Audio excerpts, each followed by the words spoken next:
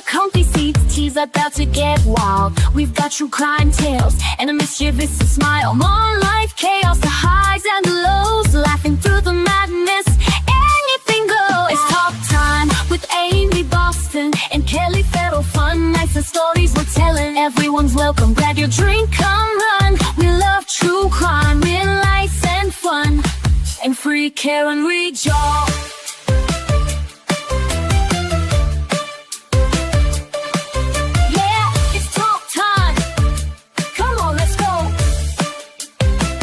Interviews, confessions, and a little bit of sass. Laughing till we're breathless, letting troubles pass. From mom squad missions to mysteries at night. Grab your crew, settle in, it's a wild ride.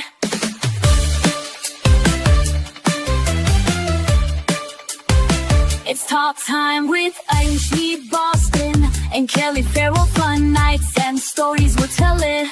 Everyone's welcome, grab your drink, come run. He loves true crime, real life and fun. Help!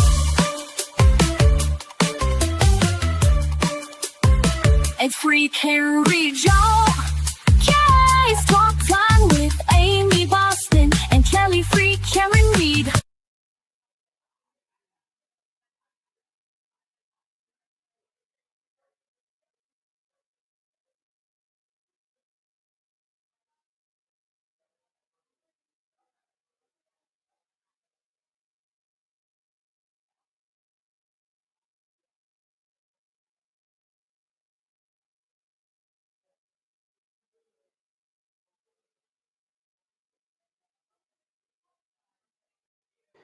Hey there, Karen Reed trial watchers. You know what a lot of the trials we cover remind me of? That the world is unfortunately very unpredictable. And I'll tell you what, having a great lawyer matters so much. That is where a great partner and sponsor, Morgan & Morgan, comes in. This is a firm not now, with over Jesse, not now.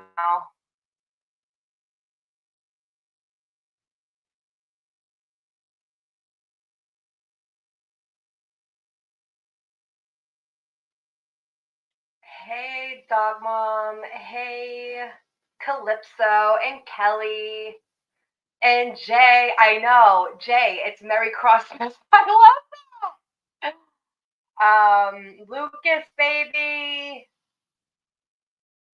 We got. Oh, and Kelly. Hi, Kelly. You were the first one. All right, kids. Today is gonna be good, and Dog Mom has the day off to sit here and enjoy it. I'm so happy for her. Hopefully they're starting on time. I did see that Jen McCabe has already walked into court. I saw that on X just a little while ago. We got Mark Cunningham. Hey, honey. We got making changes in the house. Hey. And I did a little research last night. I was just talking to Lucas about this. I did a little research, and Jen McCabe's story is inconsistent with what she said the first trial, and definitely is geared toward what the evidence is showing or what Hank is presenting. And so it should be interesting with Alan Jackson getting up there and crossing her. I don't know for a fact that Alan Jackson is crossing her. I can only assume, right? I haven't heard an objection because I think that Alan Jackson wants Jen McCabe to dig herself a hole that she can't get out of, which I think she already did. I was watching Canton Chronicles last night, and John Camo made a good point. She said that she didn't see the SUV move out front, but then in a different breath said, I saw the SUV move up past the flagpole. So which is it, Jen? Which is it? Mark Cunningham says, Microdots, I believe, has a side-by-side. We can play it later. Perfect, Mark. Thank you. We will do that. Thank you. Thank you. Oh, we got Nick Nack in the house. Hi, Mama. My Louise. Who else we got in here? Yeah. So today should be extra interesting. I'm happy that everybody's here with us. Kelly should be making her way this way when she drops off her kiddos. And we will have panels for break and lunch. And depending on how the day goes, probably have a large panel after to debrief about Miss Jen McCabe. I forget who my coworker, I don't know if she's listening, had something interesting to say to me this morning. She thinks that Jen McCabe is going to say that she has an MS flare up and that it's affecting her brain. MS is a very, very, very nasty disease. That Jen McCabe has a MS flare up and it's affecting her memory. So we'll see. We'll see what happens. It will be interesting. It will be fireworks. Everybody get a cup of coffee, a soda, some popcorn, your breakfast. Sit down and hang out with us. I'm happy you guys are all here. I gotta go, but I will see you in chat. Bye.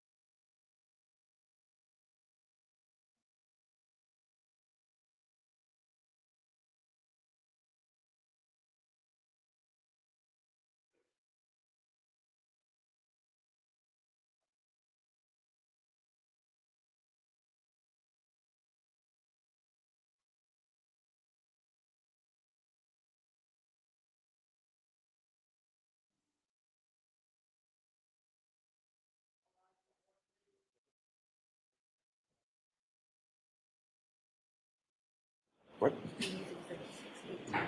6, 8, 11? 6, 8, 10.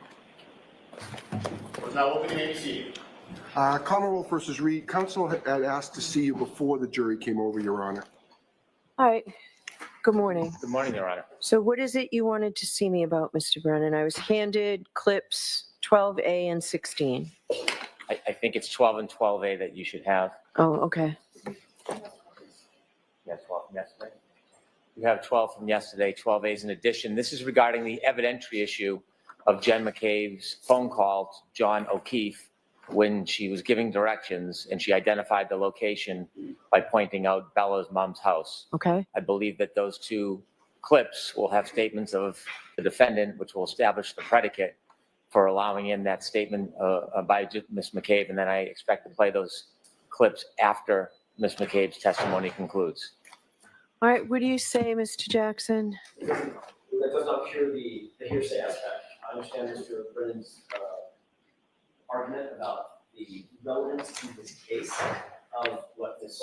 Reed said and her statements. That's obviously, this was a admission of the party opponent from the defendant's statement.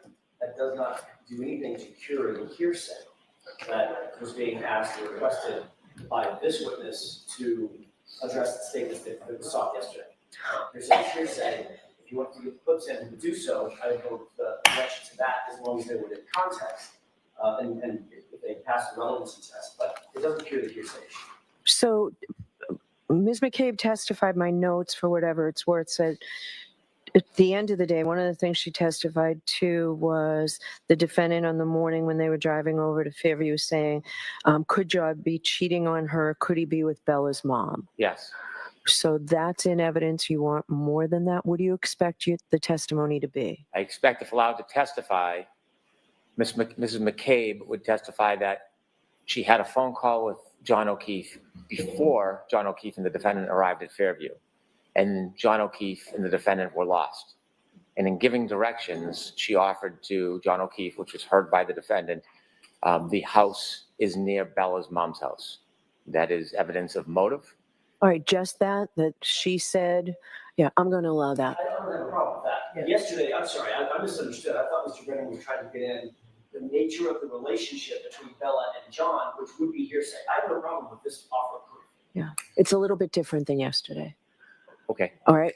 And I understand the loop you'll make eventually, but this is all you intend to get through Ms. McCabe now, right? Yes. Okay. Yes, because I don't think from what I heard, she knows of that relationship at that time. Okay. So I don't think I should ask that. Okay. Just that she was giving directions and. Yeah, that's fine.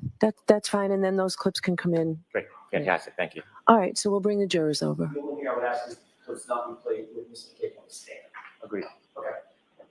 All right. Let's bring the jurors over. Do you need me to take a recess? Okay. Why not? Yes. Yes. You are.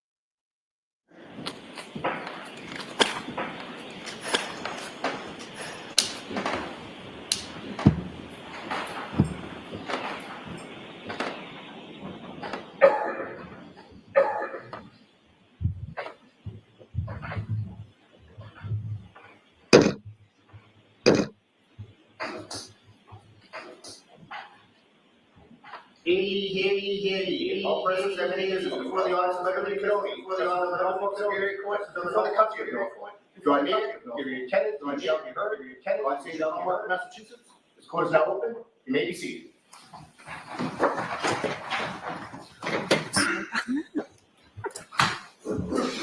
All right, good morning again, council. Good morning, Ms. Reed. Good morning, jurors. Good morning. We appreciate you being prompt and ready to go this morning. There was something I needed to discuss with the lawyers to help streamline the evidence that will be presented to you today. So I appreciate your patience. I do have to ask you those questions. Were you all able to follow my instructions and refrain from discussing this case with anyone since we left yesterday? Everyone said yes or nodded affirmatively. Were you also able to follow my instructions and refrain from doing any independent research or investigation into this case? Everyone said yes or nodded affirmatively. Did anyone happen to see, hear, or read anything about this case since we left yesterday? No. Everyone said no or shook their heads. Thank you very much. Could we have Ms. McCabe back, please?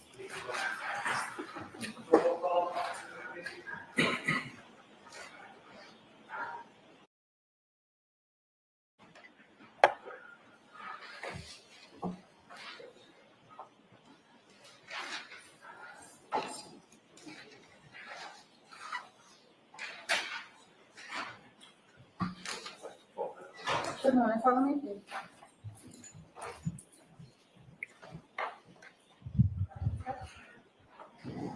Mr. McCabe, I'll remind you, you're still under oath. Thank you. Good morning, Ms. McCabe. Good morning.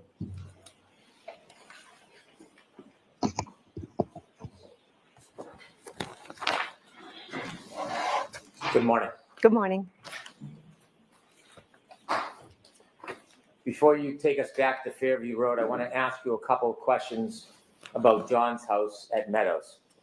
Are you familiar with his house? Yes. Have you seen the front of his house before? Yes, I have. Are you familiar with his driveway? Yes. Are you familiar with whether there's any surveillance system at Mr. O'Keefe's house? Yes. May I approach, Your Honor? Yes.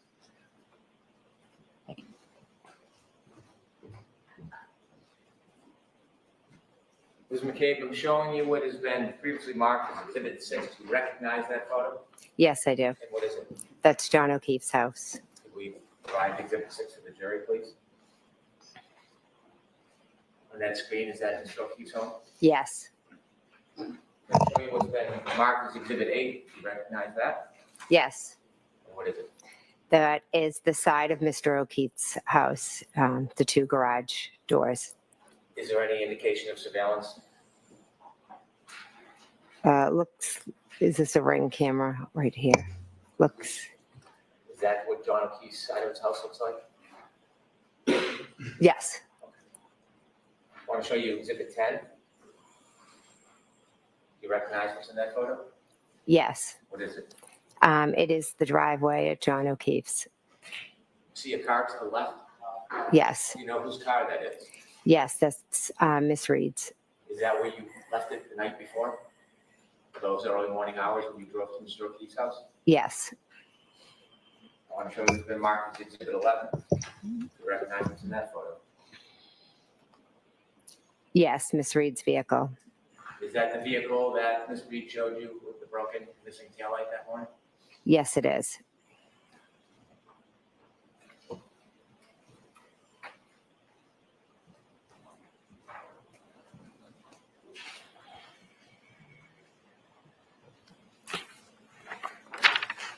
You mentioned earlier in the night, you spoke to John O'Keefe when you called him or he called you about directions to Fairview Road.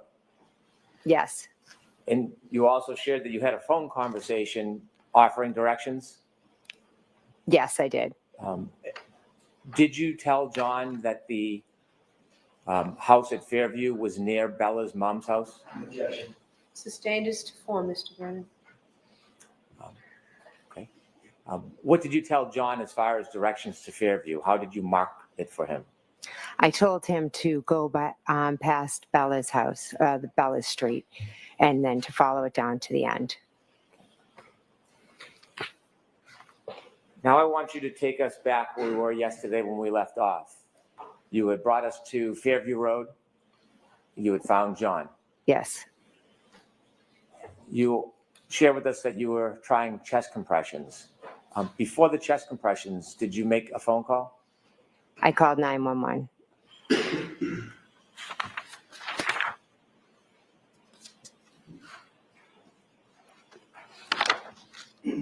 I'd like to move to introduce a copy of that 911 call. Okay. Do you have something physically to, thank you. Ms. McLaughlin does. Thank you. With, Thank you. with the court's permission, I'd like to play Exhibit 45. Yes. No, this is for one emergency. Yes, I'm someone from the third floor kid, third floor view road, the kid that the baby and passed out in the snow. You can't pull up, but you can't really go. You can't do no, okay? Yeah, no, I did that. You have to tell us about that line. I'm 15 days, like, you guys got area in 15, okay? I'm trying to tell her, because it's him. Okay. I know. I don't think like the parents. 911, what's your emergency? Immediately to third floor view road, Camden, Mass. What's going on? There's a guy unresponsive in the snow. In the snow, third floor? Yes, third floor, the Albert resident, yes, I just pulled up and found it. Okay, 34 Fairview? Third floor Fairview, Camden, Mass, yes. 911, that's under order, where's your emergency? Hello? Yes, I'm sorry, can you come to 34 Fairview Road in Houston? 34 Fairview? Yes, there's a man unresponsive in the snow. Okay, and what else? He's gonna get here, okay? Okay, what's going on? Is he face down? We just switched him over. Okay. And who's that in the background? Is that someone related? That's his girlfriend, his name is John McCabe. Okay, how old is he? John is 46 years old. 46, how long has he been outside? I don't know. I don't know. He got out of the car and it could have been a couple of hours. Is he Carrie? Is he? I don't. I don't know if he's women. There are two women trying to it's in this body and they're hysterical. Okay, can you just try asking? I know it's tough, but we gotta get the fire department going. They just gotta know. Okay. Is he breathing? It doesn't seem to be breathing. Okay, do they know how to do CPR? Do they want to test CPR? Yes, he's got to do CPR. No, I guess he's gone. Okay, they don't feel comfortable doing so? No, I think he's passed away.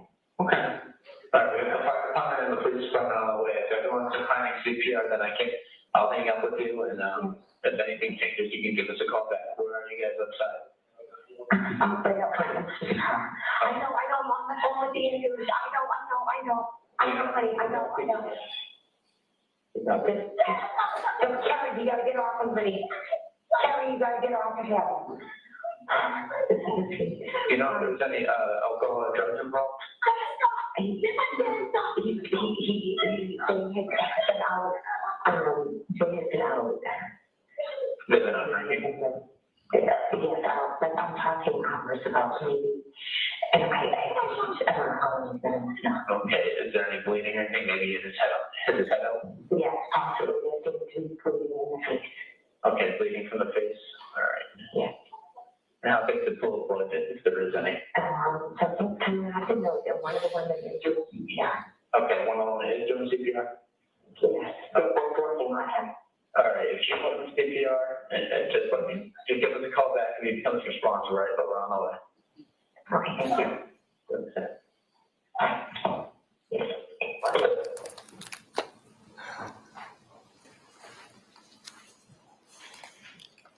Ms. McCabe, describe your mental state when you were speaking to 911. I guess the best way to describe it was I was in shock. My heart was racing. I was trying to be as helpful as I could and get the information to the most important information out as quick as I could to the 911 operators. But also the scene there with Karen and Kerry was a bit chaotic between the two of them. So I was just trying my best to be as calm as I could, to get help there as fast as I could, and to answer their questions the best that I could. Before you told the 911 operator John O'Keefe's name and his age, you said there's a man in the snow. Do you know why you chose those words? I think I just wanted to get out the most specific details. So a man in the snow versus, John O'Keefe and into a story. I think I just was get the details to them as fast as possible, to get help there to him as fast as possible. When you told the 911 operator that your friend John O'Keefe was the person lying in the snow, how did you know his age? We used to joke because he was a couple months older than me. So I would, say, oh, you're older than me. It was a silly little thing between friends. When you called the 911 operator, had Kerry and the defendant already been around or near John? Yes. Do you know if they had begun trying CPR before you called 911? I'm not sure if they had, because Karen had straddled him and was lifted her shirt, was warming him up, and then Kerry was yelling at her to get off. And I think when Kerry got the blankets and was trying to put him under John, I think as she started to move him and wipe him, blood started to come out. And then Karen was afraid that he was going to choke on his blood and wanted to move him on his side. But then Kerry was yelling at her, we can't move him. And this was kind of all going on while I was talking to 911. You described what you saw, and you said at some point he was bleeding from the face area. Was that before or after he was moved? After. Before he was moved, did you see any active bleeding? No.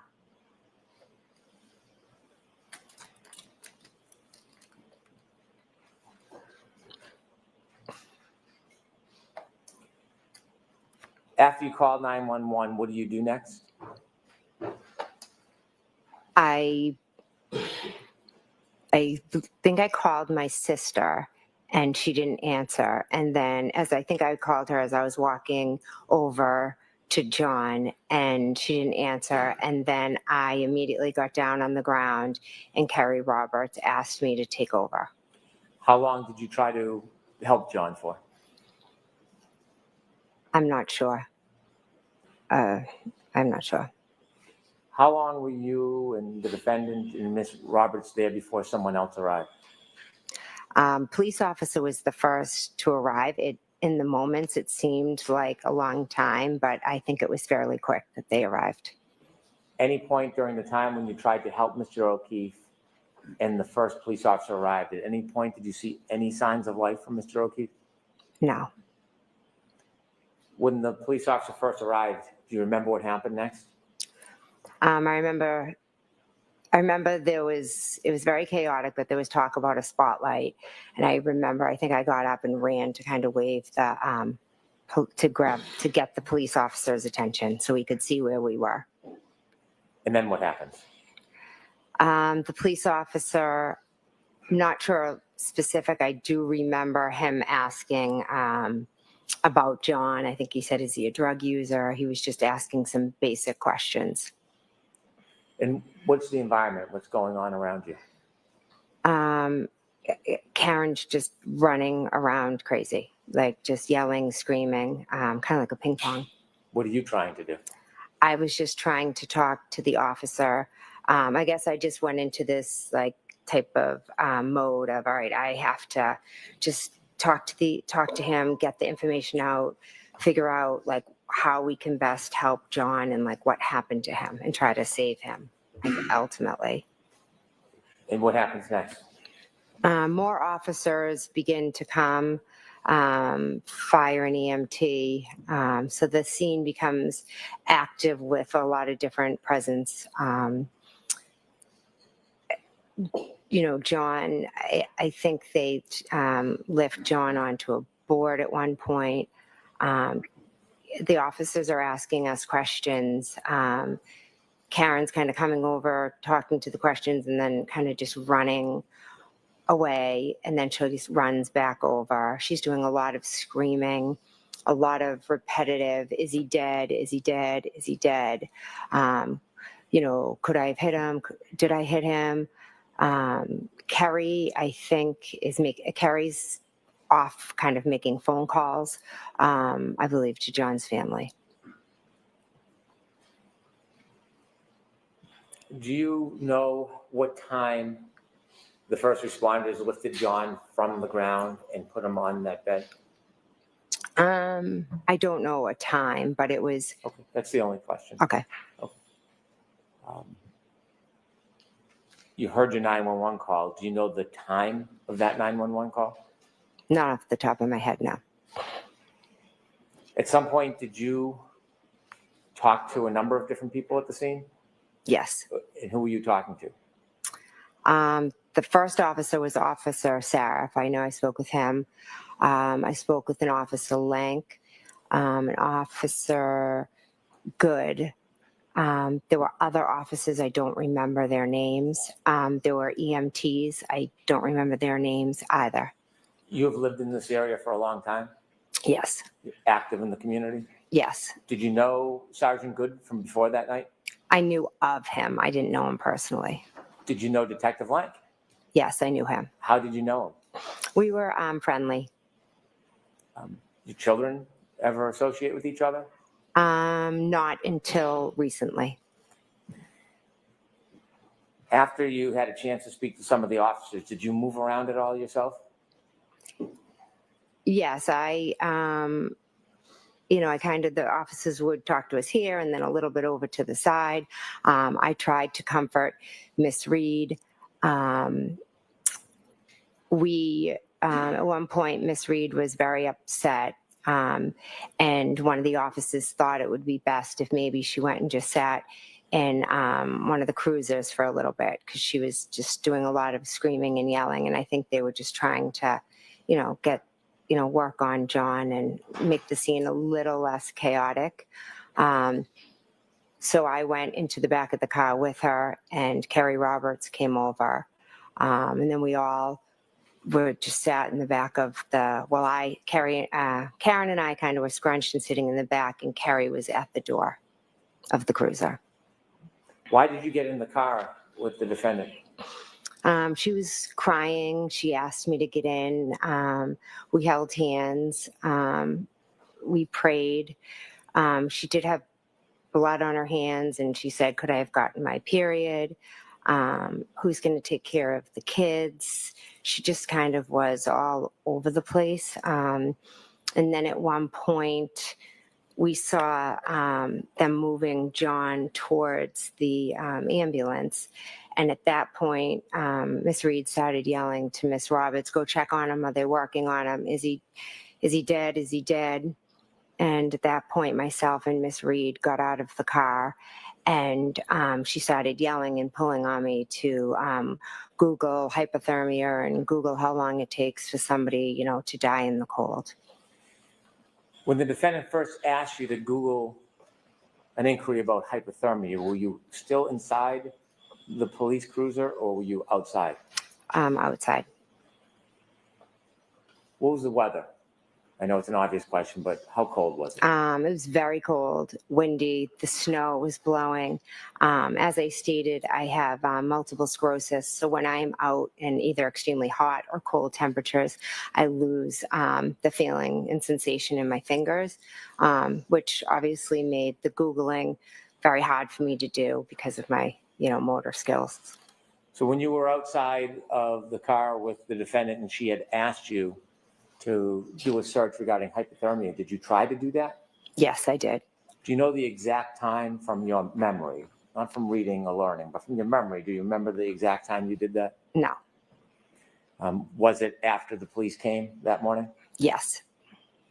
Had you ever attempted to search about hypothermia any time before that moment, that morning? No. or that day, No, that week, no. was this the first time that morning after the defendant asked you to search that you searched that phrase? Yes, it was. And did you complete your search and get a result? So I don't know what came up because I think as I entered it, I think I misspelled things. And so then I think I tried a second search. And again, I don't think I even paid attention to what came up because we were already on to the next thing. Karen was already moving and screaming about, the next thing to Kerry. Are they working on him? Is he dead? Did the defendant move somewhere from the point when she first asked you to try to Google about hypothermia to something else? She was next to me and then I think she took off. Like she kept kind of running off. And what did you do? I believe as they were I think I stood there, I believe as they were putting John into the ambulance, I went back kind of to the original spot where we had been talking to the police. And at that point, a new officer might have come because I remember talking to multiple officers there. At some point, did you go back towards the area of Miss Roberts' car? Yes, that's where I'm referring to, sorry.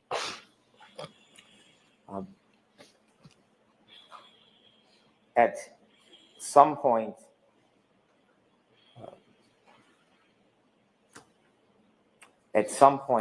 were you with the defendant when she spoke to an officer and a first responder? Yes. Do you remember if the first responder was a man or a woman? I remember there was a woman right next to us, yes. Do you remember if that was before or after the defendant asked you to search about hypothermia? I'd be guessing if I then don't. Don't guess. Mm-hmm. When the defendant was speaking to the first responder, the woman, were you near? Yes. Did you hear or do you remember the defendant saying anything to the first responder? Yes. What did she say? She told the first responder, I hit him, I hit him, I hit him. When she told the first responder, I hit him, how did you react?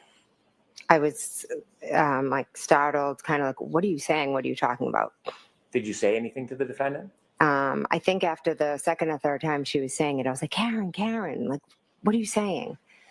Why were you trying to interrupt her?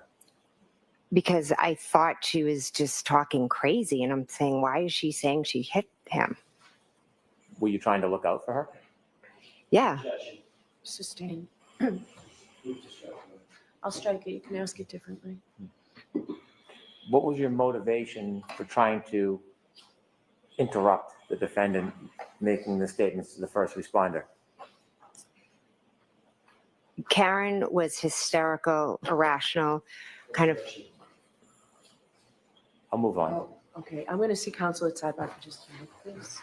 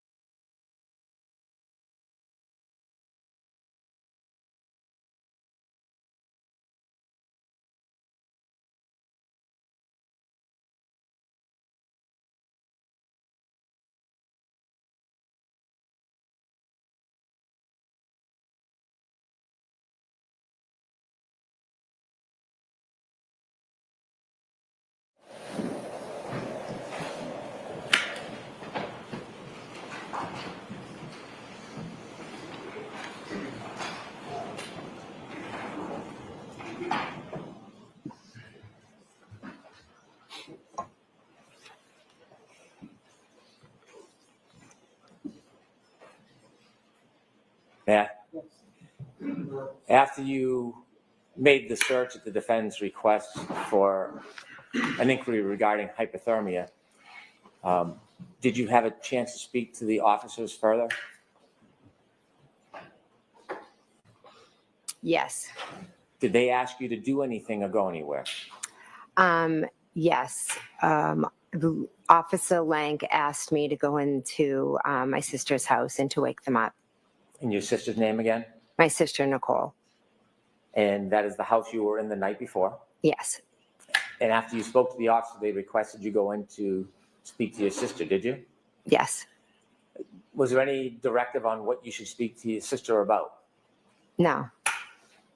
After the officers asked you to go into the house, did you? Yes, I did. Do you remember what door you went through? Yes, I went through the front door. Was the door locked? Yes. How did you get in? Oh, I'm sorry. I thought you said, was it unlocked? No, I asked if it was locked. Oh, sorry. It was unlocked. As you're approaching the house, were there any lights on? No. Was it dark? Yes. Any sign of any movement inside the house before you went in? No. Take us through walking through the front door. What happens? So I went in the front door. I opened the door. I walked up the stairs into their hallway, and then I think I knocked on their door. Bedroom door? Their bedroom door. And then I opened the door. I went in, and I walked over to the bed, and I was like, Brian, Nicole, because I was in a position where I felt like the world was going on around me, so much was happening, but I also was aware that I was just about to wake up two people that are sound asleep, and they're going to see me standing over their bed and be startled, wondering, what am I doing here? So what happens? So it took a minute or two, and then Brian woke up, and he immediately was like startled and was like, Jennifer, what's going on? What are you doing? And then I believe I tried the best I could to say what was going on. I think I said, we found John. You don't need to describe Okay. again, but I want to know their reaction and your interaction with your sister and Brian Albert. They woke up startled and confused. Did you have a conversation with them? Yes. How long was that conversation? Brief. They got up, got dressed. I spoke to them. And where did you go and where did they go? Then all three of us went down the stairs. The upstairs to the downstairs? Upstairs to downstairs, And yes. upstairs is the second level, is downstairs the first level? Yes. As you come down the stairs, can you see the front door? Yes. Is there anybody in the house at that point? I saw Officer Lank. In the house? Yes. Do you know if he had been invited in? I have no idea. When you came down the stairs and saw Officer Lank, where was your sister and Brian Albert? They were walking with me down the stairs. And did you see whether or not the officer spoke with your sister and your brother? He did. Brother-in-law? I'm sorry. He did, yes. Were you there during that conversation? No, How long was that conversation? Do you know? not sure. Where did you go when the officer was speaking to your sister and your brother-in-law inside their home? I was standing at the front doorway, and then my husband, Matt, had just arrived. What happened next? I started talking to Matt, and almost immediately Officer Lang came, got Matt, and asked if he could talk to him outside. Okay. At this point, I want to go back and show you some video. Have you seen video in this case before? Yes. I'd like to ask the court's permission to display Exhibit 4, and I would like to walk through some of the video. Okay. Ms. Gilman, if you kindly put on Exhibit 4. I'd like to start at 6:09:57.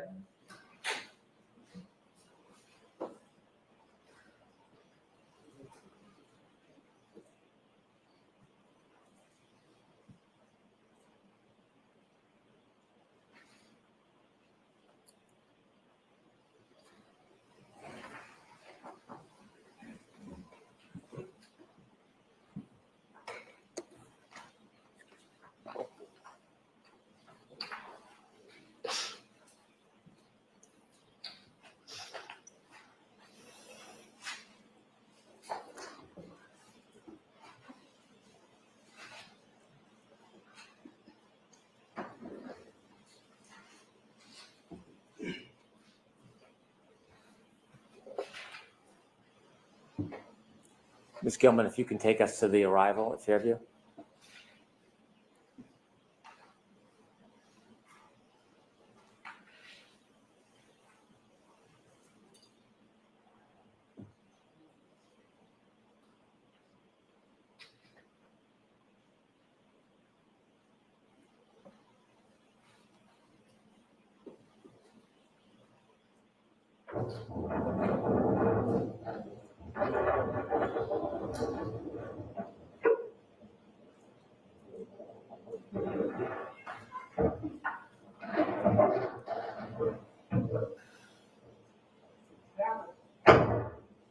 Could you stop there, please?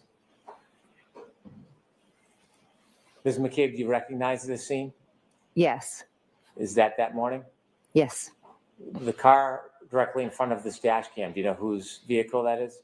Kerry Roberts. On the left, we see somebody with a blue parka or jacket. Do you know who that is?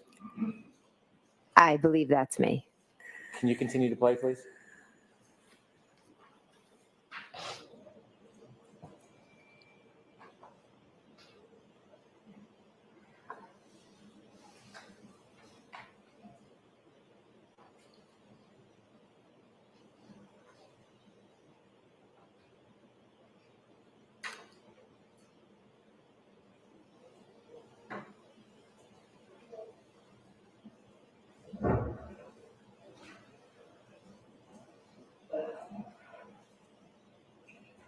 Does he have foot problems?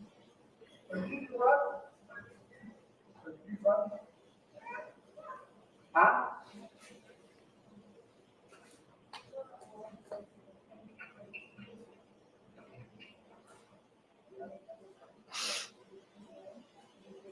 Can you stop there, please?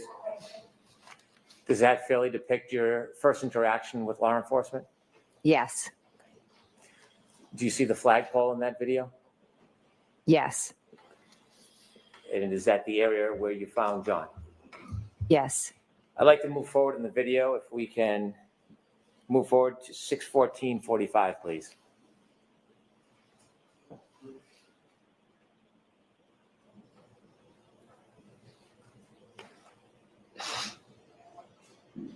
Could you stop there?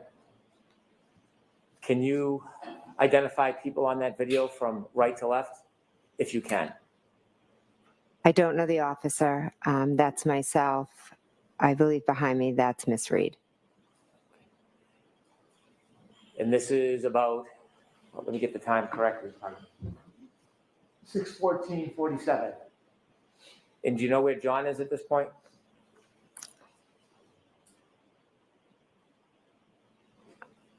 Are they lifting him to the left? Okay. Could you continue, please, Ms. Gilman?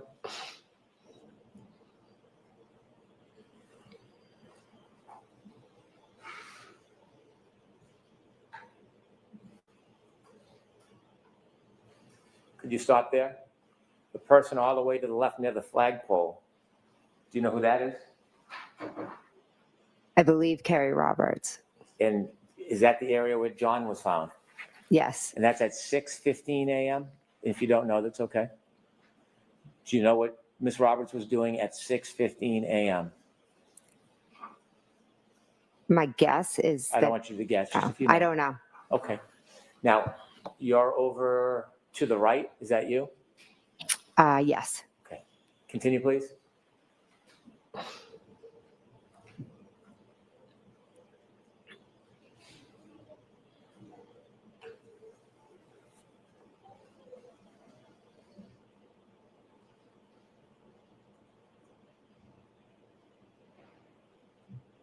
Is that Kerry on the left? Yes.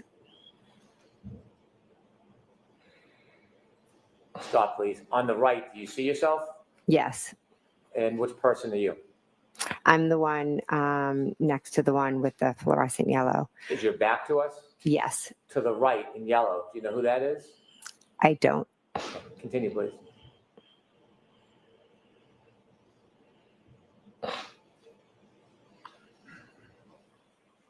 Continue.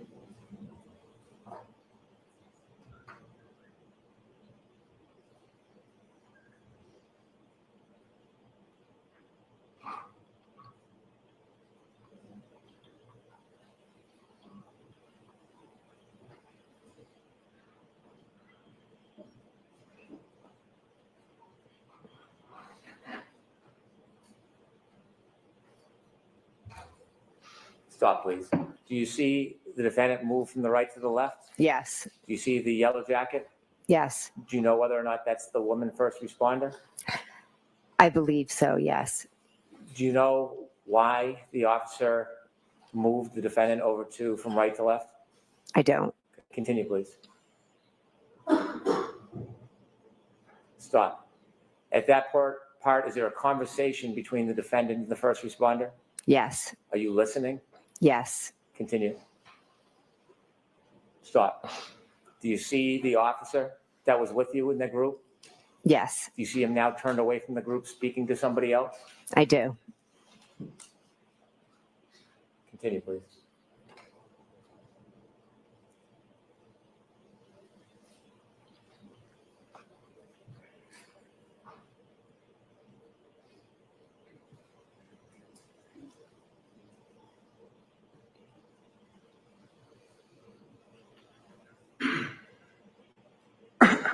Thank you. If you could move ahead to 619, please.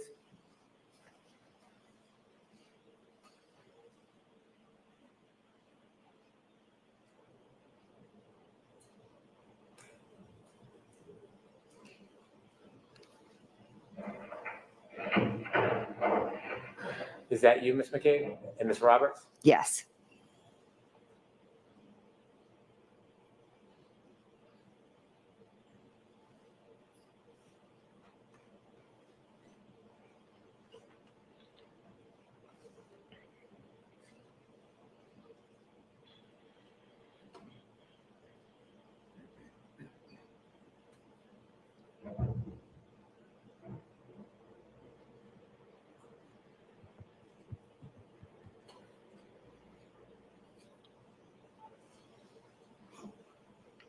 Is that Ms. Roberts? Yes. Stop for a moment. Do you know at which point you went to the officer's car and sat in the back with Ms. Reed? I believe it's right after this. Can you continue, please?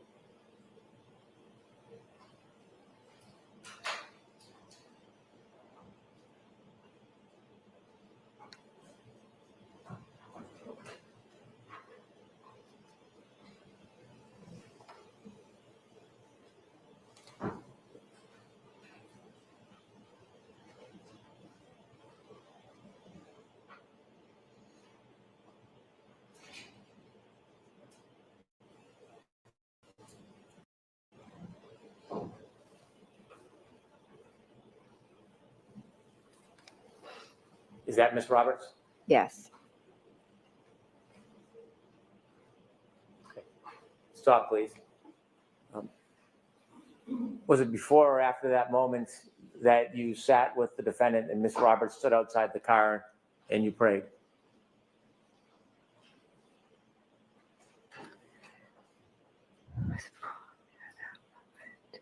I'm not exactly sure from that video. That's fine. If we could move forward to 6:23:40, please.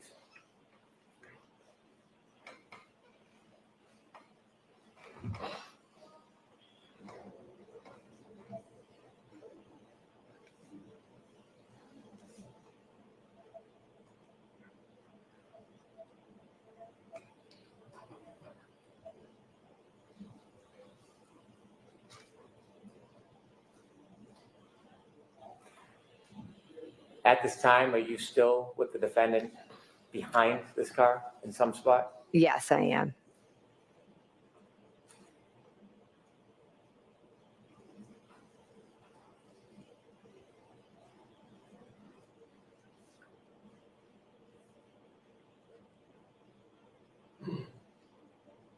Is it during this time, 6:23 and 6:24, you tried to make those searches at the defendant's request?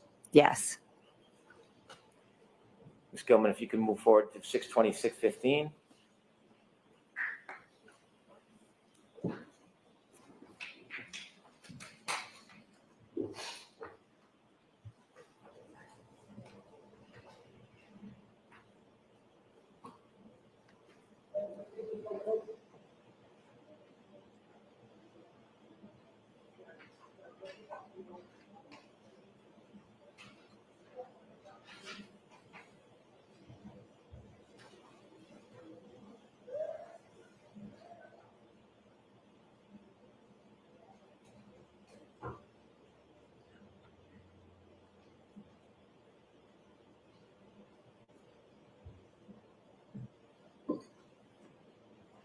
Pause, please.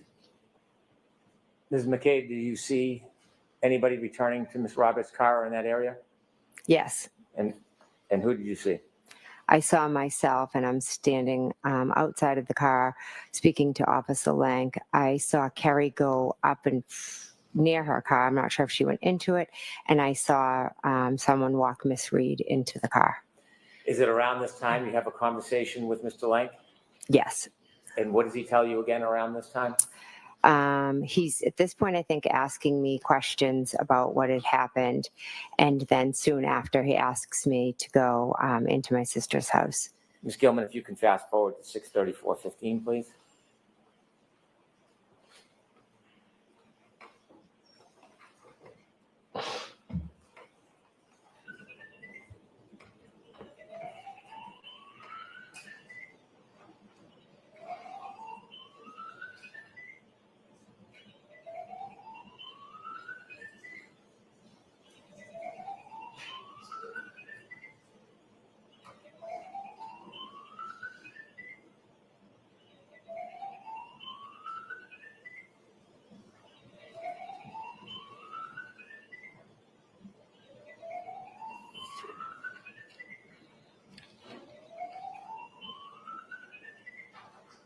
Stop, please. You described that the house had no lights on. Is that a fair depiction of, Yes. the view? Yes. Do you see a figure walking up the driveway? Not on this pause clip, but I did see it. Yes. Let's play it and see if you can identify. Yes, I can see myself walking up. Where are you now? I'm walking up the path to go up to the stairs into the house. And this is at the request of Officer Lank? Yes. And you described first you went in and woke up your sister and brother-in-law? Yes. Could we move forward to 6:39, please?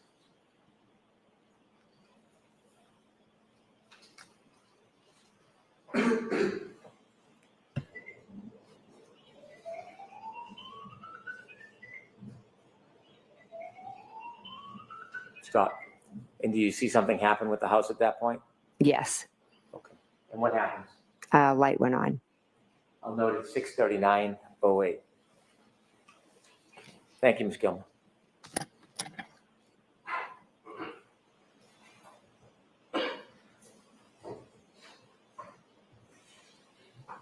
After first responders took John and you had gone in your sister's house, what did you do next?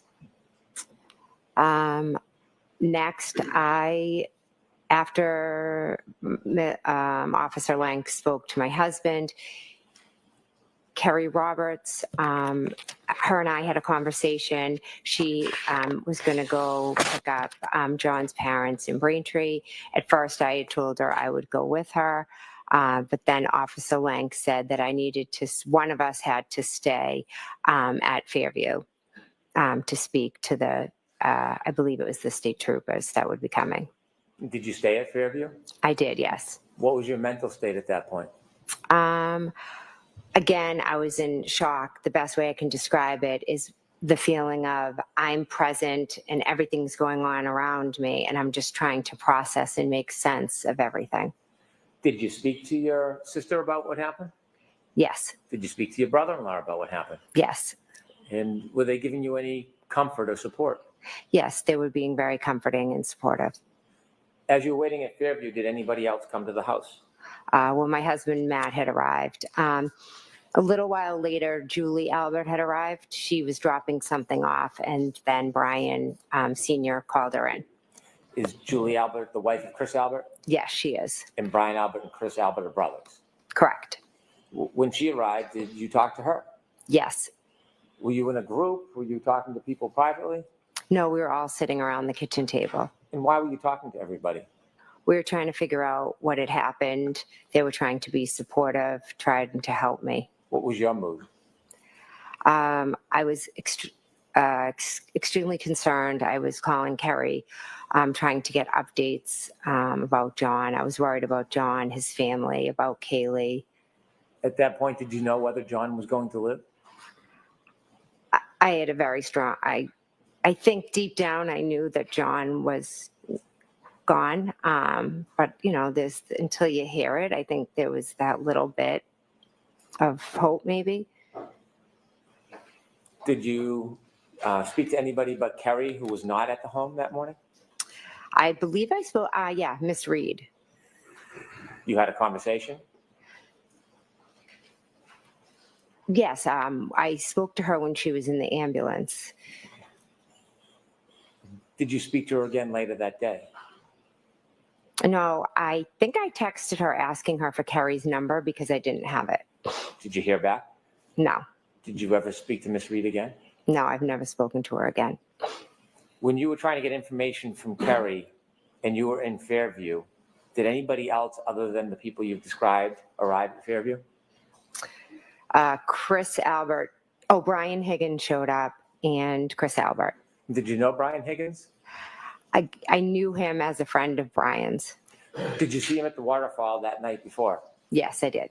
And after you arrived at Fairview that night, after leaving the waterfall, was Brian Higgins one of the people there? Yes. And did you talk about what had happened in front of Brian Higgins as well? Yes. Was there a group discussion? I wouldn't say discussion. I would just say, like, for instance, someone would ask me a question because everybody this didn't make sense to anybody. No one knew what had happened. Agreed.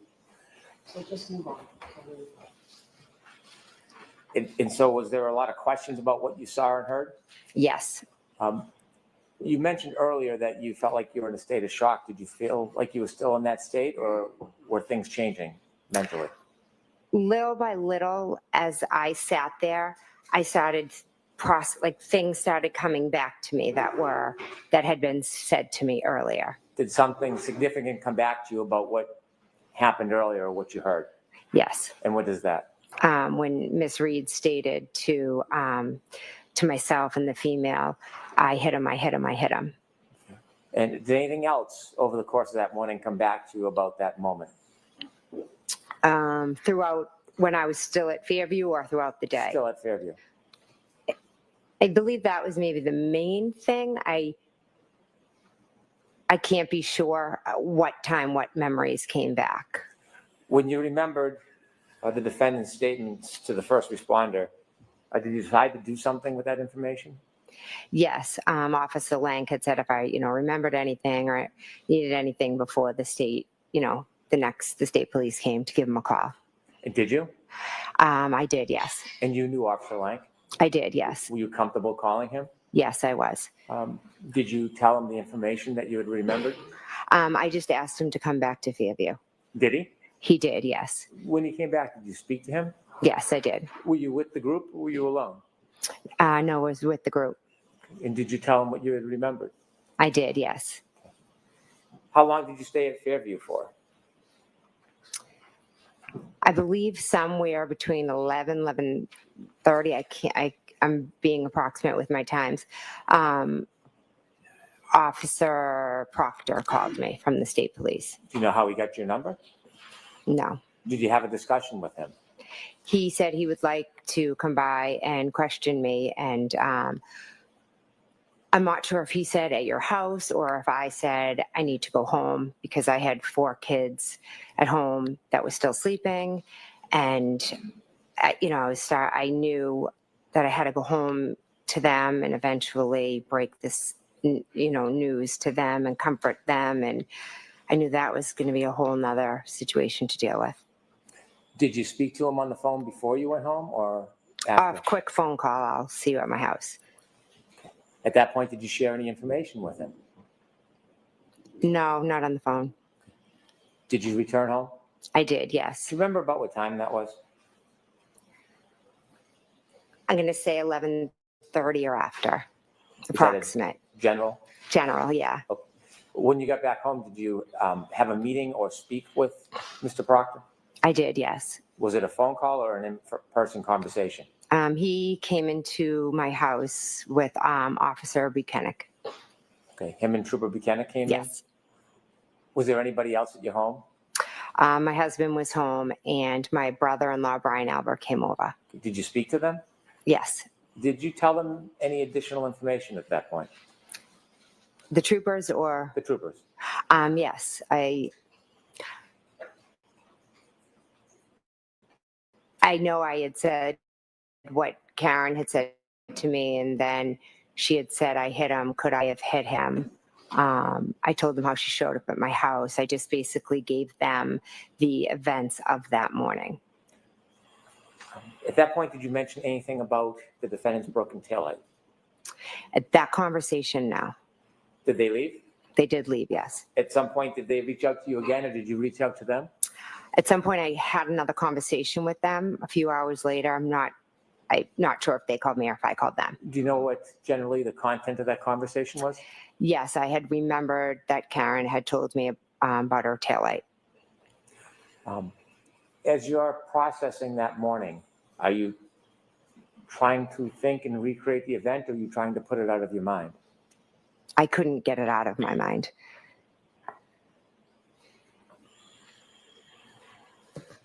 While you were at home, did you receive any updates from anybody, Kerry Roberts or anybody, about John? Yes, when I was still at the Alberts, Kerry had given me word that, John had passed. Then once I got home, I know different friends who was starting to hear. Without content, were you receiving contacts, calls, text Yes. messages from other people? Yes. And were you reaching back out to other people? Some, yes. At some point, did you go over to Meadows Road? On Sunday, I did, yes. Was Sunday the next day? Yes, it was. Why did you go over to Meadows? Kerry and I went over with my daughter and her daughter to see the family and to offer support and our sympathy. You said you and Kerry. How did you get there?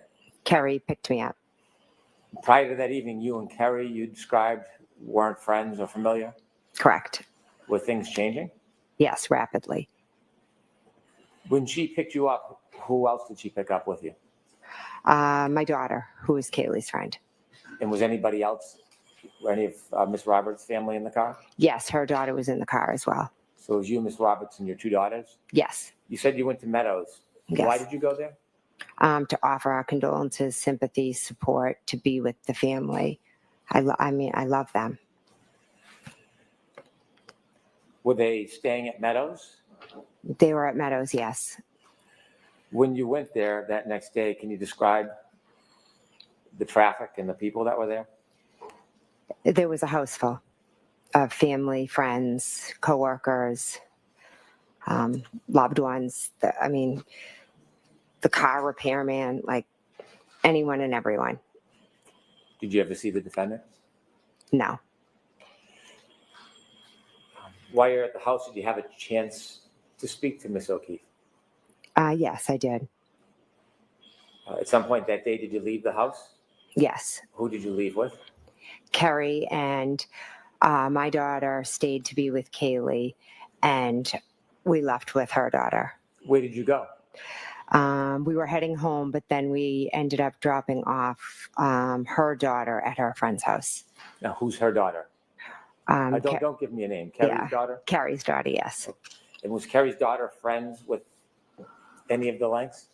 Yes, Kerry's daughter's good friends with Mike Lank's daughter.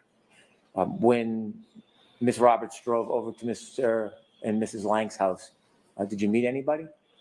Yes, her daughter, Kerry's daughter, went in the house, and Mrs. Lank came out. Her and Kerry are very good friends, so she came out to offer support and condolences. Was it still cold outside? Yes, it was freezing. When she was offering her support, was she inside or outside of the car? She jumped into the back seat. During that time you spent with Officer Lank's wife, did you ever go into the house? I have a faint memory. I think I went in and used the bathroom at one point. Okay. When you were having the conversation with Mr. Lank's wife, were you talking about what had happened? Yes, Kerry was just explaining the morning, the phone calls, the scene, things like that. Were you trying to get any type of inside information or push the investigation in any particular direction? No, I didn't speak much. It was mostly Kerry and Trish was just being a supportive friend to Kerry.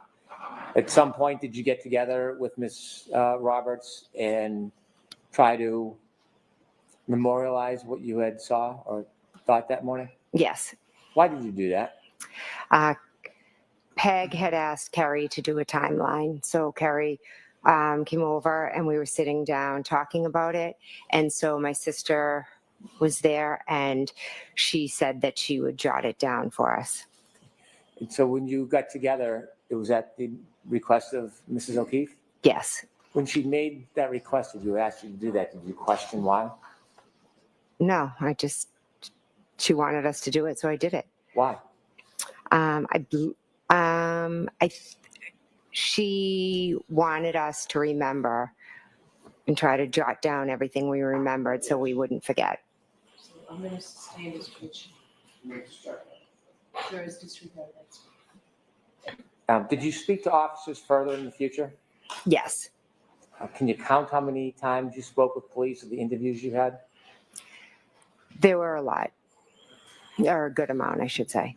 At some point, did any of the police officers ask if they could take your phone and copy everything on it? Yes. Did you have any hesitation about that? Objection. Ask a different thing. Were you cooperative? Yes. Why? I wanted to help in any way I could. May I approach? Yes.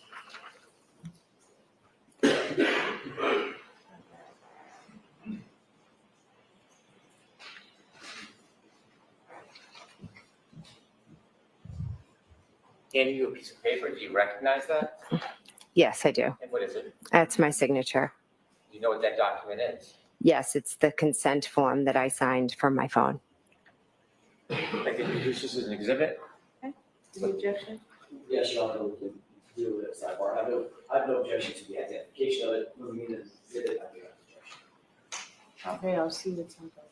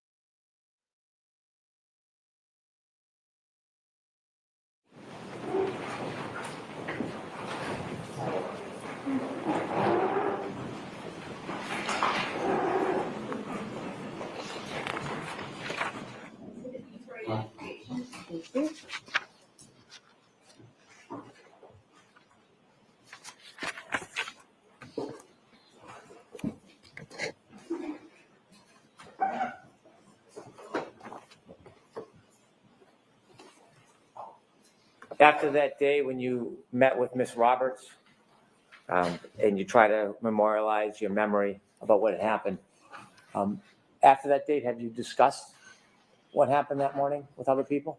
Yes. And have you discussed it with police over time? Yes. I have no further questions at this time.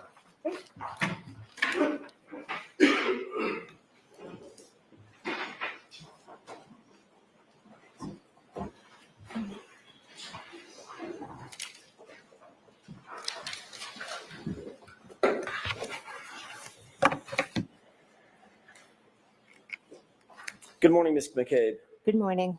When was the last time you spoke with Carrie Roberts before your testimony today? She called me last night. What did y'all discuss? She asked if my daughters were going to be staying home from school today because her daughter would possibly join them. Did you discuss anything having to do with your testimony? Not my testimony, no. Did you discuss anything in that conversation with her prior testimony? No. Are you aware that she testified last week? Yes. Did you discuss anything after that, after she testified with her about her testimony? No. We know that through her testimony that you had a conversation with her the morning that she testified. Yes. Right? Did you discuss what you anticipated to be her testimony in that conversation before she testified? No. Have you and Ms. Roberts ever discussed anything about either one of your testimonies, either in the last proceeding or in anticipation of this proceeding? No.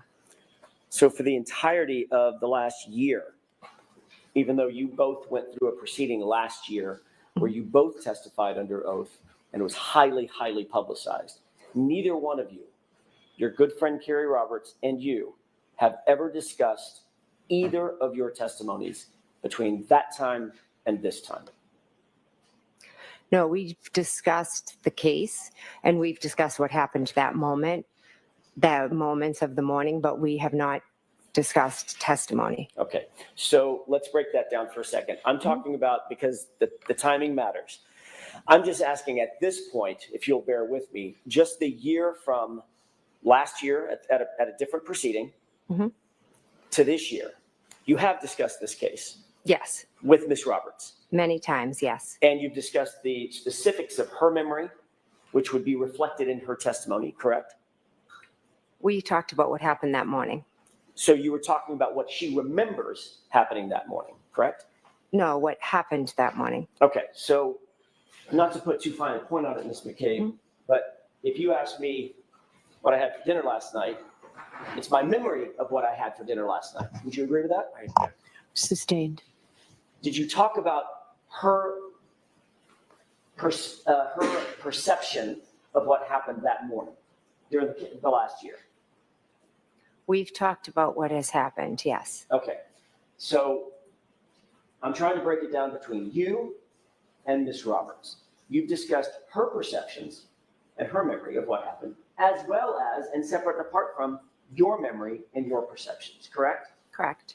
So there have been circumstances in which you and Ms. Roberts have compared, by definition, what she remembers versus what you remember, correct?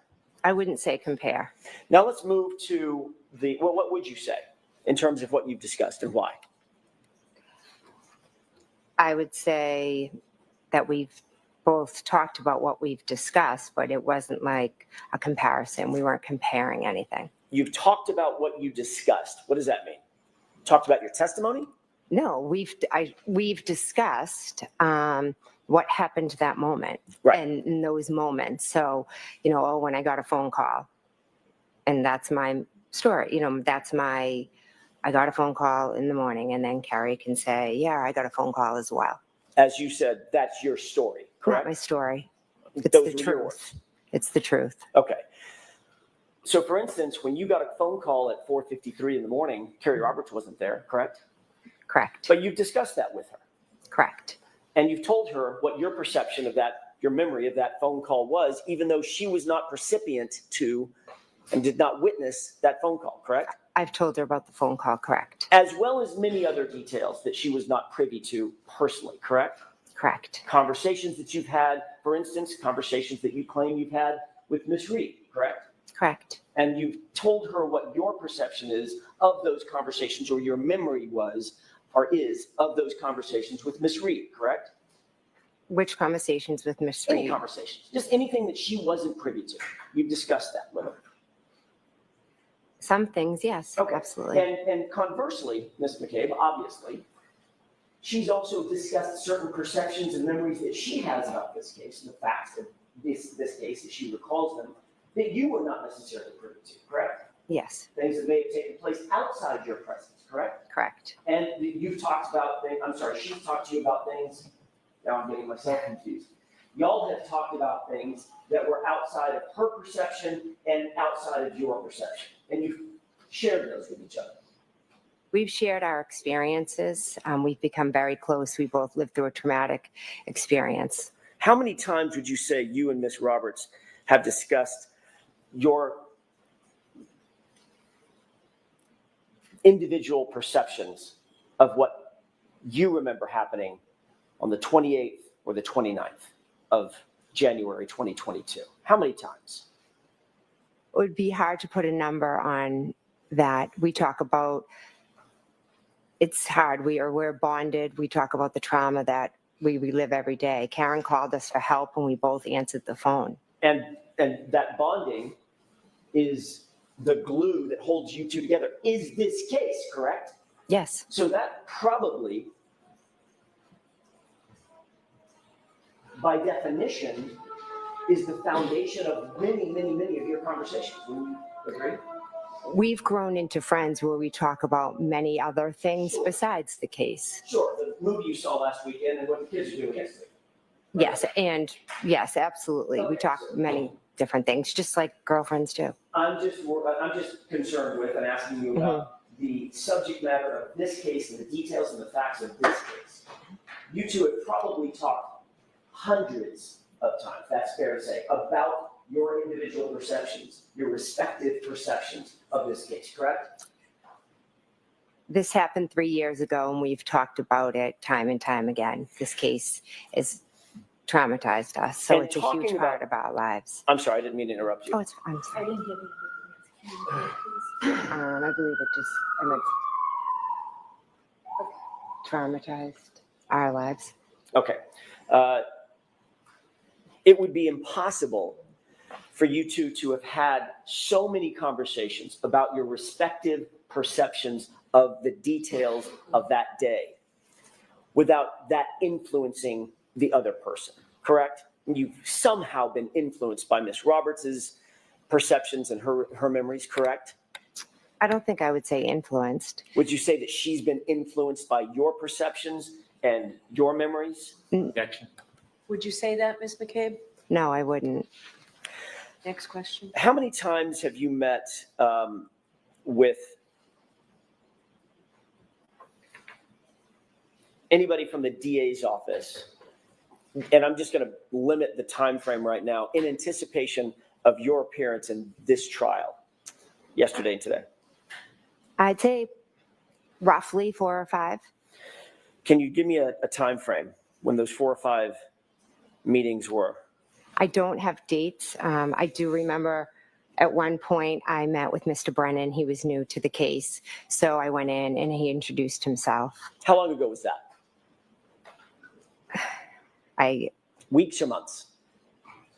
I can't give you a time frame. I'm sorry. Do you think it was last summer? No. Do you think it was? No, it was more recent. Okay. Yeah, It sorry. wasn't in the fall of last year? No, It was in 2025 sometime? I believe so, yes. You think it might have been February, January? Again, I can't give you an exact. I'm sorry. All right. I want to talk about the time frames of those conversations, then I'll ask you a little bit more about those conversations. So that was the first meeting that you had was with Mr. Brennan in anticipation of your testimony. What were the subsequent 4 meetings or so that you've had? With whom and approximately what time? Okay, so another meeting with Mr. Brennan. Are you looking for who was Sure. there? Who else was there? I mean, can I give you a general answer? I didn't write down like every meeting who was there, but Of course. generally, okay. Was Mr. Lally there? During 1 or 2 of the meetings, he was, yes. Was Ms. McLaughlin there?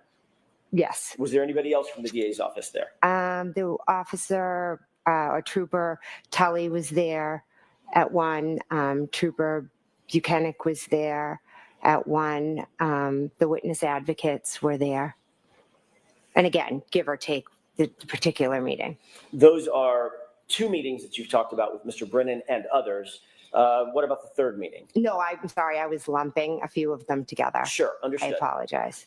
How many meetings would you have? Let's just start there. How many meetings have you had with Mr. Brennan and either staff or colleagues? So after the first initial meeting, I Right. would say, again, I didn't write them down. Off the top of my head, I can think of 2 or 3 more after that. Okay. Excuse me, first initial one. So that's either 4 or 5 meetings with Mr. Brennan and some combination of his colleagues, Mr. Lally, Ms. McLaughlin, perhaps, Mr. Nelson, perhaps, the other employee of the DA's office, and Troopers Buchanan and Trooper Tully. Correct. You asked questions about at any of these meetings. I'm just going to lump them all together. Any of these 5 meetings. By the way, when was the most recent? Last night, I had a Zoom call in regards, I think the court asked them to Yes, I'm going Yeah, to stop you right there. Oh, okay. I'm going to ask a different question, and if you don't Okay. mind, I'm just going to lead you through this question. Okay. You had a conversation last night. I'm not interested in that particular conversation. That was for a very specific purpose. I'm asking you about everything leading up to, but not including last night's conversation, okay? Okay. So let's just leave that one out. You've had, I think you mentioned either 4 or 5 other meetings with Mr. Brennan and some combination of his colleagues and or law enforcement. Yeah, and I might have, in the 5, included that one from last night. Okay, fair enough. Were you asked questions in those, we're just going to call them 4 meetings. Were you asked questions during those 4 meetings about your testimony at the first proceeding last year? I reviewed I did review some of my testimony, yes. In what format? Paper transcript or? No, we just watched a little bit of it. Do you watch your direct examination? A little bit, yes. Did you watch your cross-examination? A little, yes. Who cross-examined you? You did. That was me. Yes. And did you watch the redirect or any part of it? No. Did you watch any part of any subsequent version of recross or additional questions that you were asked? I don't believe so, no. Was there a specific area that Mr. Brennan asked you to look at and review in terms of your direct or your cross-examination? No. Did you watch the entirety of the direct examination and the entirety of the cross-examination? I do not believe so, no. Were you questioned by Mr. Brennan following your review of that direct and cross-examination? No. So he didn't ask you any questions about any of your answers? He showed me a dash cam and would ask me to point out who's this, who's that, a waterfall video, is this you, is this somebody? Those were the type of questions that he asked me. What about any discussion about your demeanor and how you performed in the last proceeding? Objection. Sustained. I'll ask it a different way. What about your demeanor? I'm using probably a poor word, perform. Mm-hmm. How you came across your demeanor in the last proceeding? Objection. Sustained. Did you discuss changing your demeanor in any way, shape, form, or fashion from the last trial the last proceeding to this trial? My mistake. From the last proceeding to this trial, was your demeanor ever discussed? No, I was just told to slow down, answer the question, and answer it to the best of my memory. Was there any discussion about talking about your background, for instance, your family and your children, and being a sports mom, as you talked about in your direct examination? No, I believe I did that in the previous one as well. Was there any discussion about crafting your testimony in any way to suggest a softer approach? No. Was there any discussion about how to develop your testimony from beginning to end? Sustained. Did Mr. Brennan ask you or let me ask it a different way. Did Mr. Brennan take you through a series of questions, for instance, as almost a test run of questions that you might be asked either on direct examination or cross-examination? No. Did you practice your testimony with any member of the DA's office? No. Were there any sessions where you sat and was subjected to a cross-examination, like a fake cross-examination or a fake direct examination? No, there Anything wasn't. like that? No. What were the things that stand out in your mind? You said you had at least 4 meetings. How long was each meeting, by the way, ish? The first meeting, I think, was fairly quick. It was just the introduction. 30 minutes, less than 30 minutes? I don't want to give a time because I'm not sure. Okay. But it was fairly quick, yes. Okay. What about the second meeting? Again, I don't know specific meetings, but I can tell you that there was a longer one where I did watch some dash cam video, look at different pictures, things like that. What kind of pictures did you look at? Other than the dash cam video? The pictures of John's house. Okay. The same photos that we saw today? Yes. How long in total would you say all of those meetings were? Just taking them all together. I really can't give you an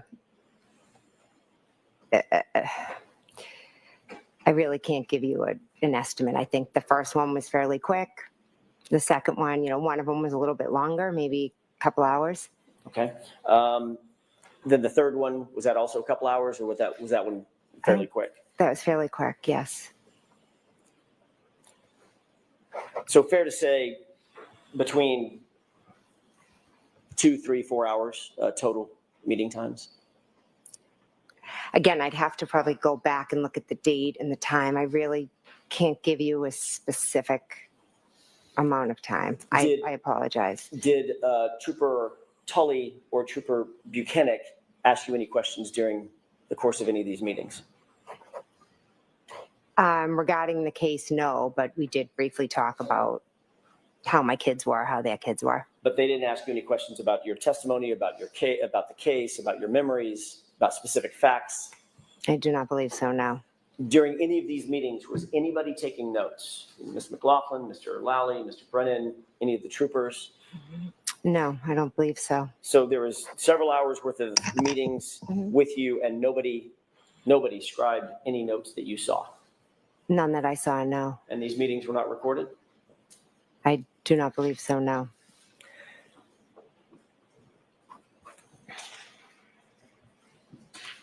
Ms. McCabe, I'm going to ask you a series of questions about your family because I just want to make sure it's crystal clear who's who.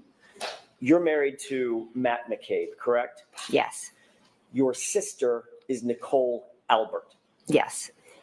Nicole is married to Brian Albert. Yes. It was Brian Albert's home that you were at 34 Fairview that you arrived at where John's body was found, correct? Yes. The same home where that late night gathering was on January 28th going into the morning of the 29th, correct? Yes. Would you consider yourself to be close with your sister Nicole and Brian? Yes, very close. Your families, it's not just you and Nicole, your whole families are close, correct? Yes, we have a very close family. How long have you known Brian Albert? Since I was in kindergarten. You consider him, even though he is not blood related to you, you consider him family? Yes. In addition to Brian and Nicole Albert, you're also very close with Chris and Julie Albert, correct? Yes. Just to be clear, and I'm going to do this slowly, Okay. Brian Albert's younger brother is Chris Albert, correct? Yes. Chris Albert is married to Julie Albert. Yes. You consider Chris and Julie family, even though there may not be a blood relation as well, correct? Yes. Chris Albert is a Canton Select Board member, is that right? Now he is, yes. And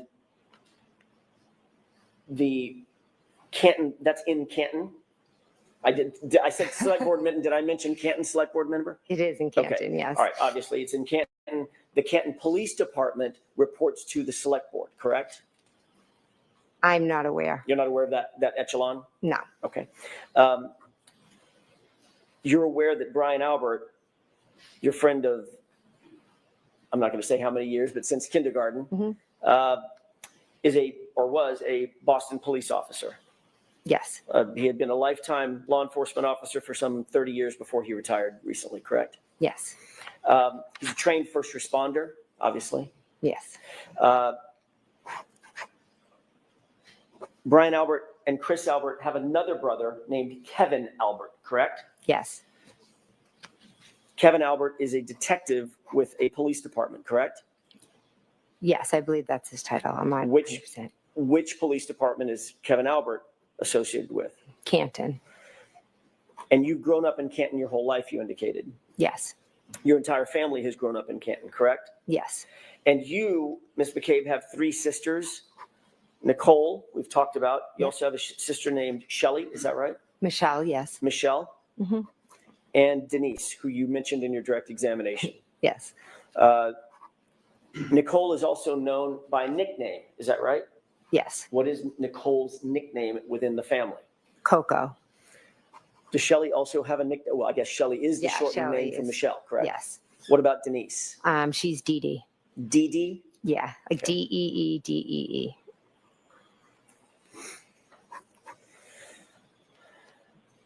Your father lives close by in a neighboring town, correct? Yes.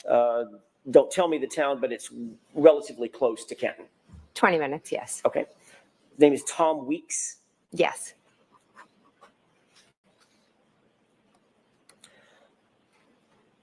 There are, I'm not going to go through all of them right now because the family tree is getting large, but there are children, cousins, second cousins, nephews, aunts, uncles. There's a combination of familial relations within that set of folks that I just talked about, Chris and Brian and Nicole and you and Matt and the folks that we've just talked about. Yes. That family, that large family, celebrates holidays together, I'm guessing? We don't typically, celebrate with Kevin and Chris, but my family does, yes. Along with Brian, Albert, and Nicole? Yes, of course. Birthdays are celebrated within that family? Yes. Go on vacations together, I'm guessing? Yes. Gatherings like the one on the 28th? Yes. Special events? Yes. Spend weekends together? Yes. You mentioned a lot of sporting events. There's a lot of sporting events that y'all go to together. Yes. So it is very, very easy to see that it's an extremely close-knit family. Yes. And naturally, you're very protective of your family, as anybody would be. Yes, I love my family. You also said that you knew, and your words, liked Karen Reed, my client, on the 28th of January 2022, correct? Yes. But she very much is not family, correct? Correct. She certainly was not as important to you as your actual family, the Alberts, the McCabes, the folks associated with them. Is that right? Yes. On January 28th, 2022, members of the Albert family and the McCabe family all went to a bar together, had drinks together that night. The Waterfall, we've heard a little bit about that, correct? Correct. Ultimately, you went back to your sister's house for the after party that we've heard so much about. That was at Brian Albert's house, is that right? Yes. You've been interviewed, I think you indicated multiple times, you didn't even give a number of how many times you've been interviewed by police in this case, is that right? Yes. Your family is connected to people at Boston Police Department. We've just talked about that, Brian Albert, is that right? Well, was a Boston police officer. Right. So when I say connected, there is some familial or family or friendly connection to that police agency, Boston Police Department. It'd be Brian Albert in this case, correct? The objection sustained. There's also a connection to the Massachusetts State Police through your family, is that right? Objection. So define connection. Julie and Chris Albert are very, very close to you, right? I'm close with Julie and Chris, yes. You're aware that Michael Proctor's sister, Courtney, is basically best friends with Julie. No, I'm not aware of that. She's best friends with Julie's sister, Jillian. Okay, so Courtney's best friends with Jillian, who's sisters to Julie, Yes. who's married to Chris, who's an Albert, who's the little brother of Brian Albert. Yes. Okay. And Canton Police Department, there's also some connections there as well, Kevin Albert being the most obvious of them. Objection. I'm going to allow that. Do you have a connection with the Canton Police Department? Not with the department, but with Kevin Albert. Right, who's a member of the department. Yes, but my relationship's with him. Understood. You've indicated that you've been interviewed by law enforcement agents associated with Massachusetts State, with Canton Police Department. That'd be Officer Lank. Yes. Can I and stop Officer you for a Good. second and see Councilor Tadbuck? Sure.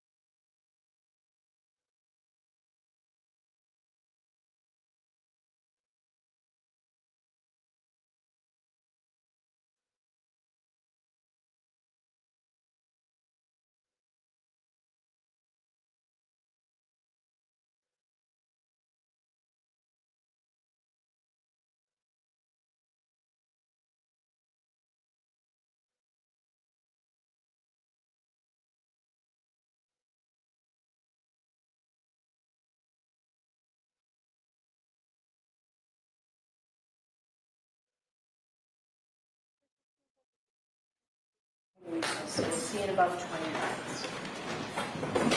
Please rise for the jury.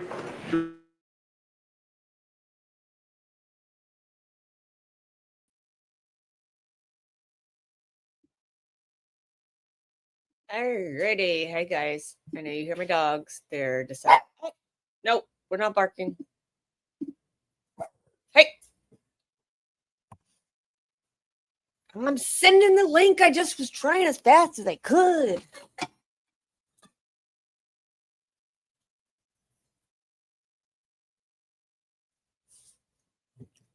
Who else is there? Ames, are you there? Are you able to come for a little bit? Hey, beautiful. Hey, Mara. Oh wait, look, I forgot to put my camera on. I had to get dressed when I got home, so.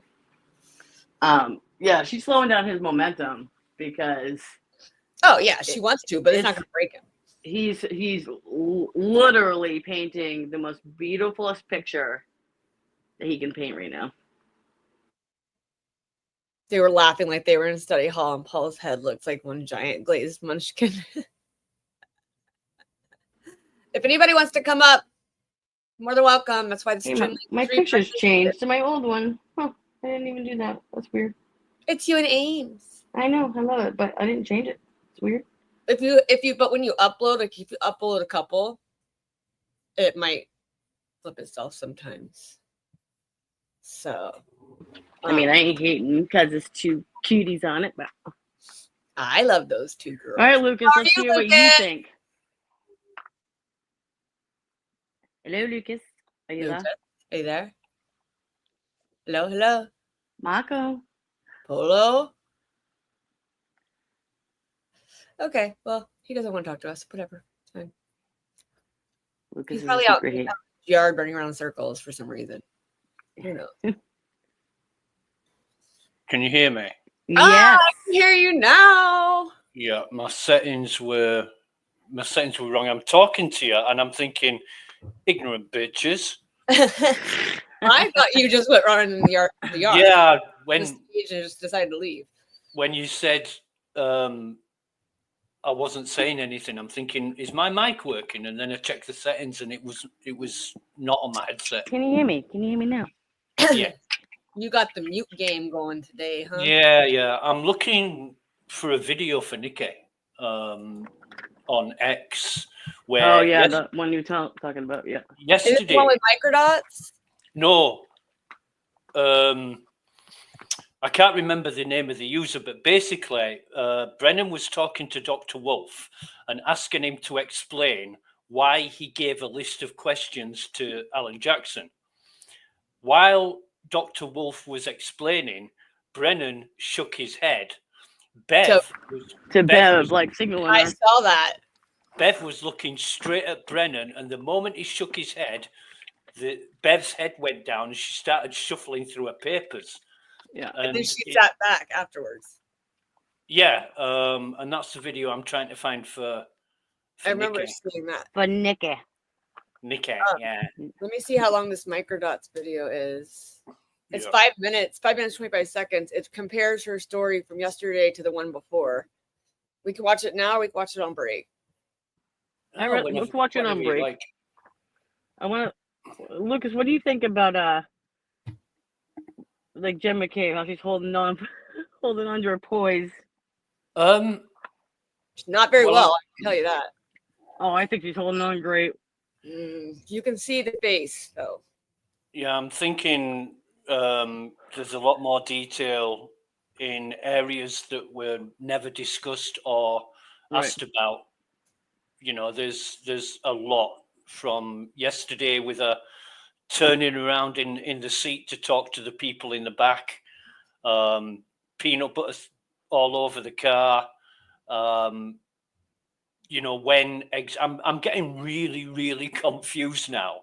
After listening to Kerry Roberts and Jen McCabe, I'm getting really, and knowing what I heard in the first trial. Right. When did Karen allegedly say to either of them, I hit him? Because I can't work it out. I just can't work it out. You heard her slip up. That's my story. I mean, that's what happened. Yeah. Like, oh, and she's really using them adjectives and adverbs to describe. Like, I was horrified. But she didn't say shock and horror. She just said shock. She said shock a lot. Yeah. Yeah. I was stunned. The other thing that I noticed is yesterday's trial, and I said it to you guys this morning. If she was on the phone with Karen on Kaylee's phone, right, when they called, how did she know, or how did Karen tell her that her taillight was broke if Karen hadn't even left the house yet? Right. Because she hadn't hit it yet. So how would she know that? There must be some reason why that fits into Jen's storyline, or else it doesn't make sense. Right. I mean, they did the timeline, so she, in her head, she's like trying to piece together where it was on the timeline. Guarantee it. Making changes, said she's going to slip that just the way she is, and she slipped up with the lock on the door too. Yes, she did. Yeah. She did. She's starting to blink a lot. I've noticed that. And then like the head tilts like a fucking dog, you know? What? Yeah, like it's very subtle, but I'm watching her like a hawk because that's like the guys when they get nervous. It's the neck. Yeah, yeah, it's true. Yeah. You know. Yep. With the collars. Yep. Because that's what Ian Whitman started doing yesterday with that neck movement. I also Metal did it too. I also picked up on a couple of things. When she's asked a question and there's a pause, I heard her muttering to herself. You know, like when you might be shopping or doing something. Yeah, you talk to yourself. Yeah. Yeah, you kind of, what was it now? What would you, right. And I've heard her doing that a couple of times, and I'm thinking, this is rehearsed. You know, this is. She's been coached on what to say and how to say it. Yeah. To not let it bother her, to not let Jackson get to her. But the moment Jackson objected, she rolled her eyes so big. I was like, yeah, it's because again, like, yeah, it's just who she is. She's just a bitch. And that's hard to contain. But I think that, I mean, she's seen herself all over the internet and the way she acted last year and how defensive she was. And how ugly she looked. That's why she has her hair blown out and makeup done professionally before she comes to court. And that spray tan, girl. I mean, that's... Oh, and I don't know if they say freak anymore, the kids, but it's that cross that you're wearing isn't going to help you. I know it. Fuck out of here. It's not going to help you, okay? Oh, God. You're evil. We all know it, but yeah, whatevs. So, I have a question. Like, when she says that when she talked to her on the phone about the taillight, and then didn't she say that they showed her out? She showed or talked about it outside of Jen's house as well, because then they said, "Oh, well, I thought it was before, but apparently." It's after at the John's house. Yeah, it so doesn't. There's 3 times. It doesn't make sense. That's why I'm confused, because I wish she just, you know, Karen's not going to. Jackson just started the cross. Go ahead, Lucas. Sorry, Karen's not going to repeatedly go on about it. You know, at every location they visit. You're going to say, "Oh, I cracked my taillight," and that's it.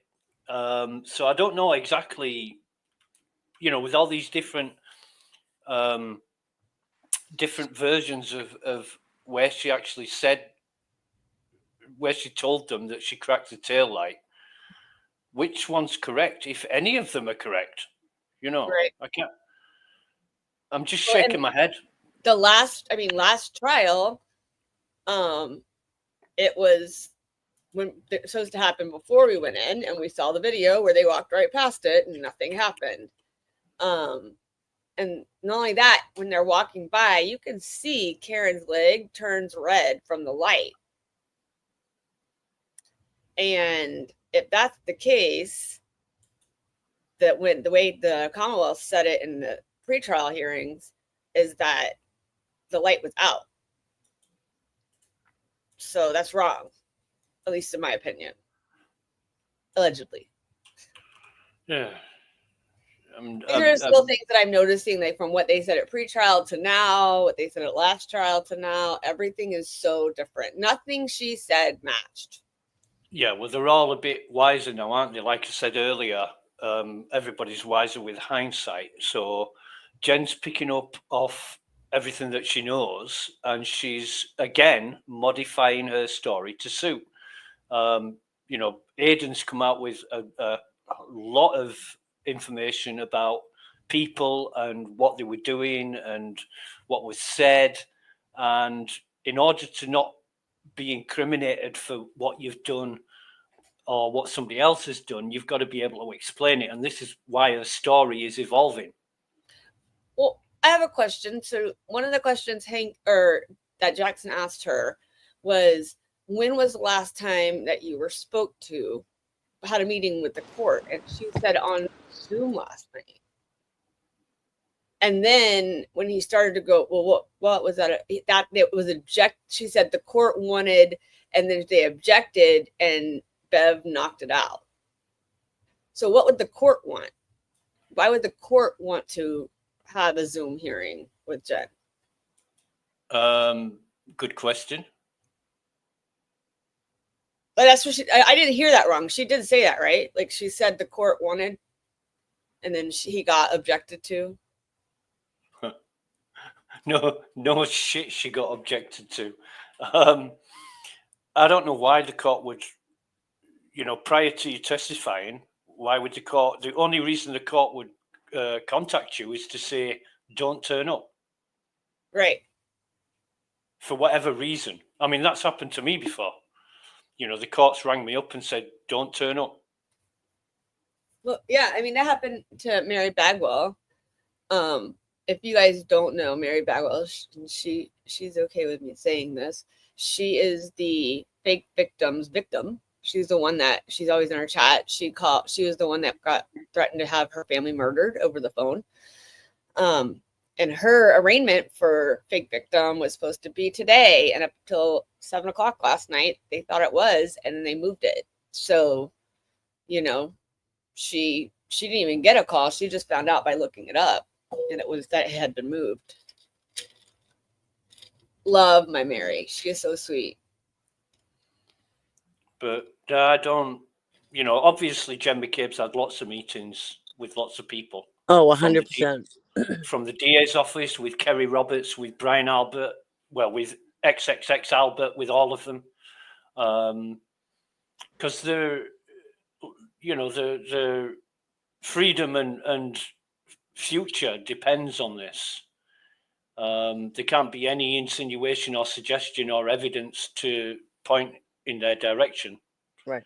So, Mark said earlier, she's going to crack. And I thought, nah, she might get a little bit shitty when she gets tired of the same question over and over and over again, like Brennan does, but she's not going to crack. No, I don't think so either. I really think that I think she's going to just get pissy is all. She's going to get angry. And that's not that much. I don't even think she's going to get angry. I think you'll see the annoyance in her a tiny bit, but I don't think she. Yeah. Correct.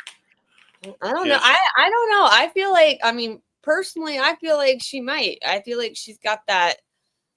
She has to control things. And if she's not in control, she's not in control of what Jackson's asking her. And so when he's giving her those questions. Right. But Brennan was probably like, look, you looked really bad. And the aggressiveness, we need to win this. So you need to tone it down. Yeah, Brennan's going to say that after what he did to Dr. Wolf, yeah? Right. Fucking hell, yeah. Right. Exactly. I know. But I would love for Brennan to act like that in person. Wasn't in front of a jury, though. I know. I'm saying I wish it was in front of me. I wish he would act like that when Dr. Wolf is on the stand again. It will be in front of the jury after they've been excused. They'll see that and they'll think, "Oh my God, we thought he was a nice guy." Yeah, right. Oh, But yeah. I think Jackson at the minute is going on about all this cop stuff, all the links and ties that the Alberts and family have to the cops. Nikki said he's building that foundation of who knows who and how they know and how they pretty much run the town. Yeah, he's getting geared up to start calling her out, but he wants to build that connection foundation that everybody's connected, and John is not. Right. That's what he's doing. I think he's going to plant it on her that if you've got all these connections and you're all that closely connected with the police, and John's a police officer, and you loved him that much, you're shedding tears for him on the stand. None of you went to his fucking funeral. You know what they say? Blood's thicker than water. Last night I was watching it with Steve, and I literally at the end I stood up and was like, "The Emmy goes to." Never mind, sit your ass down, because those were fake tears. Like, Steve was laughing at me. I was like, "This is ridiculous." Like, she barely even whimpered when she said that and tried to act like she was crying, and then all of a sudden she was fine. She was trying to do that. He was my friend, and I loved him. That shaky voice. A friend who was a guy on the snow, and you see how Brett tried to cover that up too. Why did you say a guy on the snow? You know what though? That I'm telling you right now, I felt like I was fucking going psycho because I'm sorry, I'm trying not to swear. But I felt like I was going nuts when I'm like, this isn't normal. So then I'm like, she said a guy in the snow. Like, we've all known there's a man in the snow. Okay, I'm going to interrupt you for 2 seconds because the man, the myth, and the legend is here too. Hello. Lucas, keep my name out your mouth. Mac. Hey, Mac. You can go ahead. I just want to interrupt you to get him on the stage. So go ahead. Knick-knack, go ahead. Oh, Jesus, what happened? Look, now she's mad. I'm sorry, Nikki. I didn't mean to interrupt you. But he popped in and I felt bad. And she muted herself. Nikki, come back. So, Mark, how are you? I'm good. How are you guys doing? Good. Lucas, do you follow Bettero on X? Yes. He just tweeted already, like, she's changed her demeanor. It took 2 minutes. That's all I meant. Like, I didn't mean she's gonna like crack. Oh, yeah, I saw that. Lawyers always tell witnesses the importance of maintaining the same demeanor or direct on cross. It took Jen McCabe about 2 minutes to toss that aside. I don't know what he meant. Yeah, I don't really either. Hasn't been too noticeable. You can tell she's been coached or. Oh, definitely, yeah. I mean, last time. You think? If you remember last trial, it was, I don't remember, I don't recall. I don't recall. This time she didn't write it down, so. I just want to ask one thing. Are you allowed to just change the whole theory, like from trial 1 to now? Because that's right. No, the prosecution. The prosecution's supposed to keep the same theory. Right. That's the whole point. I can't believe you can't change the evidence and shit. That's what I thought. But knowing Bev, she'll just be like, new trial. Apparently, in Norfolk County, those laws don't matter. What laws? There's no such thing as perjury either. Right. Not changing your theory when you're in the prosecution. That law doesn't matter. It's a new trial. You can do whatever you want. Crazy. I mean, hell, Lally did it during the trial. He started out opening trial at 12:45 and ended up at closing statements at 12:30. I can't wait till they ask for that. I was watching Carl Jesus Christ. Carl Steinbeck. And he was like, never, ever again. You'll never see a judge. It basically, explaining Bev, you will never see a dishonorable judge like her in the world ever again. Well, he said it's going to make history books with what she's doing. Yeah, he's like, you will never, this is not how this runs. You will never see this ever again. In the world, you'll never see a judge like her. And that it's going to follow her and Hank around everywhere. Like yesterday. Yeah. When she said to Alessi, I'm going to ask you one question. She lets him get halfway through his question. Yeah, and cuts him she off. like Bettero says, she treats the defense like toddlers. He Make caught it her. quick. That's why. He caught her, Lucas.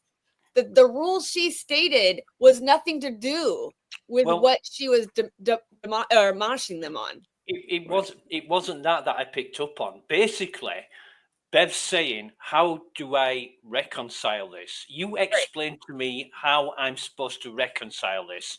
And Alessi gave it to her straight, that the court has no jurisdiction. I can't remember the name of the rule.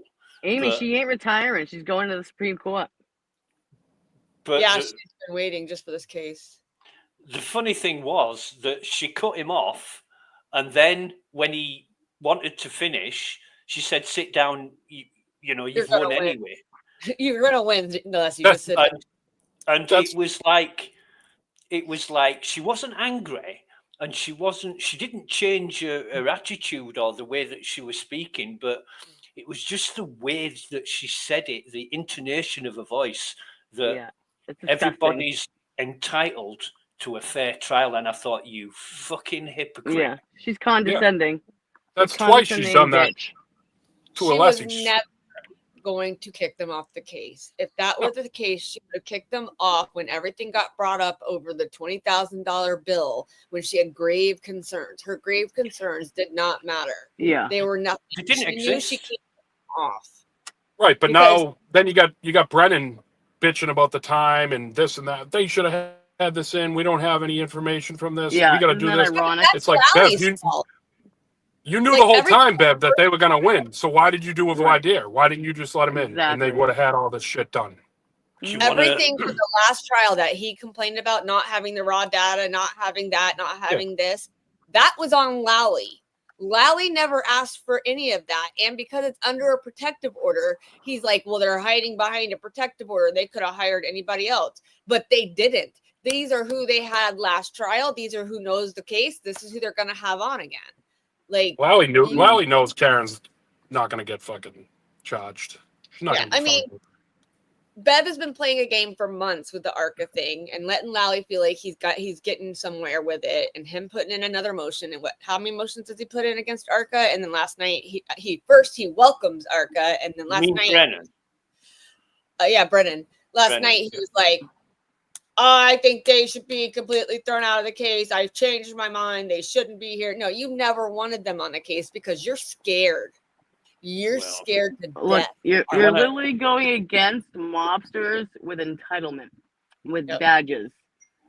Yeah. Do you want to know what I think, Mark? What do you got, Lucas?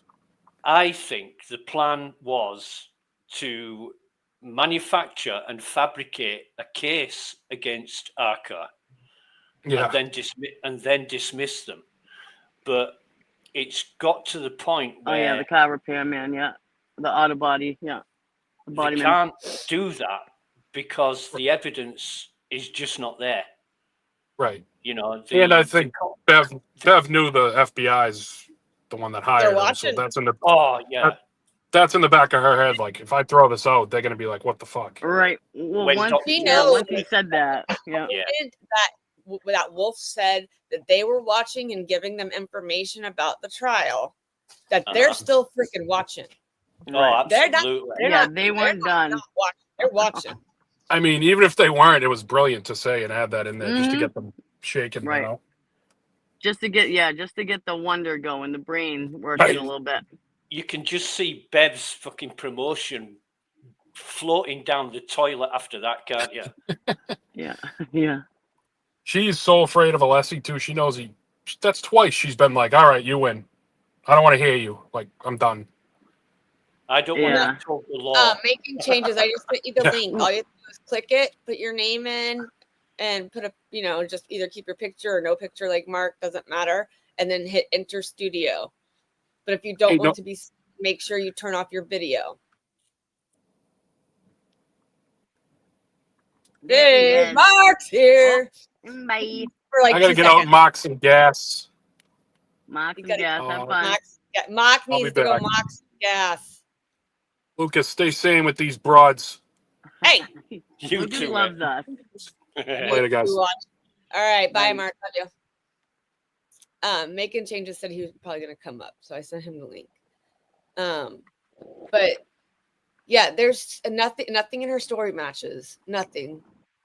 I'm just frustrated. No, it's all. Listen. She has the timeline down, but they're also throwing in like little itty bitty pieces here and there to change it up. So it matches what Hank wants to help.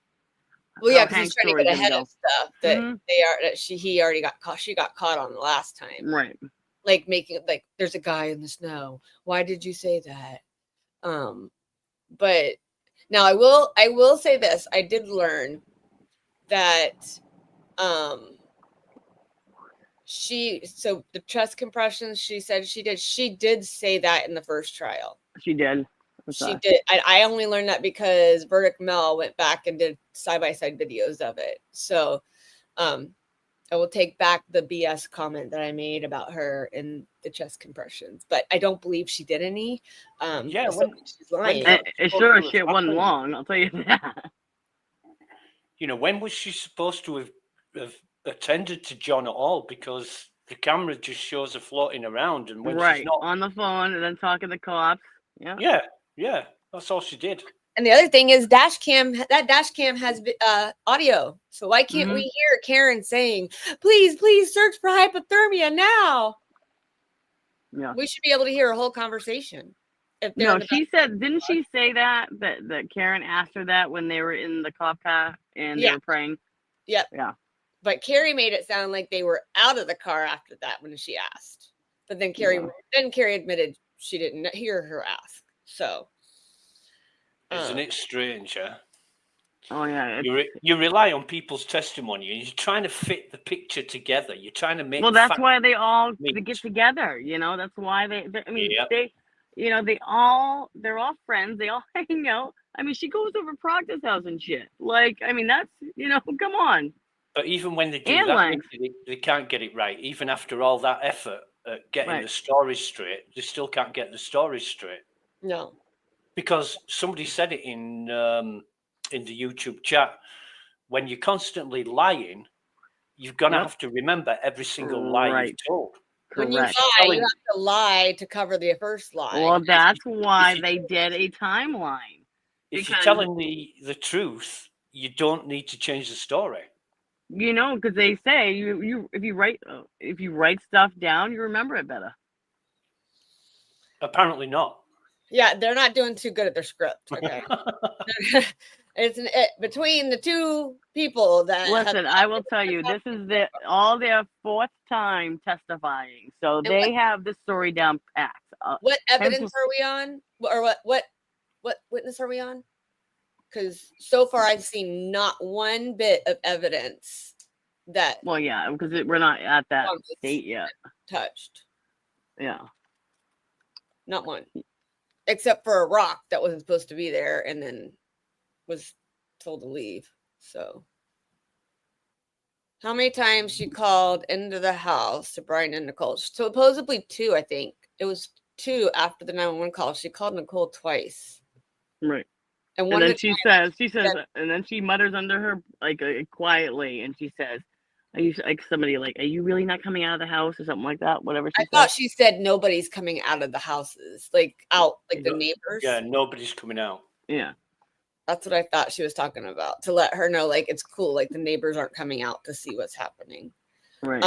Wayne, we talked about the Zoom meeting when that got cut off. We'll never know what that is. And that, the locked door, she messed up with that. What was that again? Because I must have. I need a refresher. What was that again? What did you say? When she went in, if the door was locked, and she said yes. Oh yeah. She was like, wait. I mean, did you ask locked or unlocked? and then he said unlocked, and she said yes, it was unlocked. But yeah, your first I mean, response that's is I usually mean, she probably could have just misheard, but that's not like a big deal to me. But it's yeah. not the Kelly show. It's I got 2 other people on here, Minion Mike. Come on, Mikey called me and it kind of booted me off. Is that why you got booted? Yeah, because he called me and I texted him like, I'm Which happened at the same time, because I literally was like, just 1 second. And I was like, the man, the myth, the legend. I'm like, okay, Nikki, go ahead. And then you were gone. I'm like, hello, Nikki. Yeah. Did she leave? What happened? Minion Mike up here, and it can be the Minion Mike show. How about that? What's that, Boomer? Oh no, he can't do that. He needs prepare. He need to be prepared for this. He can't just hop on. Well, and that's the thing, Dog Mom. I'm curious why the Zoom call was off limits. Well, it's because it had to do with the court. The court had the Zoom call with her. So why did the court have anything to do with it? It would be the DA. It wouldn't be the court. Yeah. And she talked to Carrie last night. Really? Okay. And over the last year, you've never spoken about either one of your testimonies. Right. So I was talking in chat with Amy about this. It's like, because if Amy and I were testifying in a trial like this, we'd be calling each other, we'd be talking about it. Okay. It's just what you do. It's human nature. And especially the way these two gab, I'll tell you, that they did. So that's a lie. All they do is lie. You caught up, Dee Marie. Good job. Now you know where we are. Good. What do you think, Dee Marie? You think it's good? Think he's building a good foundation? I know it's a long fucking 20 minutes. I knew that's what she was calling them to the stand for. I said it right before she did it. Like, I knew she wanted to go to break because I looked. Hey, Boomer, what'd you wake up late? I texted you over an hour ago, and I got nothing. It stands to reason, though, that you don't want somebody going up on the stand and saying something that contradicts what you're going to say, right? Or makes a mess of the story, And I mean, not for nothing. That right there, what you said is so because they all are on point even before they're even asked. So what Carrie says, Jen instantly says, something that Carrie mentioned the day before, when Carrie testified, excuse me. So it's not the truth. You can't say, oh, it's because it's the truth. No, they are on point with each other. Like this storyline is, who's the only people who are going to change a story and kind of throw the main people under the bus is just people like the outside.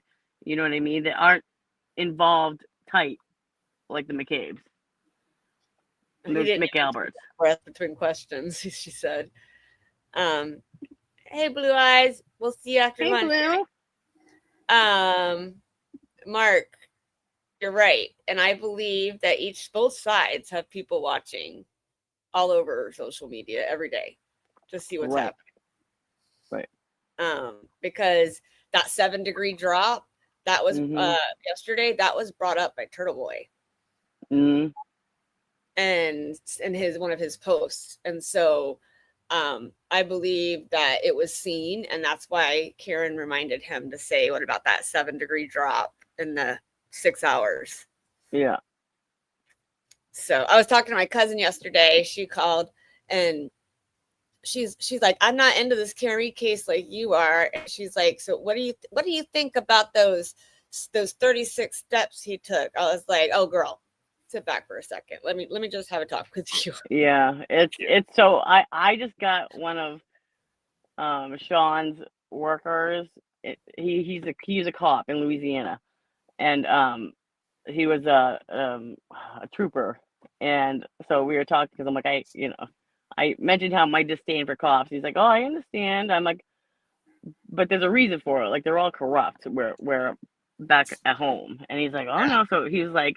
So me and Sean were telling him about it, and he's like, "Yeah, oh yeah." And I showed him the picture of John's autopsy photos. Yeah. And he's like, "Oh yeah, stop." He's like, "It's obvious." So, Dee Marie, one of the things I have to say about this is all the fucking phone calls, excuse my language, all the phone calls that she was making back and forth to everybody. She didn't mention that she didn't call her sister to say, hey, everyone's freaking out. We can't find John. He was dropped, or, last he was seen was at your house. Like, is he on your couch? He called Tom Beatty, supposedly. She called Aaron Beatty, supposedly. She called Aaron and everybody else. So why didn't she call her sister? She went in the house. Right. Oh, but I'm talking beforehand when she was first waiting for Karen to get there. She was like, "I'll call around." She called Julie Albert. She called her mom. She called Tom Beatty. She called Aaron Beatty. She had like a whole list of people that she called, but not once did she think to call her sister of the one place she remembers seeing him last at the car at last to say, Right. "Hey, everyone's freaking out. Where's John? Did you guys see him? Was he laying on your couch? Did he pass out there? Like, what happened? Because everyone's freaking out. Why didn't she call? We all know why she didn't call. We know, but I'm just saying, like, to a jury, like, right.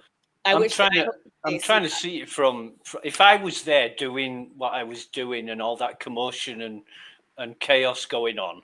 I'm right outside the house, and if I intended to go in the house, I wouldn't call them first because I'm right outside the house.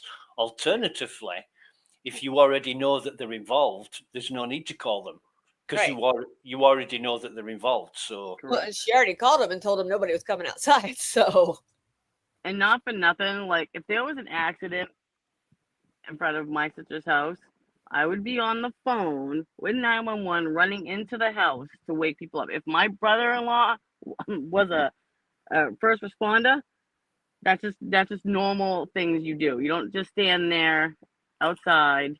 Oh my gosh. Amy said she was just told by somebody it's a 40-minute break. So are they on lunch? Did they take an early lunch? Well, maybe she needs to call Morrissey. She talked about the court Zoom call. What do I do? No. Yeah. I mean, it's just. You physically can't make this shit up. You just can't. Like, if I when I meet people, like to try to even explain it, it's next to impossible. I basically just tell people, okay, imagine the most wildest case in your head, craziest case, twists, turns, and yada yada yada. It's a million times worse than that. It's just, I'll tell you this. We did have, I've told you guys the day that like 3 of our cars and stuff got hit by some messed out guy about like 12:30 in the morning. And our room's on the back side of the house. So we didn't hear it when it happened. But there were cops outside, but they had parked further down between our house and the neighbor's house. So we would have never known because our room is shut down. We don't have our windows over there on that side. That's the kids' rooms are at those windows. Yeah, so, but there was but nobody was out there screaming. Right. Either. No, they were just like, they wouldn't even have sirens on. It was lights. And then at one point I went out there and I was like, babe, you need to come out and see your car. Cause he's like, I have to work tomorrow. I'm like, you're not going to work tomorrow. I'm telling you. Brian Albert in the military? He was. Okay. So anybody in the military with noises like that, they're alert to it, especially when you're a cop and a first responder. So don't tell me you slept through it and that Chloe didn't bark, because she's the only German Shepherd that in the face of the planet that doesn't bark when people are out her house screaming. My dogs howl at the wind. Right. Howl. Well, German Shepherds have a natural behavior of protection, right? So whenever it's just don't tell me that there was Chloe didn't bark. Why? Unless she's physically deaf, don't tell me she didn't bark. If the courtroom was cleared out, they're probably going to lunch. That's my thing. What other thing would make it cleared out? She must have just taken an early lunch, but it's 11 o'clock. Unless she plans on leaving early today. Right, or it's something that she doesn't want the jury to hear. Right. Well, no, not just the jury. They cleared out the families too, is what Amy was saying. That they cleared out the whole room. Huh. That's interesting. Well, we won't be getting any if they've removed all the spectators, we won't be getting any camera footage of it. No. Right. Yeah. And let me see. Let me see if I'll look Amy and see if Jess Machado is there today. I know Aiden is not there because Jim McCabe. He has Jim McCabe there, and he has court in the same courthouse at 2. At 2, yeah. That's why I'm wearing my Free Turtle Boy shirt for him today. And also, when are they going to come back with his motion to dismiss decision? It's been what? How long? Over a month. Aiden's case will get dismissed when Karen Reid is found not guilty. Correct. I've always said that ever since they brought it to court. Yeah. They kept, Mello, oh God, I forget his name, but all involved have just been pussyfooting around, delaying everything for no reason, withholding discovery, any means or method they can inject into it to delay the case, and they've done it, and they're just waiting until Karen Reid's found guilty or not guilty. And I mean, I've got a real, not a definite sort of inkling, but I've got a real heavy thought that this is going to be another mistrial. Yeah. Oh yeah. I've called that from the get-go. So backseat juror messaged me and she's like, I'm not cheating on you, but Auntie Deb, I have to stay with Auntie Deb today because she's already had 2 wig changes. So if you look, I don't know if you can see it, but he's in the Jen McCabe look today. I love it.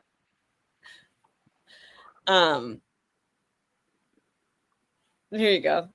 With her being cross-examined. Where did it go? Where did the video go? I moved it. Hold on. I can't. I dropped it. I moved it. I don't know where it went.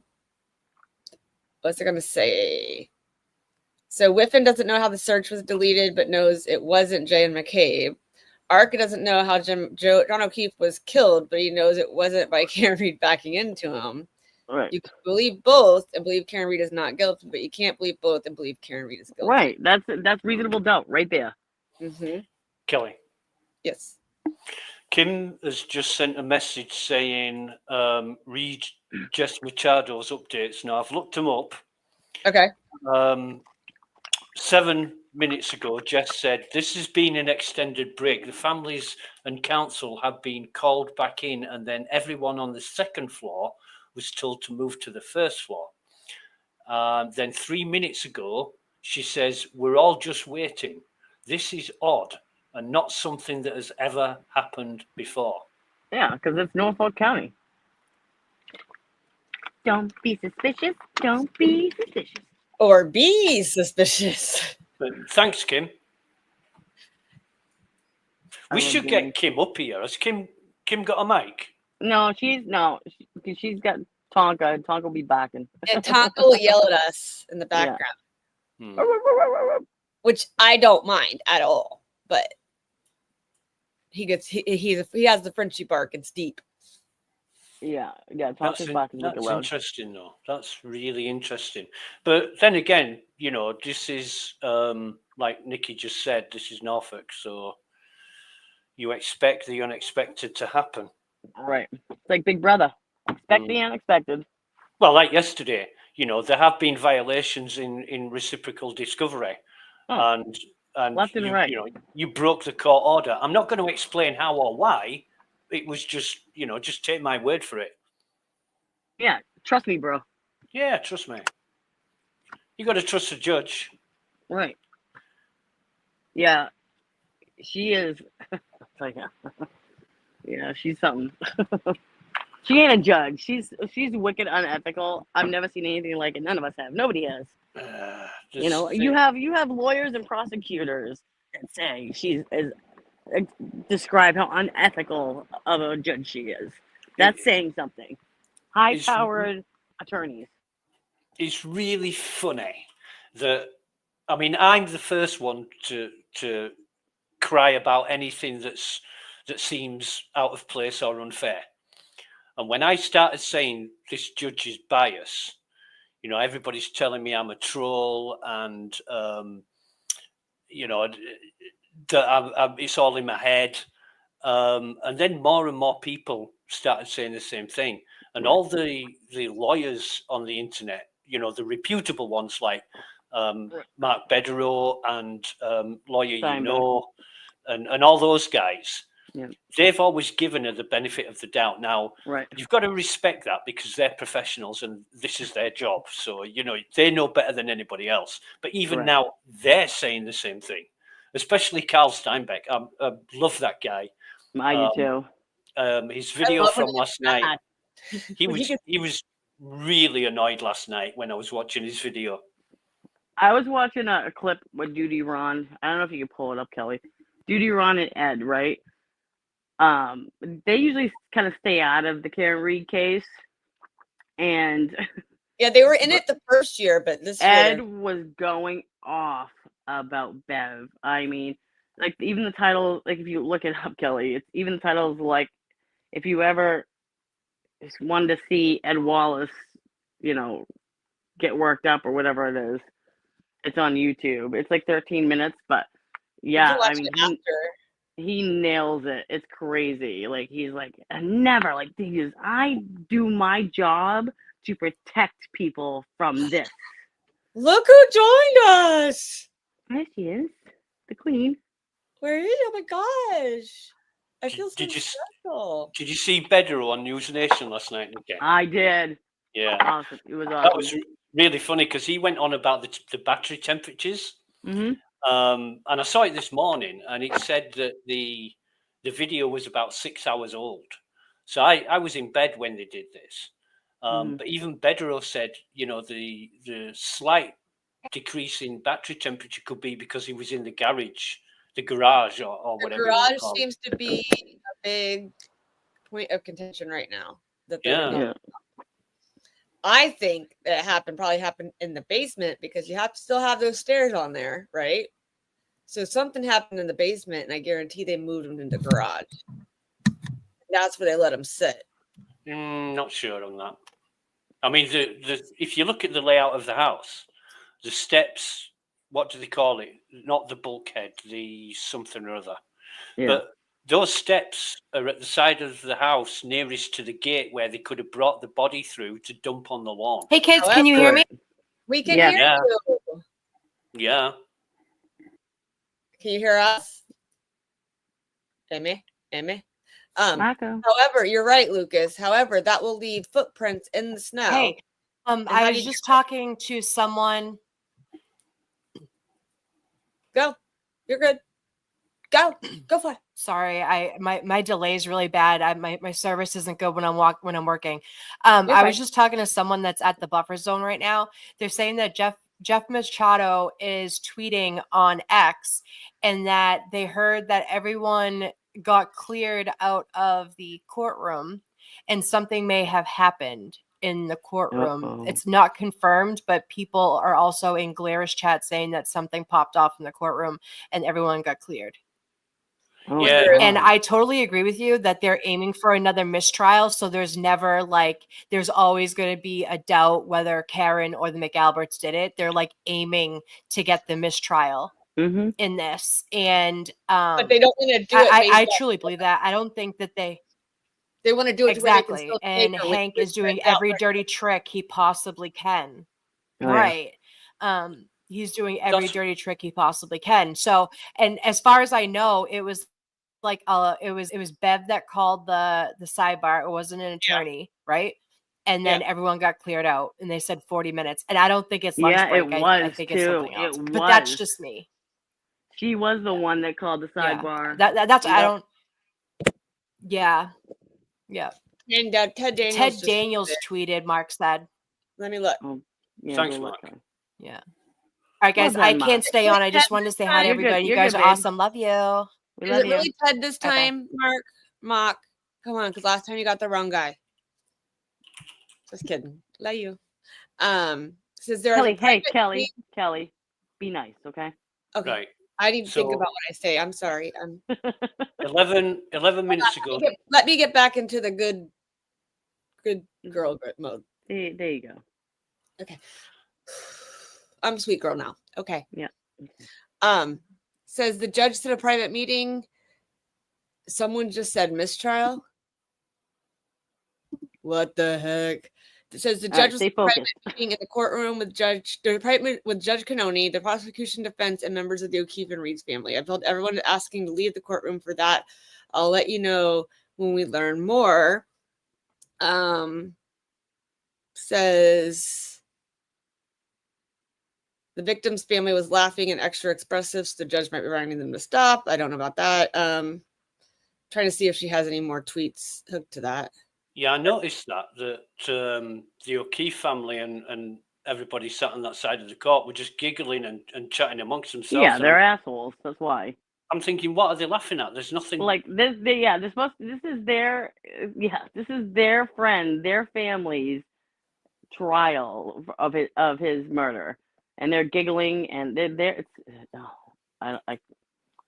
it's just vile behavior. Let me see if Mary's down at the courthouse, because she was going down there for Aiden.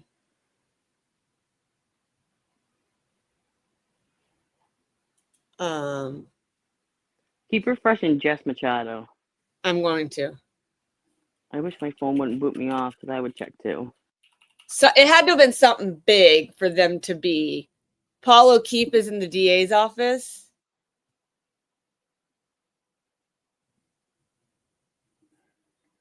Paul O'Keefe's in the DA's office. But that's yeah. Kim just sent a photo. Just what does that mean? Says about 5 minutes ago they told everybody waiting in the hall to move downstairs. That's where we are right now. I'm hearing a bunch of different things. Paul O'Keefe is in the district attorney's office here downstairs. I wonder if the feds have shown up, or the Department of Justice, or even. Could you imagine? Oh my God, that would be. Pam Bondi rolls up in a fucking black car with the presidential seal on the side of it, or something. I would love to. Yeah, I need to hear I from don't know like how much Pam Bondi would do it. I would rather it like be from like a reporter instead of because that could be just people talking, Aim. Because that's what we all think too. We all wish that it would be mistrial, But so hold on. Yeah, it's suspicious that Bev did call it out of nowhere. I'll put myself on. It could be all smoke and mirrors again, because you know what happened. You know what happened yesterday with Arca. Yeah, she could have grave concerns again. That's been going on for weeks, and here we are. Right, back on. All right, mate.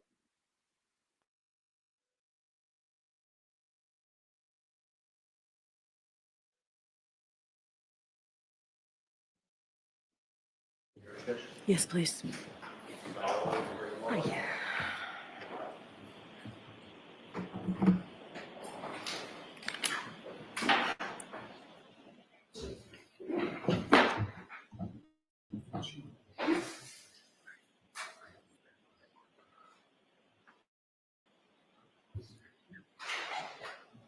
Oh, these?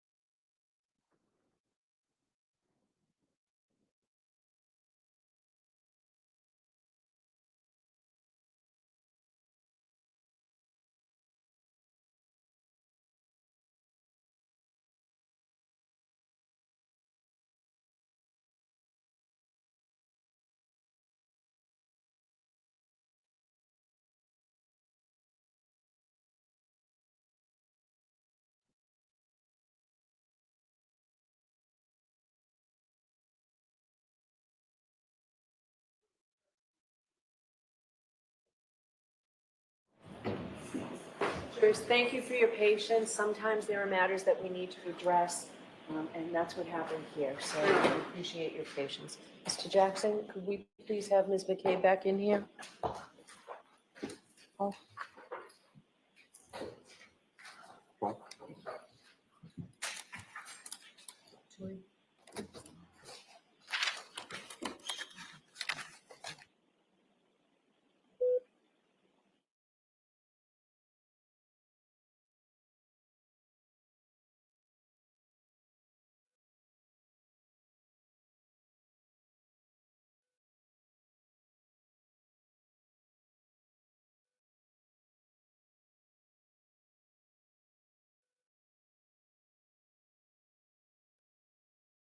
All right, Mr. Jackson, go right ahead. Thank you, Your Honor. When last we left off, we were talking a little bit about some of the familial connections that your family has with certain law enforcement agencies. We talked about Boston Police Department, obviously, Brian Albert.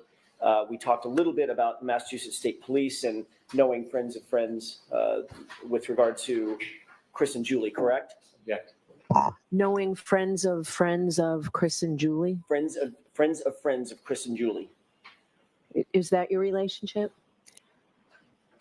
With who? I'd asked you about, I'll ask you a different question. Okay. A little bit vague.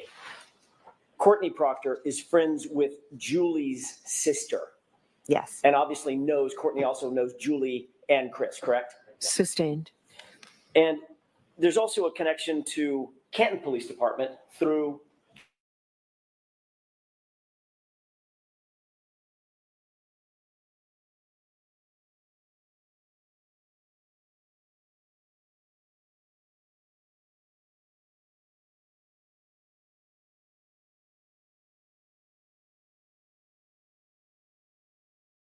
law enforcement agencies, be they Massachusetts State Police, Canton Police, or otherwise, correct? Yes. Okay.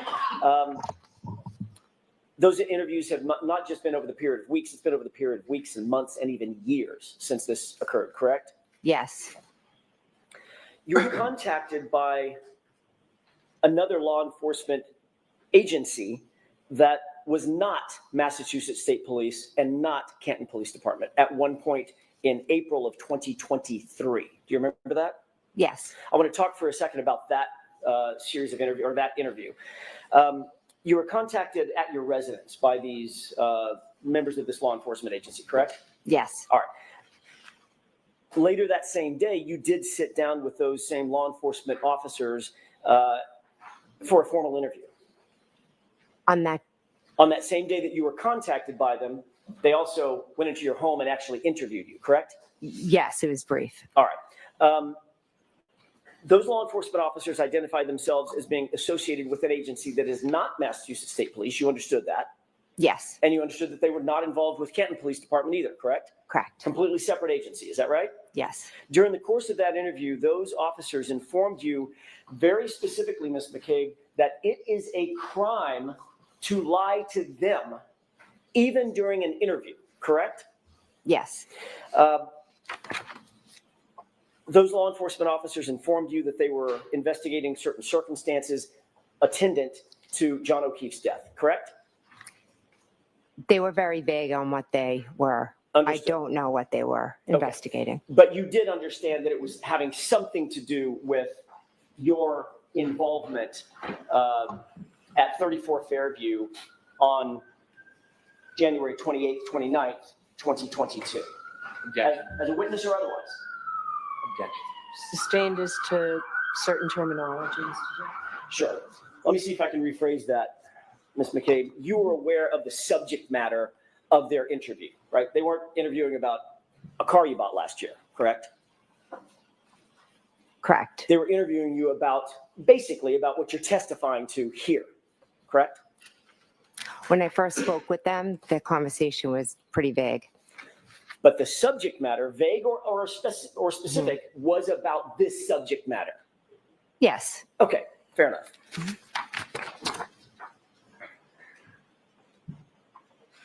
They first contacted you telephonically, called you on the phone. Is that right?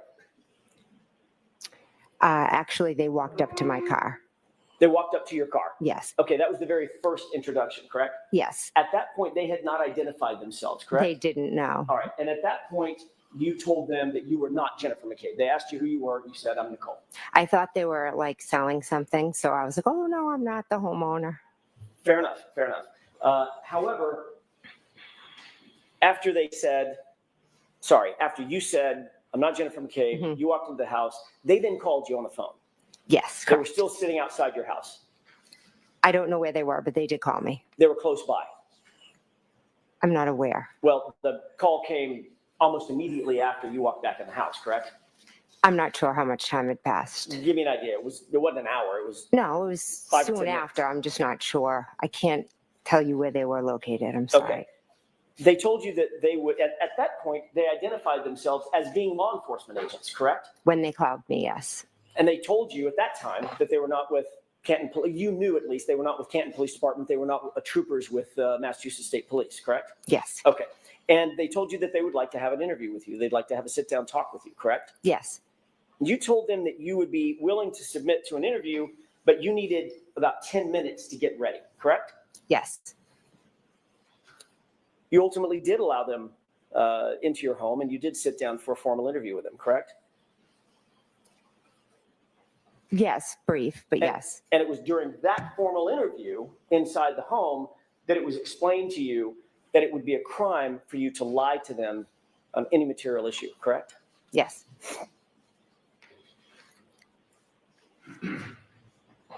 During the course of your interview, your husband, Matt McCabe, came home. Is that right? Yes. As these law enforcement agents continued to question you, as law enforcement officers continue to question you at some point, you informed them that you did not feel comfortable with any further questioning and you suspended the interview, correct? Yes. Before leaving, however, those same law enforcement officers asked you if you had contacted anyone in those 10 minutes when you indicated, I need 10 minutes to get ready, between the time they called you and the time that they showed up and came inside your house, correct? Yes. You told them that you had contacted your husband, Matt McCabe. Yes. Which is why he came home, right? Yes. And you told them that you had called Carrie Roberts before they interviewed you, correct? At that moment. I'm not 100% sure, but if you have it, it seems like something I would do, but if you have it, could show me. Absolutely. Mm-hmm.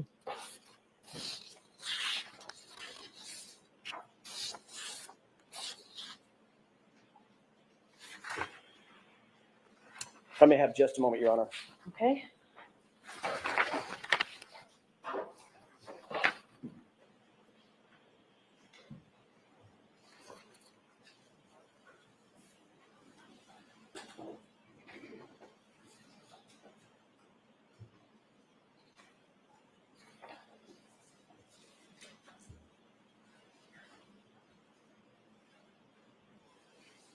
May I approach briefly? Yes.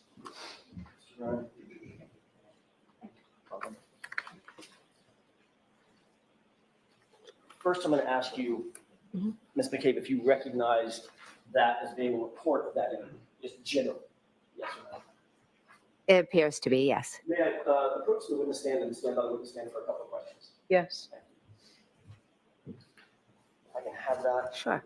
I want to direct your attention, if I may, and for court and counsel, page 3 of 4, starting with the second to the last full paragraph, going into page 5, top full. I'm sorry, page 4, top full paragraph. Okay.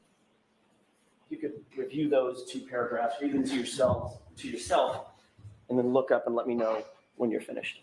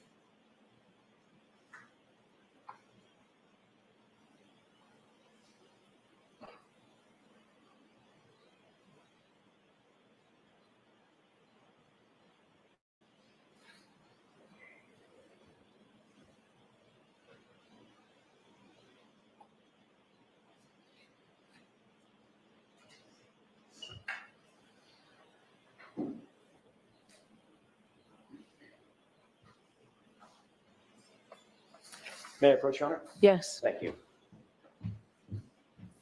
Thank you, Ms. McCabe. Yes. Did reviewing those paragraphs refresh your recollection as to whether or not, as to what you told those agents initially? I'm sorry, what you told those officers initially from that other law enforcement agency, that about who you contacted in that 10-minute interval? Yes, I told them. And you told them that you had contacted your husband, Matt McCabe. Yes. And Carrie Roberts. Correct. I want to stick with that for just a quick second. One of the first calls you made after being contacted by these other law enforcement officers from a different agency, one of the first calls you made was to Carrie Roberts. Is that right? She was the first one. That's what I'm asking. One of the first two calls you made, your husband. Right. Come home. There's law enforcement outside my door. I'm guessing is what you said, correct? I don't remember my exact words now, but I did ask him to come home. Correct. And Yes. Carrie Roberts. Okay.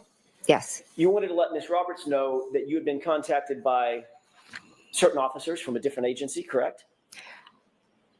I was curious if they had already been to her. That was my next question. Yeah. You also wanted to find out had these law enforcement officers from this different agency contacted her, correct? Yes, because typically if you just enter asked yes or uptown, no. she's. Ms. McCabe, yes or no? Oh, sorry. I was just trying to That's okay. explain. I'm sorry. Is that why you contacted her, to find out if in fact they had contacted her before you? Yes or no? Yes. And you also wanted to find out what she told them, if she had been contacted by them, correct? That was your motive in calling her. No. So you just wanted to find out, had she been contacted? Yes. But if she had said yes, you weren't going to say, and what the hell did they say? What did they ask you? Well, I can't say what I would have answered, what I would have asked her, but I know I was calling to see if they had been there. Yes. That was your intent. I called to ask her if they had been there. Yes. So that was your intent. Yes? Yes. Okay.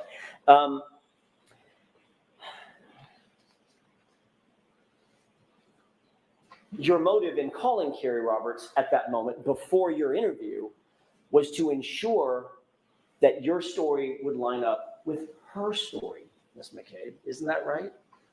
No, that is not. You wanted to find out if she had talked to these particular law enforcement officers and what she had told them, so that your story could somehow align, or it could inform how you responded to questions that they asked you. Isn't that true? That's not true. We both know what happened. We don't have to have a story.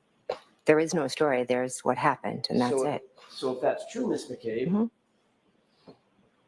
you have no reason to call Carrie and ask her if she had been contacted by these law enforcement agents, because it's just the truth, correct? We're going through this whole experience together. We call each other about everything. That's nothing more than that. So I'm let her sorry. let her finish her answer. Go ahead, Ms. McCabe. You can finish that. There's nothing more than me calling and saying, hey, did they come to your house? That's what we did when the media showed up, when Miss Reed's private investigator showed up. We just give each other the heads up, hey, somebody's coming, because we're just like normal moms. We're not used to this. And that's helpful in making sure that the stories she tells are consistent with the stories you tell to different law enforcement agencies, correct? No, we are not telling stories. So let her finish. You said no what? I said, no, we're not telling stories. We don't have to compare. And if in fact what you were telling me is just the truth, there'd be no reason for you to inquire about who's contacted her when. There'd be no reason. There's no inquiring. It's like when when the ice cream truck was at the street next door and I'm saying, did the ice cream truck come? It's really that simple. So you asked a question, an argumentative question, and she responded in kind. Next question. Thank you.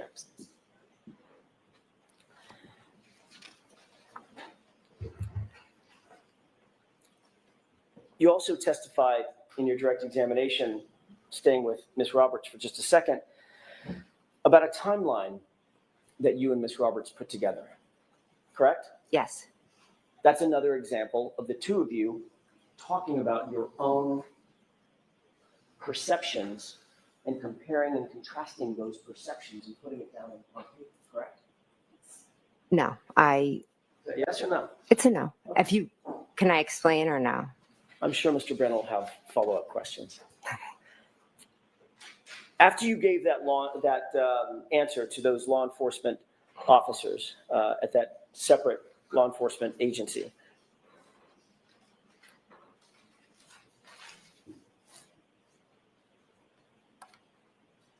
they asked you, was there anyone else that you contacted in that 10-minute period before we got a chance to talk to you? Mm-hmm. And your answer was no, correct? Correct. And that was a lie, correct? It wasn't a lie, no. Was it true? Was it the truth or a lie? It wasn't a lie. Okay, so it was the truth. You had not spoken to any other person between the time they contacted you telephonically and you said, I need 10 minutes, and then they came in the door. During that part of time, you didn't talk to anybody else or contact anybody else other than Matt McCabe, Carrie Roberts. Now you're testifying that was a true statement. I can't answer that yes or no. It's a pretty binary. Had you talked, well, let me ask you this. In point of fact, you did talk to other people. You contacted others in addition to Matt McCabe and Carrie Roberts, correct? Yes or no? Yes, I did. Okay, so when you said no to the answer, did you contact anyone other than Matt and Carrie? That would be, by definition, Ms. McCabe, a lie, correct? No. It's not a lie? Is there some shade of lie that I'm not aware of? It's the way you're asking the question. If I could explain, let me ask it will a different make way. more sense to you.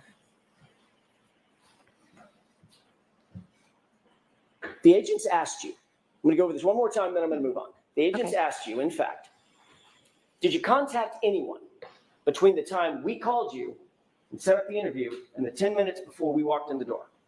They asked you that question, correct? The objection sustained.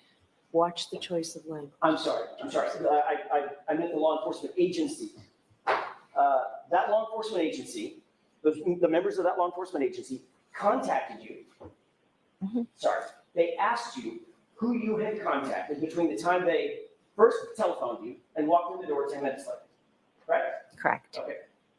Data point number one. Data point number two, you told them Matt and Carrie, correct? Correct. You had actually contacted, they then asked you, did you contact anyone else other than Matt and Carrie, correct? Correct. And you said no. Is that correct? At that moment, I said no, yes. Correct. Or any moment? No, at that moment, because they had just come in my house. I asked you, Only one person can talk at a time. you said the word no, She correct? was finishing her answer. I had said no because I was in a situation where there are two officers from a different agent had come in, were asking me questions, or they had said, can I come in and ask you questions? At first, I thought they were selling something. Then they identified themselves. I just dropped my kids off at school. Going to be completely honest, I hadn't brushed my teeth.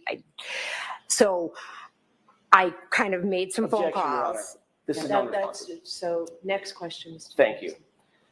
Ms. McCabe, Mm-hmm. after you said no, that you hadn't contacted anybody else, Mm-hmm. those two law enforcement officers from that separate agency who had told you it was a crime to lie to them, they left, correct? Yes. Subsequent to that, Mr. McCabe, your husband, Objection. Sustained. they left you their card so you could call them if need be, correct? Yes, they did. And you in fact did call them back, correct? Yes, I did. Without telling me the content of the conversation you had, did you have a conversation with Mr. McCabe? Objection. Sustained. Did you call them back and say, I'm calling you back because my husband told me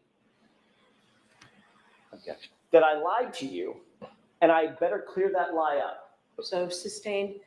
Jurors, remember I told you before that only answers to questions are evidence? Be mindful of that. Next, yes.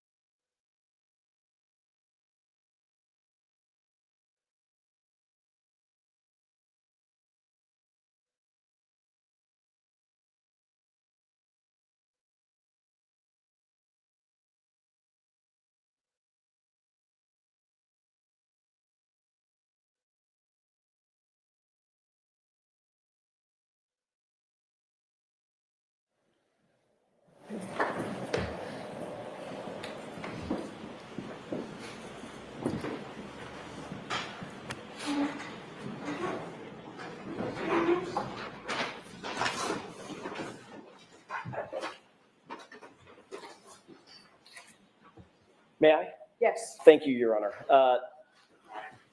You ultimately called these officers back, correct? Yes. And you explained to them that you had been untruthful with them, correct? I explained that I had forgotten to mention a couple of people that I had reached out to. You had forgotten. Is that your testimony?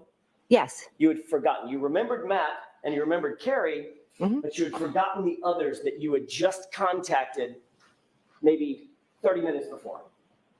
Yes. There were 5 people that you contacted, weren't there? I contacted Matt. Let's go through them. I'm Yeah. yes, no. You know them? I know 4 off the top of my head. Okay, let's go through them. Okay. You contacted your husband, correct? Yes. You contacted Carrie Roberts, correct? Yes. You contacted Peggy O'Keefe, correct? Yes. Then, Ms. McCabe, you contacted the district attorney's office, correct? My witness advocate. The district attorney's office. My witness advocate who works for the district attorney's office. Thank you, Ms. McCabe. Yes. And you also left out that you contacted Brian Albert himself, correct?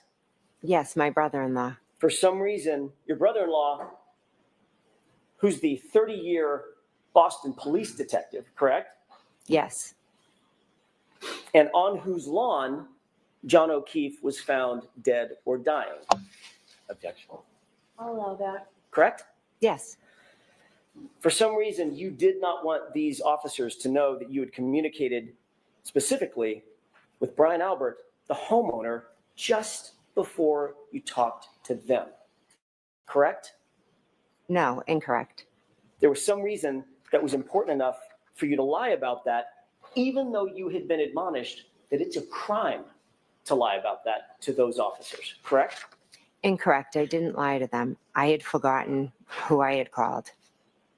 and all of a sudden you had an epiphany right after they walked out the door? Yes. Matt said, who have you spoken to? Objection. I'm going to allow it. It's out. You're not to go any further, Mr. Jones. Ms. McCabe, I want to draw your attention to January 28th. You had gone out drinking with your family at the Waterfall Bar and Grill, correct?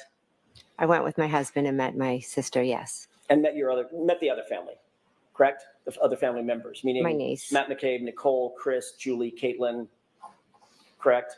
Yes. And I think you mentioned Tristan was there as well? Yes. You were later joined by Nick and Karina Kolakithis, is that right? Yes. Ultimately, Brian Higgins showed up? Yes. And Brian Albert showed up? Yes. You previously indicated that Caitlin's boyfriend, Tristan, left early for whatever reason. He had errands to run or had to get to bed early for some reason, is that right? He left before us, yes. So he didn't stay through the shank of the evening? Through the what? The shank of the evening, through the course of the evening. Oh, okay. Mm-hmm. Is that right? Yes. Okay. And ultimately, at the waterfall, John O'Keefe and Miss Reed showed up as well. Yes. You didn't see any tension at all between John O'Keefe and Karen that night, did you? No, I didn't. They appeared to be getting along. Yeah. Yes. Sort of a normal couple having a nice evening out together. Yes. Neither John nor Karen Reed appeared drunk or inebriated, out of sorts. No, I wouldn't categorize them as drunk or inebriated. And not, but again, I don't know what the definition of drunk is. Well, that's a fair statement. I'm not asking for their BAC, but they didn't appear to be stumbling around, falling all over themselves and sloppy drunk, correct? No. Out of control, nothing like that? No. Okay. You did see Brian Higgins and Brian Albert at a high top table sort of together through the course of that evening, correct? We were all kind of around like a long high top table. And John O'Keefe, and as you look at I'm going to use the perspective of the video that we've seen, that camera angle that we've seen. John O'Keefe and Miss Reed were sort of further off in the corner, closer to the bar rather than to the tables, correct? Along with the Kolakithises and those, and you, as a matter of fact. Yes. At different times, everyone was kind of moving around. I spent the majority of the time that Karen and John were there speaking with Karen. And that was sort of over toward the bar? We weren't in the bar, we were at the table. So it was one side of the table and the other. It wasn't like far away. Right. Kind of, yeah. I'm using the bar sort of as a landmark for nothing. I didn't mean you were sidled up to the bar, but just sort of as a landmark. You were closer to the bar than, for instance, in the foreground, which would be the high top tables in the foreground, correct? We were just on the other, I'm confused about this. We were just on the other side of the table. Okay. You did see on the opposite side of that high top table, that's where Brian Albert and Brian Higgins were standing, talking and communicating with each other. Is that right? I believe so. I was talking to Miss Reed. I wasn't really paying attention to them. Did you ever see those two men get physical with one another that night? I did not that night. I did not see that. Have you ever seen a full review in all the hours that you've sort of prepped for your testimony? Have you been shown that waterfall video from the time you got there until the time you left? Not the full video, but I have seen a good portion of it, yes. Okay, and you've certainly seen the portion where Brian Albert and Brian Higgins get up from the table and sort of get physical with one another, correct? I would say more like play fighting, and Nick Kolakidis was a little bit like doing it with them as well. Okay, so the physical part is, all I'm asking is, did they touch each other? Yes. I guess, yeah. And you described it as play fighting, correct? We could watch the video, it might explain it better than I could. We probably will. Oh, okay. But right now, I'm just asking about your memory. You remember them squaring off on one another, playing, but squaring off on one another, correct? I don't remember them squaring off. Like I said, I just watched the video. I don't remember it from that night, and I didn't really pay attention. It looked like foolish, guys, just I don't even know how to describe it. From your perspective having watched the video, Mhm. it appeared that they squared off on each other and sort of took a fighting stance. I didn't look at it that in depth, so I could not say that. Did you see them walk up to each other and grapple with one another? Like they were always punching each other. Right. I get that. Mhm. Were they grappling with one another, like faking punches to each other? I don't know. Almost like sparring a little bit. I don't honestly know. But you did see I saw them together. It's blurry and they're I don't know really what they're doing. Okay, but they weren't standing there holding hands for Oh, God, no. No. They weren't on their phones, right? They were engaging with each other playfully, grabbing at each other. I don't really. Playfully grabbing at each other, fighting, correct? That's my point. I'd have to watch the video to categorize it as play fighting. You don't have that in your head? I didn't know. It was a quick clip. I wasn't like focusing on Brian and Brian. I was just identifying that was myself in the video, and there was Miss Reed. And I believe Miss Reed actually did some play fighting to Matt.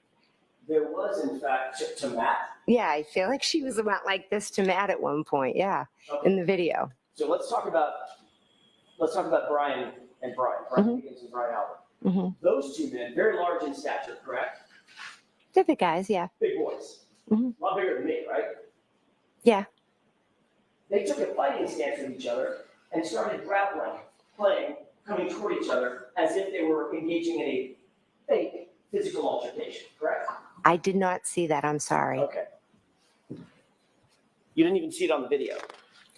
I saw them on the video grabbing at each other. I didn't see stances but again, I didn't pay much attention to it. And that's your best memory as you sit here today? Yes. Okay.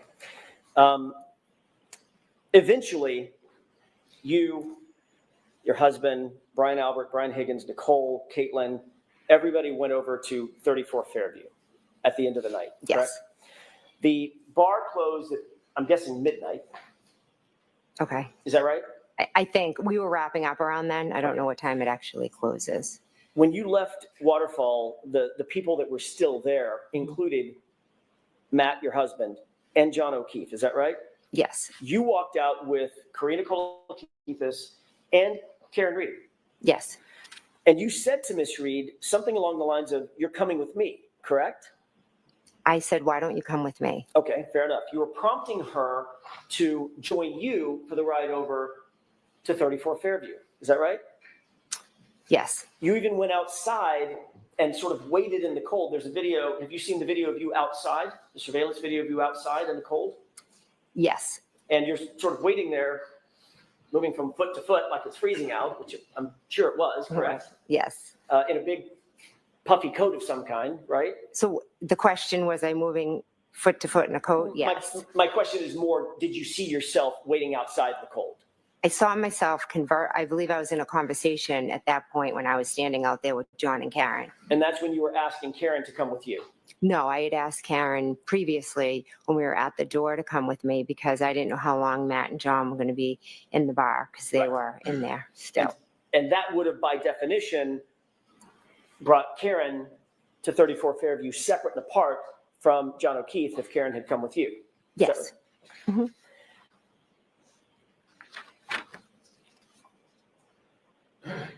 Miss Reed ultimately declined your invitation and did go with John.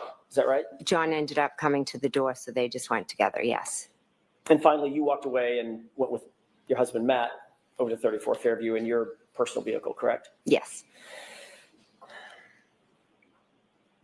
When you arrived at 34 Fairview, were you the first among the group that we've just talked about to arrive, or had others arrived before you? Others had arrived before me. When you walked in to 34 Fairview, where was everybody generally located? Give me a layout of the interior of the home, how you walked in and where everybody was located, the people that were there when you walked in from the Waterfall. So I walked in through the front door. I took a right into the kitchen. And then there were people sitting around the kitchen table, Brian Albert Jr., Julie Nagel, Sarah Levinson, Caitlin Albert. My sister was over more towards like the counters and the sink, and Brian Albert and Brian Higgins were, there's like a room right off of the kitchen, like a TV room, and they were in there just talking. I think Nicole had like put up some new pictures, so, or maybe the sun and the Marines, they might have been looking at a picture. Vaguely have a faint memory of that. You indicated that you walked in the front door, correct? Yes. May I approach briefly? Yes.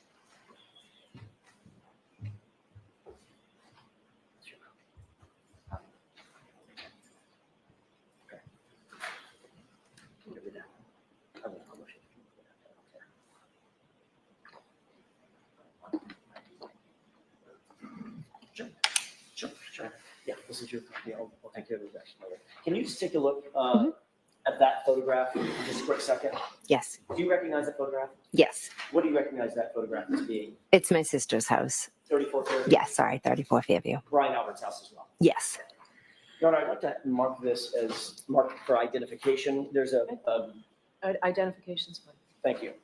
If I may. What would be the next in order? Exhibit F for identification. Thank you.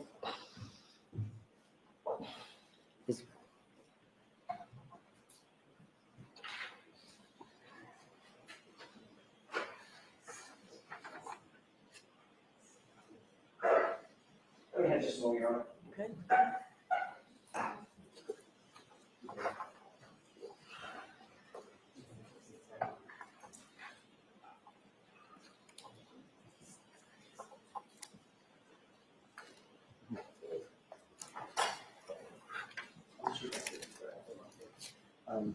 What exhibit number is that, Mr. Wolf? 3. Your Honor, with the court's permission, I'm going to show a different exhibit until the other issue can be resolved. With the court's permission, it's Commonwealth Exhibit 3. Permission to publish? Yes. Mr. Wolf, could you highlight or enlarge the house as much as you can? Thank you. Ms. McCabe, do you recognize what's depicted in this photo? I know it's a little bit of an angle. Yes. What is that? That is 34 Fairview. Okay. Can you, I think this laser will work. May I approach? Yes. Use that laser and point to the front door that you entered when you walked in the house. Okay, that's directly in the middle of the just to the left of the flagpole for this purposes of this photograph, correct? Yes. Okay. Is there another entry door on the house that you may not be able to see, but you know the general area? Yes. Where's that door? So that would be, see where these two windows are? Yes. The door would be kind of behind that right there. So it's right to the left of those two windows. And Ms. McCabe, just staying with doors for a second, is there another door associated with the garage? Oh, actually, yeah, there is. Right there. Right there next to that side door? Yes. Okay, thank you. May I approach? Yes. Thank you.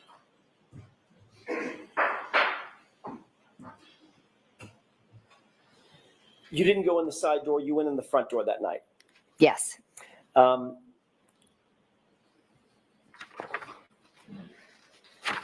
You indicated that once inside the house, you were sort of in the kitchen area. Is that right? I was in the kitchen, yes. You weren't paying special attention to Brian Albert or Brian Higgins, what they were doing. As a matter of fact, I think they went into a different room. Is that right? There's a room, kind of the kitchen opens up into the TV room. So they were in there. So the only two that you recognized at this point in the night, not being sort of with everybody else, were Brian Albert and Brian Higgins separated out in the family room or whatever that room's called, living room? Yeah, if you like just right there, right where they are, just kind of right in the next room. When you first pulled up, did you notice any vehicles in front of Brian Albert's house? Yes, I did. What vehicles did you notice? Vehicle or vehicles did you Just notice? one. What was that vehicle? It was a Jeep. Can you describe the Jeep for us, please? I really can't. All I can say is that when I pulled down, the Jeep was on the, parked on the street in front of the mailbox, and I turned into the driveway. Okay. Did the Jeep have any special features on it that you remember, that you No. can describe? Not that I can recall. Big giant snowplow on the front? Again, it was dark. I didn't really pay much detail to it beyond, I just asked, whose Jeep is that? And did you learn whose Jeep that was? I did, yes. Whose Jeep was it? It was Brian Higgins' Jeep. And you said that it was parked in front of the mailbox, is that right? Yes. So as you're looking at the house, the mailbox would be closest to the driveway, is that right? Yes. Rather than, for instance, the flagpole on the other side of the lawn. Correct. So if the flagpole's here, there's the lawn, and then here's here's the mailbox, and then the driveway's over here. Okay. Does that make sense? It does to me. Okay. Thank you for that. You've previously indicated that the back edge of that vehicle, Brian Higgins' Jeep, was at the side, basically, of the driveway, which is what you've just described. It would be blocking the mailbox, the rear end associated with the driveway entrance, correct? Yes. Have you ever discussed having seen that Jeep in that spot with anybody else in this case? Is that including previous testimony or? It is. At any time, before you testified at the previous hearing, had you discussed having seen that Jeep in that spot with anybody else? For instance, your husband? Sustained.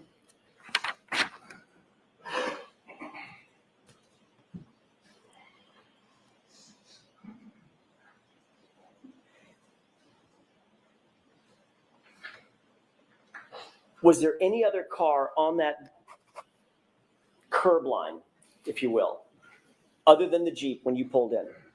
Not that I remember. And Brian Higgins, if it's his Jeep, he's in the house, that Jeep's not moving, correct? So it stayed where it was. Yes.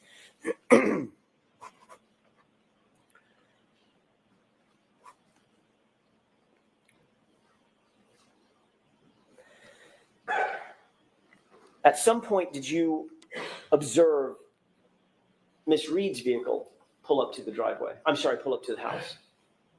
I was told there was a vehicle outside, so I went and looked. Where Yes. was that vehicle? When you looked that first time, where was Miss Reed's SUV? When I went to the front door and looked out, it was straight ahead. So that would be parallel, actually in line with the Jeep, correct? Yes. Directly in front of the Jeep. I don't know the distance, but yes, you're correct. It was in front of the Jeep. So if the Jeep was it's a full-size Jeep, correct?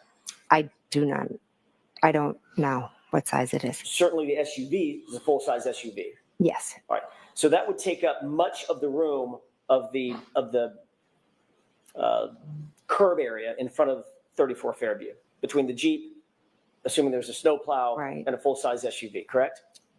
I'm not really sure of the whole area, but there was the Jeep and then there was the car. I just don't know the distance between them. You gave a description of the vehicles that were out in front of 34 Fairview in your January 29, 2022 interview with Trooper Proctor, correct? He came to my house and asked me questions, correct? When you gave that interview to Trooper Proctor, you indicated to him that you first observed Miss Reed's vehicle parked on the street by the driveway, correct? I never said by the driveway, no. So if that's in a report, Trooper Proctor got that fact wrong, got that detail wrong. Sustained.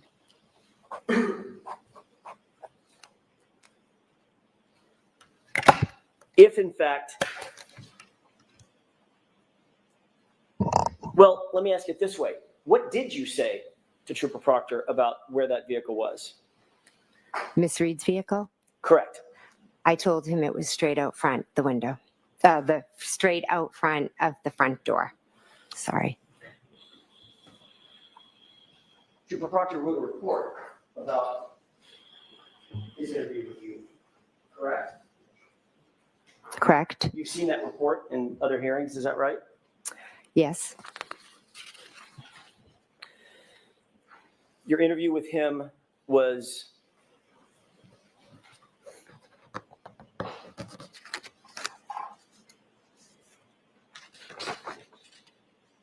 On January 29th, do you remember the date? I'm sorry, I just said the date. Do you remember the time? My mistake. I don't remember the exact time. I'm assuming afternoon, like after 12, or I'm not 100%. Sorry. You had been contacted by Trooper Proctor while you were still at 34 Fairview, is that right? Yes. Ultimately, instead of coming from the Canton Police Department to 34 Fairview, you went home to your house. I did. To Yes. the Country Lane address. Yes, I did. And Trooper Proctor ended up meeting you there, correct? Yes. And in addition to you and Matt being there, Brian Albert showed up, correct?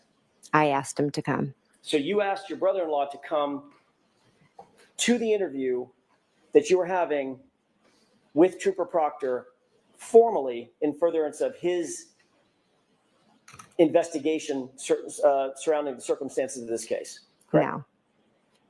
But Brian Albert did show up at your house. He did. I asked him to come, yes. And he was inside the house when Trooper Proctor ultimately interviewed you, correct?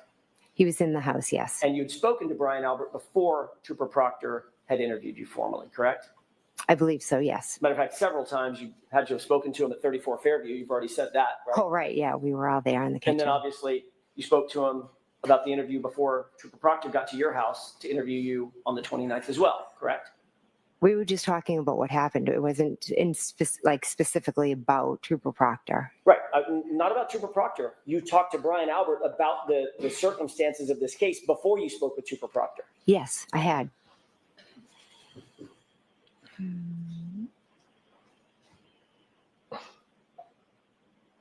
you remember exactly what you said to Trooper Proctor about the location of the SUV in front of the house?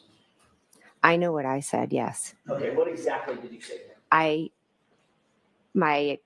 I said the car was straight out front of the front door. When I was looking out the front door, it was straight ahead. Isn't it true that what you actually said, Ms. McCabe, is that you first observed the vehicle parked on the street by the driveway facing in the direction toward Chapman? Objection. I'll allow it. Is that what you said? Those are not my words, no. Okay, next question.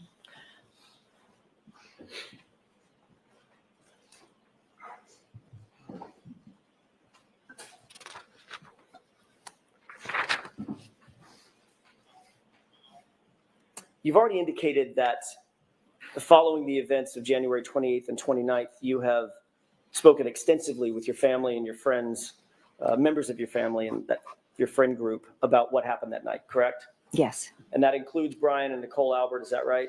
Yes. That includes Matt McCabe, your husband, correct? Yes. That includes Chris and Julie Albert? Yes. Includes other people that were there that night, including Brian Higgins?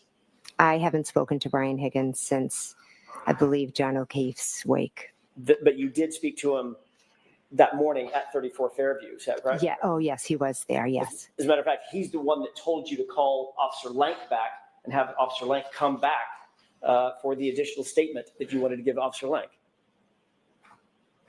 Is that right? He may have suggested it, I'm not sure. So in those discussions that you've had with all these folks, you've talked to the details about that night being at the bar, the house, who was where, all of those things, correct?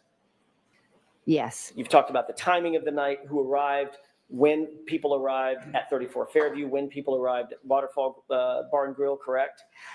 No, those really aren't details we discuss. I mean, everybody kind of knows when they came and when they left. We talk more about, living with everything that we've gone through. Well, what about on the morning of January 29th, when everybody was still in that sort of friends and family gathering inside 34 Fairview? When I was there with my husband and sister and brother-in-law and, then Brian's friend and Julie Albert, I was trying to piece together what had happened. They were all being supportive. They had no idea what happened. We were just kind of sitting there in utter shock, waiting to hear from Kerry about John. It was nothing more than just us being together and trying to figure out what had happened. I had gotten a phone call from Karen to help her. And during that conversation, or that series of conversations, you were sharing what your observations of that evening were, what your story was, how the evening started, how it ended for you, correct? Or the morning ended for you, correct? No, not correct.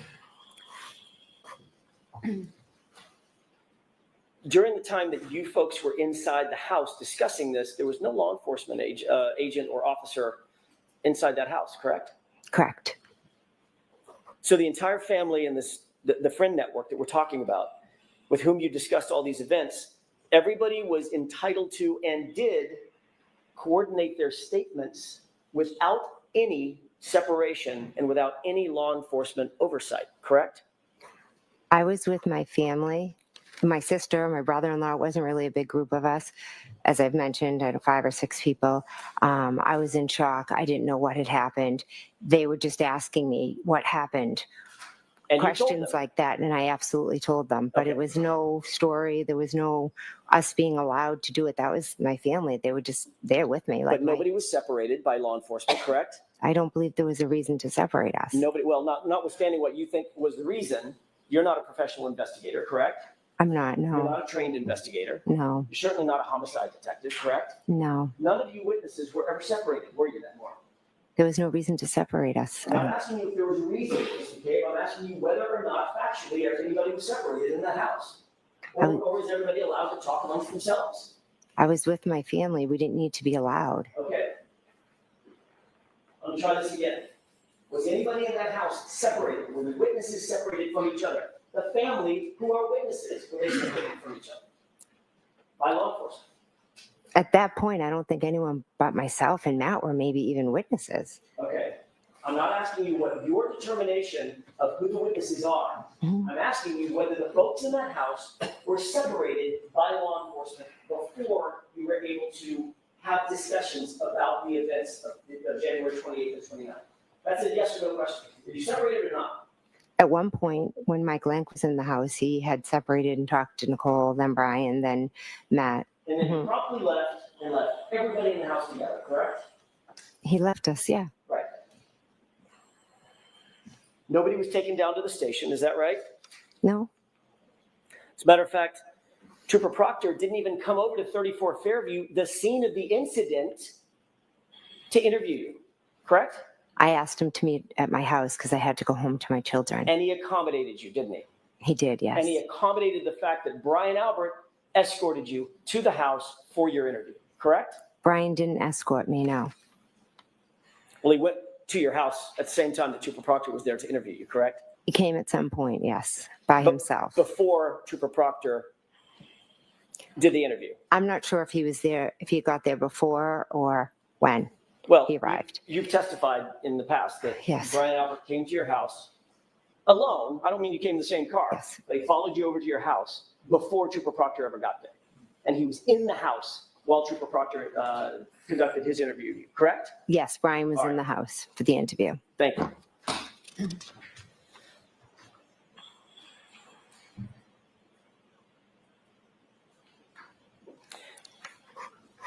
You've already indicated that you have been discussing this case with certain other witnesses, not for days or weeks or months, but literally for years, most specifically Carrie Roberts, correct? The case in general, yes. Just before Carrie Roberts testified at a grand jury proceeding in this case, you were with her, weren't you? I don't recall what you're talking about. Do you remember being at the grand jury? Yes. Do you remember testifying at the grand jury? Yes, the one back in April.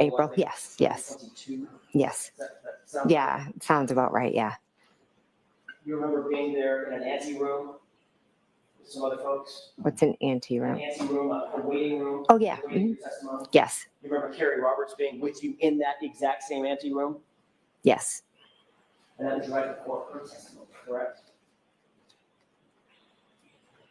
I believe so, yes. So, in answer to my question, you two were together literally just before she testified at the grand jury, which was the first formal under oath testimony that she ever gave. Is that right? Yes.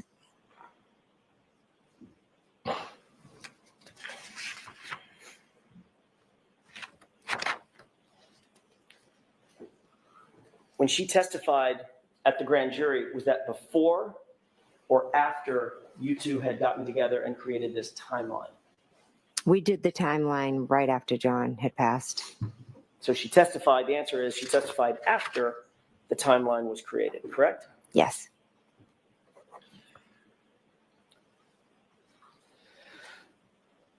Brian Albert and his family had a dog on January 29th, 2022, did they not? Yes, they did. What was that dog's name? Chloe, What kind of dog was Chloe? German Shepherd.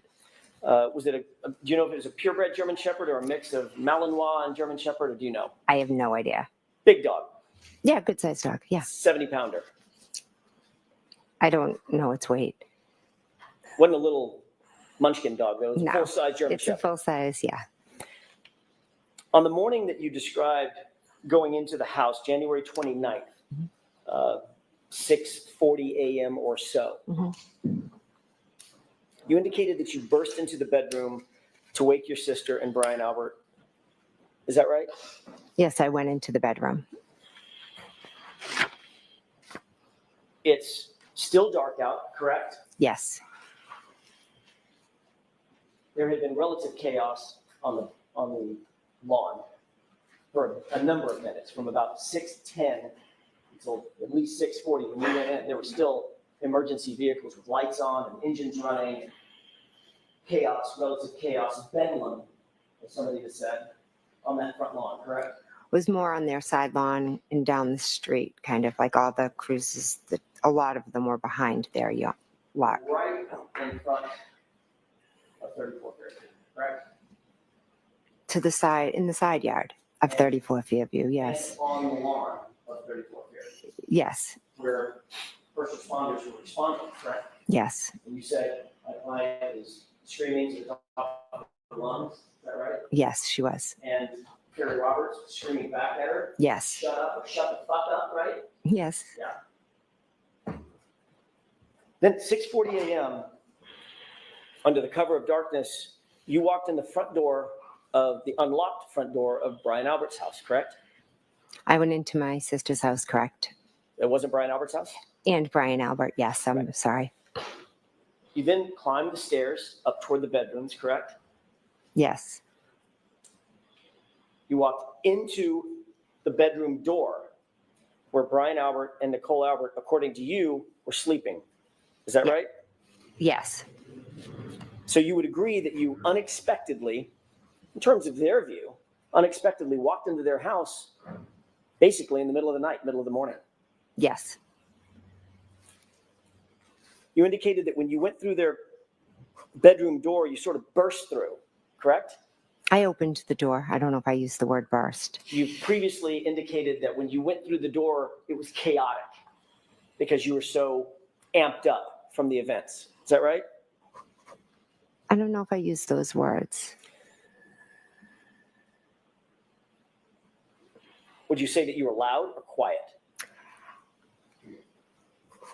I think as I explained earlier, I was like where everything was going on around me, and I was kind of like in just a state of shock. And I remember thinking, I don't want to startle them, but I have to wake them up, because obviously when I wake them up, they're going to be panicked and think something terrible happened. Well, why didn't you want to startle them? Something terrible had happened. I didn't want to give them a heart attack when I woke them up. But you didn't walk up and just nudge them and say, hey, Nicole, honey, can you wake up? Something we can talk about. You didn't do that. No, I was like, Brian, Nicole, wake up, wake up. Okay, exactly. Yeah. But you weren't saying it in that voice either. You were saying, Brian, Nicole, get up. I'm not sure if it was that loud, but I definitely was. You definitely like trying to wake them up. Yes. What was the dog's reaction? I don't recall seeing the dog. So, according to you, to the dog at least, we can get in the mind of a dog, a relative stranger walks in the front door, climbs a set of stairs, the house is completely dark, walks into a bedroom door and starts barking. The person starts barking, get up, wake up, Brian, Nicole. And you don't remember seeing or hearing a dog at all. Objection. Sustained.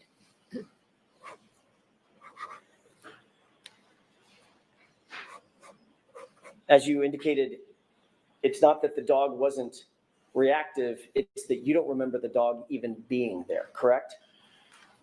I have no memory of the dog, no. But you do know that that dog sleeps in Brian and Nicole's room. Correct?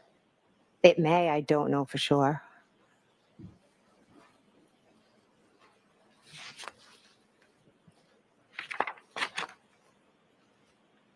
The reason you don't remember the dog being there is because the dog wasn't there, was it?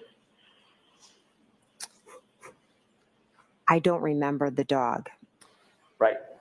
So when you walked out of the room, when you walked in the house, didn't see the dog? No. When you walked up the stairs, no dog? No. Walked down the hallway, no dog? No. Walked into Brian and Nicole's bedroom door, no dog? I don't remember seeing the dog. I realize that. Mhm. Dog or no dog? No dog. I don't remember seeing the dog. Doesn't mean it wasn't there or it was there. I just don't remember seeing it. Well, no dog came up to you and barked at you, correct? No.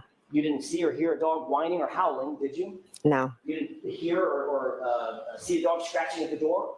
No.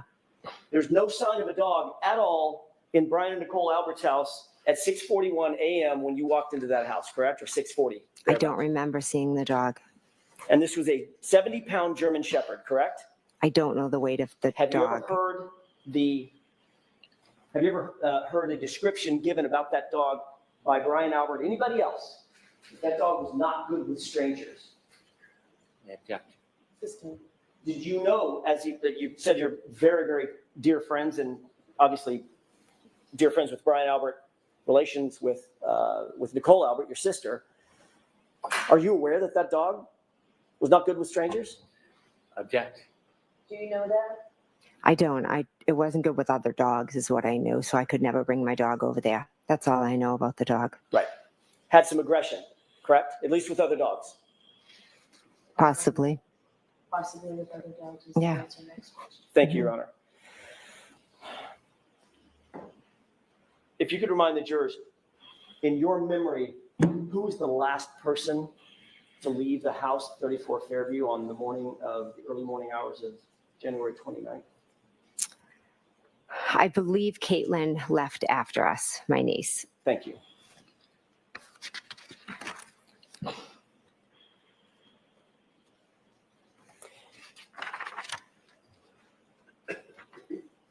At some point, we've already talked a little bit about this.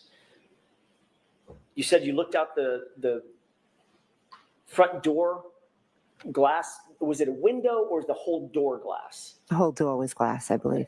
Is it like and pardon my ignorance, is there like a wooden door that is open and there's a storm door that's all glass that was closed? Is that what we're dealing with? I believe so, yes. Okay. Yeah, that sounds about right. Just a moment, Your Honor. Mm-hmm. Can we take one more glance? I'm going to back up for a quick second. Okay. Can we take one more glance at that exhibit 3 with the court's permission? Okay. Thank you.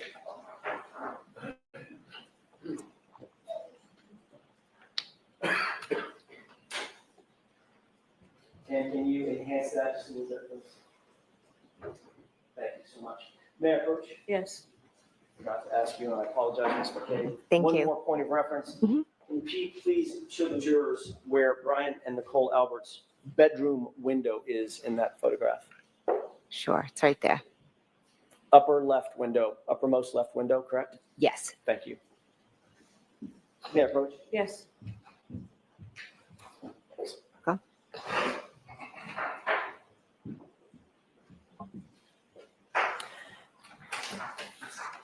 Let me get back on track. You indicated that you looked out that storm door and saw Miss Reed's vehicle, her SUV, directly in front of you, correct? Yes. That was the first time you noted or clocked that SUV being there? First time, sorry. The first time you noted the SUV, in other words, that you visually saw it, it was directly in front of you. It was not back by the mailbox, correct? Correct. Did you still see the Jeep parked back by the mailbox? I looked out the window. I saw the car. I really didn't pay attention to details of other cars. I just looked and saw her car. When you first looked out that window and looked out the door and saw the SUV, what time was that? I don't remember off the top of my head. I'm sorry. Does the time 2:23 a.m. sound familiar? 2:23? I'm sorry, 12:23, my mistake. I'm not sure. When you looked out the door, did you see any other vehicles at that time, other than the Jeep, other than Miss Reed's SUV? I believe I saw lights, lights like over here somewhere, if the Jeep's there and the car, is there.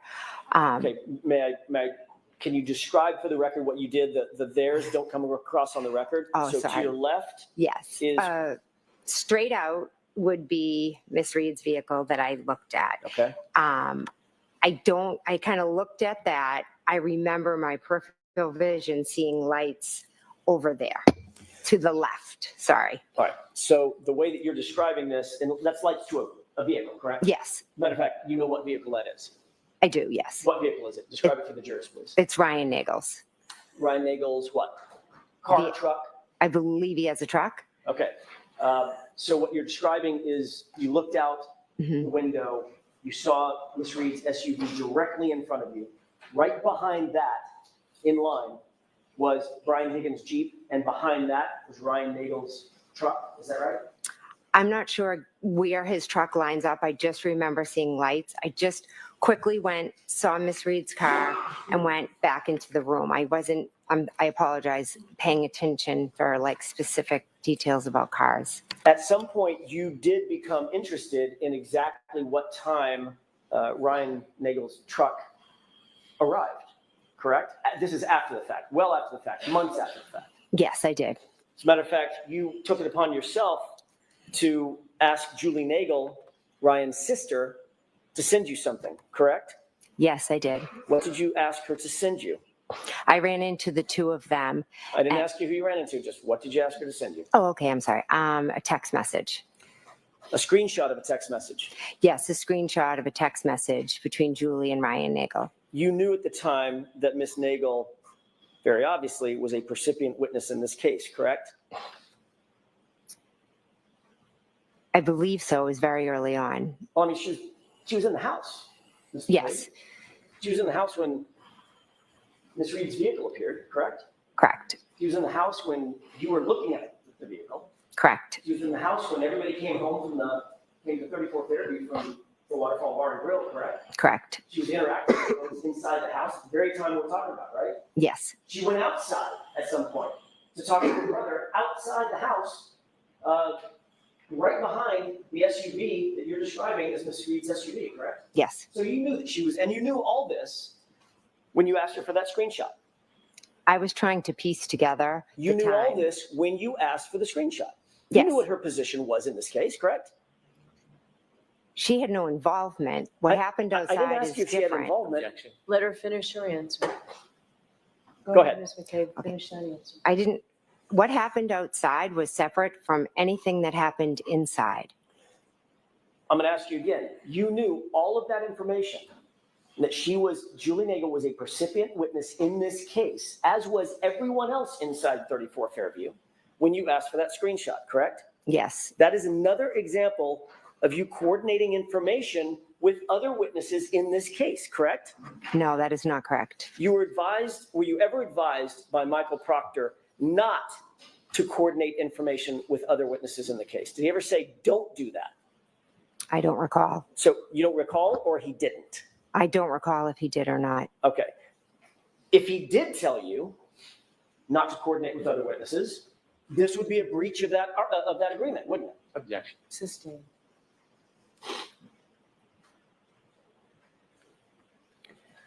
Indeed, once you got that screenshot, we'll talk about that in just a second.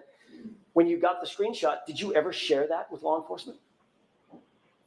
I'm not sure if I did or not. You never provided that to Michael Proctor or any other investigator, did you? I'm not sure if I did or not. As a matter of fact, Ms. McCabe, the only reason we know about that screenshot is because of the extraction on your phone. Isn't that right? If that's how you know about it, I'm not sure. You asked for that screenshot for your own personal use, for your own personal information, for your own personal coordination, correct, of what happened that night? What are you asking? There's 3 questions there. Did you ask for that screenshot for your own personal use? Yes. And indeed, you do know what time it was that you looked out and saw Ryan Nagel's truck, because the screenshot told you that, correct? The screenshot told me when Ryan Nagel pulled up. It didn't tell when I saw. And what was the time when Ryan Nagel indicated that he pulled up? I'd have to look at the screenshot. 2:23 a.m., 12:23 a.m., sound right? If you have it and that's what it says, absolutely.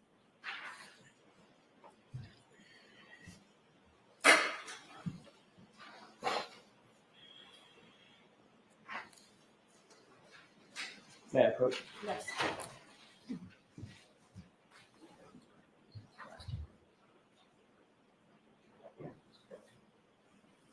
I'm sure I did. Marion? Okay. Take a look at that transcript, that column. Can you read that to yourself, the highlighted portion to I'd yourself? like to be heard. All right, why don't you come to council? Why don't you come to council?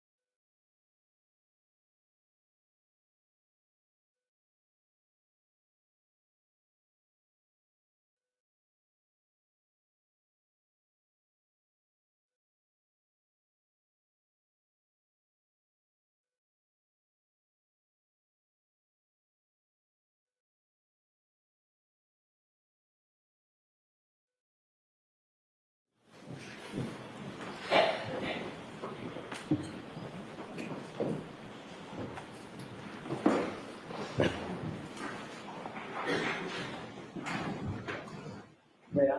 Yes. Thank you. May I approach? Yes. Okay.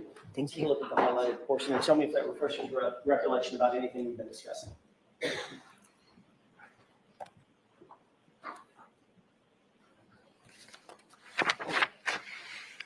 is the page available I'm before sorry, this? just a yes or no, does that refresh your recollection about anything that we've been discussing?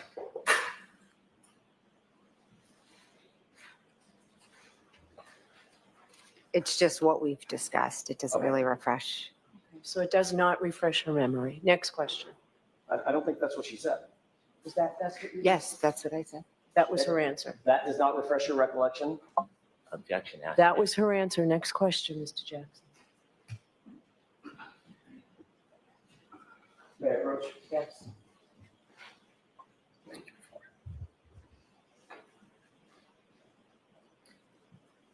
Thank you. Take a look at the bottom of that page and tell me if that refreshes your recollection about anything we were just discussing.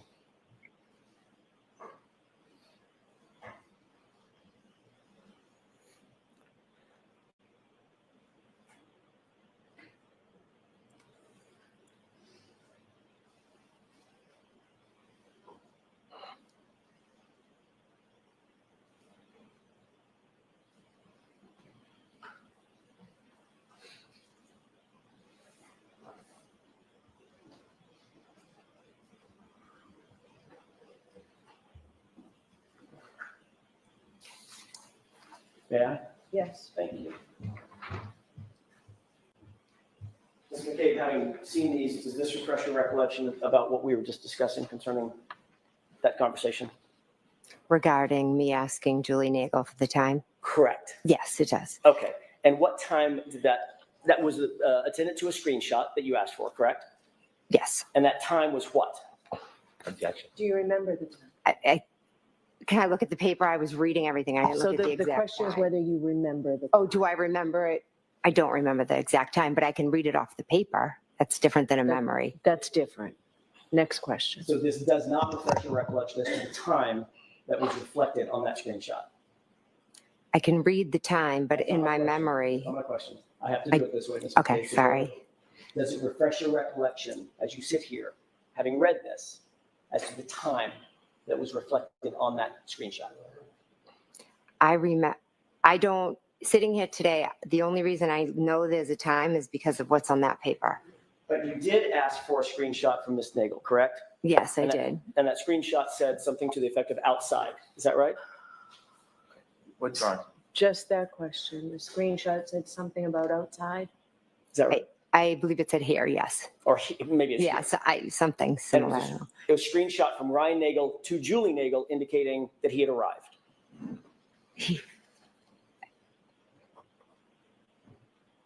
Can you repeat the question? Sure. It was a screenshot of a text message from Ryan Nagel to Julie Nagel saying, I've arrived. In other words, I've arrived at 34 Fairview. Yes, it was. Because he was intending to give her a ride home, which she had asked for. Is that right? Objection. You did see Julie Nagel go outside and approach the vehicle, correct? I never saw her go near the vehicle. I saw her go outside. Got it. Did she ultimately come back indoors? Yes. Did she come back in with anybody else? No.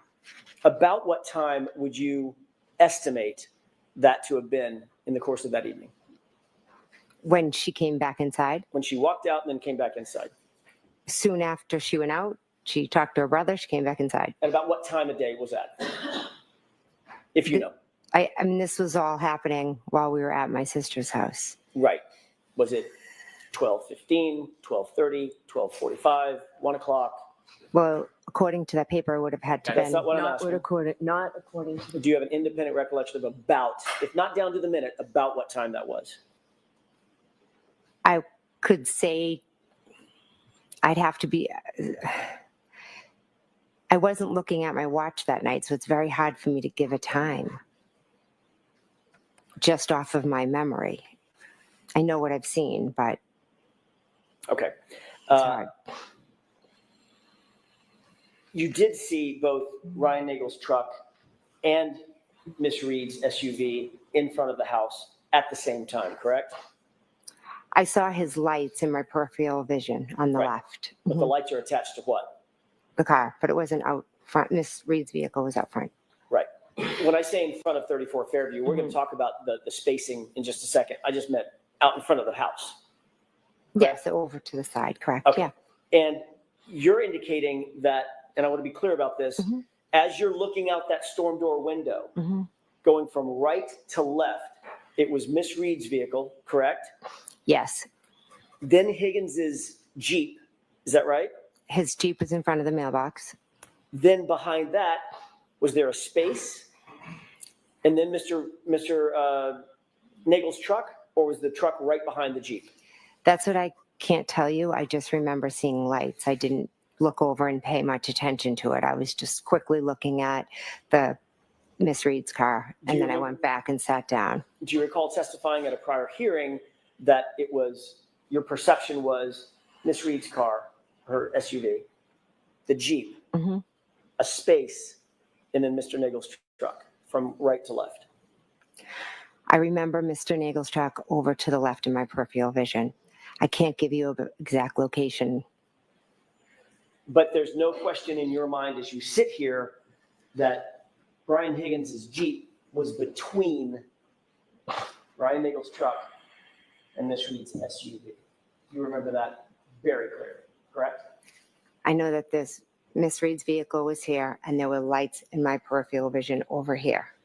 I wasn't, I just was looking quickly. So let me ask you the question again. Okay. Assuming that the lights are attached to something, Brian Nagel's truck, we've already established that. What you're looking at, when you look out the storm door window, is Miss Reed's truck, or SUV rather. So just behind that is left, as you're looking at it, Mr. Higgins' Jeep, correct? And behind that, Mr. Nagel's truck. You remember the Jeep being between the truck and the SUV? And I remember looking out the window. It was dark. I remember seeing lights over to the left. That is what I remember. Where was the Jeep as it relates to the lights? I'm assuming the Jeep was still parked at the mailbox. You saw it. I mean, it's a 5,000 pound Jeep, right? It was dark. I wasn't studying outside. It was a quick thing I did. I looked, I saw it, I went back to the table. Okay, and I'm asking for what the saw it part was. Let's just slow down on the saw it part. Okay. You looked, you saw Brian Nagel's truck, then you saw Higgins' Jeep, then you saw Miss Reed's SUV, correct? I saw Miss Reed's SUV parked straight out front, and in my peripheral vision, I saw lights that, yes, must have been attached to a truck, but I didn't study the lineup of cars. I'm sorry. All right, so Can I have one more question? one more question. Where was the Jeep? Was it in front of the SUV, behind Mr. Nagel's truck, or was it between the two of them? It's a simple question. You're asking what I saw when I looked outside. I didn't. And I'm telling you exactly what I saw. It was dark. It was Karen's car there. And in my peripheral vision, I saw lights. And then I went back to the table. Okay, that's the last question. We're going to break for lunch. Very well. All right, jurors, we'll take our lunch and recess. And Ms. McCabe, you can follow up right behind the jurors and we'll start up in 45 minutes. Okay, thank you. Jurors, right this way.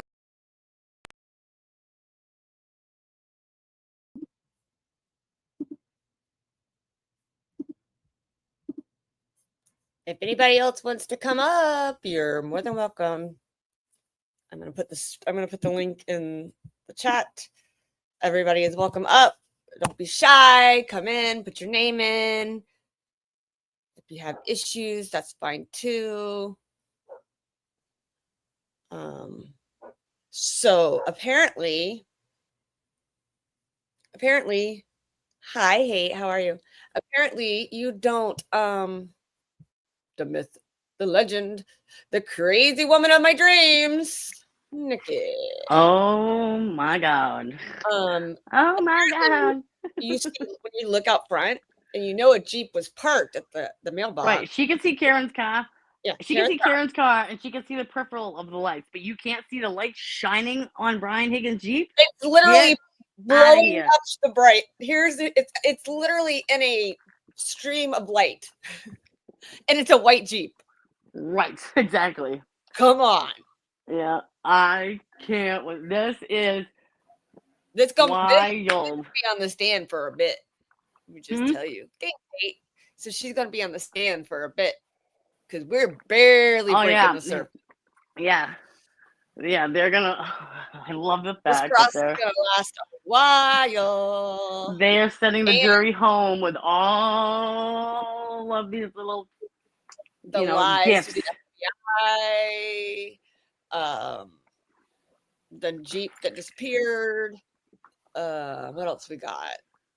Oh, I don't remember the time of the text message I asked for. I can't remember. I can't recall. I can't recall who I don't remember who I called. I called Carrie when the feds approached me, Carrie, and I lied about who I was. I said I was my sister because I thought they were trying to sell me something. Yeah, and I will tell you straight up, feds look like feds when they show up to your house. Show up in nice suits. They don't show up in suits. They show up in Listen, I just know that they do show up in suits because they don't. Well, the show up in federal suits. agent that came to my house to get that stuff for that federal case I'm in, he was bringing me a thumb drive. He didn't even ask. He's like, I'll stay outside. You can go do it real quick. It's fine. So I could put everything I had on my computer on the thumb drive for him.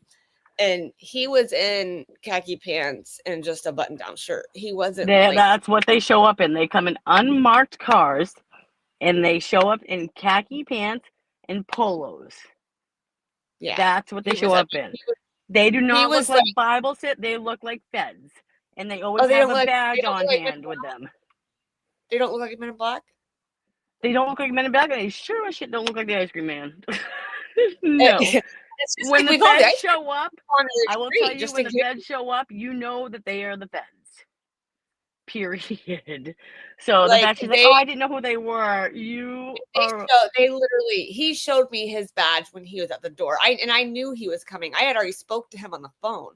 He showed me his badge. I knew he was coming, and he still a lot showed of them me. carry them on their hips, or they have them in like their wallets. They have a badge in their wallet, but most of the time, they have them on their hips. And I'm a witness. I'm a witness in a federal case, so I can tell you the stuff that they're saying is, for me at least, is BS. The fact that they say the case is over, I haven't heard from our FBI agent in a year and a half. But I also didn't hear before that for 2 years. And guess what? It was still going on. They're still trying to get the stuff figured out because they get a 98% conviction rate for a reason. No, they don't look like Jehovah's Witnesses, Jay. They look like, when the feds show up to your house, you know that they are the feds. I told them I already found Jesus, but they won't accept me. So a friend of mine, when I was married to my ex-husband, we were Coast Guard. We did a little bit of partying in the military.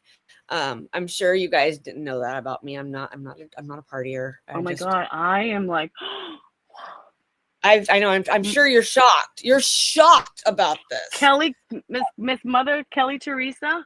I know. Okay, just like we're shocked about you being a yoga instructor. I know you're shocked about me being the sweet and innocent one. Okay, I get it. What town are you in? Because the biggest Coast Guard base is actually Kodiak Island, which is where I was stationed the first time, and then we went to Sacramento, which is like one of the smallest little stations ever, which is just planes, and my ex-husband was on C-130s. So we don't party in it, just because he said about the Jehovah's Witness. I just remembered it, but we had a Halloween party, so we all got dressed up, and the guys didn't know what to get dressed as because it was like literally the day of. She's pure as a driven slush. I don't know. I was just all right. Focus, Kelly. Focus. And they ended up, Melissa, and then her name was Melissa, the wife. They were driving down the street, and she saw Jehovah's Witnesses walking down the street and told her to dress like that. So they went and literally bought like shoes that had like Velcro, and they wore black pants and a white button-down shirt, and that's what they went as Jehovah's Witnesses. Mm-hmm. And they actually won the costume contest. The bombs that Jackson, he was dropping nuclear bombs at her with the feds. So that's fantastic. Yeah. The fact that she lied. Was married for 13 years to the Coast Guard. So they're a great place to actually be part of, honestly. Not the ex-husband, the Coast Guard. But yeah, I don't understand. She's playing this dutiful soccer mom. Yeah, Really, she don't look so prim and proper now, does she, Jurors? Amy, I didn't take my meds today. I'm sorry. Yeah. I really didn't. I haven't taken my meds yet. So I've been like so into this that I'm like, nah. So Lucas, what do you got? I got confused listening to you two. Jesus, how do you keep track? Listen, it's like wrangling cats sometimes with Kelly, you know? Right, so let's start at the beginning, right? So she gets accosted by the Fed. She thinks the salesman. They then identify themselves. She's already told them that she's Nicole Albert. Right. Yeah, so she's lied to him once. She goes inside. Then they call her up and say, we want to interview you. Then she says, I need 10 minutes to get ready. Then she calls, who did she call? Brian Carrie Albert. first. Brian Albert. Carrie first. Matt. And who else did she call? The witness advocate. Peggy O'Keefe. And the DA's office. So that's 6 people. 5 people. Yeah. So when they ask her, have you been in contact with anybody? Because naturally, that's what I'd ask. You know, you just walked into your house, having dropped your kids off at school or whatever. You've asked for 10 minutes. Excuse me. You've asked for 10 minutes. You're up to something. I would ask what you've been doing. Have you called anyone? And she says no. Why would you say no? Right. Why would you say no? It doesn't make sense. And honestly, yeah, you're right. If it were me and the FBI came to my house, I don't think that would not be the first thing I thought to do is call everybody and say, right, what happened. Yes. I would be like, sure, come on in, let's talk. And why are you stopping me? Because you feel uncomfortable. It's the federal agents. Like they're not doing if you are innocent, they got nothing. They just want to ask you questions. Well, Kelly's no need to panic. What's with the panic there, Jenny? You'd ask them in. You'd say, sit down. I need to take a dump and brush my teeth. Yeah, like, give me a moment. I'll be right back. Yeah, exactly. I mean, and then honestly, if you were that uncomfortable, you could say, could you guys hold off on questioning until my husband walks in? When he gets there, then we can continue. But why would you be uncomfortable if you had nothing to hide? Right. Exactly. I mean, maybe I'm wrong, but that's how I would. You are not wrong, Kelly. You are not wrong at all. I mean, nope. And that's he busted her so bad. I mean, it's not lying. God. I didn't lie. I forgot. Yeah, you don't listen.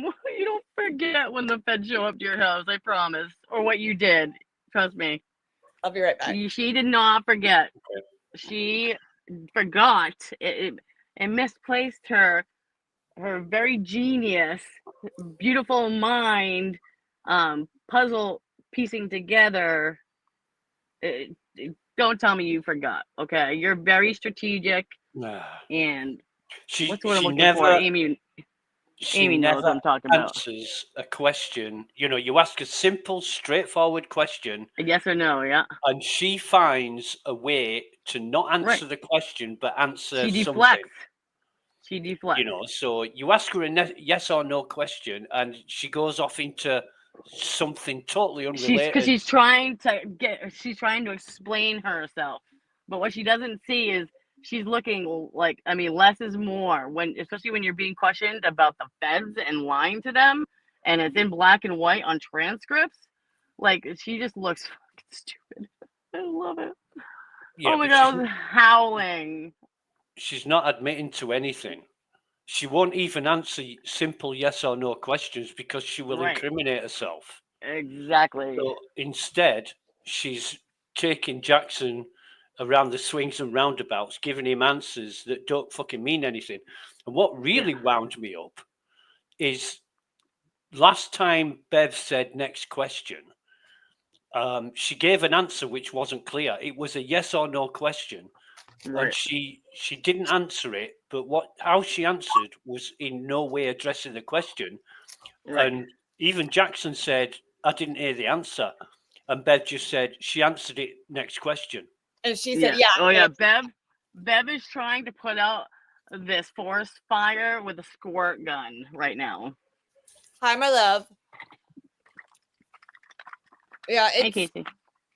So anyway, at least I learned that you can. Next time I get stopped by the police and accused of lying, I will say no. Not telling the truth isn't lying. Right. I just forgot. I didn't understand the question.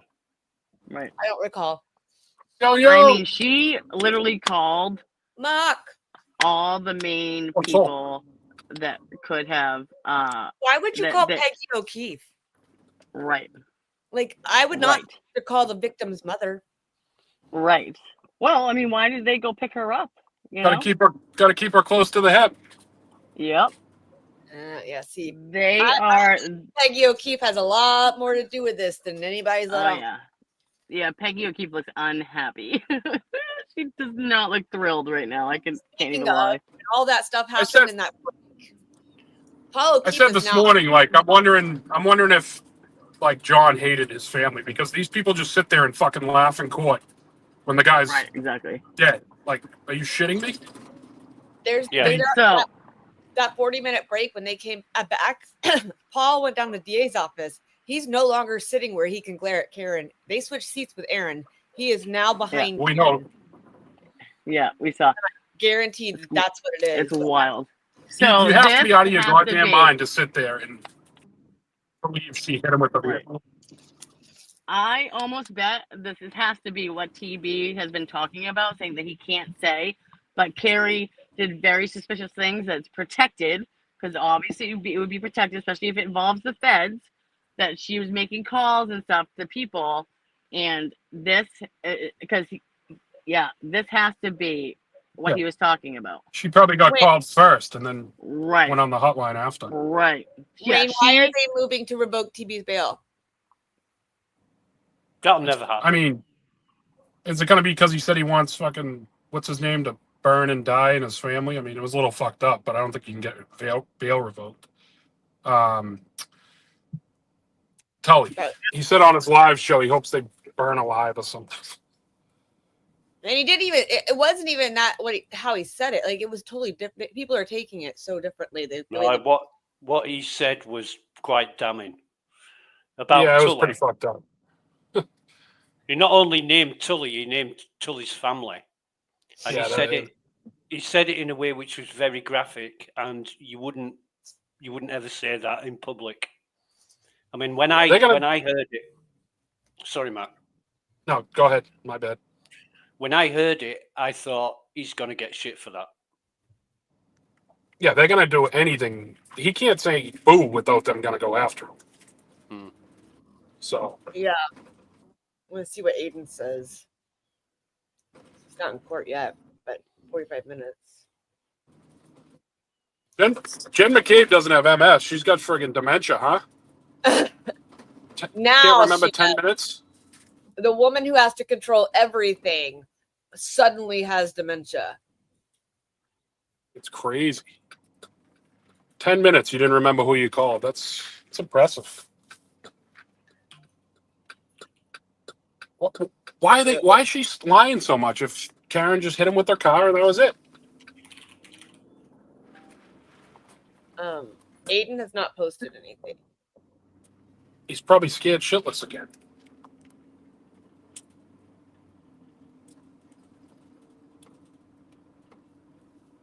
Okay. I didn't know it was that intense. Thank you.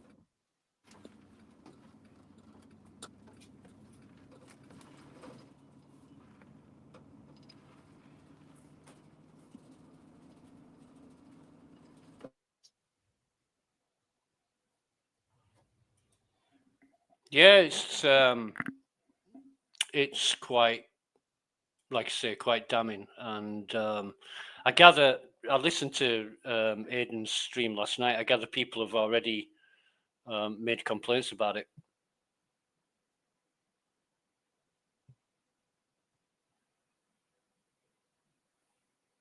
Okay. So you guys keep talking. I'm gonna turn my camera off. I'll still be talking, but I'm gonna turn my camera off because I'm gonna eat. Go eat, Kill. Oh, we want to watch you stuff in your face. It's son of a baconator. I don't know if you want to see that. Oh my God, so hot. Bacon eater. What is that? A euphemism for Baconator from Wendy's. But the baconator is triple. This is just Yeah. a double. It's a double. It's the son of a baconator, so it's a tinier one. Yeah. It's the Brian Jr. of the Baconators. So what have we heard about the rumor that Morrissey was at the courthouse? Have we heard anything more about that? I haven't, no.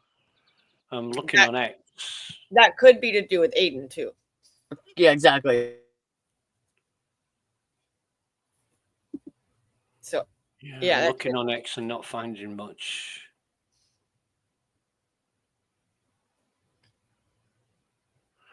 What do you think about Jen asking Kerry for the screenshot?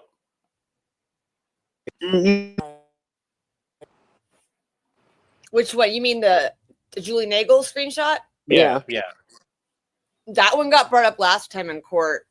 And it's the way where he's going with it is it still look like she's trying to set up the times of what happened so that she's trying to contain everybody in the information. She's trying to control it. Yeah. So she knows exactly what time that she got text from Ryan that he got there, so then they can say, okay, well, then this happened, and then this happened, and then you know what I mean, like, so they can put it on Karen by going off her screenshot. Right. Yeah. They did everything possible that nobody on the face of this planet does if they're innocent. They were getting every fact that they knew that they could or story in their circle so they can contain it. Exactly. And Jen McCabe was the Ray Donovan of the circle. She was the problem solver. She's like, I got this. Don't worry. I got this. Oh yeah. She took control of it happened. 100%. She's a control freak. So yes. And now with all of this, her 227 Google search, it's a solidifier. I think Mark Bedrow mentioned last night on News Nation that there was 4,500 searches on Jen McCabe's phone and only one was deleted, and it was the 227. Yep. So that says a lot. You think? Jesus. Yeah. I didn't delete it, but I've never deleted anything else, and randomly Apple just got rid of my phone. God, I hope my phone, if God forbid if something ever happens to me, screws up as much as these people's phones screw up. Oh, look at this, you guys. This was just shared. Hey, you hear that? You guys hear that in the background? A little bit, not much. The dog barking? Mm-mm. There's a dog barking. Yeah, it's not like crazy loud. Well, I'm just saying, the dog hears me talking and it's barking. That's what dogs do. Oh yeah, mine. I could show you a video I took the other day when all the wind blew and all three of mine just started literally howling for 10 minutes. Yep. Or when the dog's barking because it can hear me. It's one of my neighbor's dogs. That's what dogs do. Last week when Amy and I had the Feral Friday, I was in the bedroom doing that, and Steve took the kids fishing, and I guarantee my entire, like all of my dogs were out here howling at the wind. I was like, because Steve wasn't here, so they just started howling, and I'm like, this is ridiculous. Yeah. So I'm going to show you guys this. You take your medicine, Kelly? Not yet. I have to eat too before I do. Yeah. Because if I don't, I'll get sick. Exactly, Amy. Matt McCabe is an IT guy, so this is, they said the moment that I just forgot. You need 10 minutes to prepare. We all know you have a full theory about it afterwards. This is one. Latest wave is voluntarily disclose it. So her contacting the FBI and telling them what happened before is legal. She has to be questioned about that. Stop it, Andrea. She has to be questioned about that. Now is Judge Beth going to allow it? $1 million question here. Woo, Andrea's quick. So I'm gonna turn off the speaker, but this is the moment that Erin O'Keefe realized she's been lied to. They said, oh yeah, look at her. she is pissed. Oh, she's trying not to cry. Yeah, she's over it. That is, I wish a bitch would face right there. She's so done. And look at Paul looking at her like, I'm sorry. Like, I didn't mean to. Oh yeah, she's over it. I do know that that the court officers have spoken to Paul prior to this, telling him stop. Stop what?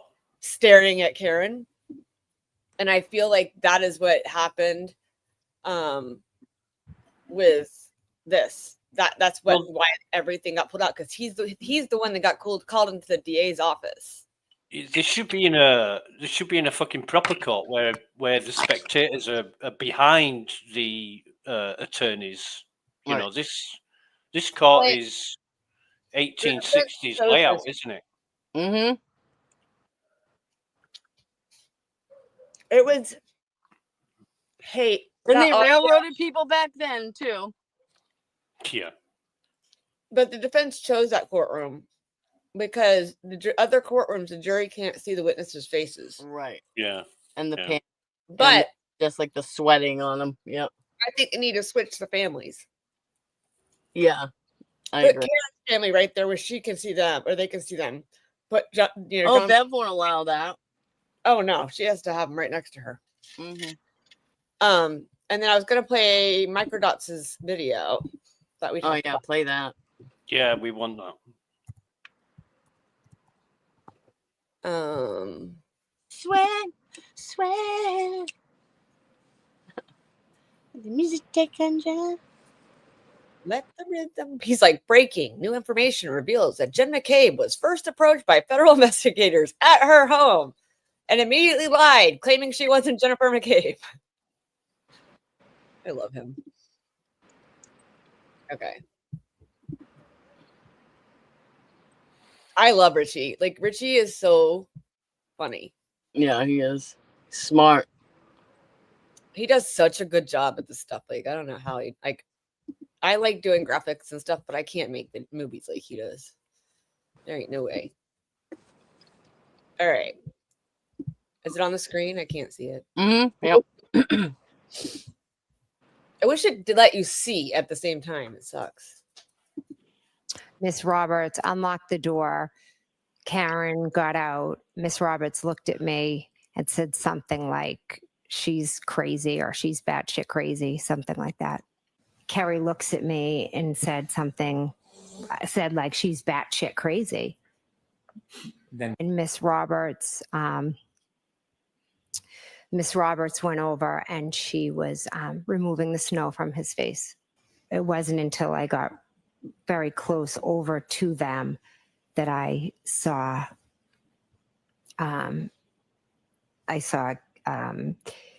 Carrie removing the snow from John's face. She straddles John and she lifts up his shirt, and then she lifted up her shirt and went to lay on him. Karen had straddled him and had lifted her shirt and his shirt and was laying on him, and Carrie was screaming at her to get off of him. The first thing to notice is how heavily scripted Jennifer's account is. Her story is tightly rehearsed, mirroring her testimony from the first trial almost word for word, while there are slight variations in phrasing. It's the delivery that stands out most. Correct. Injects human emotion into her narrative at key moments for maximum effect, as you will see in the next sequence. And I could not believe that that was John laying there. And I was literally just stunned. I mean, there he was. Oh, there he was. This is the face Jennifer makes when she's made an over-dramatic statement in an effort to sell her story.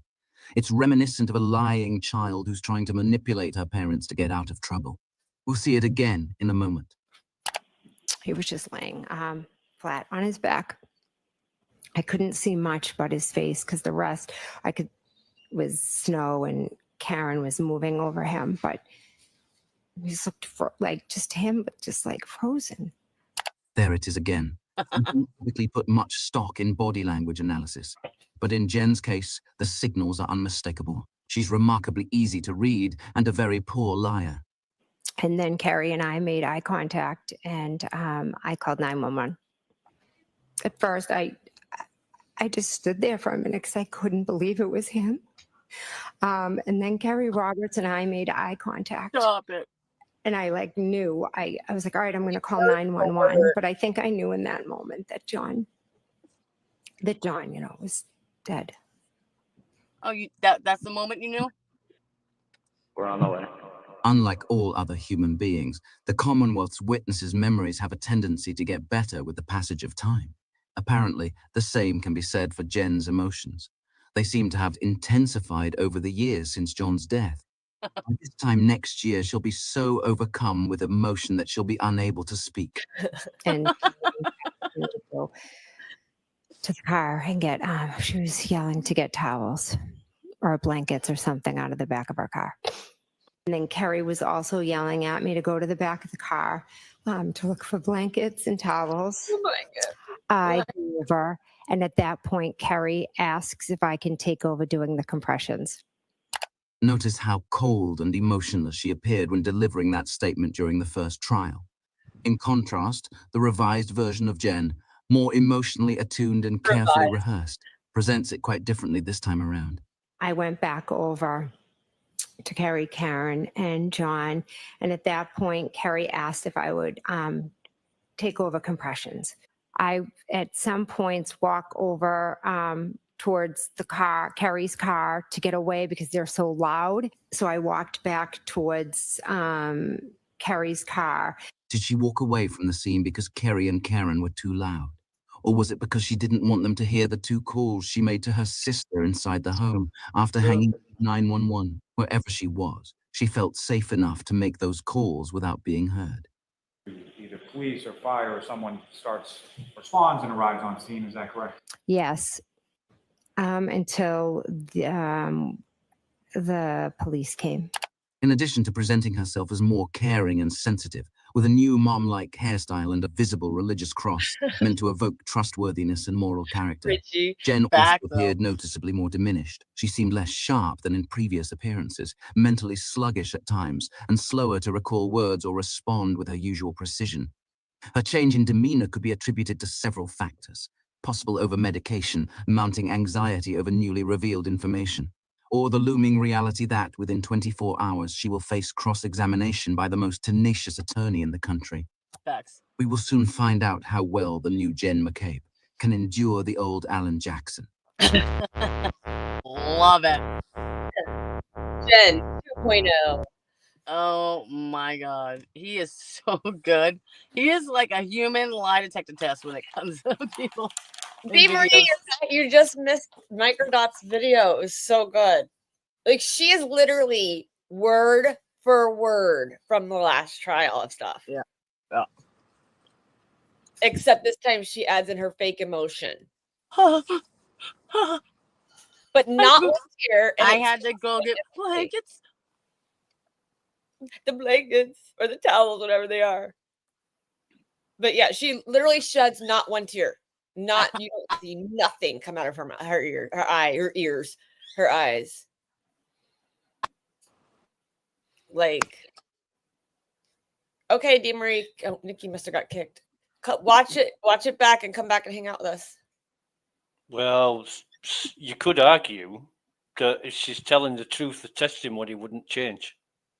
Not that scripted. She's literally word for word. If somebody's recalling it from memory, then you could argue that was fine because it hasn't changed much. But yeah, I do agree. it, you know, the same wording, and I'm not too bothered about the look on the face. I mean, I know Microdots has a penchant for theatrics. Oh yeah. You know, I watched as an example, I watched a video on YouTube about one of these guys that had been caught in a sting for meeting young girls, right? And this guy did something. And I thought to myself, I had a mate like that when I was at school, and he always did that. You know, just a little character thing. Oh my God, it was the guy that I knew at school. Right. And so, you know, some people, certain situations, they have these little quirks and traits. And but if you remember know, last year, I don't know if you remember it. Her, when you compare her and Mike or Matt's story, or not story, sorry. They literally tell the exact same word for word. Well, we know from what she's saying that she's not telling the truth. She's protecting herself and everybody else involved. Right. I mean, after those bombs today, right? As a human, even if you're in a jury, it's just human nature to want to know the details of what went down. You know what I mean? Especially if you're a control freak, yeah, because you wanna stay ahead of the game. So you want right. So you know that they're either calling like their sisters or their mothers and being like, okay, can you Google this and find out what happened in the Karen Reed trial?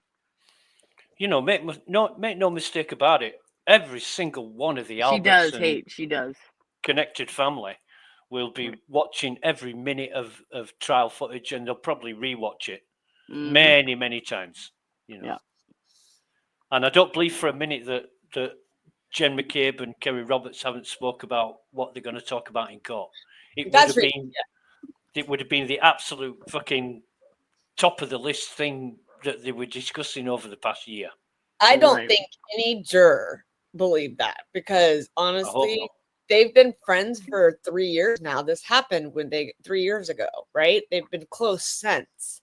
So they had to get their story straight together with a timeline, and now they have to compare what happened. You know, Carrie was the meek and mild one last trial. Now the meek and mild one is her, and Carrie was the and so they've switched places, but you know they've talked. They're not dumb. Of course they have. I mean, that's exactly why she called her the second the feds were there. She literally said, I wanted to call her to see if they came over. So. No, they're coming to you first, psycho. She words it in a way that you know, there's nothing wrong with that. It's like the ice cream van turning up. You just ask if the ice cream van's on the next because I street. always call my friends when the ice cream truck comes rolling through. Her intentions are not that benign. We all know why. We all know why she's in cahoots with Kerry Roberts. Anybody, listen. Anybody who can't see this case for what it is and that thinks that she's guilty are. I can't even say it because I say it all the time, but it's a bad word to say out loud. But they are, they're morons. I'll keep it PJ. Yeah.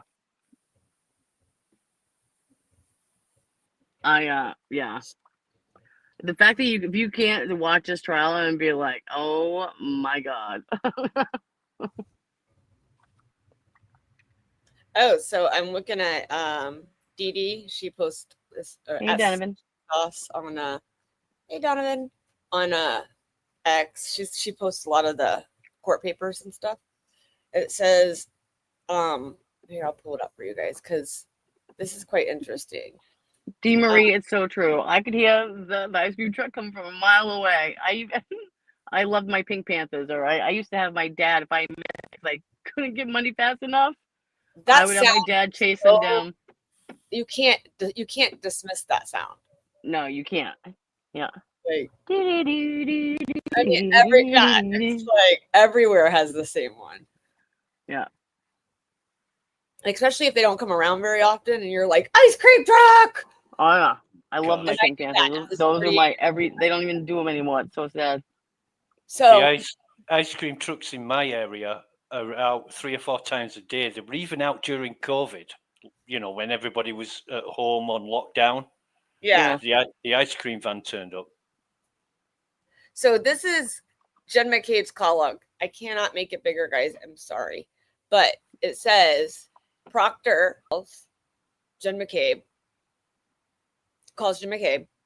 She leaves Fairview to go home and meet with Proctor. Okay. Her husband and Brian Albert are blue. Or Brian Alberts is blue, sorry, are also present. Her interview was at 11:30. Matt McCabe's was at 12:15. There's no time documented for Alberts, but why were Jen and Brian on the phone during these interviews? A lot of calls to Kerry Roberts. Mm-hmm. A lot of calls to Kerry Roberts. Was this the Fed interviews? No, this was the original Proctor interviews. It looks like it says, so it was Tom Beatty, John O'Keefe, Tom Beatty, and then it says Coco. So she did call her sister, and they say they're answered. They were answered. It was So a what butt answer, okay, Kelly? Okay. Then it was I can't see. It's so tiny. Sorry. My eyes. Then it was it's the one that she screenshot that says Uncle Brian A. That she had like an extra. She had made another entry for his phone number, but it was under Uncle Brian A. Huh. And then it was Matt McCabe, Karen, Kerry Roberts, Tom Beatty, Kerry Roberts, Uncle Brian A, Kerry Roberts. The two red ones are Proctor. Ashley, Bella's mom. Julie Albert, Uncle Brian A, Ashley, Bella's mom. Which the first Ashley, Bella's mom. You can't make this up. This is like rejected. That's what's funny. It's wild that these people talk. I love my family, but come on. I talk to you guys way more than I talk to my family. Well, right, but we also don't we're not involved in a murder case. You know what I mean? Or an unalived case. This Julie Albert, Uncle Brian. Then it says Ashley Bella's mom. Then it says Tom Beatty, Peggy. So she didn't call Peggy until 1:46, according to this. And this starts at 5 a.m. So she never called Peggy. She called Kerry Roberts to get Peggy's number, but she didn't call Peggy until. Sorry, hold on. It's 1:34. Then she called Uncle Brian A, Julie Albert, Kelly M, Kerry Roberts, Uncle Brian A, Coco, Karina, Kerry Roberts, Coco, Ashley Bella's mom, Matt McCabe, Ashley Bella's mom, Uncle Brian A, Kerry Roberts, Coco, Matt McCabe, Maureen, Coco, and Kerry Roberts, and that was by 6:30. It ends at 6:37. Yeah, that's wild. that is a wild call log. I'm sorry. That's the wrong one. Sorry, I don't know what that one is. But that right there is crazy to me. Yeah. Just maybe she didn't actually call anybody, and it's just her phone tweaking out, Oh, her butt dials people. I forgot. Yeah, maybe she got it wet and didn't put in rice, and all this shit was happening. It just knew to call Ashley Bella's mom. Oh yeah, Tom Beatty. I feel like the Tom Beatty thing was put in there just as a Colin cover up because he called Aaron Beatty. But she said yesterday that she called Aaron Beatty. She did. There's nowhere in her calls that said that. She did say that. Yeah. So that was that's crazy. I'm mind blown. I'm just the fact that they. I mean, this. I mean, even if there was no other evidence surrounding them for guilt, I mean, just the phone logs alone, like, come on, people. He hasn't even scratched the surface. Yeah, it's going to go in a while. We haven't even gotten the bars yet. I'm loving it. He's hinted to the bars, but he hasn't actually gotten to them. And they're going to show that. Did you see her start to stutter though when she was like, I never. I mean, like when he was questioning them about, the waterfall. She was. It was a table. We were just on the other side of the table. Yeah, he's saying on the other side of the table closest to the bar is what he's trying to make you say, but you're not saying that. You're like, you have so much in your head you're trying to keep straight that you're freaking out. Yeah, and come on, that they've literally, I mean, remembered everything about this case, especially Jen McCabe.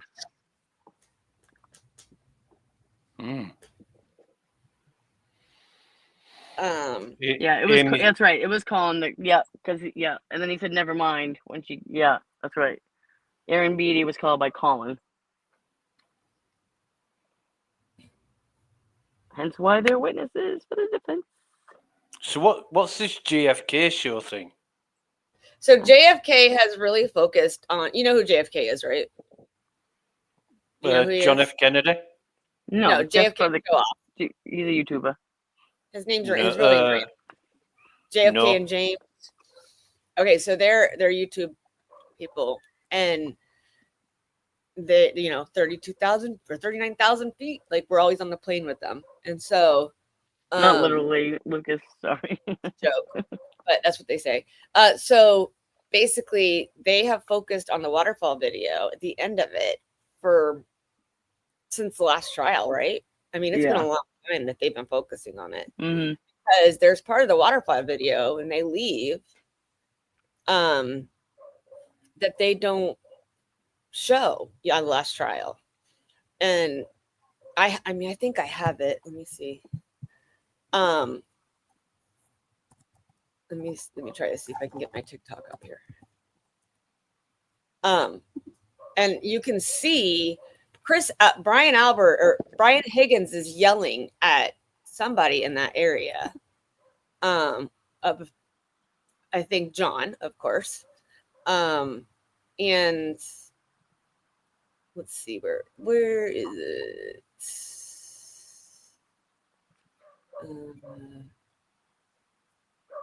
Here it is. All right. So it's pull it from my group. Yay, Amy. Is done. Yay. She's back good. I'm so happy you found us too, Donna. Sorry. Let's see. My TikTok. Let's share it. It's dead. Do we see? Where is it? There we go. Add stage. All right. So this is my TikTok. And I'll let you decide what you see when you watch this video. So can you guys see it? Mm-hmm. Yeah. All right. See how he grabs his hand? Yeah. Look at hands. Watch John when they show John.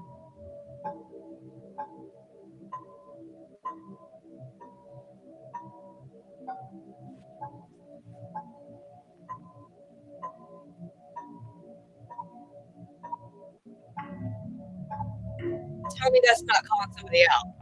Right. Looks like he's beckoning somebody to come with him. Yeah. Oh, he's John. But watch John. He starts to do like the boxers. See the boxers shuffle he did? It's hard to see it. He does it quickly, but you know how. Hey man, what's up, guys? Kevin from South Boston. What's up, Kevin? That's when he came in. Let's see. There it is. I'm not supposed to. I'm not. I'm not understanding what I'm supposed to be seeing here. Okay, so the way Brian Higgins is acting, he's calling somebody out. He's calling John out. John is at the bar. So you can see he's like, come on, Chris. You'll see Chris Albert smashes his hand down like that, right? And Brian Albert tells Chris not to get into it. Let him deal with it. So he knocks down Chris's hand.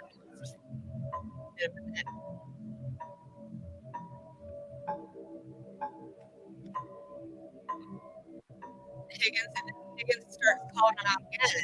The other side.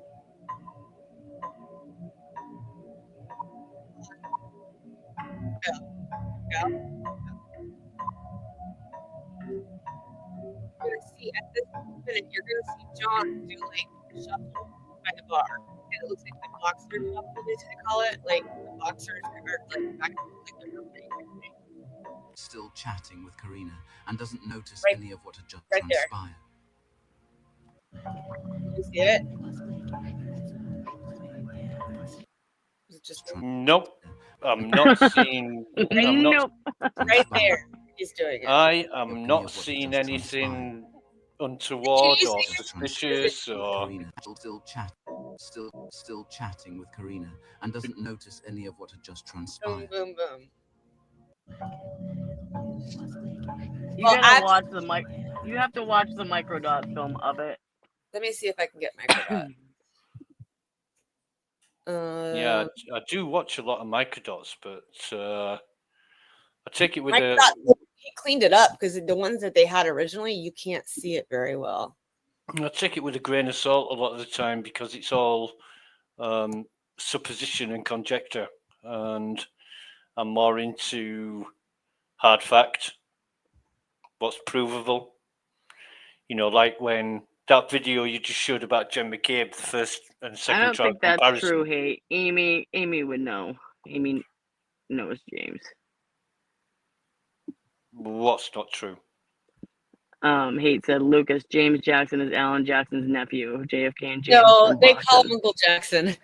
Yeah, just It's a just joke. the last name. Yeah. Let's see. So my uncle's in town. Run that one by me again. What's not true? Nothing. Just forget it. Forget it. It was a comment in the chat. Ah, okay. I was talking to Hate. Oh, sorry. I thought you was responding to what I was saying. No. Okay, here is Microdot's video enhanced. All right, let me pull it up big screen for you here.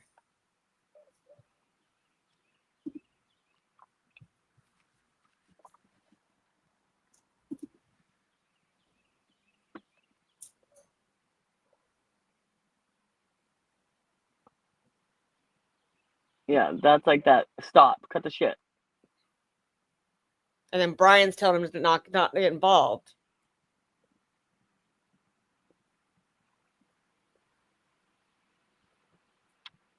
That's not like a, hey, let's just, hey, what are you doing? That's a yanking somebody. Yeah, but he only does it momentarily. It's not like kicking off or anything. And you don't know what it's about. Well, that's the thing. It was never shown at the first trial. They never went that far into it. It was JFK that found it. They're the ones that went further into it. It's going to be brought up at this trial. Because then he starts calling John some more. Yeah, he's And then Albert did it too. He's directing John. It's like he's saying, "Come on, we're going. Come on." Not to me. When I see a guy like that in the bar, and after how he was grabbed by Chris, that's not. Come on, we're going. That's You mean Brian Albert? No. Well, Chris Albert's the one that grabbed his arm. Oh, I thought it was Brian Albert. Sorry. Yeah, it was Brian Albert on this. Brian Albert tells Chris to not get involved. But when you see a guy like that in a bar like that at the end of the night, at least for me, Who's been drinking all day, mind you, all day, that is calling somebody out because they're angry. And the fact that Chris grabbed his arm and threw it down and yanks him like that—that's yeah. It looks like he says, "Come on, let's go outside and do this." That's basically what that looks like to me. So maybe I don't know. I'm not a guy, but that's what I see from me going out and how people act after drinking all day. Mm-hmm. At least here locally. Yeah, I get it. I see exactly what you see too, Kelly. He just doesn't seem to be acting aggressively at all. Oh If no, he is. Somebody grabs your arm like that when you. He's mad. You can tell. Look at his face. But he didn't even react. Who? Higgins. If you're saying that he's getting into fighting mode, and Chris Albert grabs his arm like that. Well, he's already got text Karen and said, well, because she wasn't paying attention to him. Yeah, that to me is like, hey, chill the fuck out. And he's like, yeah, whatever. Come on, I'm gonna take this outside. And I guarantee John knew about it. He turns his head back, like, yo, let's get. He points outside quick. I see it. 100%. And watch Brian Albert in the left-hand side when he goes towards the door. You'll see it. I've seen shit going down, and it's exactly how it's played out. Yeah, but without any context, it could be anything. Yeah, it could be something. Tell you that bar. Look, watch the guy behind them. Did you see that guy behind them? Yeah, with the white trainers on. Right there. Watch how he reacts. He's watching everything. And then he's like, he's like, oh shit, get me out of here. Yeah. How do I get out of here now? Okay. I'm just going to go this way. Yeah. Oh, yeah. Yeah, exactly. That's like avoiding a situation right there. That's like, I ain't fucking getting the hell out. And yeah. And then what happens is they go outside and then Chris goes to the bathroom and then John. Well, first Chris goes to talk to John. And then they go after this. That Chris goes to talk to John. Then Chris goes to the bathroom. They're outside. There he is again. John leaves. That guy with the white trainers was trying to get out of the exit, and he was going to walk past Chris Albert, and there wasn't enough room between Chris Albert and the table, so he walked around the whole table. Yeah, he's right there. His head. You can just see his head. He walked all the way around. That's him. And so I know he's not. After this, Chris Albert trying to John. Go ahead. He's not trying to get away from an explosive situation. He's trying to get past Chris Albert to get out of the door. But because there wasn't enough room, he had to walk around. I disagree with you, but we're okay to disagree. It's sure. Cool. No, I have no problems disagreeing with you, but I personally think he looks pissed. Even Amy said he looks pissed off. But we don't know the. Let's go, buddy. Come follow us. We don't know the context of why that happened. All I can say is that from watching the first trial, and you're right, we don't know the context. I agree with you, but from watching the first trial and knowing that he had texted Karen shortly before that saying, well, because she was ignoring him and she had ghosted him for 2 weeks prior, and that John knew that they had the little French kiss thing, or not French kiss, the pet kiss. Sorry. They had that pet kiss go on. John knew that. He saw it on his Ring camera. There's something was brewing. Yeah, but it happened in a part of the house where there was no camera coverage. Right. That's one of the things they used against Karen, was that it happened. She made sure it happened in was it the inside the front door or something where there was no camera? Where, at the house? I'm not totally buying it. I mean, I honestly think that Karen put her feelers out to see if there was any interest from Higgins in particular in this case. Well, and she never I intend- personally, as a woman, I can tell you what she was doing was trying to see if she still had anybody would pay attention to her because they were fighting. Yeah, she's guilty in that part of it. I can say that flirting with Higgins was on her. She did that. She even admits it. She's like, I don't know what I was thinking. Listen, like Turtle Boy said, just because she wanted to get laid doesn't make her a murderer. Right. But it could have been absolutely anything. It could have been Chris grabbing Higgins' arm and saying, "Don't talk shit," or Higgins might have said something like, "As soon as I get out of this door, I'm going to punch Brian Albert in the mouth." And Chris grabs his arm and says, "No, don't act like a dick. You've been drinking all day. You sound like an asshole. Just calm down." Could have been that. We don't know. I agree with you. It could be, but personally, I'll agree to disagree. I personally think that there was something more there. Honestly. But it does look like he's waving his arm. They're about to leave, and he's waving his arm at people he wants to come and say, "Come on, we're leaving now. Come on." I've seen that. I don't know how many times when I've been out with my mates, and somebody's lagging behind, and you're like, "Come on, you slow bastard. We're going. We're moving on. We're going home. We're going to the next bar or whatever." That's what it looks Somebody like. said, "Who's streaming?" Oh, here it is. Young Jerks is streaming it, but I don't want to stream his. Well, are we even done with this case?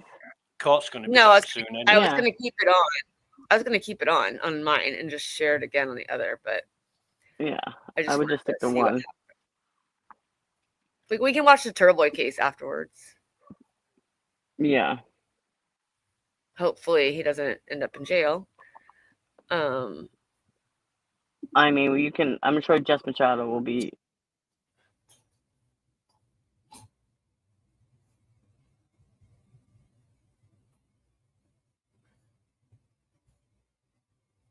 Let's see what are people saying. Yeah, she wanted attention. She did want attention. As a female, I've done it. Like my boyfriend broke up with me, and I wanted him to see that I could still get attention, and so I flirted with his friends in front of him. Like, could have started a fight. I could have, but I didn't. But I totally was flirting with his friends, sitting on their laps and doing all kinds of stuff to piss them off. So, says Piggins wasn't getting any okay. She wasn't giving any up. She was just trying to see. Higgins was pissed and angry, looking to fight right there and then. Was angry on the way into the house. Called John, still pissed. Yeah, because he said he texted him and said, "You coming?" And then jumped him as soon as John entered. And you don't know these people. You don't know what characters they are. I was on John's shoulder. Okay, I know everything. You don't. These people that like to predict what happened when they don't know. If you know the people involved, then you're in an informed position to say, "Yeah, he's a hothead." It doesn't take much for him to lose his anger. You can say that. But about Brian Albert. Everybody says that about Brian Albert. Yeah, but different people, different situations. So,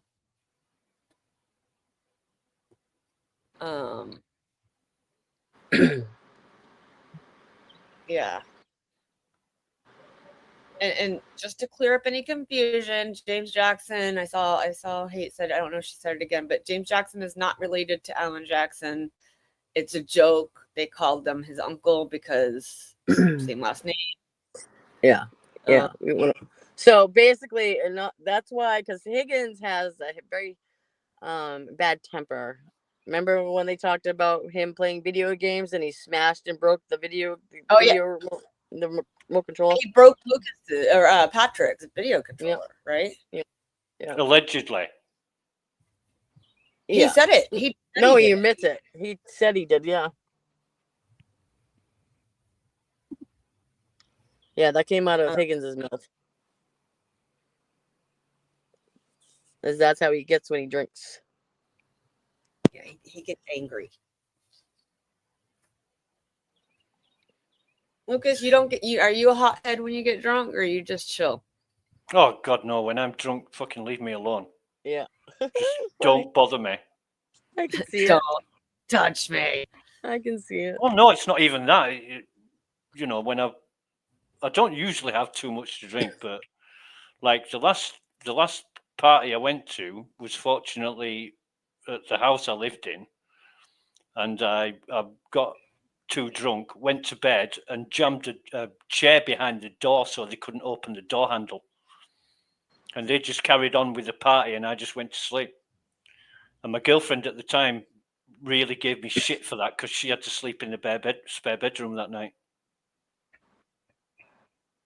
Yeah. I have her boy's case on my phone, and they're coming in right now. Hey, don't be embarrassed. Don't be embarrassed. It's easy to not know people are joking. Yeah. It's easy. You're good. We have What no about- issue with that. What about Michael Jackson? Woohoo! I mean, they could be related. James and Michael. Federo is online. What's he saying? They're just coming in. He's I doing can the play a moonwalk. little bit. Yeah. Can you guys hear it? Yep. Yeah.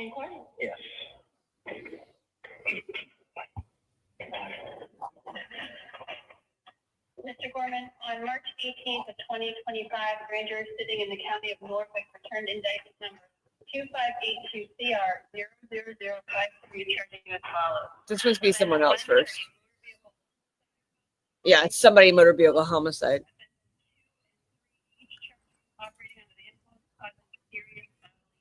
I'll turn it on if I see it. If hers comes up, I'll let you know. And if his comes up, I'll put it up for you guys to hear until she comes on.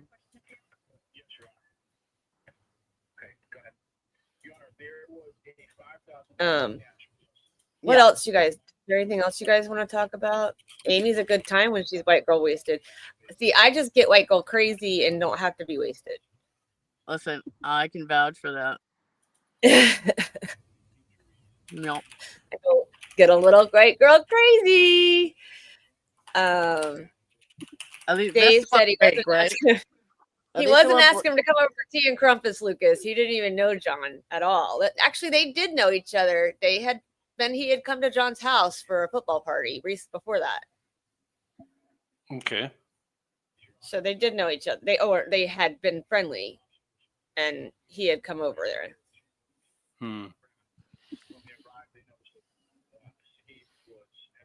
I mean, there's just so many possibilities of what could have happened. And that's why we have reasonable doubt. All right. And that is why she should not be on trial. They should have never taken this case. Oh, and I'm going to try and reach out to. You guys remember the prosecutor from Indiana that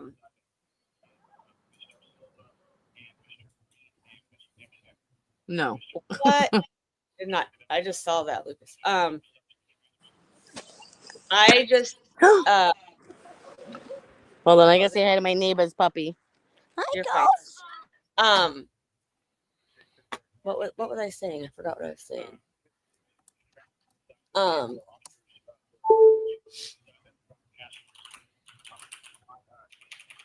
I don't remember what I was gonna say. I was gonna say something and I totally forgot it. Yes.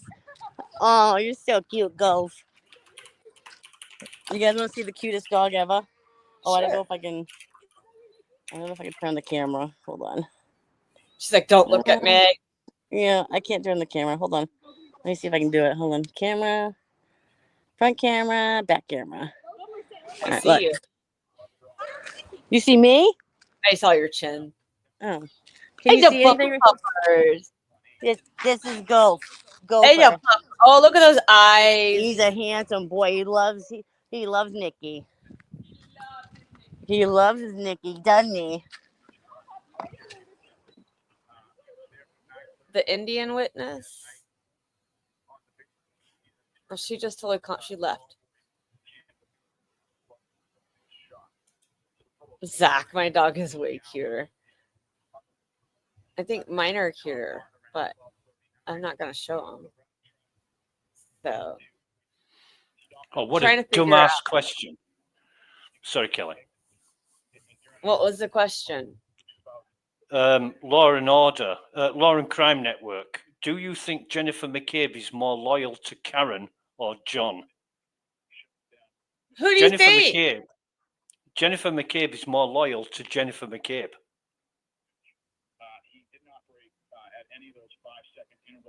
To the crash, he had a 25 to 25.5% accelerator pushed down. Again, no break-in prior to the. I wish they would get past this and just do Aiden's. Why they gotta have like 5 people on the docket? He's got back. It looks like it's coming back. Yeah. The target of No, it's suspicion. not. So you probably I would, can play this. upon the advice of your I have to counsel, go not to the contact bathroom anybody. anyway. Yeah, We're gonna watch- most definitely. Let's get to our Sweet Paradise No Love. What time did Reed leave? 34 Fairview. Well, she left. It was sometime around 12:30-ish. It was somewhere in that ballpark that they believe she left. We'll probably hear some testimony about that later in the trial, especially when they talk about the data collected from her vehicle.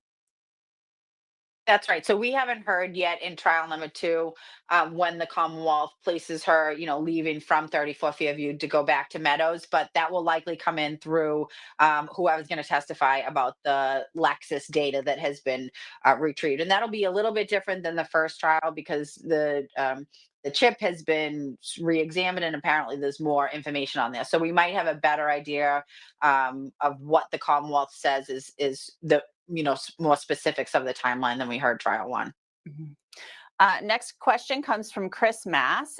Is it possible he was hit by the car and possibly dragged a foot or two to make those injuries to his arm? I guess anything's possible, but he did have that shirt on. And, you would think that would create some kind of barrier. Yeah, I mean, it's certainly possible. That's the difficult thing about this is that for as much as they, want to recreate the scene and be able to pinpoint, oh, it was the taillight, oh, it was the glass, oh, it was the undercarriage. I think there's realistically nobody can actually opine as to what the most likely possibility was. But, so it'll be interesting to see. Catherine, I thank you so much. I was just about to interrupt you, but you ended right on time. We got to get back into court. So the cross-examination of Jen McCabe is resuming. Thanks for being here. Thanks, everybody. We'll see you back here another time. Let's get back into court.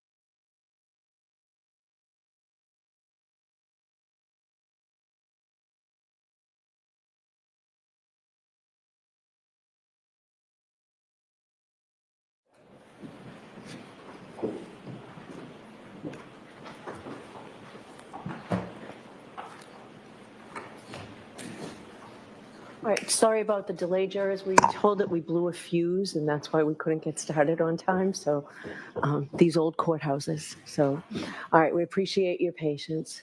Go ahead, Mr. Jackson. Thank you, Your Honor. Ms. McCabe, when you first saw Ms. Reed's SUV pull up, very shortly thereafter, you sent a text to John O'Keefe, correct?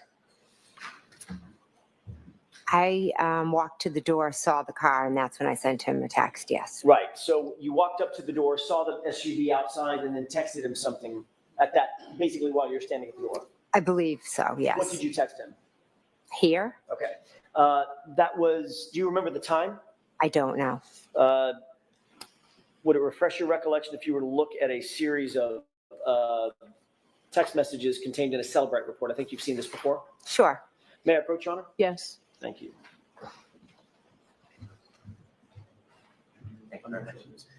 May I ask one foundational question before I give this to the witness?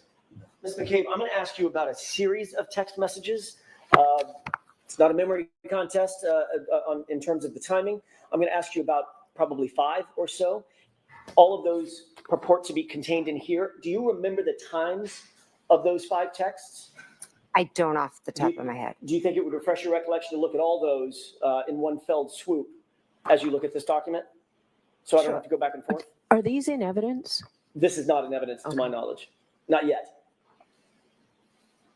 Would it help you to remember? Yeah. Okay, why don't you bring it to Ms. McCabe? Thank you. Thank you. This is just my sake. This one is. Yeah, I just think it's so. Sure. I might turn to that. Ms. McCabe, if you wouldn't mind, take a look at the tabs, not that whole document, it's too dense. Take a look at the tabs and go in reverse chronological order and see if that refreshes your recollection about the time and content of text messages that you sent to Mr. O'Keefe those early that early morning of January 29th. Okay. Yes. May I approach? Yes. Thank you. I'm not going to have to remember the exact times of all 5, am I? I'll help. Okay, thank you. Ms. McCabe, did you see a text on here that was consistent with your memory that you texted here? Yes. And was that at 12:14, I'm sorry, at 12:27 a.m.? I don't know exactly. I'm assuming if it's on that paper. If I may have just a moment, Your Honor.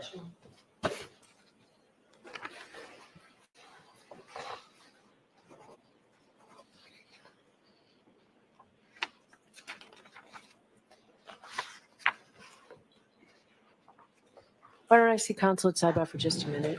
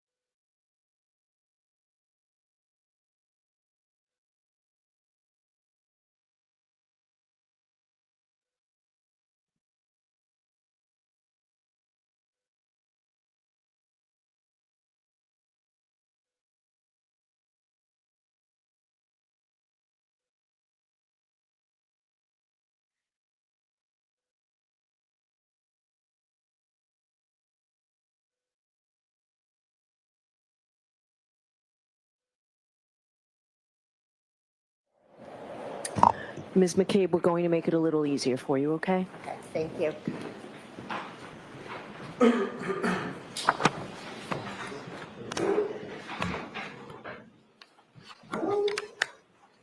May I? Yes. Your Honor, I would offer the following stipulation at 12:14:27 on January 29th, 2022.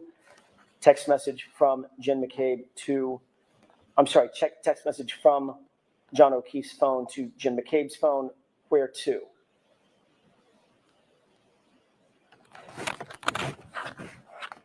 At 12:20, all these are on January 29th, 2022, at 12:27:33, from Jennifer McCabe's phone to John O'Keefe's phone.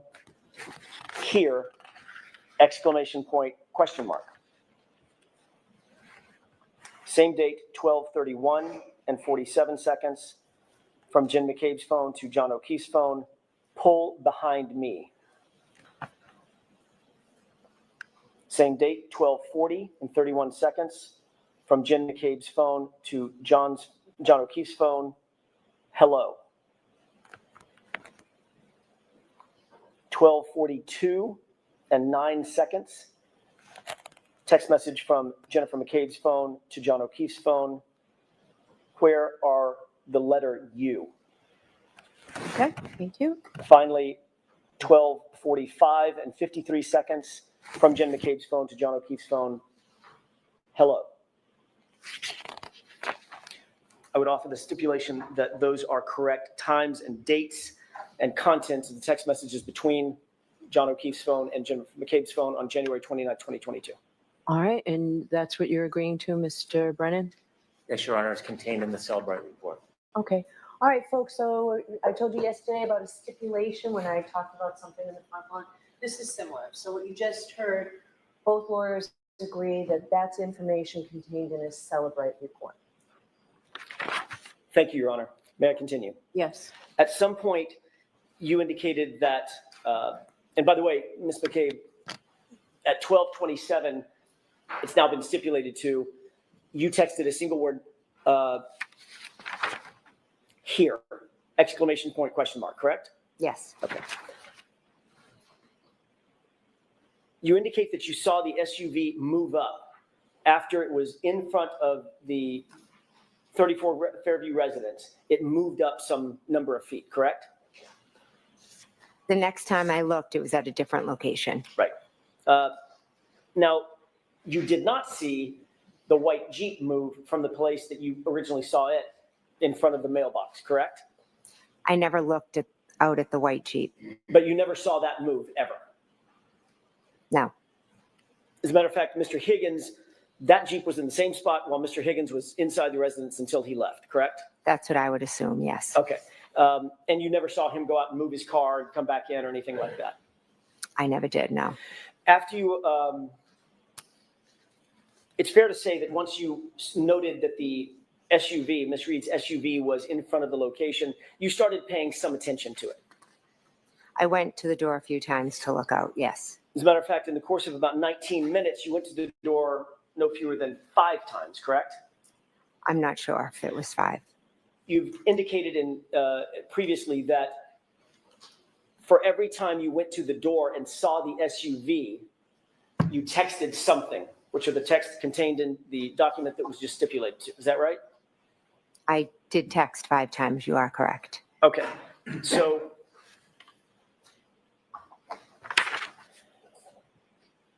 it's fair to say if you texted 5 times, then you went to the door 5 times, if those were associated with one another. You walked up, look out the door, see the SUV, and text something. Here, pull behind me, where are you? Those texts, correct? I remember going to the front door, seeing the car, and texting here. When I went to the door the second time, the car had moved up towards the flagpole, and I texted, pull behind me, because I thought, did they not know where to park? Did they think they were at the wrong house?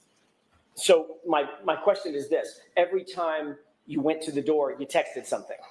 I'm not sure that I did, yes. Do you remember I'm not sure that I did, sorry. Do you remember a year ago testifying that every single time you texted, you indicated that you looked out at the SUV and saw something that prompted you to text something? Am I aware that I said that? Correct, that you testified to that. Could you show that to me, please? Sure. Thank you.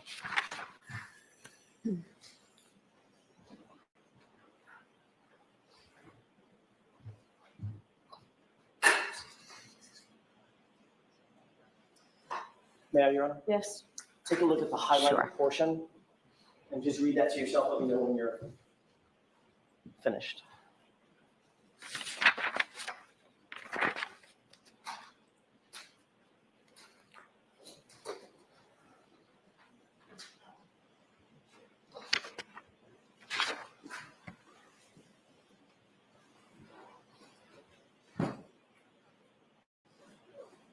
Okay. May I? Yes.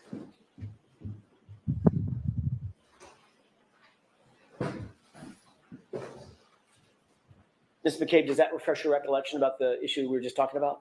I see what's written down. Yes. Okay. Did you testify in answer to the following question? And as a matter of fact, you looked every single time that you texted, you indicated that you looked out at the SUV and saw something that prompted you to text something, correct? Answer, correct. I answered correct to that. Okay. Yes. So if you looked out, I'm sorry, if you texted 5 times, that's all I'm getting to, you went to the door about 5 times. I'm not sure. I remember definitely going twice.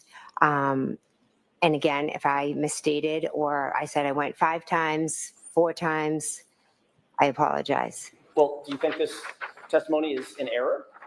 No, I don't. I'm thinking with my memory, it was 3 years ago, and I'm thinking that maybe I wasn't clear on that detail of how many times that I went to the door. And What I certainly- can tell you I'm clear on is that I did go twice, and I saw it. I saw it straight ahead. I saw it at the flagpole, and a third time further up. I cannot say with certainty with my memory today that I was up at that door every single time. I'm sorry.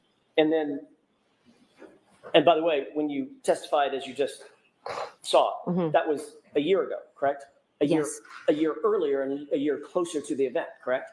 Yes, it So was. your memory would have been a little bit fresher then than it is now, a year later. I don't think I can compare my memory then to now. You can't compare your memory? Do you think your memory gets better with time or fades a little with time?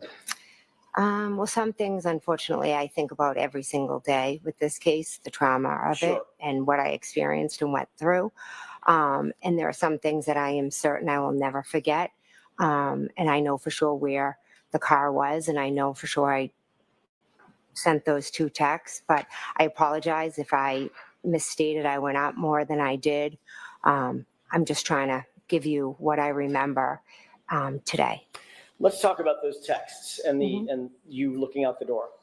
You did approach the door and you saw that the vehicle was there the initial time, correct? That's 1. When I texted here, yes. And you texted here, exclamation point, question mark. Is that right? Correct. And you indicated that when you first saw the vehicle, it was straight out ahead of you in front of the front door, and it was stationary. Is that right? Yes.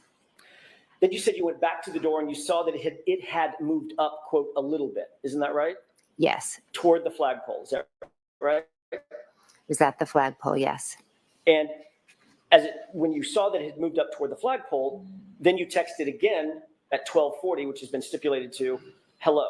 Is that right? When I saw it move up to the flagpole, I believe I texted pull behind me. When you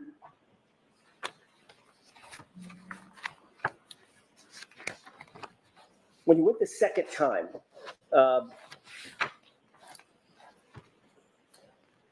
and by the way, it's my mistake. I got I jumped over one. It was 12:31:47, which we stipulated to pull behind me. That's when the SUV was up closer to the flagpole, correct? I believe so, yes. Then you went yet again at 12:40 and saw the SUV yet again and texted hello. Hello. I'm not sure if that was when I texted hello. But you did see that the SUV had moved again. Yes. Now where was it? At first it was straight ahead, then it was at the flagpole, and then it was further up. Then at 12:42, 2 minutes later, you texted, where are you, correct? Yes. Okay. At that point, it was still up by the flagpole? No, I'm not saying that it was still outside. Where was it? I'm not sure where the vehicle was. At 12:45, you texted yet again, hello. Is that right? Yes, I did. You indicated that you texted hello the last time you saw the vehicle. Is that right? I'm not saying that today, no. Well, did you say it previously? In my testimony, did I say that the last time I texted? Do you have that written that I could see? You just read it. Well, that was your question that you had read to me. I never came out and said that. Ms. McCabe, I asked you if you testified to that a year ago. That's my question. Did you testify to that a year ago, that when you went, every single time you went to the door, you texted something because seeing the vehicle prompted you to text something to John? That's a summary of maybe the, Did you testify to that a year ago? to what? That when I went to the door? Yeah, different times when I went to the door, I did text, yes. And then you testified as well that you went to the door a final time and saw that the SUV was gone. It had left, correct? Yes, at one point I did. And that was just a couple of minutes after your last text at 12:45, is that right? I'm not sure of the time. Matter of fact, you testified previously that it was around 12:50 that you last went to the door and noted that the car was completely gone. Is that right? I'm not sure of that. You're not sure of that? No, if you could show me, I'd appreciate it.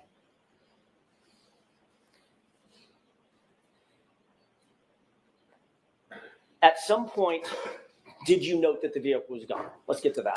Yes. Around what time was that? I do not know. 12:45, a little before, a little after? I'm not sure. I can't give a time. Would it refresh your recollection to look at how you testified to that particular time last year? Sure. May I? Yes. Thank you. The highlighted portion, Thank you. Ms. McCabe?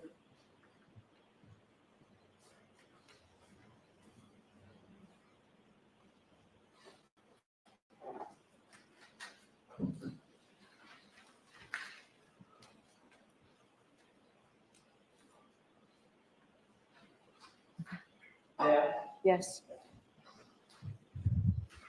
Ms. McCabe, does that refresh your recollection as to what time last year you indicated that you went to the door and saw that the SUV was gone? It says on the paper that I was asked if after 12:45 it was gone, and I answered correct. Okay. I never gave a time. All right. And that coincides with the last hello that you texted to John's phone, correct? Again, I don't have that paper in front of me. Is that the Well, time? that's the stipulation. That's what you don't need to worry about that. That's been stipulated to. Your last hello text was at 12:45. Okay. Okay. Yes. So that coincides, that testimony from last year coincides with your last text message saying hello. You noted that the SUV at that point had gone, had left, correct? Correct. So if I hear your testimony correctly, you saw the SUV in position 1. Yes. There was a text or something, or 2 maybe. Then you saw it in position 2. You went back to the door and noted that SUV had moved and it was now closer to the flagpole, correct? We've just asked 2 questions. It had moved closer to the flagpole. The first question is, you said I saw it and I sent a text or 2. I know I just said 1 here. Okay. Then you saw it a second time. Correct. And now it's closer to the flagpole. Yes, correct. And there's texting going on. I'm not getting down to the minute of the text, but there's texting going on. You're sending texts. I'm sending, yes. Okay. Then you went back to the door a third time and saw that it had moved beyond the flagpole, correct? Correct. Then, according to your testimony last year, you went back to the door at least a 4th time to see that it was gone, correct? I believe so, yes. Okay, so at bare minimum, based on your testimony today, you were at the door, looking out the window at that portion of either the yard directly in front of you, and in front of the house, or toward the flagpole, or beyond the flagpole 4 times, correct? From last year's testimony, but what I remember today No, with Ms. McCabe, that's not certainty my is question. twice. You need to let her answer the question. Answer your question, please. Go ahead. What I remember certainty is looking at it out front, at the flagpole, and beyond. I don't remember how many times I went up to the door. I was back and forth. Right, but according to you, you saw the car in 3 different positions, correct? Correct. So that's at least 3 times to the door, correct? Correct. And you saw the car gone, right? Correct. 3 plus 1 is 4, correct? Correct. So now you're telling us that you went to the door a minimum of 4 times and looked across that yard at the SUV, correct? Correct. Okay.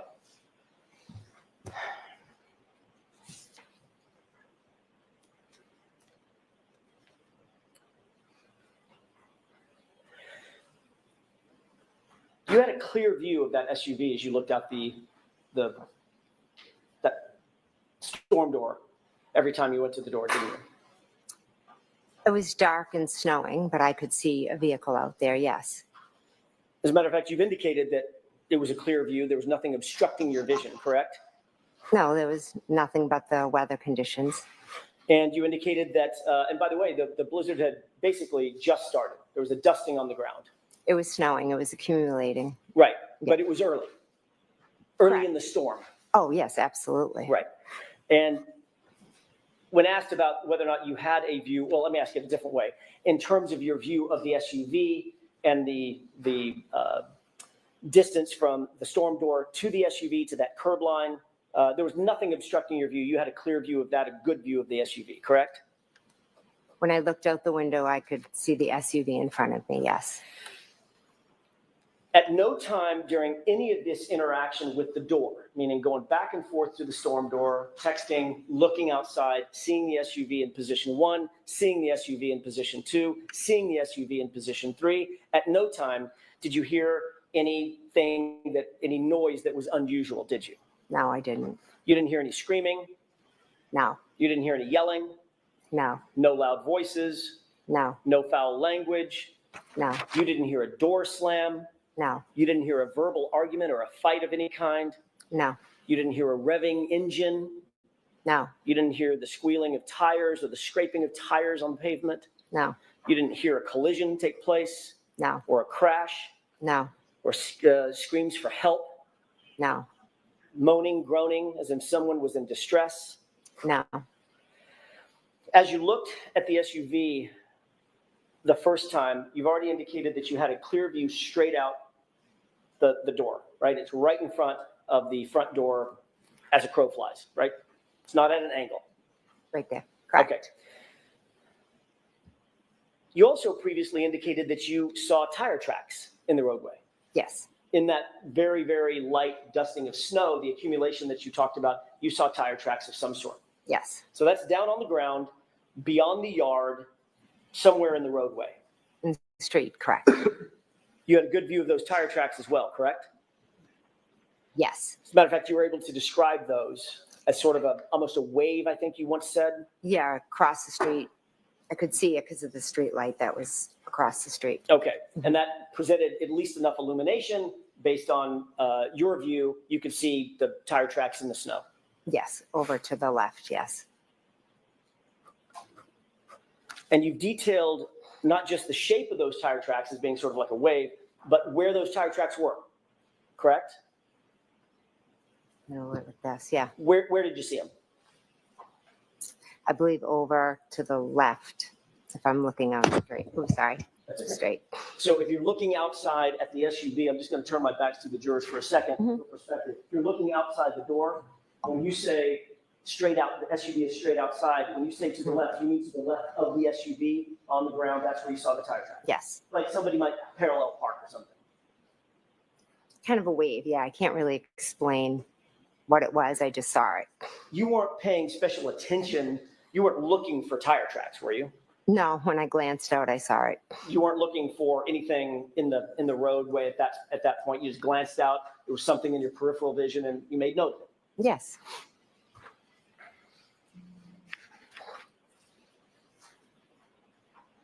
And the only thing between you and the SUV as you looked out was the lawn. Correct. There's no ditches or hills in that lawn. It's a flat lawn, correct? I wasn't looking at the ground. I was just kind of looking like I am at you That's right not my now, question. straight. You know that lawn. You've been in that house 100 times, 500 times. There's no ditches or berms or hills or mountains on that lawn. It's just a flat lawn, right? I guess you could categorize it as flat, yeah. Can we take a look?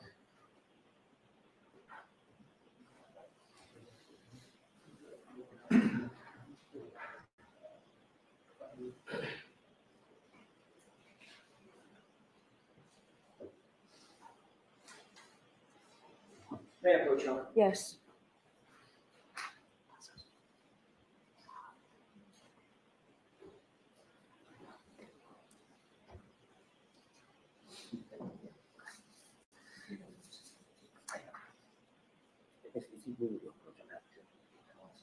Okay. Can you take a look at that photograph for a quick second? Tell me if you recognize it. I do, yes. What do you recognize that as being?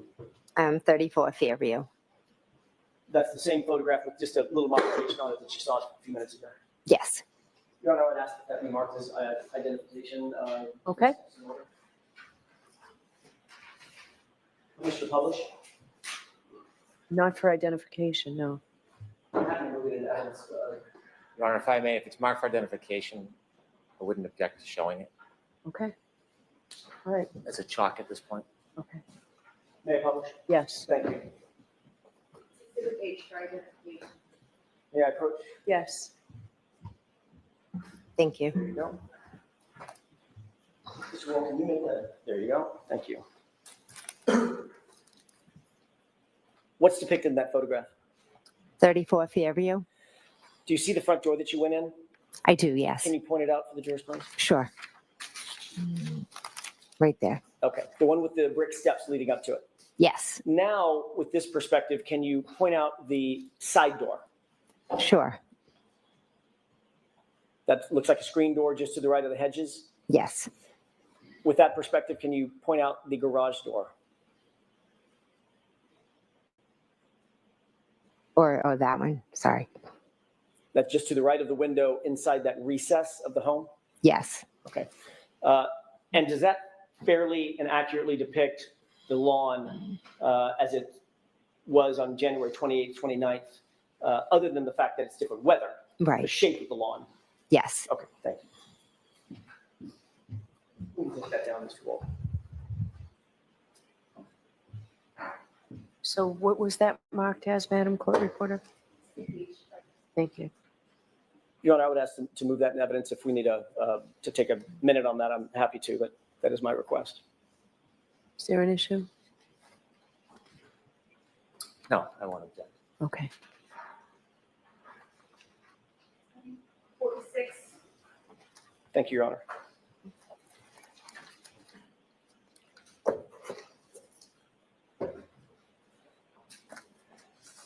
May I continue, Your Honor? Yes. The first time you looked out over that lawn to the SUV, you did not see John O'Keefe, did you? No, I did not. He was not outside that SUV? No. He was not standing or sitting? Not that I saw. He certainly wasn't on the ground, was he? Not that I saw. The second time you looked out and saw the SUV, now the SUV is more toward the flagpole, correct? Yes. And you had a clear field of view between you standing at that door and the SUV. You've already described that view, correct? I can see the SUV, correct. Correct. And you could see everything in front of the SUV as well, couldn't you? I just would go to the door and look at the SUV. I wasn't taking in all the surroundings of. Right. But just like you weren't taking in the surroundings, specifically looking for the tire tracks, when you saw the SUV sitting right in front of you, you saw that through your peripheral vision, you know the tire tracks. Yes, and that's lighted where around the SUV it was very dark. I haven't asked you about lighting yet. We'll get to that. I'm sorry. Tire tracks, even though you weren't looking for tire tracks, right? Yes, I did. Something stood out to you in your peripheral vision. Just looking out, there they are. Yes, absolutely. Mm-hmm. That second time you looked directly at the SUV with no obstruction between you and the SUV, you did not see John O'Keefe standing outside the SUV? No. He wasn't sitting down? No. He wasn't lying down? No. You certainly did not see his body in the snow toward that flagpole? No. And you would have been looking directly toward that flagpole, correct? Directly. I was looking at the vehicle. Directly toward the flagpole, Ms. McCabe. I was looking in the direction of the flagpole at the vehicle, yes. Right. And you saw no body in the snow, did you? I didn't look for a body in the snow. I didn't ask you if you looked for one. You weren't looking for tire tracks either, were you? But you saw those. I did see those, yes. And you did not see a body in the snow. No, I did not. John O'Keefe, 6'2", 216 pounds, brawny guy, big boy, right? I don't think I'd refer to him as a big boy, but he was tall, yes. All right. You certainly didn't see him prostrate in the snow the way you found him the next morning, correct? later that morning? I didn't see anything on the ground, no. Correct. The third time you looked out toward that SUV, it's still in the direction of the flagpole, but a little further up, a little deeper to the right, correct? Yes. Again, looking directly in the direction, at least, of the flagpole and that area of the yard, you're looking beyond that to the SUV, correct? Yes. You did not see John O'Keefe standing outside the vehicle? I did not, no. He was not sitting outside the vehicle? No. And he certainly wasn't lying on the ground, was he? I didn't see him.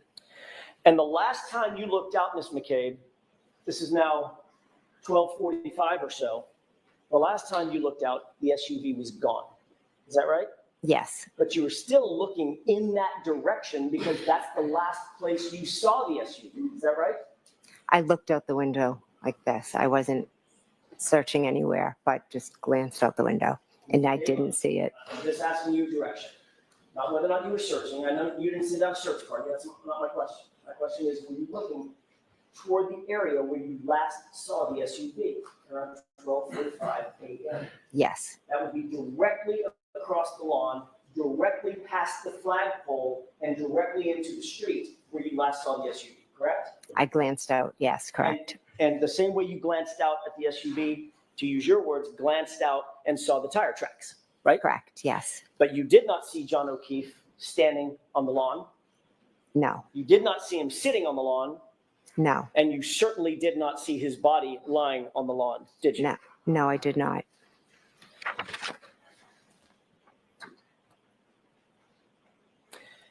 Ultimately, you left the location that night, the gathering at 34 Fairview. Is that right? You didn't spend the night there? No, I went home. About what time was it that you left the location? Approximately, it was after 1:30. Approximately 1:30, 1:45. So this is maybe an hour later, later than what we've just been discussing. Yes. Seeing the SUV. Who did you leave with? I left with my husband, Matt, and Julie Nagel and Sarah Levinson. Who was driving? Sorry, my husband, Matt, was driving. And where was Sarah Levinson and Julie Nagel sitting in that SUV? They were in the back seat.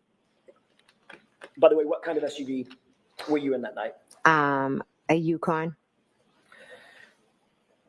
Four-door, yeah, extended seating? Yes. When the SUV pulled out of the drive, it was in the driveway? Yes. When the SUV backed out of the driveway, doing a three-point turn, backed out of the driveway, did it go toward Chapman or did it go toward Cedar Crest? It went towards Chapman. So as you backed out of the driveway, you would have been heading toward the flagpole side of the property rather than back toward the driveway side of the property, correct? Correct. You would have driven directly adjacent to the area where John O'Keefe's body was later discovered at 6:04, 6:03 a.m., correct? Yes, correct. You were seated in the passenger seat of the vehicle, not the driver's seat. Correct. You were seated in the front of the vehicle, not the back seat. Correct. You would have been closest to the yard as y'all drove past, correct? Correct. That's a newer model Yukon. I'm assuming that the headlights automatically turn on at night? Yes. So the headlights were illuminated? Yes. Did your husband, Matt, did he turn on the brights or did he leave the beams on low? Or do you know? I don't know. But certainly the area in front of that SUV, that Yukon, was well lit. The lights were on, yes. You did not see anything out of the ordinary as you drove right by that location, did you? I was looking in the back seat when we were driving. Did you see anything out of the ordinary on that lawn as you drove by in that SUV? No, because I wasn't looking at the lawn. You certainly did not see John O'Keefe dressed in dark clothing laying prostrate in the lawn. No, I did not. You said that you were turned around talking to the other young ladies in the SUV, Julie Nagel and Sarah Levinson. Is that right? Yes. You indicated that you were engaged with them about a conversation having to do with bread and maybe peanut butter or something. Yes. You didn't, as you passed by that location adjacent to where John's body was later discovered, you didn't hear Julie Nagel say anything out of the ordinary about having seen something. No. You didn't hear Sarah Levinson say anything out of the ordinary about having seen something. No. And according to you, you were turned around, directly engaged with both these young ladies as you passed by that area where John's body was later discovered. Is that right? When we pulled out, I turned around and I was talking to them about the bread and the peanut butter. I'm not sure exactly where we were driving, but it was when we pulled out, yes. You certainly never heard anybody say anything like, what was that, or anything close to that. No, I didn't.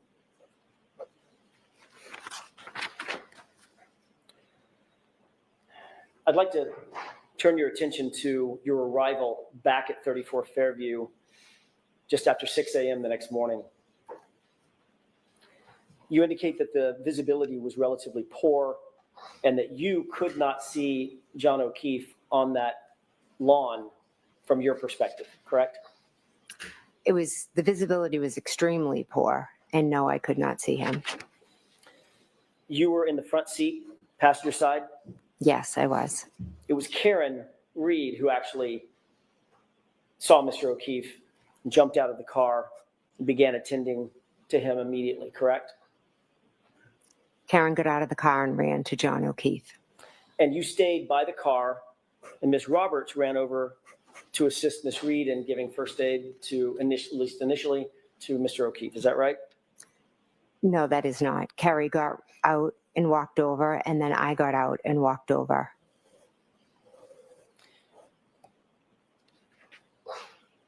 You indicated that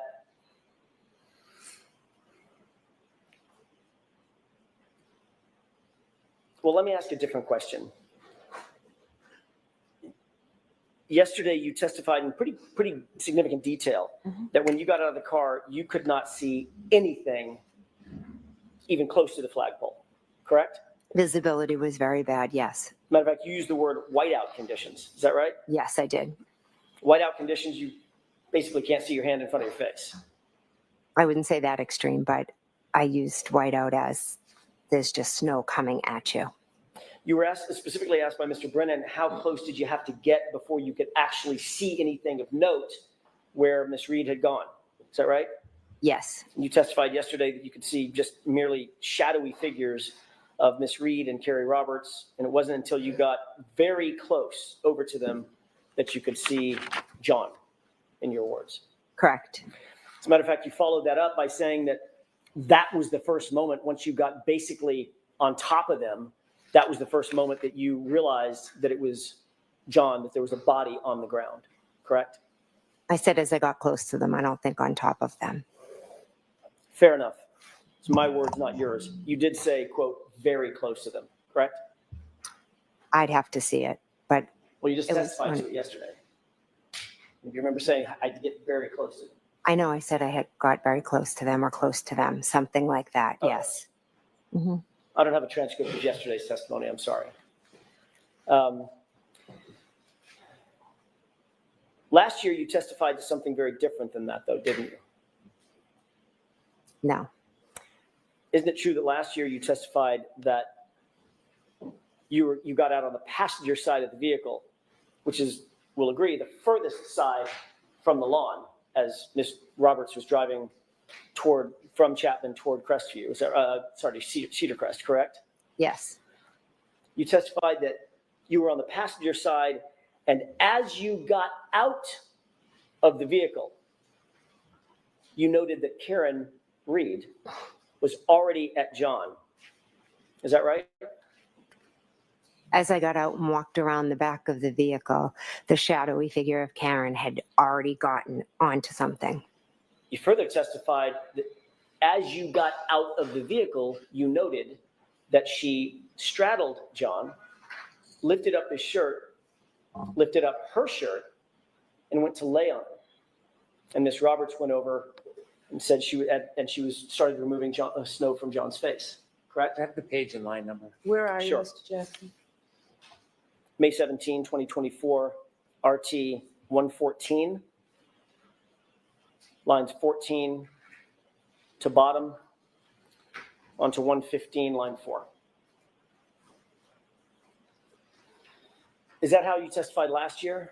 I'm sorry, would you mind just repeating it? Sure. Thank you. You testified in substance that you were on the passenger side of the vehicle, and as you got out, quote, as I got out, end quote, she, Miss Reed, was already at John. You indicated that you saw her straddle him, lift up his shirt, lift up her shirt, and lay on top of him while Miss Roberts went over and removed snow from his face. That's how you testified last year, correct? Yeah. Is that how you testified last year? I'm not sure. I know. Next question. Would it refresh your recollection if you look at a copy of your testimony from last year? I don't think looking at it would refresh my memory. I know I might have used different words, but the bottom line is I got out of the car, went behind the car, went over, and Karen had done that. Ms. McCabe, I'm asking, do you think it would refresh your, if you don't have a good recollection of how you testified last year on your own, sitting on that witness stand? I'm asking, do you think it would refresh your recollection to see your transcript from last year? I don't need to see my transcript. I know what I know and I know what I remember. So That's not my question. I'm not asking what you remember now. I'm asking how you testified a year ago, ma'am. whether I said it was as we're fighting over silly words, whether I said as I got out of the car, are we there? Words matter. They matter a lot. Okay, so remember, Mr. Jackson, no comments. Ms. McCabe, try and answer his question. Okay. Do you remember exactly how it is that you testified last year? I do not know.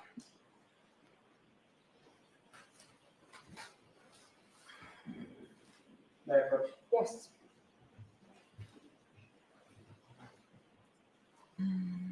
Thank you.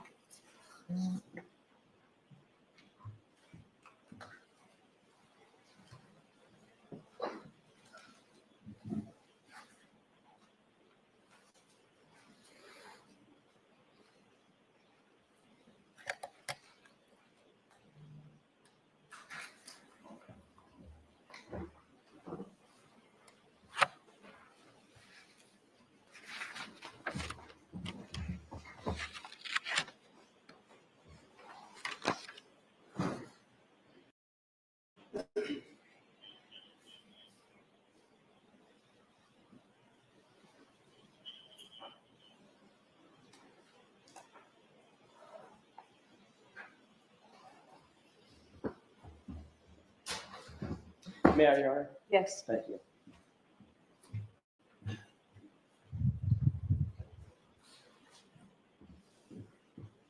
Ms. McCabe, does that refresh your recollection as to how you testified in substance last year?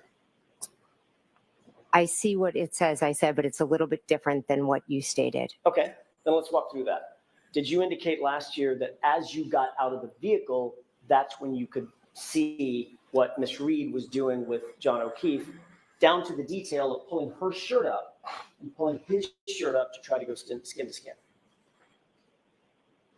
I object. Why don't I see it side by? Why don't you bring it with you, Mr. Jackson, please?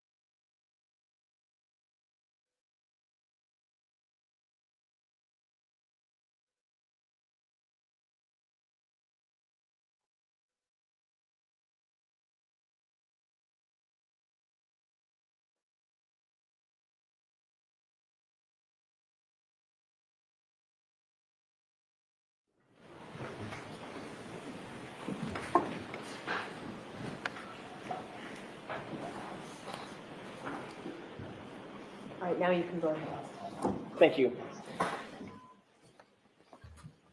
Ms. McCabe, is it true that you had the following colloquy last year on this subject? Answer, I was on the passenger side, so as I got out, she was already at John. Question, so she gets out and essentially makes a beeline over to where John was. Answer, correct. Question, and you're getting out of the passenger side, and by the time you come around the car, she's already there. Answer, yes. Question, and when she gets over there, what, if anything, could you see at that point? Answer, she straddles John and lifts up his shirt. And then she lifted up her shirt and went to lay on him. And Miss Roberts went over and she was removing the snow from his face. Is that how you testified last year? Yes, that's how I answered the questions. Okay. Clearly, you didn't indicate last year that it was whiteout conditions. You could see nothing of the kind, and you had to get, quote unquote, very close to him before you could see anything, correct? Objection. Sustained. It's the first word that's problematic, Mr. Johnson.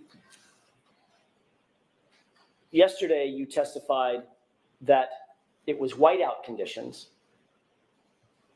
You had to leave the car, walk all the way over and get, quote unquote, very close to John before you recognized that it was even a body. Is that right? Yes. But last year, you testified that you were still at the car when you noted the detail of Karen basically giving life-saving aid to John. You could see that clearly, all the way from the car, right? Objection. Is that what you said, Ms. McCabe? No.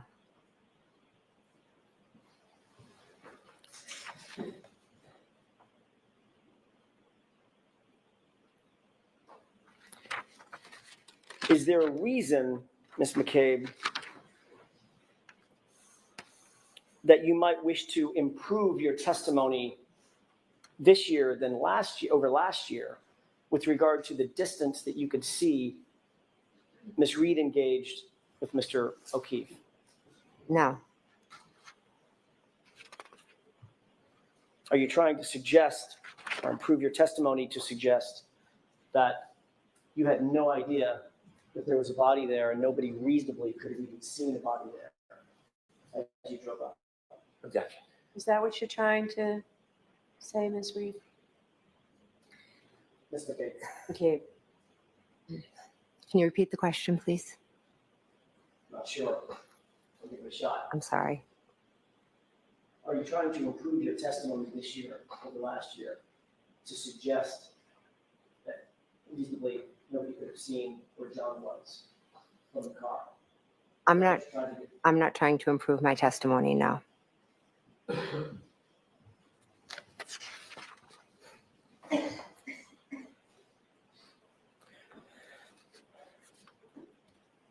You claimed on direct examination today, as a matter of fact, that Ms. Reed looked at you at the scene and said the phrase, I hit him, I hit him, I hit him. She said it 3 times, very distinctly, according to your testimony, correct? She did, yes. That was so impactful that it had the effect of putting you in some sort of shock and horror. Is that right? I was in shock the whole morning, but that statement definitely was a lot. And that's an incredibly memorable statement for you to have heard and now recount to us in this trial, correct? Correct. Something that you wouldn't easily forget or overlook. Is that right? Something I wouldn't. Something you would not easily forget or overlook. Is that right? Correct, yes. As a matter of fact, some might say it's the centerpiece of your testimony. Objection. Sustained.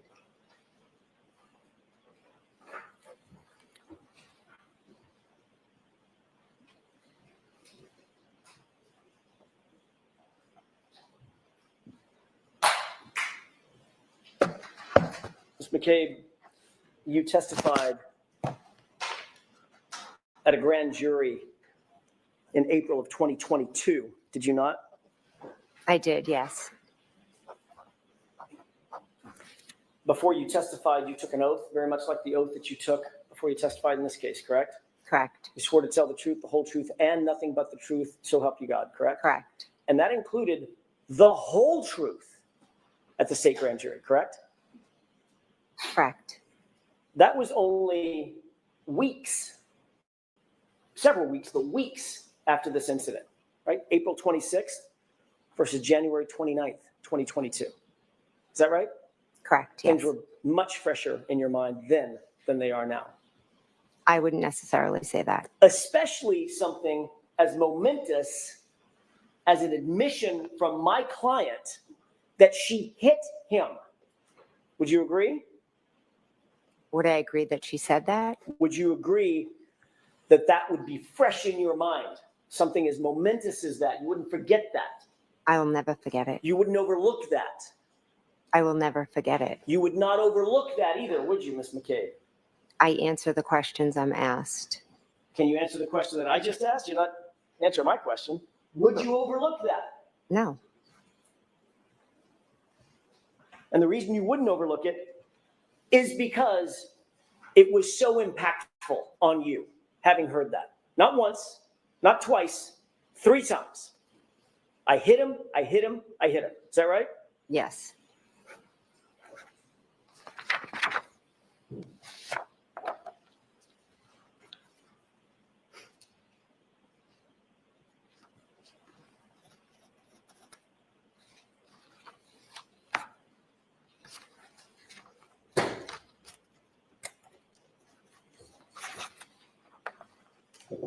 May I approach? Yes.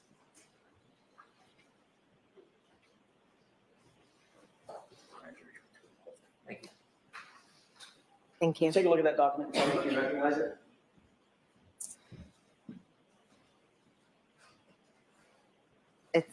Yes, I see it.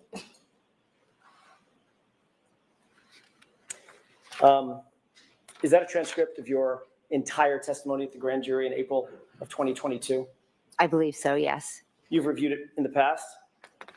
I have read it about a year ago, yes. You read it in anticipation of your testimony a year ago, correct? Yes, I reviewed it. Have you reviewed it in preparation for your testimony today?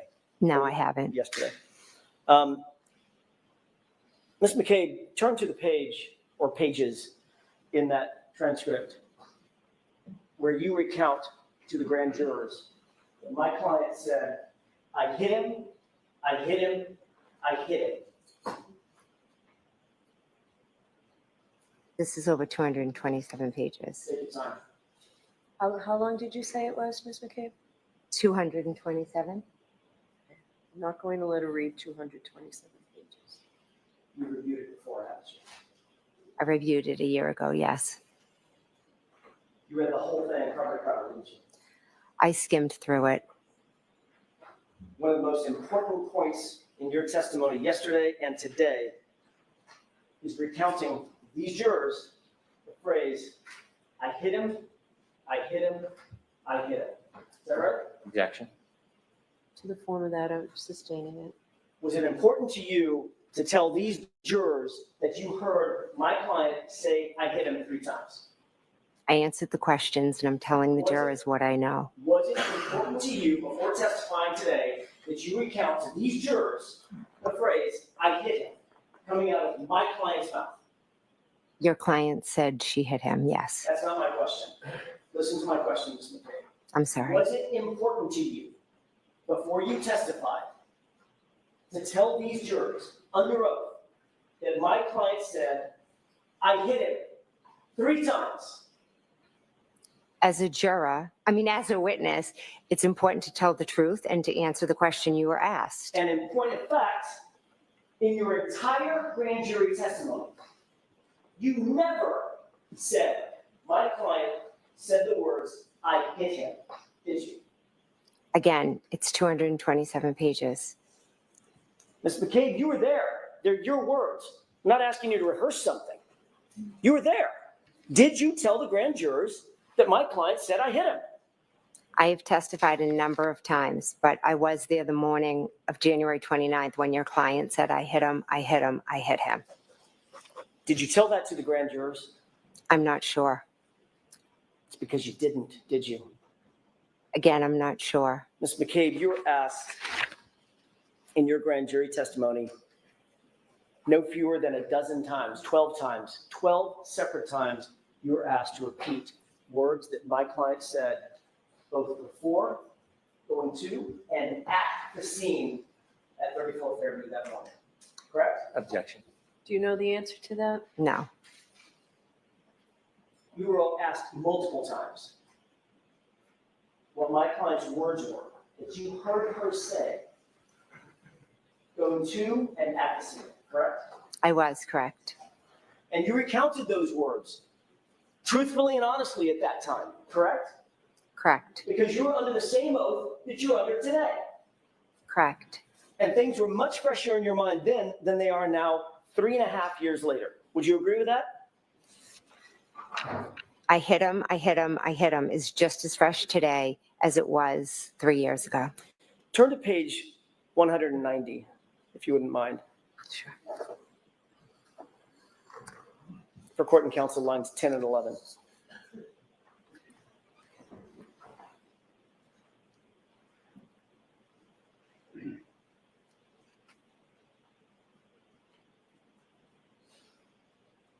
Which lines? I'm sorry. 10 and 11. Oh, okay, I'm sorry.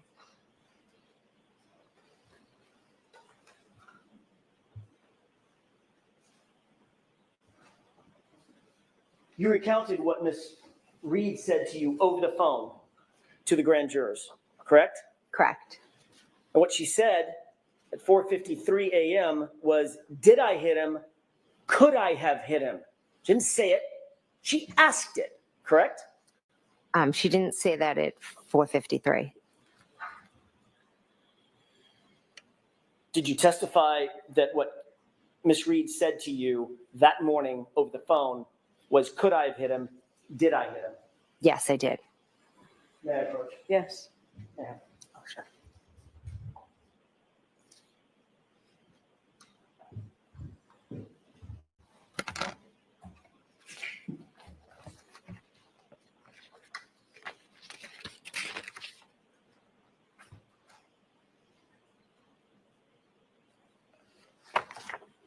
Just wanted to verify a page number, Your Honor. May I approach? Yes. Why don't you tell Mr. Brennan the page number? I will, with each one. If you turn to page 192.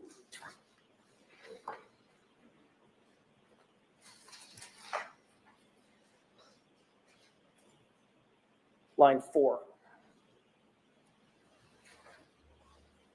What did you tell the grand jurors my client said in that answer? Foundation. What are we talking about? I'll ask it a different way. Did you answer a question on page 192, line 4, concerning my client's statement? Did I answer a question? You were answering a question, correct? Oh, yes, yes. All right. I'm sorry. And the answer that you gave to the grand jurors was, she said, could I have hit him? Correct? Yes, that's part of the answer I gave. Turn to page 193. I'd object. So I don't want to have to see it sidebar. We need context in order for this to be admissible, Mr. Jackson. I have no idea what that said. Your Honor, everyone, I can make an offer of proof at sidebar if you wish. Okay, why don't you come to sidebar? Sure. And bring the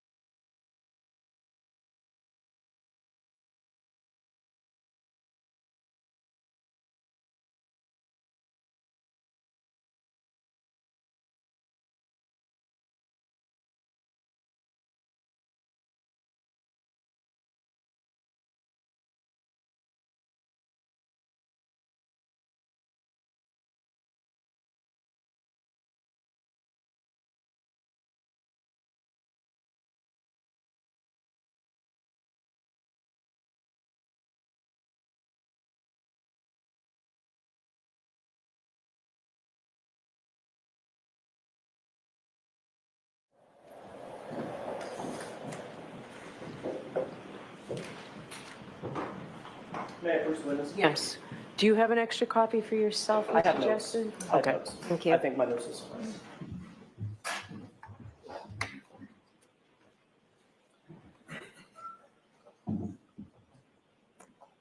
On page 192, line 4, for context, were you talking about a statement that was made in Karen's car on that morning before you got to the scene? 192. 192, line 4.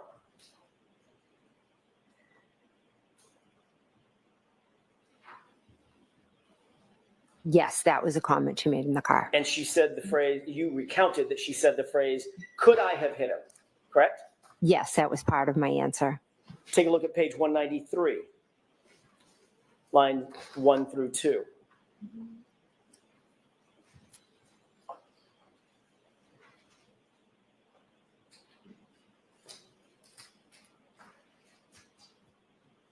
This was also in the context of a conversation that was in Karen's car, correct?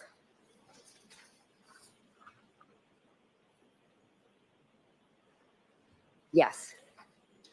And the phrase that you attributed to my client was, could I have hit him? The question, correct? Yes. Page 193, line 23.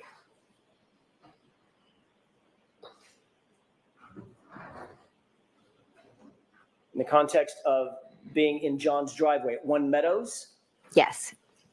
And you attributed the statement, and she's asking if she could have hit him, correct? Yes, when she showed me her taillight. Page 201, lines 23 and 24.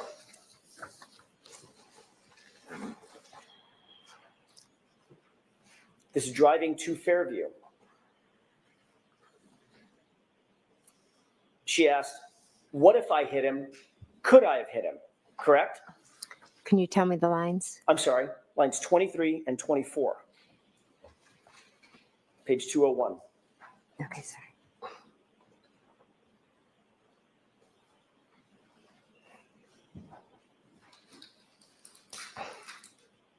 Okay, I've read it. She stated, according to you, what if I hit him? Could I have hit him? Correct? Yes, she did. Page 202, top of the page, line 1 and 2.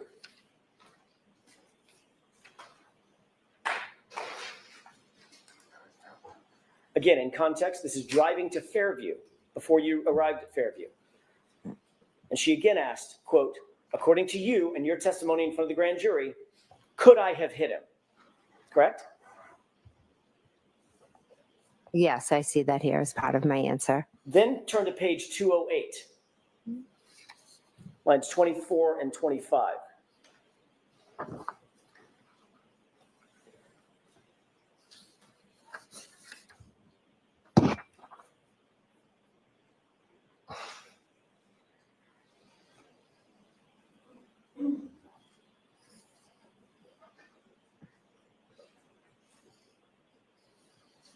I'm sorry, what lines 24 and 25? Lines 24 and 25, let me know when you've I've read them, thank you. those. For context, this is at the scene outside Fairview. Yes. And you told those grand jurors under oath, she asked, did I hit him? Could I have hit him? Correct? Yes. On page 208, lines 24 and 20, I'm sorry, 208 and 209, going on to page 209, lines 1 through 3. You actually recounted to the grand jurors a conversation that you said my client had with a female EMT standing right there, exactly as you testified to today. Female EMT. You see that? I do, yes. And what did you say my client's statements were in front of that female EMT? In this, I say that she said, could I have hit him? Is he dead? It's actually, did I hit him? Oh, sorry, I missed that part. I apologize. Did I hit him? Could I have hit him? Is he dead? Is he dead? Is he dead? And that was at the scene in front of the female EMT, exactly the scene that you're describing you attributed the 3 statements to my client to today, correct? There was many different times when we were talking to different EMTs, the female EMT, the men, police officers. May I approach? Yes.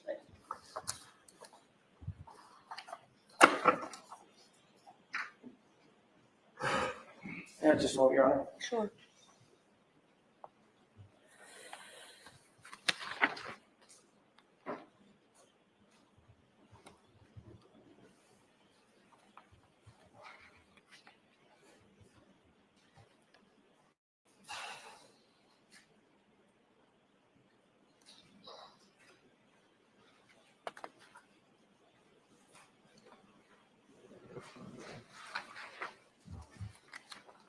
Ms. McCabe, your full statement at page 208, starting at lines 22 through 25, going on to page 209, down to line 4, was, quote, so there are different, police officers getting statements from us. And at one point I'm standing with Miss Reed and she's saying, did I hit him? Could I have hit him? And there was, I believe, an EMT, a female, standing right next to me, listening to her yelling, did I hit him? Could I have hit him? Is he dead? Is he dead? Is he dead? It was pretty much nonstop. That was your testimony in front of the grand jurors, correct? Yes, it was. And that was April 26th, 2022, correct? Correct. Not one time.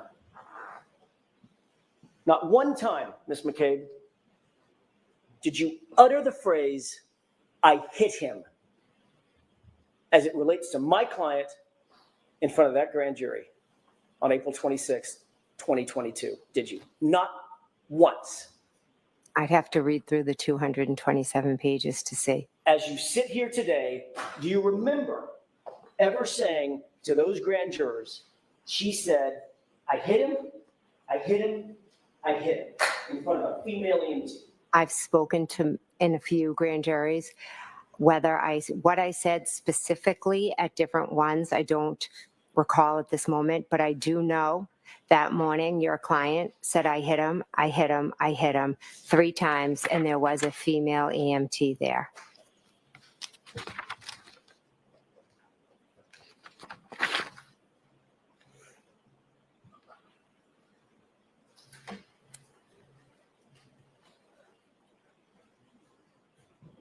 You spoke with Trooper Proctor just the same day, right? January 29th.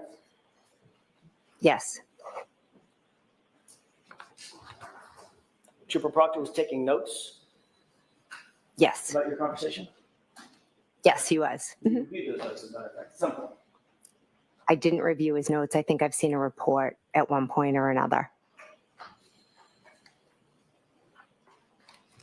On that very day, January 29th, 2022, when you were asked to recount what happened at the scene, who was doing what and who said what, you never told Trooper Proctor that my client said, I hit him either, did you? Oh, I told him. Yes, I did. He just leave that out of his report? I'm not responsible for his report. No, you're not. But you have read his report. So again, no comments, Mr. Jackson. You have read his report, right? I have seen it before, yes.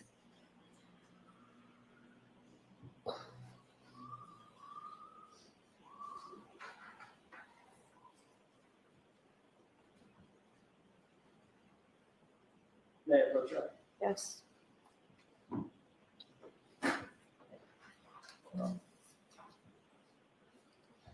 Thank you. You looked at that report for another particular this morning. You still recognize it? Yes, I do.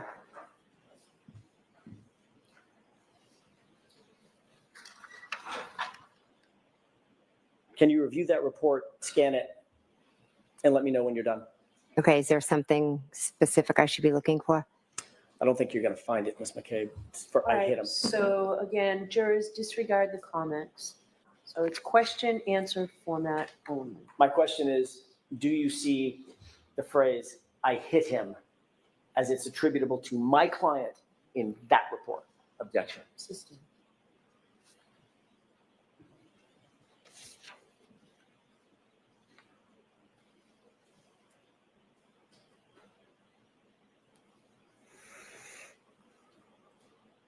Do you recall telling Trooper Proctor that my client said, I hit him, I hit him, I hit him?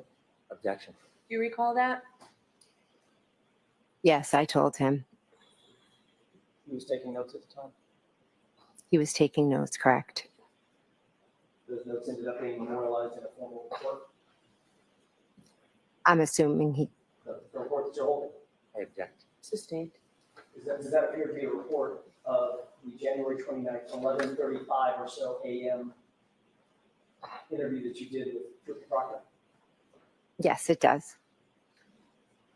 You said you reviewed that report in the past, Yes, in the past. and you're aware in no place in that report does the phrase "I didn't show up" anywhere, correct?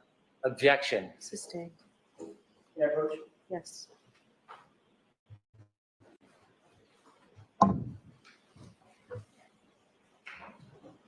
Oh, I'm sorry, I'm going to approach the witness. Sorry, Mr. Brennan, I'm sorry. I'm being vague. I was just grabbing the report back. Sorry.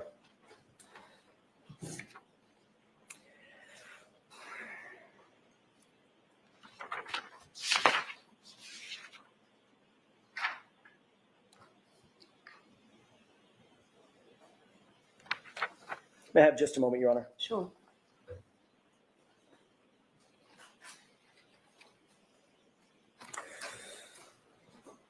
I want to draw your attention to the very early morning hours of January 29th, around 4:53 a.m. when you indicated you received that phone call from Kaylee's phone. Do you have that time and date in mind? Yes, I do. My client told you that John had not come home, correct? Yes. And you knew that Miss Reed at that point was awake and looking for John. I didn't know what, I just knew that she was awake and screaming. Right, because she was worried about where John was. Objection. Sustained. You've been asked who you communicated with first thing that morning after you received that first call from Miss Reed. Is that right? Yes. You were asked by Trooper Prince in her formal interview. Trooper Prince interviewed you on February 1st, about 3 days after the incident, correct? I met with a lot. I don't really remember specific days. Do you remember a female trooper? Yes, I do, actually. Okay. In your house? Yes. Or I should say at your house? Yes. That was around 3 days after the incident? Was it Tuesday, maybe? Yeah. I don't know. I wasn't there. I think so, yes, Okay. if it's the one I'm thinking.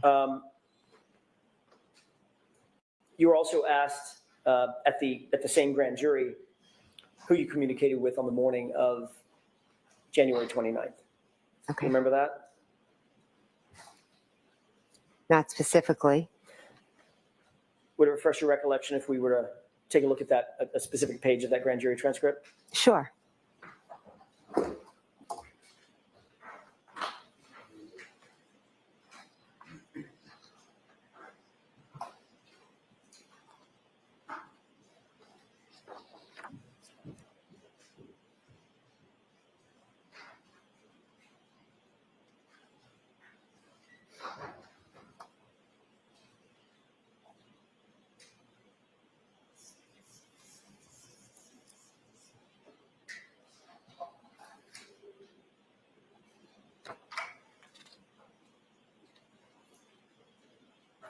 Do you need a couple of minutes, Mr. Jackson? I do, Your Honor. So, jurors, why don't you stand up and stretch, okay? You can too, Ms. McCabe, if you want. Thanks.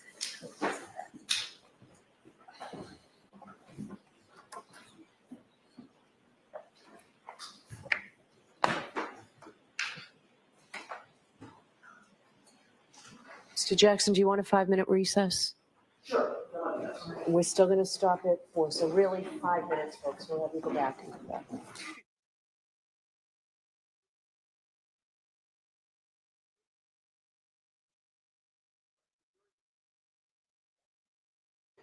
Hey there, Karen Reed trial watchers. You know what a lot of the trials we cover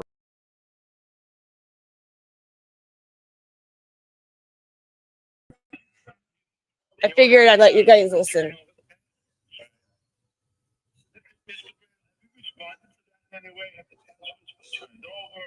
Can you guys hear this?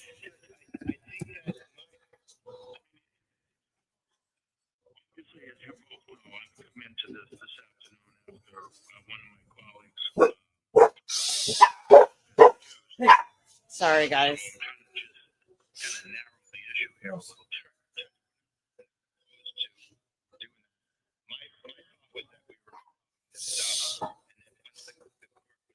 Given the green light, we'd be happy to do whatever.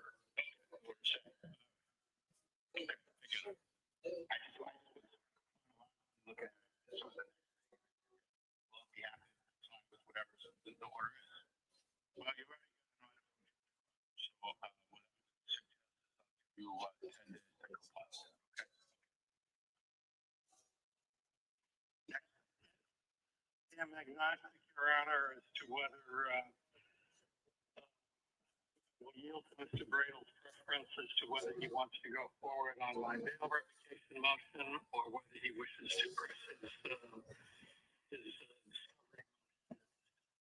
I'm gonna turn it down.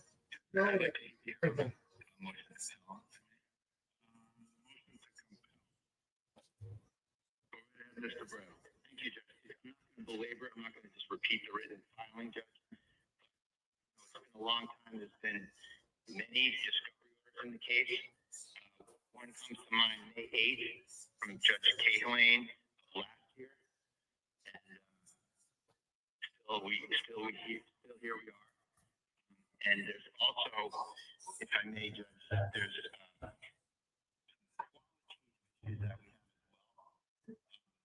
we screenshot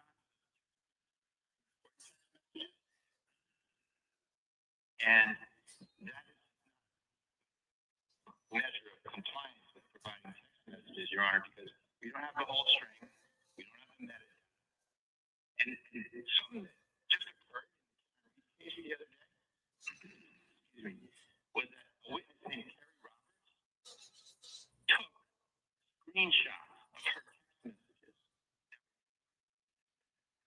Screenshots. Same exact situation as we are here. And not, in my opinion, answers to foundational questions about whether they were her text messages. And these text messages were not admitted. So here we are. And It's a break, Kate. Screenshots are not something that ought to be satisfactory. So we need the digital copies of these orders supposed to be given and sort of piecemeal pieces of paper with no foundational support, no assurance that it's the entire string. It's really not the entire string. These really need to be given to the defense as a matter of due process, Your Honor. And I can say the cases, but you know. Okay. Mr. Cosgrove on that.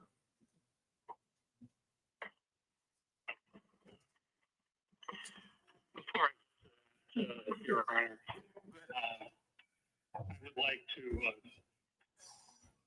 address a few things.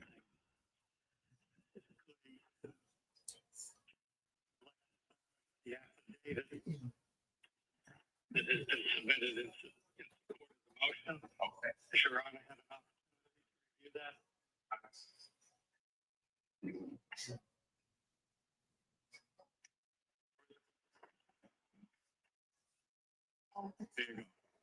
Let me see. Feel it?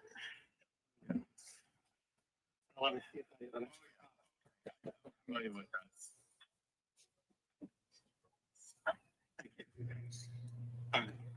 I know Your Honor looked at it as a preliminary order, yeah, allowing the motion for impoundment pending today's proceedings. And I want to place the court on notice that I object largely to the order of impoundment. I don't object the impoundment, the name of the witness in item number 8. Hey. It was allegedly described with an obscenity, although that is the least of his behavior, allegedly described that way by Ms. Peter. But I do object being supported by what in effect the record would be an anonymous affiant. I particularly object to that because before the ink was dry, Mr. Kearney essentially outed the name of the affiant on his own YouTube presentation. He did not.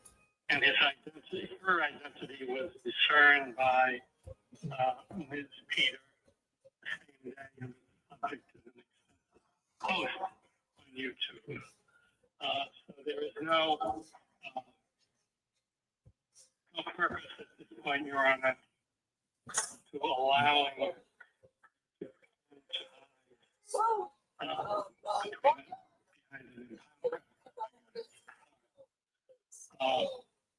moving on to the affidavit. I think that Mr. Kearney should produce the affiant, or that the affidavit should be stricken. This affidavit largely recounts purported hearsay by Ms. Peter.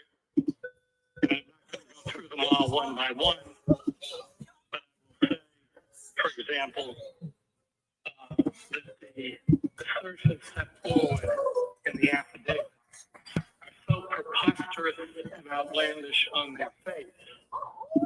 Preposterous. That I really I appreciate that. overly critical of press counsel, but I really question the judgment of counsel for Mr. Kearney forward in filing. For example, Oh, horseback, guys.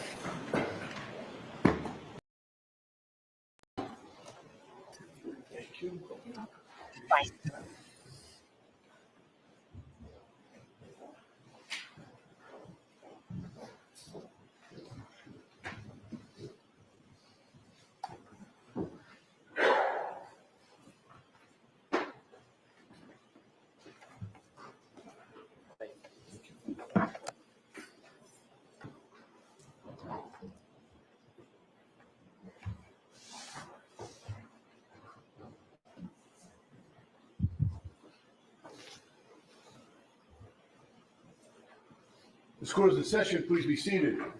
All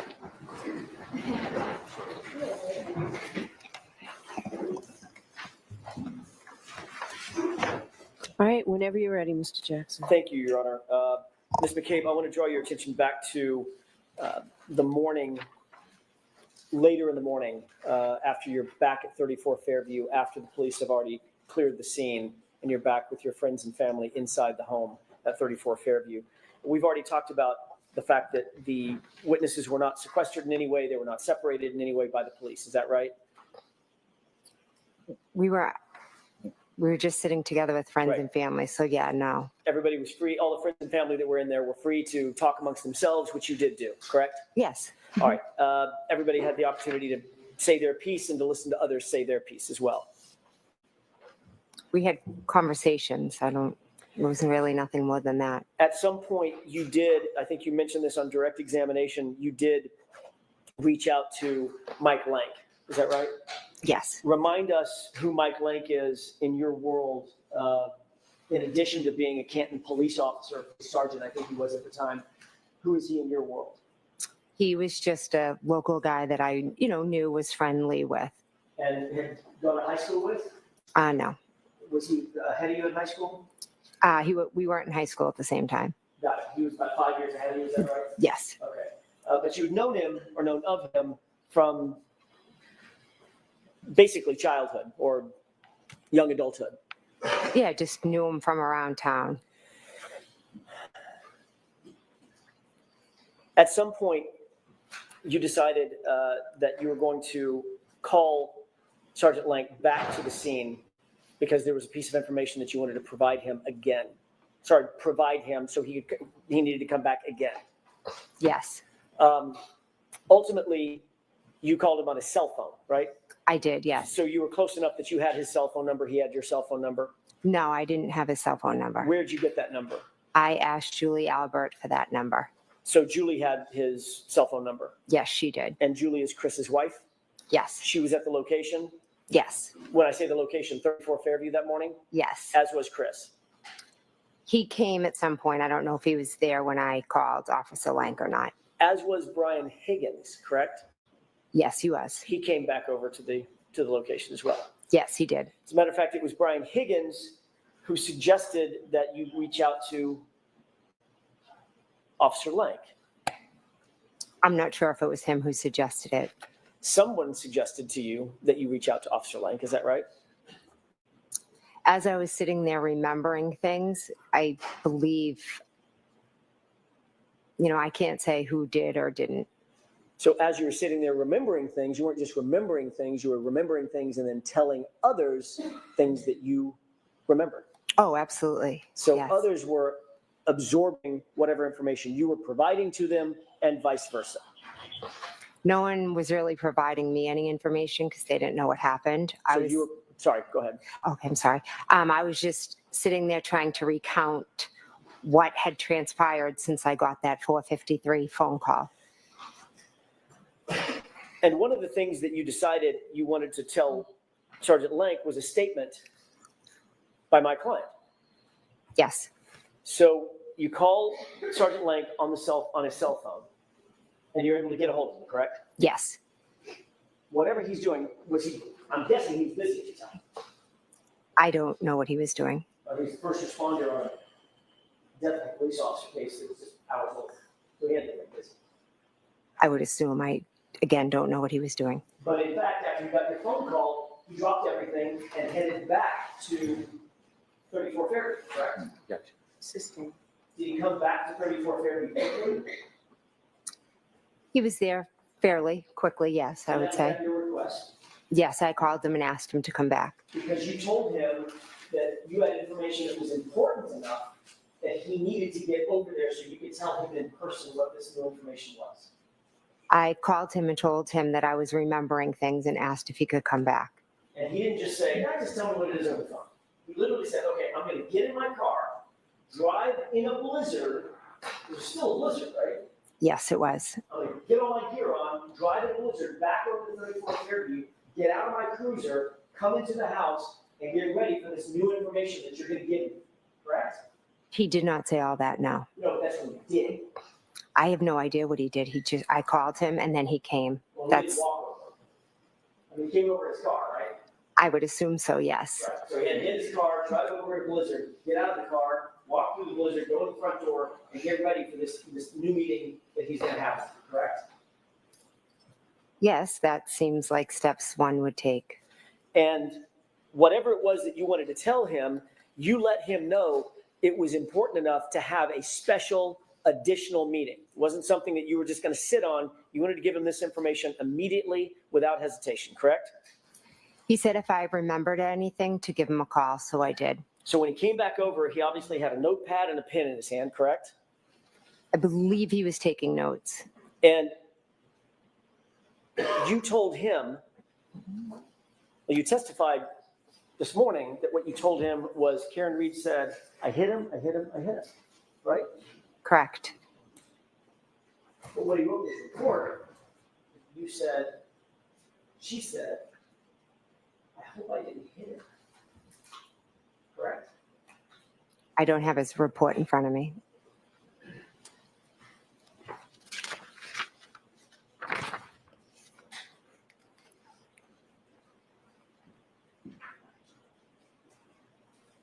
Yeah, just one minute. Yes.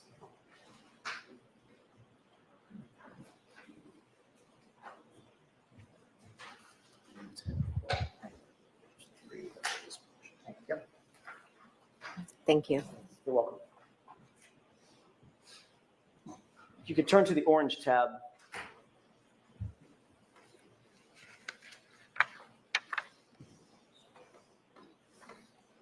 Do you see that? I do, yes. Okay, and you've had a chance to read it? Just the highlighted Okay. part. May I approach? Yes. Thank you.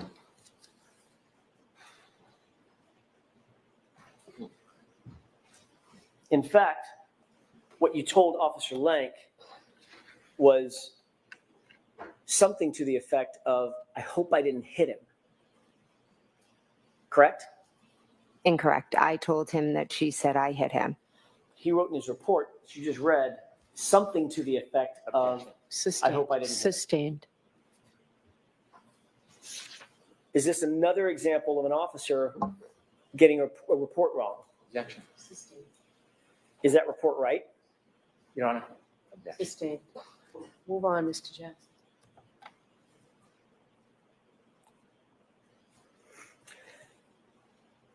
I hope I didn't hit him, or something to the effect of, I hope I didn't hit him.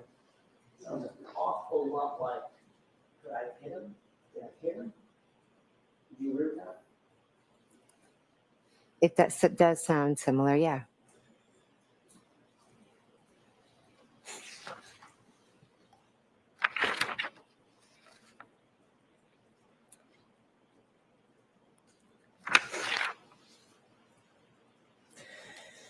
You testified yesterday that during that first phone call, that first phone conversation with Ms. Reed at 4:53 a.m., she told you, according to your testimony, that in that phone call, in that very first phone call, Ms. Reed said she had gotten into a fight, her taillight was cracked, and she asked, could I have hit him or did I hit him? Correct? Incorrect. Tell me where I'm wrong. The first phone call, she had said we got into a fight and he didn't come home and I left him at the waterfall. In the second phone call, once I told her that I saw her outside of my sister's house on Fairview, that is when she said, could she have hit him, and talked about her taillight.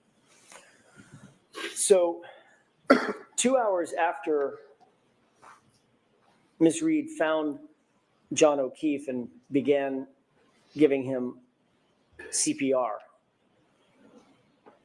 you were interviewed by Sergeant Sean Good, correct? Objection. Ask the question differently, Mr. Jackson. 2 hours after Ms. Reed found Mr. O'Keefe, about 2 hours later, say 8 o'clock, 8:30 in the morning, after the scene was cleared, you were interviewed by Sean Good, were you not? Objection. Sustained. May we approach, Your Honor? Yes.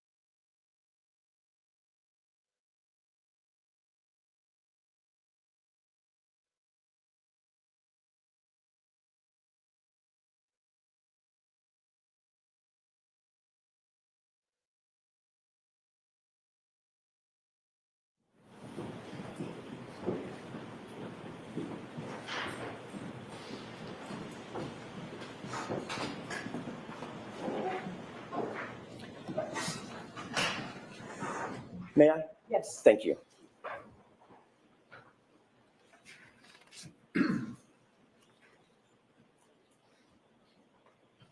While you were at the scene, after Ms. Reed had been giving CPR, Sean Good interviewed you, correct? I don't remember a formal interview with Sean Good. Do you remember talking to him? When he arrived at the scene, I do remember briefly talking to him after all three of us gave John CPR. And he asked you certain questions about what you'd seen, what you'd heard, what had happened, correct? I have to tell you that I remember seeing him there and I remember talking to him, but I do not remember specifics of any conversation or any questions that he asked me. Do you remember him do you remember him asking you about any initial calls you had and you telling him about that 4:53 call and the early morning calls thereafter? The initial calls before you met up with Ms. Reed? I don't recall. Did you tell Sergeant Good, by the way, he's a sergeant at the time. Sean Good was a sergeant, not an officer? I'm not sure. Okay. By the way, you knew Sergeant Good, did you not? I didn't know him. I knew of him, like I knew his name, but that was it. How'd you know of him before that day? Because his sister is a year or two younger than me, and I knew she had a brother that was younger, that was a Canton cop, just through the town, but I didn't know him. Okay, friendly but not friends. I wouldn't even say I was friendly with him. Okay.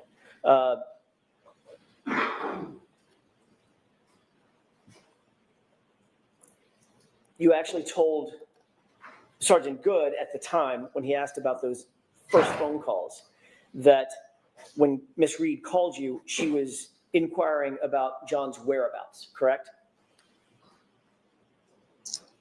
Again, I don't recall my conversations with Sean Good. You certainly never mentioned to Sergeant Good the incessant screaming and hysteria that you've described here in court.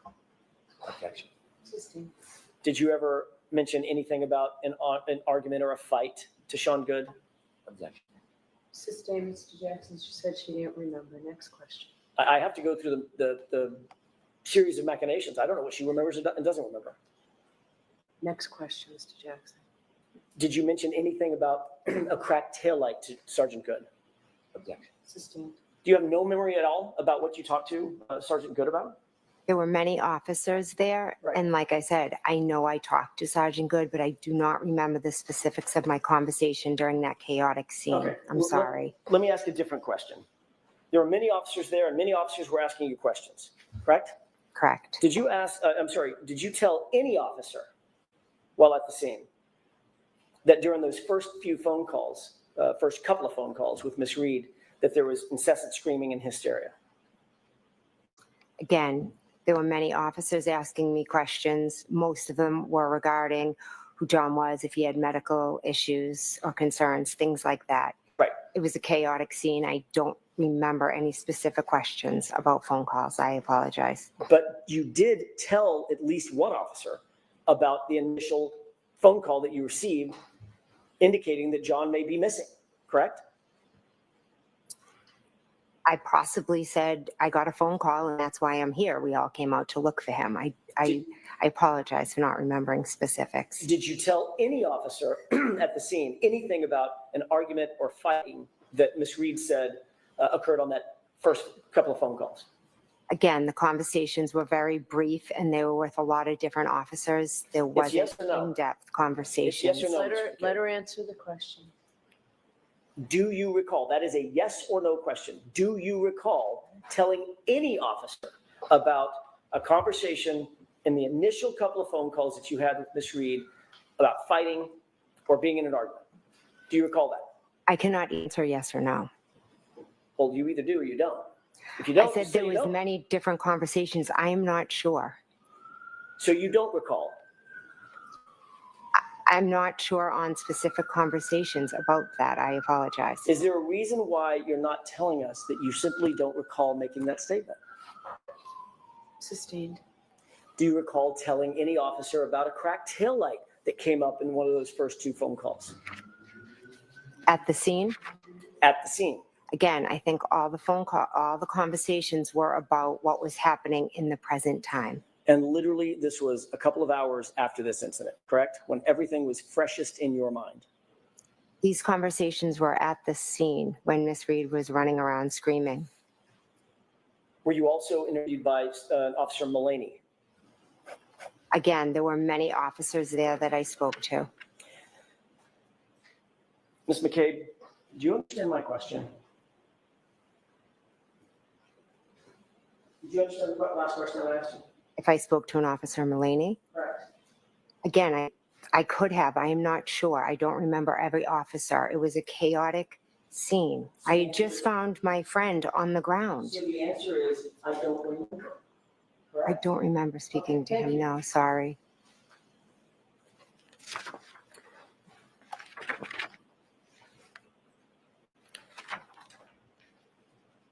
Later that morning, you did have a conversation with Officer Lank that you actually do remember, correct? Yes, correct. What you told Officer Lank, or Sergeant Lank, was that you received a phone call from Kaylee's phone and that Karen Reed was distraught because John never came home, correct? I told him she was, I don't remember the exact words, but I told him something like she was hysterical and screaming and said John never came home. You never mentioned that she said anything about a fight during that initial phone call, correct? Again, I'm not sure what exactly was said during that initial phone call. You never mentioned that she said something about a cracked taillight in that initial phone call or those two phone calls, correct? Are these phone calls with who? Who are these phone calls? Who am I speaking to The at this initial point? phone calls that you had with Miss Reed. Yes.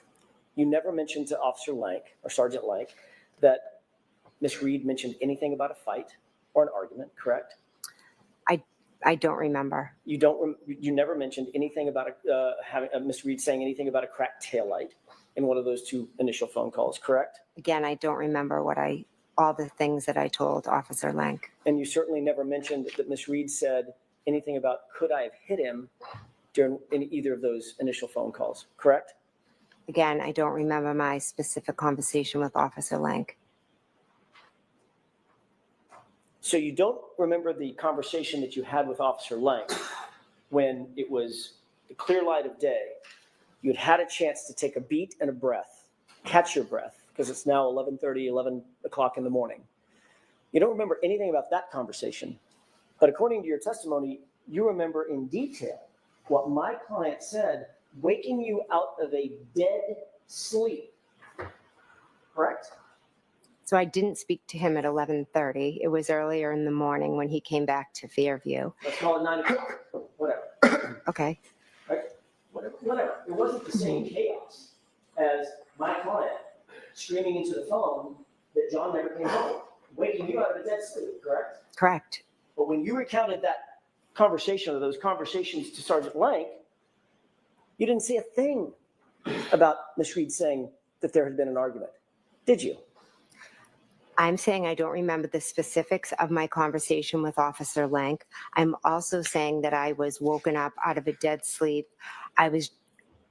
Karen showed up at my house screaming. I went out to help her look for John. And then we found one of my closest friends on the front lawn. And she was saying crazy things and acting crazy and Ms. acting McCabe, that's not my erratic. question. And so every Ms. McCabe, police that is officer not my that I question. spoke to, Let her finish. every police officer that I spoke to, I tried to answer their questions the best I could. It took me hours and in some cases days to remember all the things that Miss Reed had said. My mind, I was in a state of shock. But the minute I remembered, she said, I hit him, I hit him, I hit him. I called Officer Lank. And your memory is getting better even as we sit here today, correct? There are certain things I will never forget, Mr. Jackson. Including the fact that you never, ever, ever said, she said the words I hit him to a grand jury when you were asked about it 3 months after the incident, correct? She said, I hit him, I hit him, I hit him. You never told that to the grand jury, did you? I don't remember specifically that every grand jury and everything I said, but I can tell you with 100% accuracy, she screamed, I hit him, I hit him, I hit him. You never said that to the grand jurors. I don't recall if I You were did. there to get the truth, correct? The truth is, she said, I hit him, I hit him, I hit him. You were asked that specific question at the grand jury. What did she say at the scene in front of the female EMT? And you know what your answer was? You do, because you just read it. I wasn't asked what she was said at What the was the scene. answer to that question? I'm objecting. The objection sustained. Ask one more clear question, Mr. Jackson. What was the answer you gave in answer to the question about what was said by Miss Reed to the EMT, the female EMT at the scene? What did you say she said? I don't know if I was asked specifically what she said to a female EMT. All right, we're going to end this now. Your Honor, may I have one more question? Go ahead. I can't end it like this. You said Okay, she jurors, said- ignore the comments of counsel. Ask one question, Mr. Jackson. You said that she said, could I have hit him? Did I hit him in the presence of the female EMT? That's what you testified to under oath at the grand jury, isn't it? Yes, because she also said that. All right, so folks, we are done for today. You remember tomorrow is the day that we're not in session. So we will see you Friday. Friday is a full day. And I have to give you those questions. You can stay and file out after the jurors. Please do not discuss this case with anyone. Don't do any independent research or investigation into the case. If you happen to see, hear, or read about the case, please disregard it and let us know, and be very careful with your social media. Have a great night, a good day off tomorrow, and we'll see you on Friday. Thank you.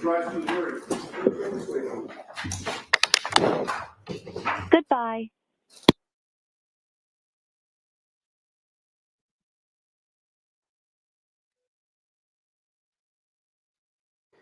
Hey there, Karen Reed trial watchers. You know what?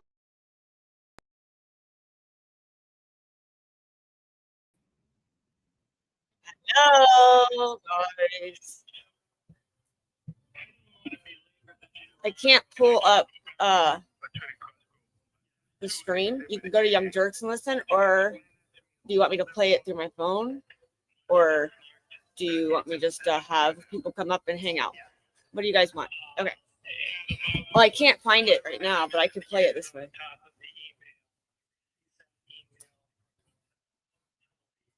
Indicating that he had received that communication from this person who so far as I know is to all of us. Can you hear it? Whether his identification is genuine or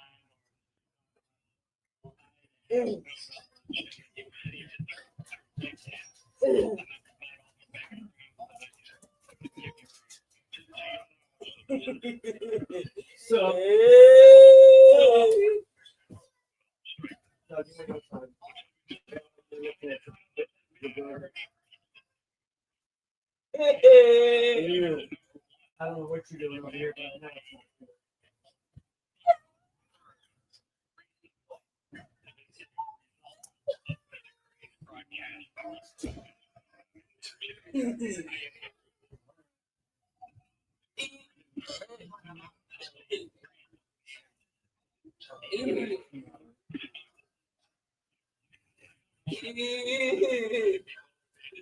Yeah, I don't want to take anybody else's stream. I thought it was a regular stream.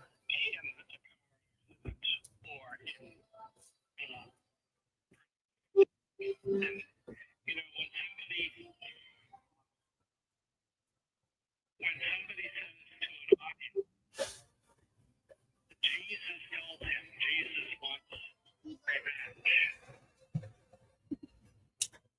How does that play? And revenge in the form of somebody being hurt in the most painful way.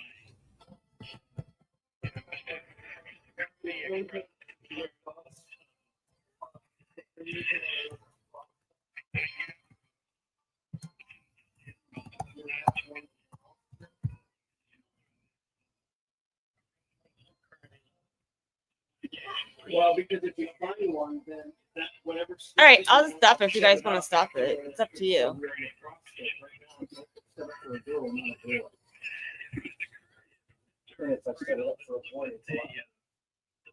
Here, I'll just turn it off and then we can talk about whatever, peoples.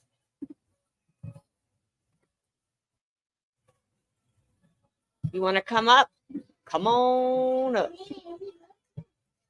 Lucas, are you there?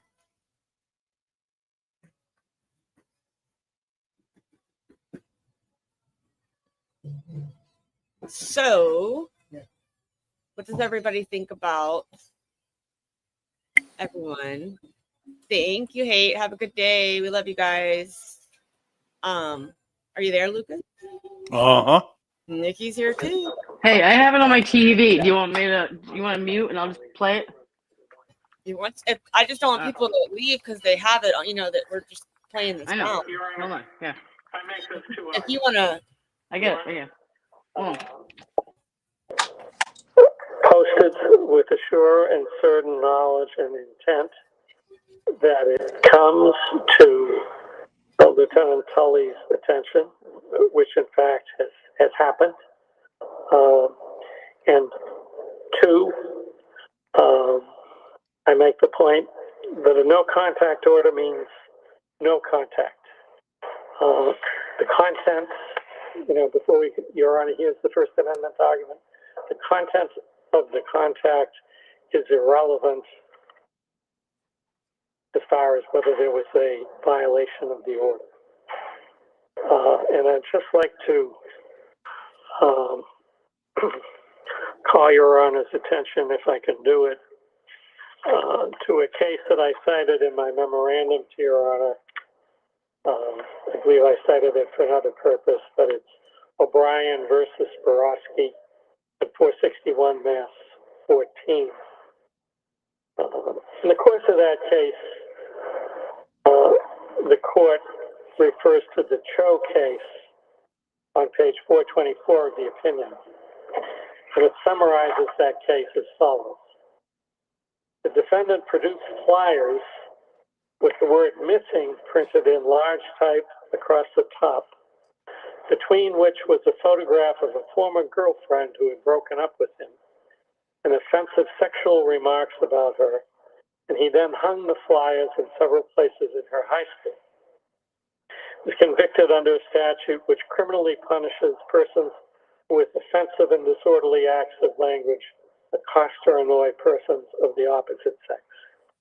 We, that's the appeals court, concluded that the defendant's criminal conviction for this communication did not violate the First Amendment because it was a true threat that had no expressive purpose, but was instead intended to get back at the victim by placing her in fear that she might suffer some sexual harm or wind up among the missing.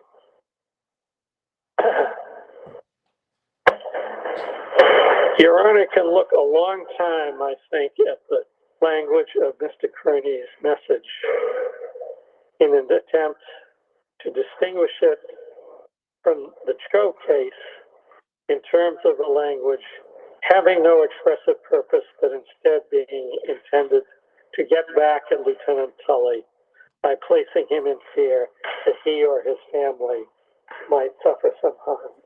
In fact, what other meaning are we to draw from revenge? But apart from that, Your Honor, even if there's some far-fetched First Amendment phrase somewhere lurking in this message,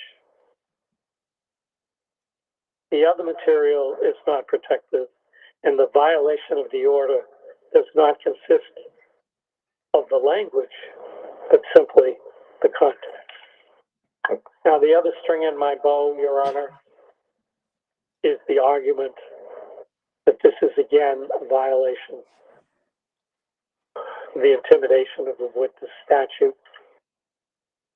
Mr. Kearney and I have gone back and forth on that statute and how it should be construed and how it should not be construed. Your Honor currently has it under advisement. You see my arguments in my memorandum here with respect to this case. I won't belabor them in oral argument. So I will rest at that point. Okay. Mr. Brettel. tell me about that word revenge, and how am I supposed to interpret that? Judge, this is not a threat. This is not contact. This is satire. This is all protected. I am so sick of having to come before a court because of Norfolk County and talk about speech that Norfolk County doesn't like. Not to anybody else. Just tell me about that word revenge. Revenge. Excuse me 1 second. Yep, no, take your time. You can confront your client.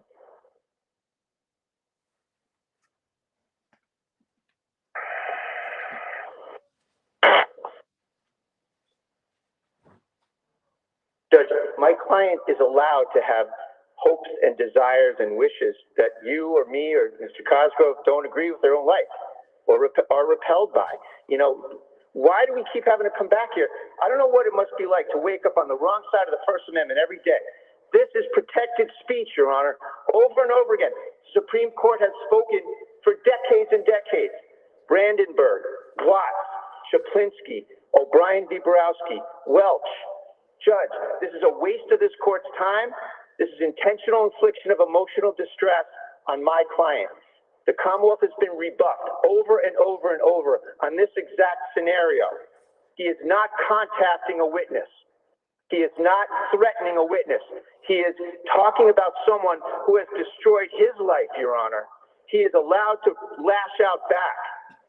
And the First Amendment grants every declarant this room to talk without fear, without the kind of fear that this county has inflicted on Mr. Carney over and over and over again. And it has to stop, Your Honor. This is First Amendment protected speech.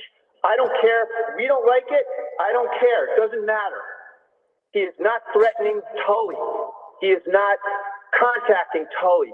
He is a reporter with his own style of satire that is addressing a large audience, and he is doing a major service pointing out over and over and over again corruption in this county, perversion of the First Amendment, abuse of the witness intimidation statute, Your Honor.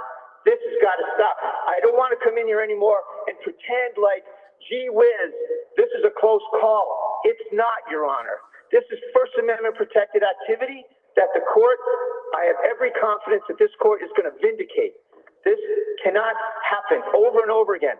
I get a motion to destroy my client's liberty 3 hours before every single time they want to do this. I get communications, oh, we're not going to try to revoke his bail. Then I go to Stoughton, they want to revoke his bail. What are they doing? They're corroborating the affidavit we talked about 5 minutes ago, where Jennifer McCabe said, I'm not going to interested in that. I'm interested about the word revenge. Judge, he can say revenge. He hopes it's revenge on a bad guy that's been destroying him. We cannot engage in this kind of content-based viewpoint discrimination. We don't have to like the viewpoint, but like Voltaire's biographer said, we have to defend to the death his right to say it. And that's all this is, Your Honor, over and over again with this. Excuse me 1 second, please, Your Honor. Yeah, no, take your time.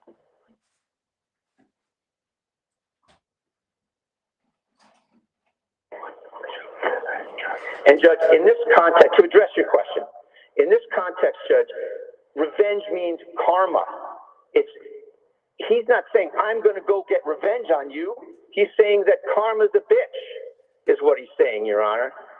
And he's allowed to say that. And this isn't something that is intended to be played on a judge's bench in the formality of the courtroom. This is something that he is talking to his viewers online. And he's allowed to do that, Your Honor. So we have got to stop this charade that this is somehow, gee whiz, we got to lock him up because he's talking and satirizing, engaging in political hyperbole, protected by Watts, Brandenburg. The only thing he can't say are true threats and fighting words. We all know that 100 times over. Why are we here, Your Honor?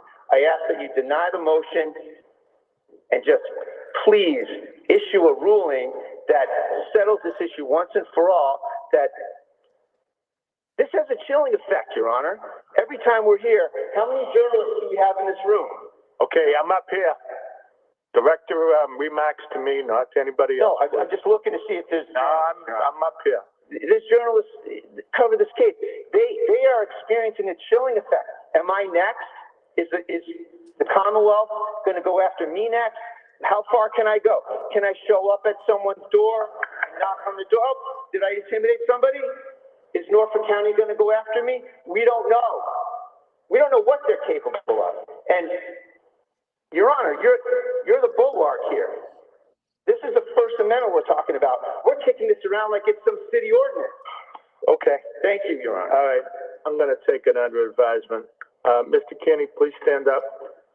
You're walking on kind of thin ice. I'm going to review everything and I'll come out with an order. But I take what Mr. Cosgrove has presented very seriously. I also take into account that there are certain First Amendment rights here as well. And then the issue is always how far does the First Amendment take you and when does it become intimidation of a witness? The word revenge, some of those other words that are on that tape are getting very, very close. So I'll take it all under advisement. Let me just see the lawyers that side back.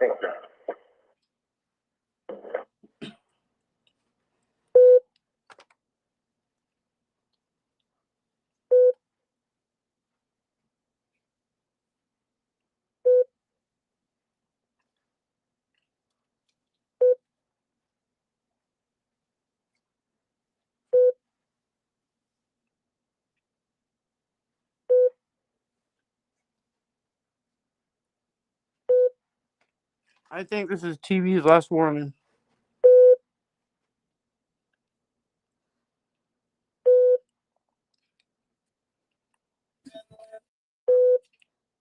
Well, I can't hear you, but They're just going to come back and state about the advisement in just a second. So we'll let it go. So I for whatever reason, I opened it. I went to the tab on Chrome, and then when it opened Zoom. Hold on, I'm muting that.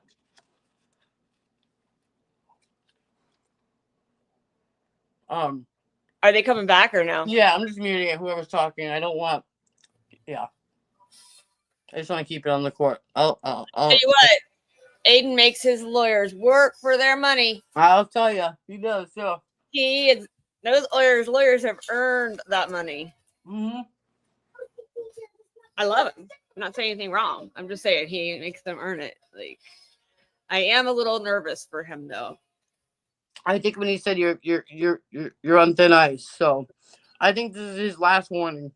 I think that's what I think. That's what I heard. Declan, get that. I think that's what I feel. He said he's going to take it under advisement, but and he's talking to the lawyers now and saying his words are getting close. Is what he said. Right. So, and words matter, but who knows? So, yeah, they're just still on sidebar talking. Are you there, Lucas? Yeah. Yeah. Yeah, I listened to that, and I mean, the judge is laughing, so. Well, you gotta look at it from a legal perspective. He said, it's looking close to revenge. I don't necessarily agree with that, right? Because Aiden actually said, he's got no intention of right. acting on anything he said. But right. They're coming back. Okay.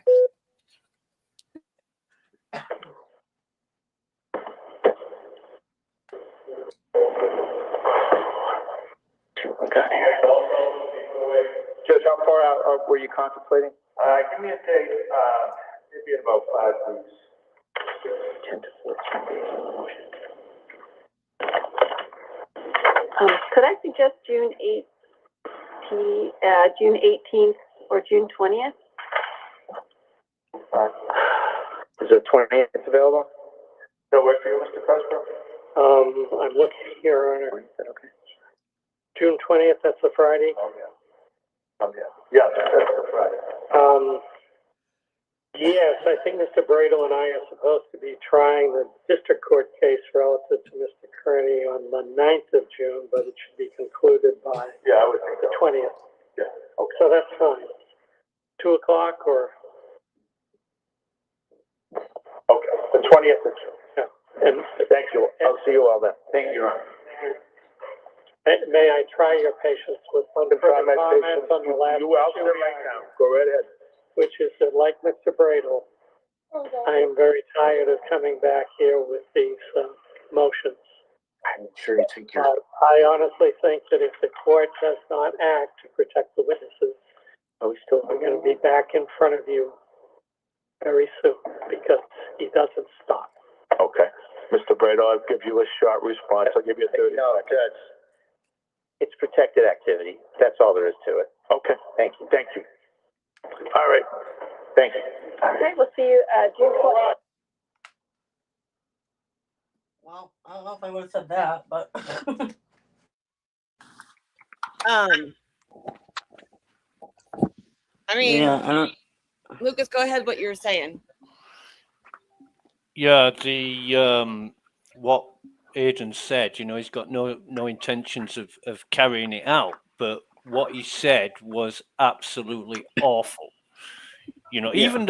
even though Tully's done some questionable things, you can't go around Right. saying, But at the end of the day, they don't fuck around with shit like that. The courts Also, don't. though, what he was bringing up about Elizabeth Proctor, that was behind a paywall. People pay to go to that, Right. so I don't think that should even be brought into it. If it's live and it's on YouTube, then that's one thing. But to pay to have to watch Turtle Club, and that's when it's said, that's not an actual. That's an indirect threat. It's not to them. anybody can pay and view Right. that content. It's like Yeah. Netflix, right? As long Anybody as can you're pay. paying, though. It's not exclusive. So if you're going to put it out there and you've got to make it publicly accessible, you can't be making these kind of statements. You can't be making these kind of statements. Somebody. Can you just hit mute when you're whatever's behind you? Can you hear me? We can hear you. Okay, good. Go ahead, Lucas. What were you saying? Sorry. That's it. Okay. I've finished what I was saying. Okay. What do you have to say? Making changes? Let's say about Turtle Boy right now. Yeah, we're about to play. Then we'll go to Karen in a minute. Well, there's the free speech and it's protected, but there are points where he pushes the envelope. Right. That's what I'm saying. And like the judge said, when is enough going to be enough? Right. Right. And I understand. So many things that he's done are not illegal so far. But when he says, When you start talking about death and yeah, I involving know. kids and families, that's Yeah, no, I know that. But when you, what was I gonna say? But when you say something like revenge, that could probably make people misunderstand. He should have said karma's a bitch, is what he should have said. Like, Well, yeah, exactly. And you never know. I mean, this is what people are saying. We know he's not going to go hurt anybody. right. Exactly. And the judge isn't going to say he knows that, because if he does, the judge is screwed. Right. Like Nikki said, I think with the close call,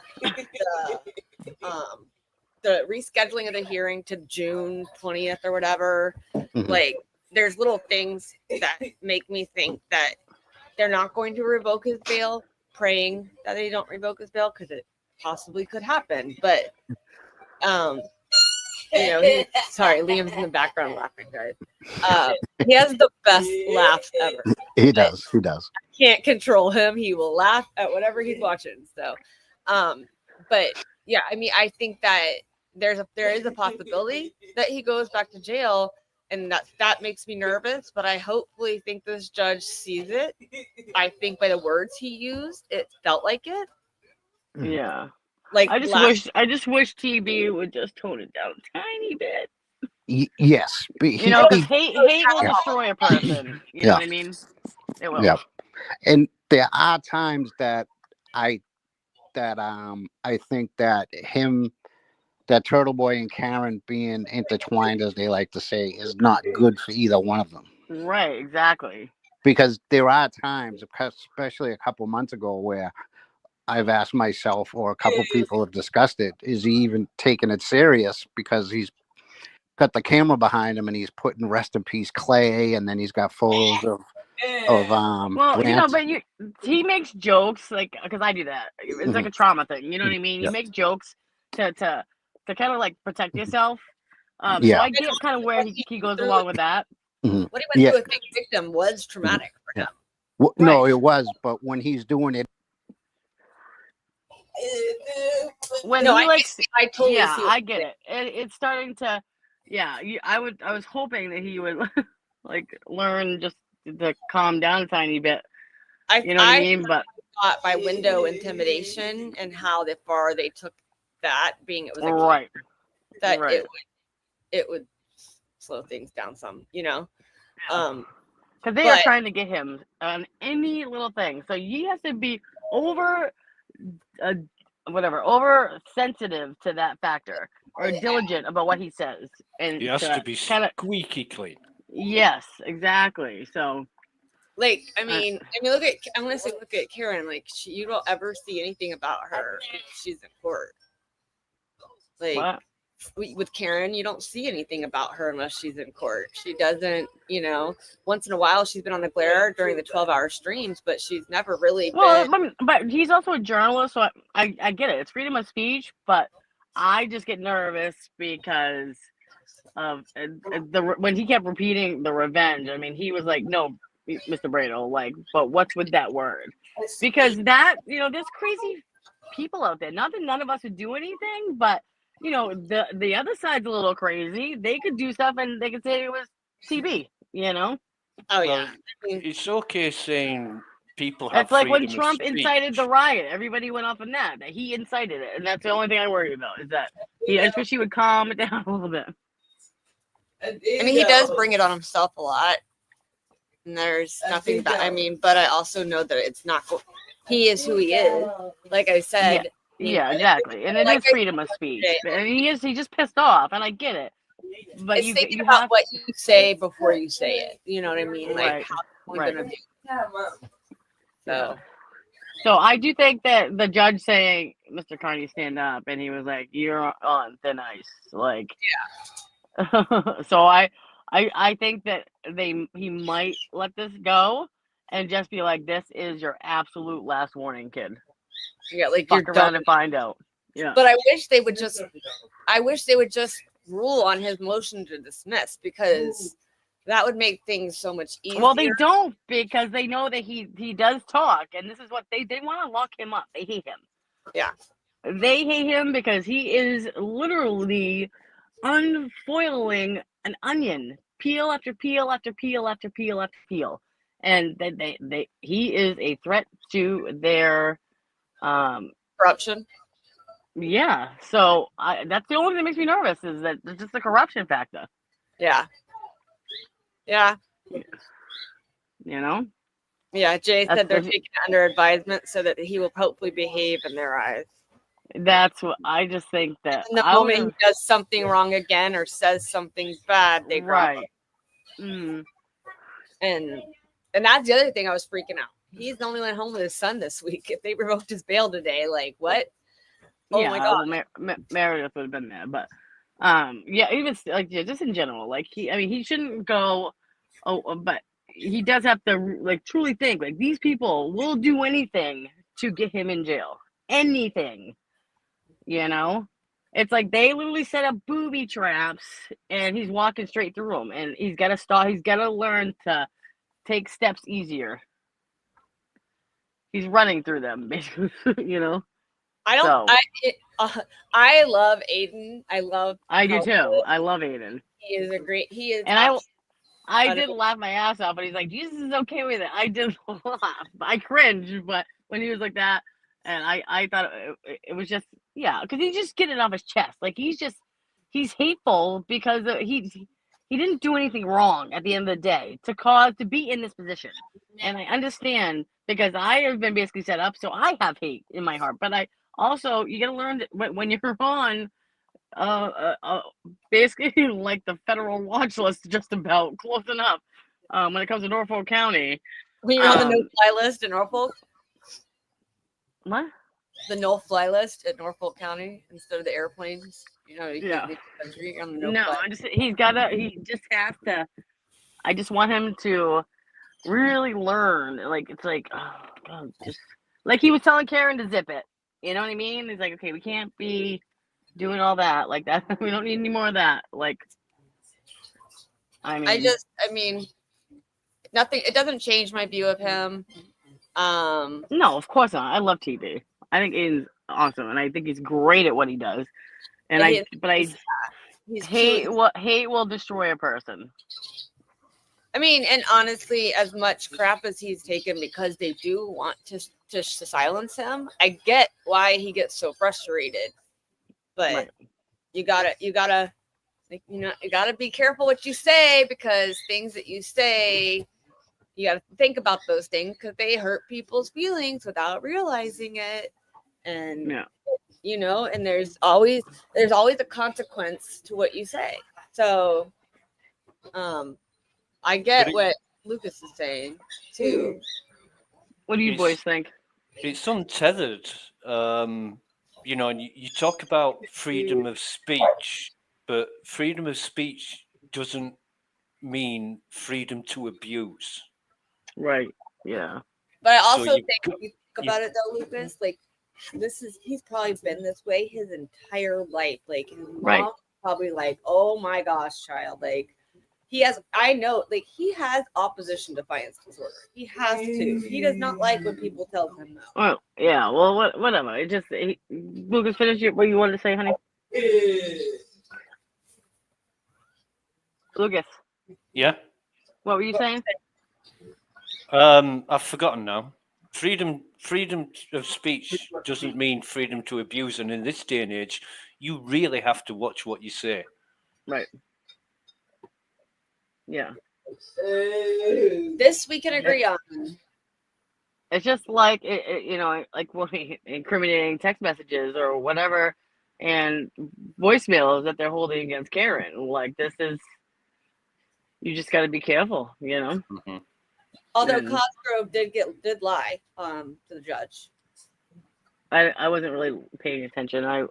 He said that Aiden is who outed the person who. Yeah, no, it was Kate. Yeah, and it was Kate, and all the anti-Karen people outed her. You said what, Kelly? He said that Aiden outed the girl who came to them. That was protection order for the affidavit. He said that Aiden put her name out there, but Aiden didn't put her name out there. It was Krusty Pants. Yeah, it was. Yeah, it was. Karen Reed, and so, but he told the judge. Cosgrove told the judge that he did. And that's what they always do. They always twist it. Mello could show up to testify. They always twist it, and that's the problem. Because they get away with it. Krusty Pants, or was it Aiden reposting something that Krusty Pants did? No, Krusty Panty posted it. She said her name first. Right. Because she knew exactly who it was by the text messages. Yeah. And honestly, Krusty thought she was still friends with her up until the other night. That's the thing that gets me. Like, these people who come to Aiden, like with Paul, it was like literally 2 days before that they were still getting information before they released it.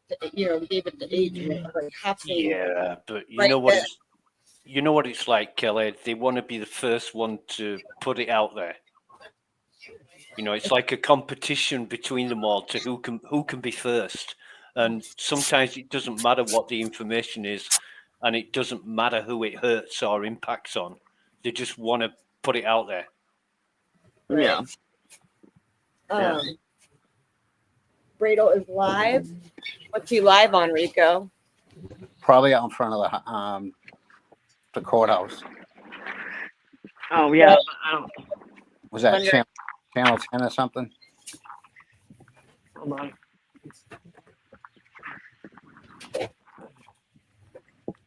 unless I'm outside. Hold on. I'll put it on. Hold, please. If you tell me where it's at, I could try to stream it.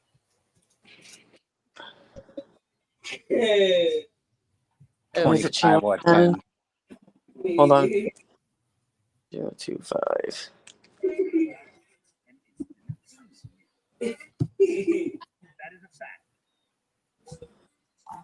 Is he on 25? Hold on, Fox 25. I'm trying to get it. And of course, my thing is sticking. Hold on. They're not live on YouTube. Let's see. Hold on. My thing is sticking. Hold on. Get it. And we're gonna miss it because I'm not on it.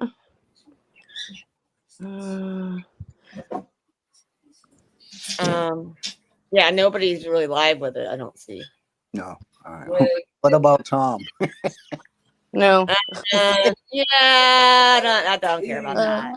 I'm just kidding. We will not be streaming Tom. No, 25 is just, yeah, it's just the ground round. Yeah. Talk about Shrewsbury, the ground round. Making changes. We love you. I hope so. Let me see if I can find it. Hold on. My Yeah. name is Patrick. I just put making changes on there. Hi, Patrick. It's actually kind of a long story, but when this all came up, my son was talking about people need to make changes.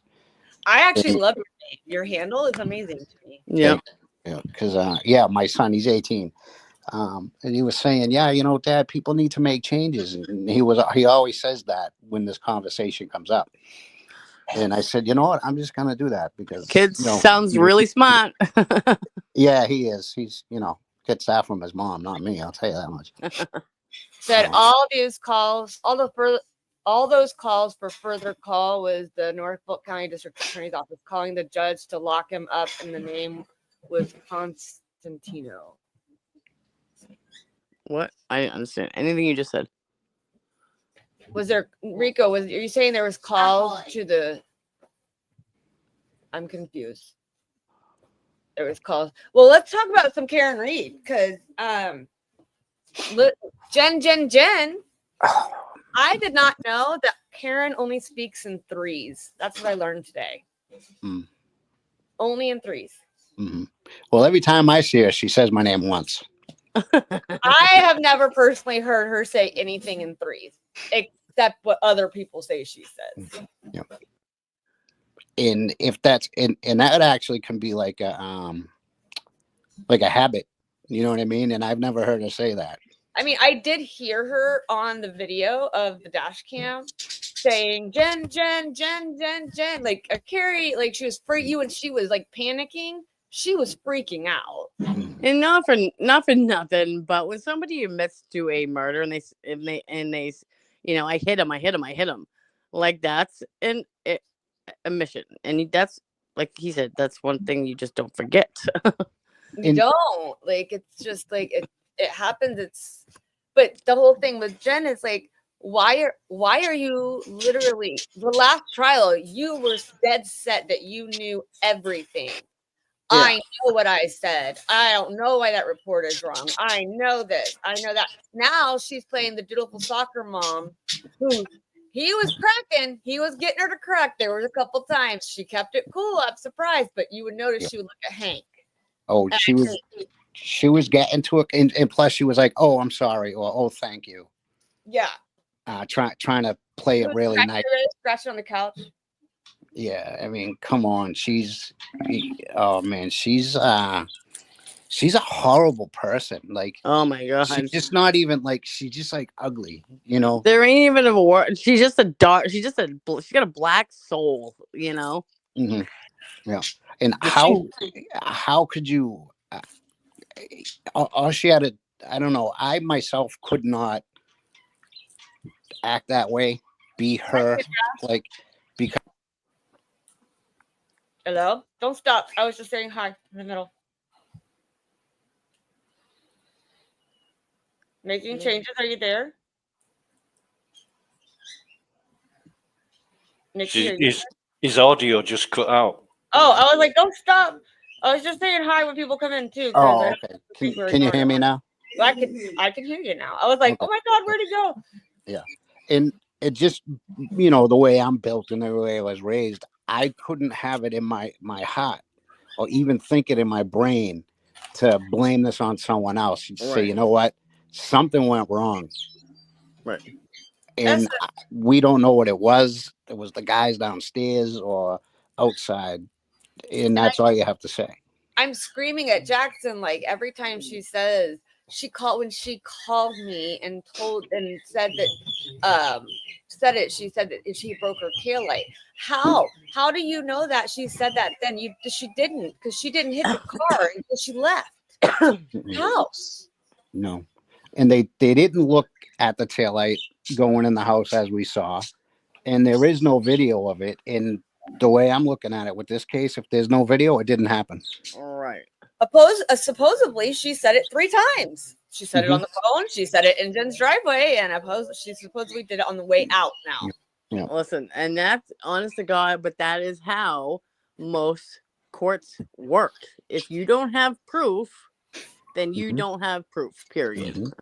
There's no evidence to prove your case, then you don't have it. Yep. So that gets just, I mean, it's irrelevant. Kendra, if you see this link above you, there's StreamYard, you're welcome to join the panel and come up. You don't have to have your camera on. You can turn it off. So. And also when Karen said we had an argument, I left them at the waterfall. And she says, no, I saw you guys out in front of my sister's house. And guys to me is plural. Yeah. Right. She's and now it's whiteout conditions. She couldn't see unless she was right there. Yeah. And I don't believe you can see shadows when there's no illumination. Not only that, the snow illuminates the yard. If you're looking out to the street by the flagpole, you're gonna see if there's a 6'2" body laying in the yard. Exactly. I mean, she said that she saw tire tracks in the road. If you can see tire tracks in the snow, which are very hard to see unless but you're you on can't top see a of them. body. Exactly. And the thing that really puts me off, Jen McCabe, is, and your parents probably told you this when you were growing up, that anybody who can't give you a straight answer can't be trusted. Right. Facts. And she's like a politician. Shit, I must be the most trustful. I must be the most trustful person on the face of the planet. Straight to the point. She don't care. You listen to some of these politicians and you ask them a simple question, and they dance around they it. Never ever give you a straight answer. And most of the time, and Kendra just brought this up, and I've said this earlier. Most of the time, when Jackson's asking questions, she gives this long-winded, nonsensical answer. Yeah, because she's trying to get her point. She's trying to make herself look innocent. And she makes herself look guilty when she does it.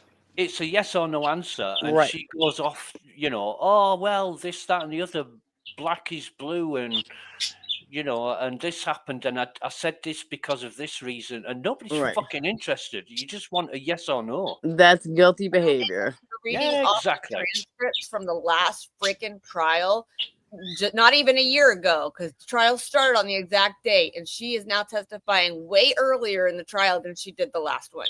It was in May when she did the last time. So she's way earlier. You're going to tell me that you can't read off a friggin' transcript the words that you said and that you not be refreshed to say, I did say that. She even dodged that one, didn't she, when Jackson asked her to read it? And well, I don't know. I can't, I know what it says in this transcript, but I'm telling you that my memory is different. Therefore, I'm right. Hey, Kendra, welcome up. Oh, hi. Oh my God, I'm so mad. I wanted to throw stuff at my TV all day. So have we. Girl. This is why we're here. We have we want everyone to come up and talk about how they feel. So this is why you're here. Yeah, this is, we listen and we don't judge. It makes me laugh because she knows all of these details until it comes to what really matters, and then she doesn't know. Correct. I hope the jury is seeing the same thing that we're all seeing, and how whenever She did this last year, though. They whenever had to I'm in have a seen court, it today. whenever I'm in a regular courtroom, and a person goes off on a tangent with their answer, the judge usually stops them, Right. not stop the attorney. Right. And She she told lets her Jackson to answer stop. every time. She told Jackson to stop as she was fighting to talk. They were fighting to talk over each other, and she's like, "Jackson, let her answer." What? Right. Which He is didn't ask her that. which makes me think that she's in cahoots with the judge is in cahoots with them. Well, no, sir. That's no way. That's the thing. Like, and we're not making fun of you, Kendra, at all. We are just Yeah. actually Yeah. sarcastic. No, yeah, Oh, yeah. I'm very sarcastic. Sorry. Like, no, you're fine. We call it. We don't even call each other by their names. We're like, "Hey, bitches," when we talk to each other. So, like, don't Wait, ever. Lucas and I can't be bitches. Are Though. you all in Massachusetts? I'm in Florida. Okay. Nikki is in. I'm all over, but I just moved Nikki's from a Massachusetts. nomad. And I moved So back. I'm in Oklahoma, but I was in Massachusetts 2 days ago, and I actually was standing outside with the protesters and saw Miss Reed leave at 1:30 in the afternoon. Oh, that's Yeah. cool. I got pictures of her, even though the cops made me cross the street and go to the other side. So be careful, you'll get arrested there. Yeah, I know. be very careful. They don't care who you are or where you're from. Yeah, it was a very interesting couple hours of sitting there with the protesters. There wasn't as many, but one of the cops was telling me that he was really nice. He was standing there. He said last year there's like at least 200 people there a day. More than 200. Go. And so Yeah, it was I mean, there's not as many busy. this time, but I don't know. It's just ridiculous. The whole thing. It's I because mean, there's nowhere for them to go. They're being kicked off everywhere they go. Even when they're in the buffer zone or out of the buffer zone, they're being kicked off other people's property and being told by the cops. So Yeah, the dance studio. like it Yeah. doesn't. Yeah, they're in front of the dance studio right now. So Kendra, where you at? is this your first time seeing this case? No, I've been kind of following it. I didn't watch last year's trial, but I've watched. So I've watched like updates. Like I've watched stuff from Turtle Boy. Do you have any questions about it that maybe those of us who are psycho and have been in it for like no, because I'm pretty caught up. I know. So here's my conspiracy theory of it. I think you that probably she dropped haven't him even off. opened after that well, and you don't even realize it. So there's stuff I forget about all the time. She was on John's Wi-Fi by 12:36. Right. So them trying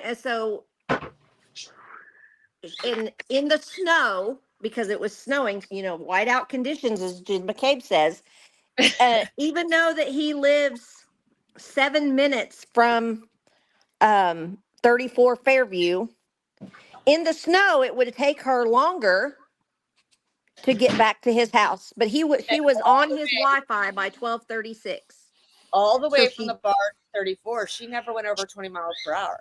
Right. So she had to have left him between 12:20 and 12:25 to get back to his house by.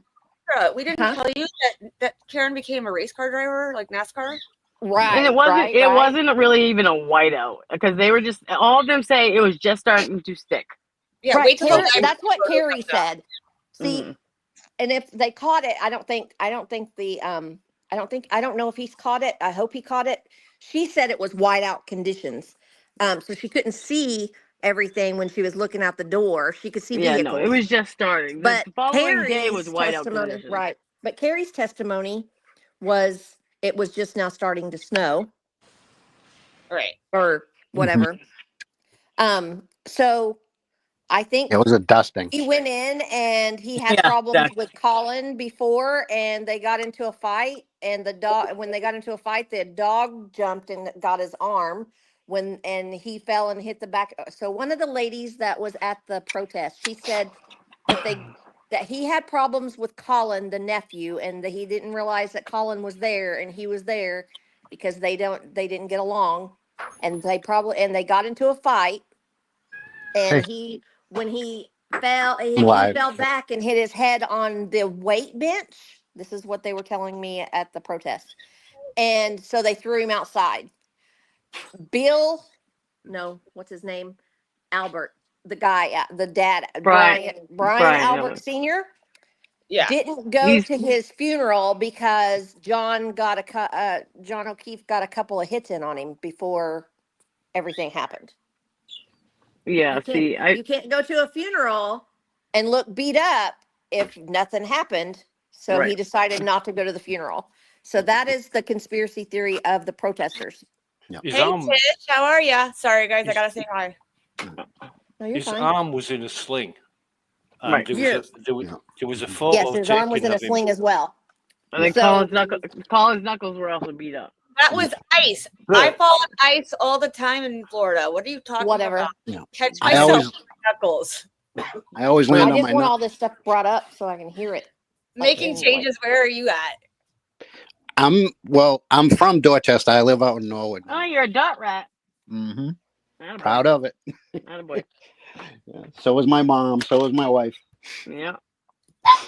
One of my very good friends is a dot rat. Yeah. Yeah. That's good. If you guys want to come up, there's a link just so you know. You're welcome to come up and hang out with us. Talk to us. Go ahead. And you also, you know how they said Karen said I pulled some glass out of his face. Yeah. In my opinion, that could have been from the gym because there's always the mirrors are in the gym. Yeah, and it could have also been from the cocktail glass they found under that was under his body when they blew the snow with the. Yeah, but I highly doubt. Yeah, exactly. They probably hit him in the face with a beer bottle or something. No, you don't find clear glass in snow and then not see red tail light. Period. All right, Lucas, tell us. You don't have to type it. Tell us. That's like finding a needle in a haystack and not seeing the. Oh, go ahead. Go on, say it. No. Go ahead. Say it. I've been waiting to say it for about 10 minutes, but you know. Go ahead. You might as well interrupt. You might as well interrupt another time again. Go ahead. Right. So the trip takes approximately 7 minutes in normal conditions. How long did it take Karen and Kerry and Jen to get from John's house back to 34 Fairview in those snowy conditions? Driving slower. Yeah. How long did it take them? They didn't say. I don't know. 11. Guys, somebody wants to say hi. 11 minutes. Yeah. What did you say? Hi. Declan's saying hi, guys. Hey, Declan. So okay, go away. That gives you some idea of the conditions, given that Kerry was driving, and you know, Karen. And that was the next day. The race car driver wasn't driving that time, so it was probably a bit slower. Right. Cinder girl. Oh, there she is. But yeah, it's the timing of things is paramount. You know, all this digital forensic data is really, really significant, and I've seen a lot of people on X and YouTube saying, you know, why are we bothering with Ian Whiffin and all this crap data when she's supposed to have ran into him in a car? She didn't batter him with a mobile phone. And I'm thinking the ignorance of these people, you know, they shouldn't even be watching. So ignorant. Like there's like they're trying to say he wasn't in the house and that she was hit with a car, but there's no proof. There's no accident report. There's nothing that shows that Karen hit him. Everything that Jen says contradicts everything that is there. And it shows in the GPS shows or the coordinates show he could have been in the house. So it's like, that's why. Yeah. I don't care what she says when she gets up on the stand. She can say anything, and she probably is saying whatever the CW wanted to say. You know, Jackson's right about the whole "I hit him" thing, and she's twisting it and turning it and misconstruing it into something that it isn't. Like Nikki said, she's just trying to make herself look innocent, and she is far from innocent. The beautiful soccer mom. She's trying to keep it her narrative. That's because she has to control everything. She's had to from the beginning. That's why we're here right now. Well, that's what I'm saying. She's trying to keep it her narrative. And she thinks she can control Jackson, and Jackson got her by. There ain't no way. This is not gonna happen, Jackson. And I guarantee you, we have a full. Tomorrow is not there, and they're not there tomorrow. So that means we have a full day of court on Friday, and the jury just went home for a full night and full day to listen to all the lies that he brought out of her so far. That's a big deal. Yeah, but still more to come on Friday. So they're not sequestered? The jury's not sequestered. No, they're allowed to go home. They are allowed to sorry, I was being texted about Mary's texting me. She's with Aiden. So they're not allowed to go home. They're not allowed to watch the news, the radio, or listen to anything to do with the case, social media, any of that stuff. How many do you think really don't do that? Right, that's what I was thinking. I'm like, not especially sure. after the bombs. Don't they all pay? Like, all of them are rule followers, right? Yeah, they're all rule followers. I'm a rule follower. What are you talking about? After I don't today, think I with would. the bombs and stuff, you know that they're going home and they're calling somebody and be like, look, Google this case, find out what these other, because even Jen McCabe said there's been multiple grand juries. Like, bitch, you just fucking open the door for that one too. Who can Okay, you Patrick, trust we'll though, see you. Nikki? Yeah, like I honestly, if I were them, I'd be going crazy, especially like after seeing the rock, the shape, the shape of a rock. Is that what they said? The form of a rock, she called it. At the View, and then being told that it wasn't there. Don't look at it, and then like all the stuff that popped off this weekend, like people are saying stuff, especially if anyone knows that they are a juror on the case. Yeah. So, if I wasn't smart enough to get out of jury service, I would stick to the rules because I wouldn't trust anybody. Right. You know, if Right. I could want ring jury. Nikki I want and jury say, duty so bad, but I never get picked. "Oh Jesus!" I never get called to go to jury duty. Don't be careful what you wish for. Don't wish that. Just be careful what you wish for. You're going to end up with someone like Sarah Boone. That's okay. I would love to be on a murder trial. I don't know. I love all this kind of stuff though. Yeah, but if you're going to break the rules and you're I'm not going to break the rules. I'm not suggesting you would. It's a hypothetical scenario. If you're going to break the rules and say, I'm going to trust Nikki, and I'm going to say, Nikki, when I get out of jury service, can you tell me what's going on in the media? And she's going to tell me, and then a month or 6 months later, I'm going to say, oh, Nikki, you've got a fat ass. And then she's going to ring the court system and say, listen, this is what we did when he was a juror. You just can't trust anybody. No, right. Girls will do that shit to you. Well, it's just a hypothetical scenario. I'm not saying Nikki would, but it's a risk. If you're going to break the rules, you're going to get caught. I know for a fact in the UK, people on a jury, if it's a real important high-profile case, they'll have people checking out your social media and right. Even the GCHQ, which is our version of the NSA, they're probably tapped into your emails and your text messages to see if you're investigating or it's a real big thing. You get put in prison for that shit. Yeah. I mean, I have never been on a jury, but I also per se don't want to be, because I don't want someone's life in my hands to have to make that decision.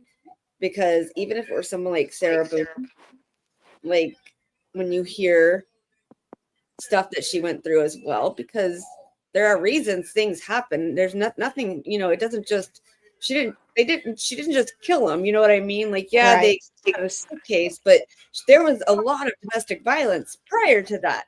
And to me, Right. that's such heavy weight on my shoulders. And I could not, I'm the type, I'm an empath. I cannot live with that myself of having to decide someone's life and their fate. Like, I would go crazy. I'll watch it all day long, but somebody else can do it. I mean, I don't want to. Calypso, we're not monetized, so we don't have memberships. Yeah. But you can like and subscribe and share it out, my love. We're still a young channel, and we just want this channel to be somewhere people can come and relax. We just do it to have fun. It's all it is. It's a Exactly. fun thing for us.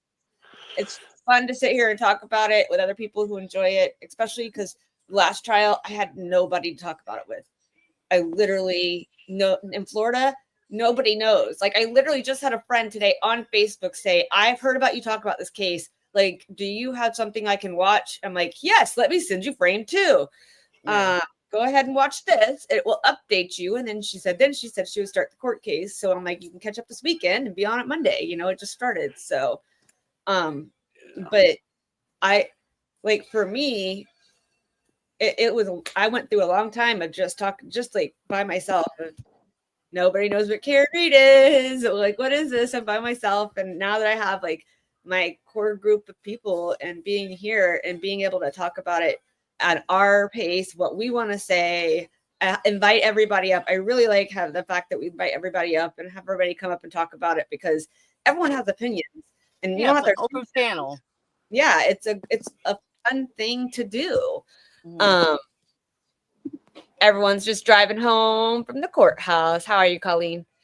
But like I said, anybody wants to come up, we keep putting the invite in there. We want you guys to come up and talk, because especially with Jim McCabe, it is crazy.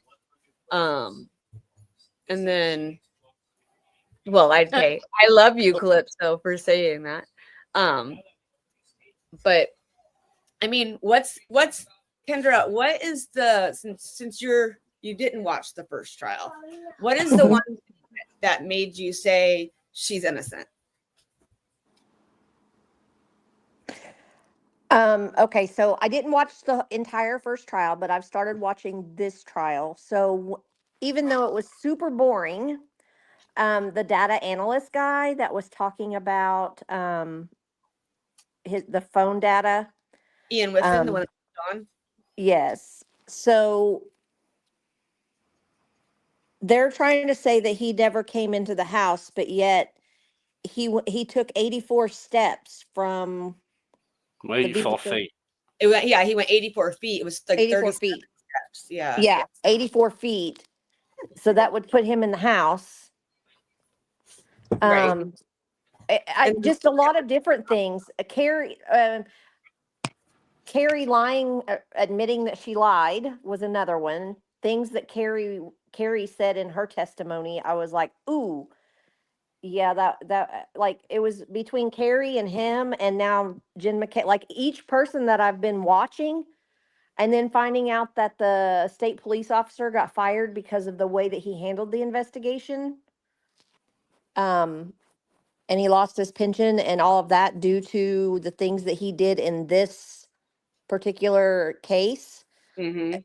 And it being a cop and it being cops that caused that killed him, of course they're going to pin it on the girlfriend because they didn't like her. Plus Carrie used to be in love with him. That's why she's in 2013 started helping take care of his niece and nephew. It's just a whole lot. Like I've read into a lot of it. So just by the research that I've done on my own, by listening to testimony and just the scenario of it, it just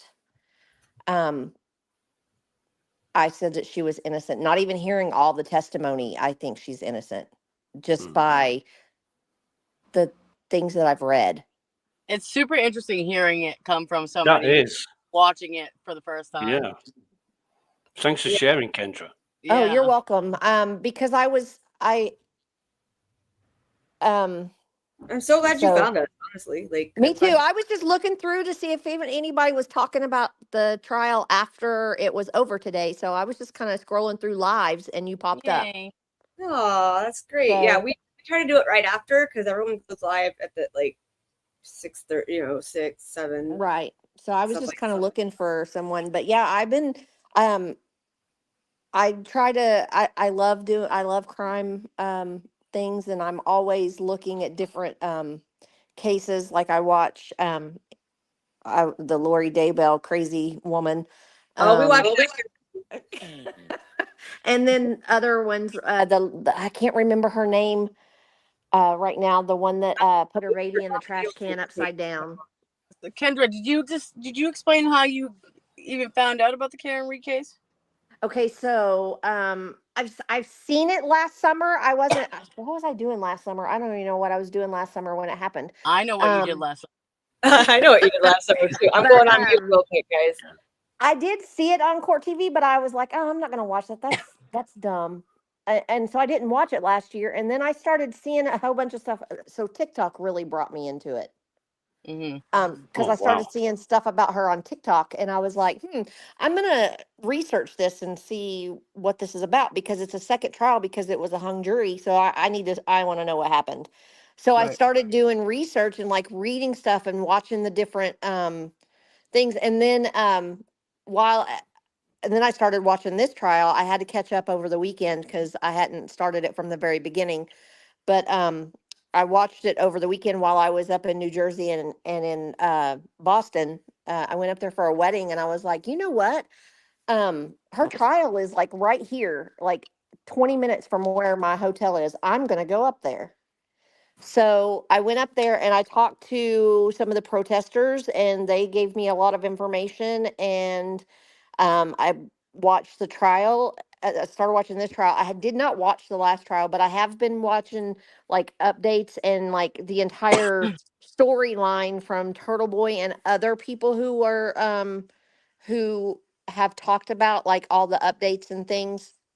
And Yeah. so Yeah. I watched the video where she backed into his car when she was pulling out of the garage, where it like moved the car, because you can see in the video that it moved his tire, like his tire rolled forward and went back.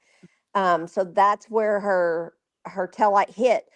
Also was told that the taillight was, and I don't understand, this is what I don't understand by some of this, the tow truck driver who picked up her car when they took it in for evidence, why he didn't take pictures prior to dropping it off, because it was after he dropped it off that they broke the light, and then took and dropped the pieces at the site where there was no pieces earlier, but there was pieces now. That made no sense. So I'm like putting it all together. So yeah, Well, it's just so corrupt. there's a simple answer to that one, Kendra. If you don't take photographs, and they didn't take photographs of the scene, Right. they should have taken thousands of photographs. But if Yes. you haven't got evidence to back this up, you can just make up your own narrative. And that's Yes. exactly what the CW have done. Right. And then they said no one talked to the Alberts, but Jen McCabe said that they did. They had a cop. She went upstairs and woke them up, and then that police officer Lang, or whoever he was, went in and talked to him. But she didn't hear the conversation because she went back outside because her husband got there. Okay, that's a lie. There's nothing in a report anywhere that said that he talked to them. There's no report that he talked to the Alberts. Right. So, and There's whenever no reports and no recordings, and I've never seen Right. a court case where they don't take them into the station and just question them, so they have And proof. she said that she told the cops that she said she hit him, but yet they didn't write it in their notes, even though they were taking it down. They didn't put it in the report. Okay. So I have a little bit of breaking news real quick. I just wanted to tell you guys. It was sent to me that Paul O'Keefe and Aaron O'Keefe were escorted by two Mass State police officers. Aaron O'Keefe got in a white SUV Chevrolet, and Paul got into a black one. And Aaron left first, went right. Paul left second, and went left. So we know that. What's up? I just wanted to say that might be something interesting Hmm. after what happened today. So go ahead. So, Go ahead. Tell me what happened because I think I was in a meeting when all the fun stuff happened at So work. at break, or right Mhm. before break, she called. Bev called a sidebar really quickly. Yes, you're right, May. Really quickly, and she said that all of a sudden they came back and they said break time. So we thought like 10-minute break, like what normal happens, right? So we get up here. And we're like, this is going on a long time. And then it came back that it was from the buffer zone, that it was a 40-minute break. And then Jess Machado on X said that, let me find it so I can give you the right info, said that that they brought the, hold on, I want to make sure I say it the right thing.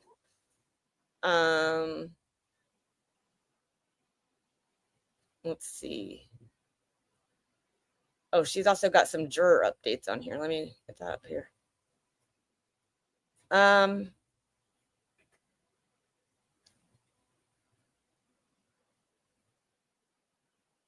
Where is it?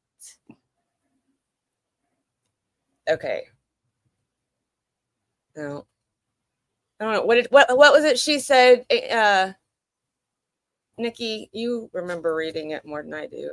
What? Who? I wasn't paying attention. When she said that why they left the room. They cleared the courthouse. Yeah, they went from the second floor to the first floor. Right. Yeah. Paul O'Keefe was called into the room, which is the DA's office. Yeah, the downstairs. courthouse. Yeah.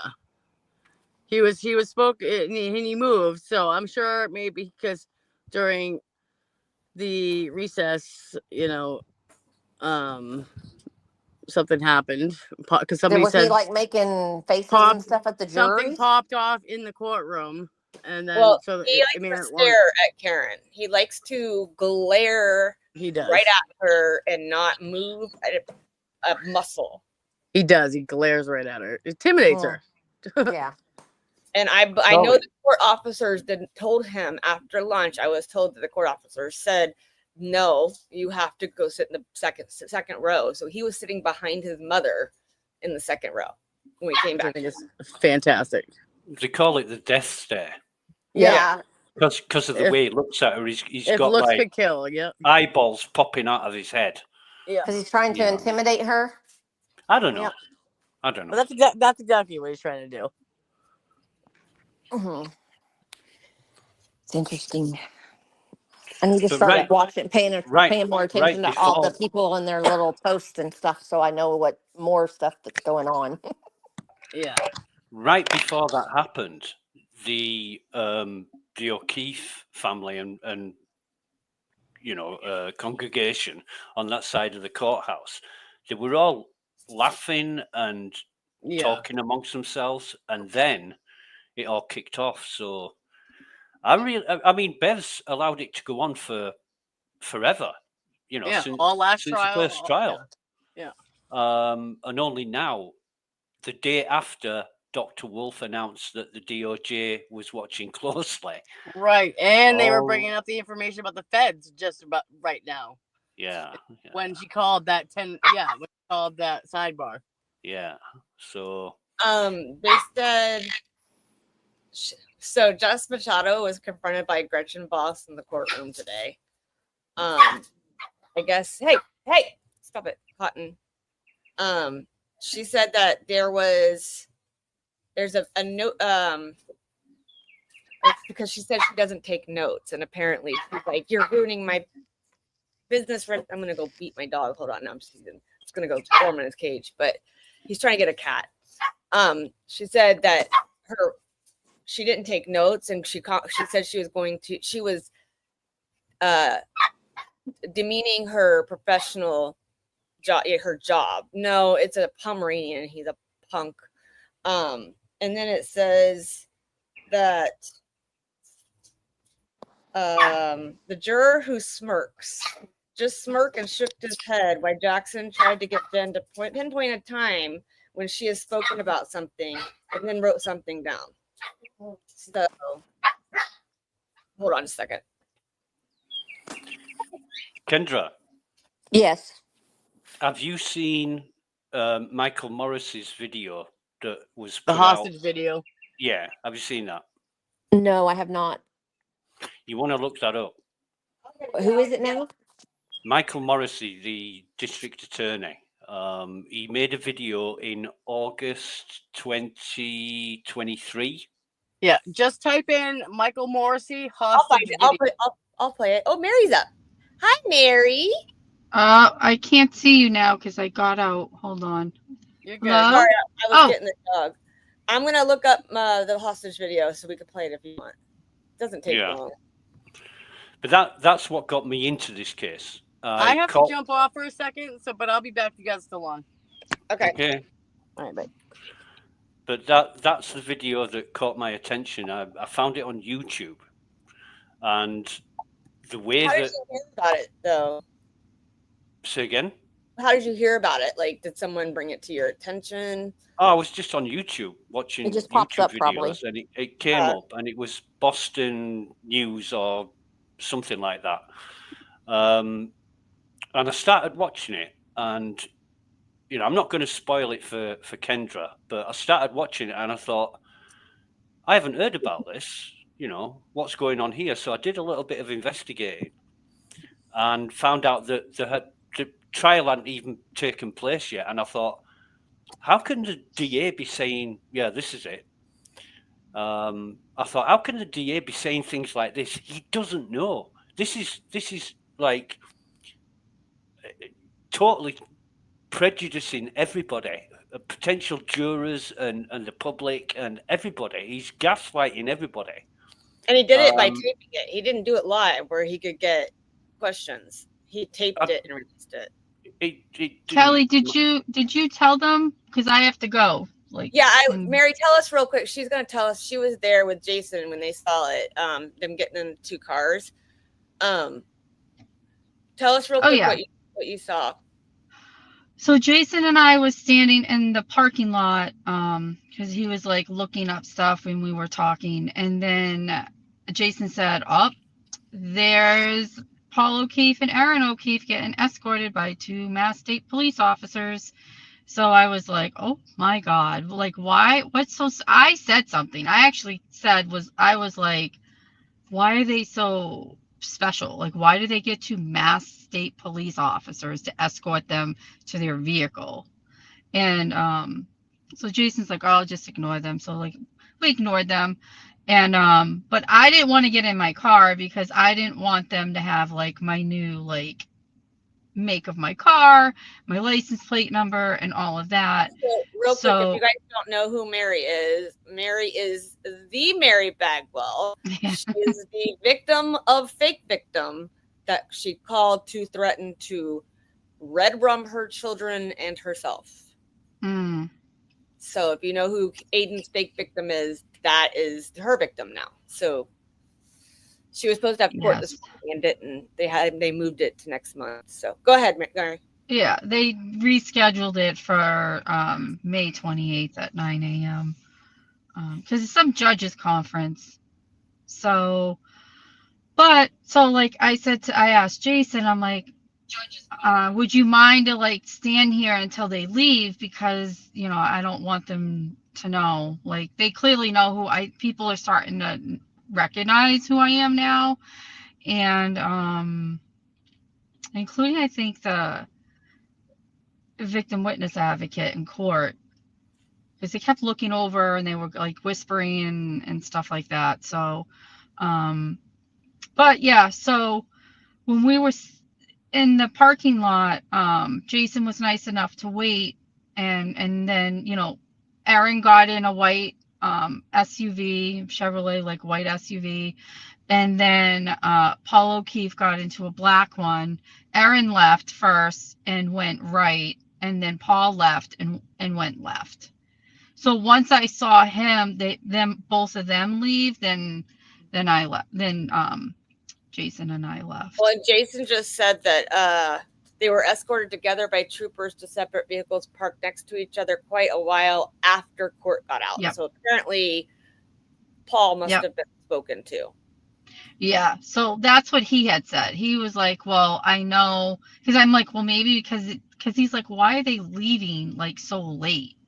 And I said, "Well, because I heard he got he was down in the DA's office earlier. The courtroom got cleared or something, and he goes, yeah, that did happen. So yeah, because so back So from do her you food. sit in court? Do you sit in the courtroom? Well, she yeah, was I in sat during in the the trial? courtroom. She was in Aiden's court. Yeah, I was case. in Aiden's court. Turtle Boy. Oh, okay. Yeah. Yeah, So, I was in Aiden's hearing today. Aiden helps take. Aiden kind of is her protector. Him and a couple other guys down there since everything happened, because yeah, it comes to fake victim and all of them. Mary used to be friends with them. I say friends lately, and then she was like, "Yeah, I don't like this," and she kind of backed away. And then it became like she's gone to pool parties with Jen McCabe and Carrie Roberts, fake victim, and Kate Peter and all them. So she knows all of them. Yeah. So she is kind of a little protected by Aiden and a couple other people. And she's one of my good friends. So I just wanted her to, if she wanted to, pop up and say hi and what she saw. So what do you think, real quick, about Aiden? What do you think the judge is going to do? Like, I know they said it's taken under advisement. I mean, that judge at one point when Cosgrove was talking, he shook his head, put his hand on his head, and was like, "Oh my God!" Like he did one of those, and it's just like, and then Cosgrove disclosed the person's identity that wrote the affidavit, even though it was impounded and protected, and I'm like, lied that said that Aiden did it. It was Kate Peter did it. And yeah, yep. So when at one point, the judge, I was in the front row. I was sitting next to Erica, and so they were once. Hello. Once Jason went to. Hi. We have Resident Evil just joined us, guys. So say hi. Hi. Hey, friend. So yeah, Mary's just finished telling us about Aiden's court today. Turtle Boy's court. Friend. Hi. Yeah, I don't know where I was at now. So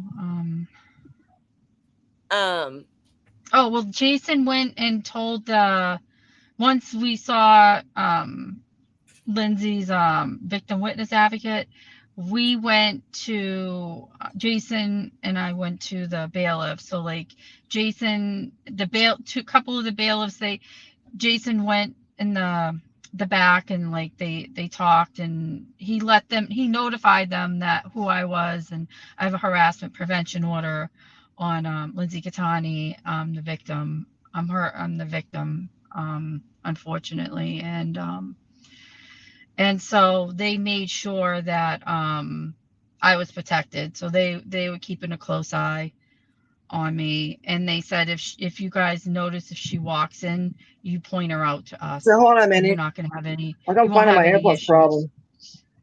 No problem. We're just gonna put you on mute till we figure it out, okay? So it was yeah, we were there for a while. Like they had to change judges because the first judge was friends with Cosgrove, I guess, apparently. So then they had to wait. Aiden and Meredith, when I got there, they weren't in the courtroom, they were downstairs. We can hear you, buddy. Mary's just finishing telling us about Aiden's court case, Turtle Boy's court case today. So yeah, so we, I went in there, I waited, and then I went to get out because Bristol, Georgia. Huh? I don't know. Hold on. Hey, sweetie. Mary's talking right now, so we'll let you talk in just a minute. Yes, I'm from Georgia. Okay, I understand that, and you're so sweet, and I'm so glad you're up here. But we're just gonna let Mary finish her conversation, okay, love? Okay. Okay. I'm like, I'm trying to tell a story. I don't know. It's all right. Yeah, so he's got to go back. He's got to go back June 20th at 2 p.m. I guess for like what the judge is going to decide. I don't know. They're watching him. They're totally watching everything he does. Oh, and he's getting this is the definition of harassment and intimidation. They're trying to shut him up, and it was so crystal clear in court today. So crystal clear. It is, but he also has to be careful what he says, because no matter what you Oh, look, say, there's the court guy. Whoop, sorry. There's the court guy. Can you see him? I don't know. Well, but we're all gonna right, go ahead well, and play this video, love. So I know you're gonna go shopping. yeah, I'm gonna go shopping now because I have to go shopping. Well, thanks for coming on. I appreciate you. We'll talk to you Oh, soon. no problem. Yeah, call me All right. later. All right, love. Bye. Bye, everyone. Thanks for letting me talk. Okay, so I'm gonna play this video for you, Kendra. This is the hostage video, they call it. This will be the first statement of its kind in my dozen years as Norfolk District Attorney. The harassment of witnesses in the murder prosecution of Karen Reed is absolutely baseless. It should be an outrage to any decent person, and it needs to stop. Innuendo is not evidence. False narratives are not evidence. However, what evidence does show is that John O'Keefe never entered the home at 34 Fairview Road in Canton the night he died. Location data from his phone, recovered from the lawn beneath his body when he was transported to the hospital, shows that this phone did not enter that home. 11 people have given statements that they did not see John O'Keefe enter the home at 34 Fairview that night. 0 people have said that they saw him enter the home. 0. No one. Some have, without any evidence, pointed to 18-year-old Colin Albert, a nephew of the homeowner, and accused him of attacking John O'Keefe as he entered the home. But phone evidence shows O'Keefe never entered the home at all.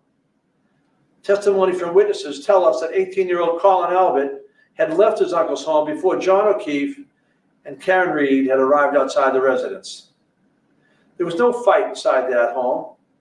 John O'Keefe did not enter the home.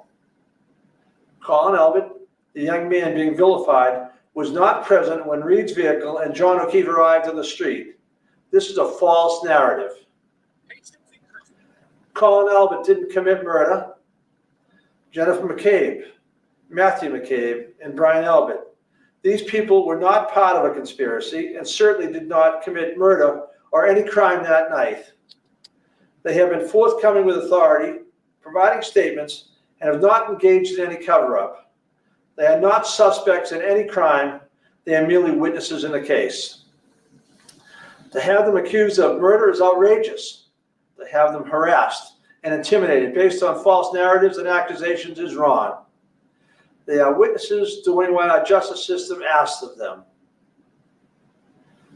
The autopsy of John O'Keefe was conducted by a forensic pathologist from the Office of the Chief Medical Examiner. The doctor found that the injuries that left John helpless in the cold were not a result of a fight. She further found that the line of abrasions on his arm was consistent with blunt trauma, not an animal attack. A grand jury of everyday citizens heard the documented evidence and testimony before making a decision. The subject of that murder indictment enjoys the constitutional presumption of innocence. Why should the witnesses who have committed no crime be afforded less by members of the community? They should not be harassed for telling the government what they heard or saw. I'm asking the Canton community and everyone who feels invested in this case to hear all the actual evidence at trial before assigning guilt to people who have done nothing wrong. And certainly before taking it upon yourself to harass citizens who evidence shows have done nothing in this matter but come forward and bear witness. We try people in the court and not on the internet for a reason. The internet has no rules of evidence. The internet has no punishment for perjury. And the internet does not know all the facts. Conspiracy theories are not evidence. The idea that multiple police department, EMTs, fire personnel, the medical examiner, and prosecuting agencies are joined in or taken in by a vast conspiracy should be seen for what it is, completely contrary to the evidence and a desperate attempt to reassign guilt. Michael Proctor, the state police trooper, being accused of planting evidence outside 34 Fairview Road, was never at Fairview Road on the day of the incident. Proctor and his state police partner traveled together the entire day while other officers were processing 34 Fairview. Trooper Proctor was not there and did not plant evidence at 34 Fairview Road. In addition to having no opportunity to plant the evidence, as has been suggested, Proctor would have no motive to do so. Trooper Proctor had no close personal relationship with any of the parties involved in the investigation and had no conflict. And he had no reason to step out of this investigation. Every suggestion to the contrary is a lie. This should be seen for what it is and not used as a pretext to attack and harass others. What is happening to the witnesses, some with no actual involvement in the case, is wrong. It is contrary to the American values of fairness and the constitutional value of a fair trial. It needs to stop now. I am releasing this recorded statement rather than holding a news conference because my remarks need to be so narrowly tailored to the issue at hand while the prosecution is pending in Superior Court. But the message is the same. What is happening to these innocent people, these witnesses, is wrong and it needs to stop. It needs to stop. Yeah. But that's the video that I saw that made me think, what the hell? You know, how can this district attorney make the claims he's making without a trial ever taking place? He can discuss his opinion, but he can't state it as fact. And this video contained nothing but alleged facts. Who's innocent? Who's guilty? Who did what? And the thing that really, really got me was when he said the lead investigator, Trooper Proctor, did not plant evidence at the scene. And I thought, I've got to watch this. I've got to find out what this is about. Right. I mean, my thing is, like, it's been shown, I mean, it's been shared that there is an email that a Julie, we don't know what Julie, but a Julie seems to be Albert, maybe possibly allegedly sent an email to David Traub the same day that they were about to record this. And Liam, turn it down, please. They were going to record this, and that when they got it, it said to not to talk about Colin and make sure they said that Colin was just a child and Colin had nothing to do with this, and so it seems to me that the Alberts have the control over the whole town so much that they're reaching out to the DA and putting this in their video as well, and that's what's scary. Like. This could happen to any one of us. Like, I don't ever want to go to Canton. It scares me. So, I don't know. Kendra, what are some other things? Is there anything else you wanted to say about before, what you've heard so far? Are you there? I think we may have lost her. Oh, there she is. Ground control to Kendra. Kendra. Maybe she might have lost her volume. She's hitting mute and stuff. There you are. Oh, go out and come back in, Kendra. Because that way it'll pop you back up.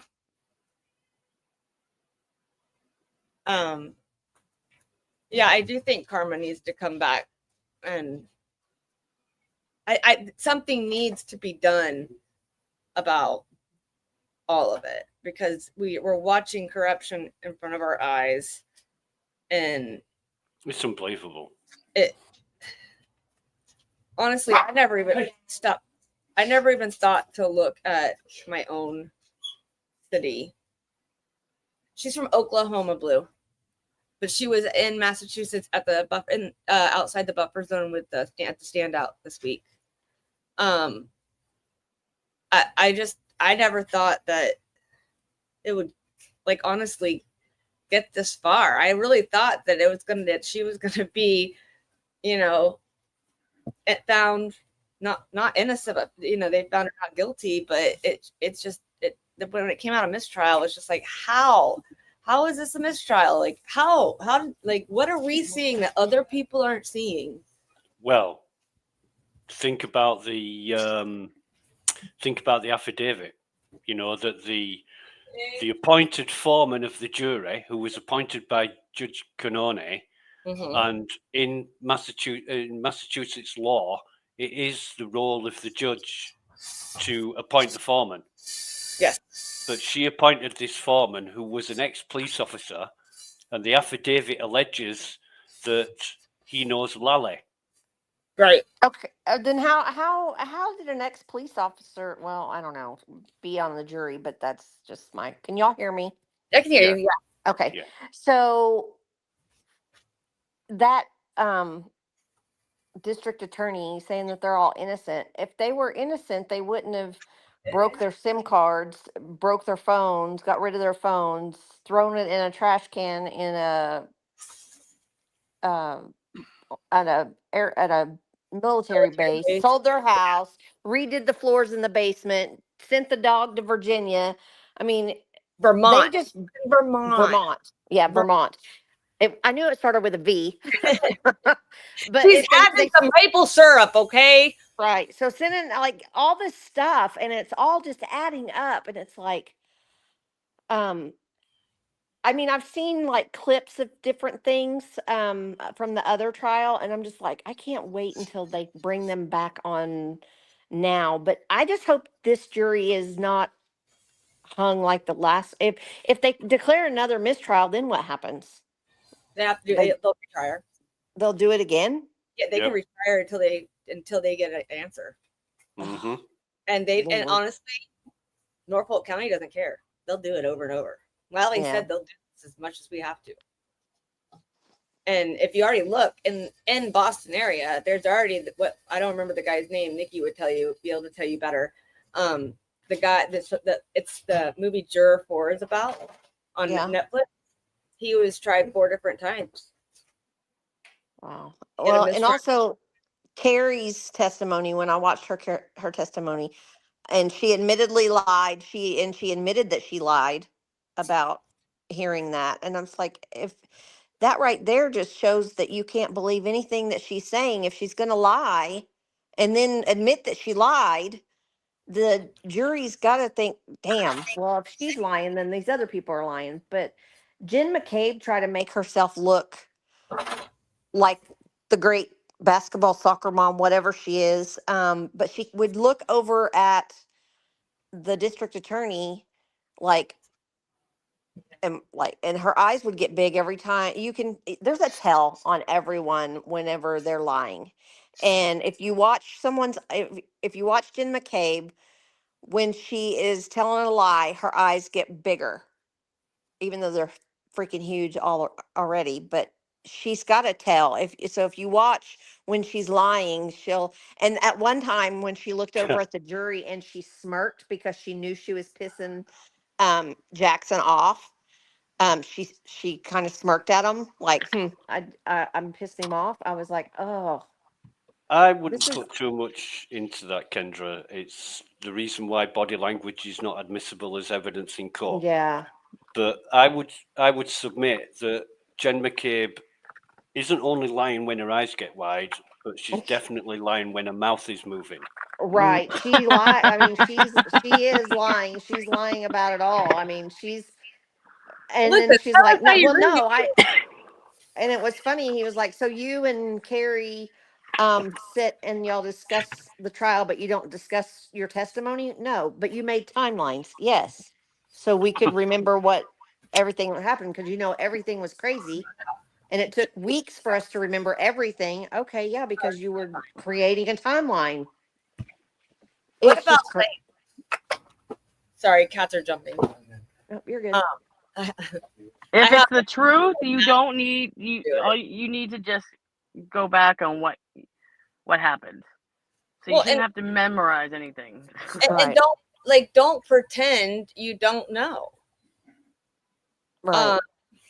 Don't pretend that you know that, oh, I'm sorry, I can remember exactly what I put in my report or what I said and that they were wrong in their report because I know what I told them. Right. But You can't remember other stuff. Karen writes the call, or Karen talks Yeah. threes. And I can say your client said I hit him with a paramedic who happened to be best friends with your niece. But that lived at the house. I do have another question for y'all. Yeah. The guy paramedic is the one that said that she walked up to him and said, I hit him. Nuttall. He overheard it. Nuttall Okay. Two of them did. There was Flamati Oh, and Flamati, Nuttall. I didn't even know there was a female paramedic until today. Well, she's a firefighter. Yeah, McLaughlin. Yeah. Katie McLaughlin. Neither one of them were told anything. What happened is McLaughlin is a best friend of Caitlin Albert, who is daughter of Brian and Nicole Albert.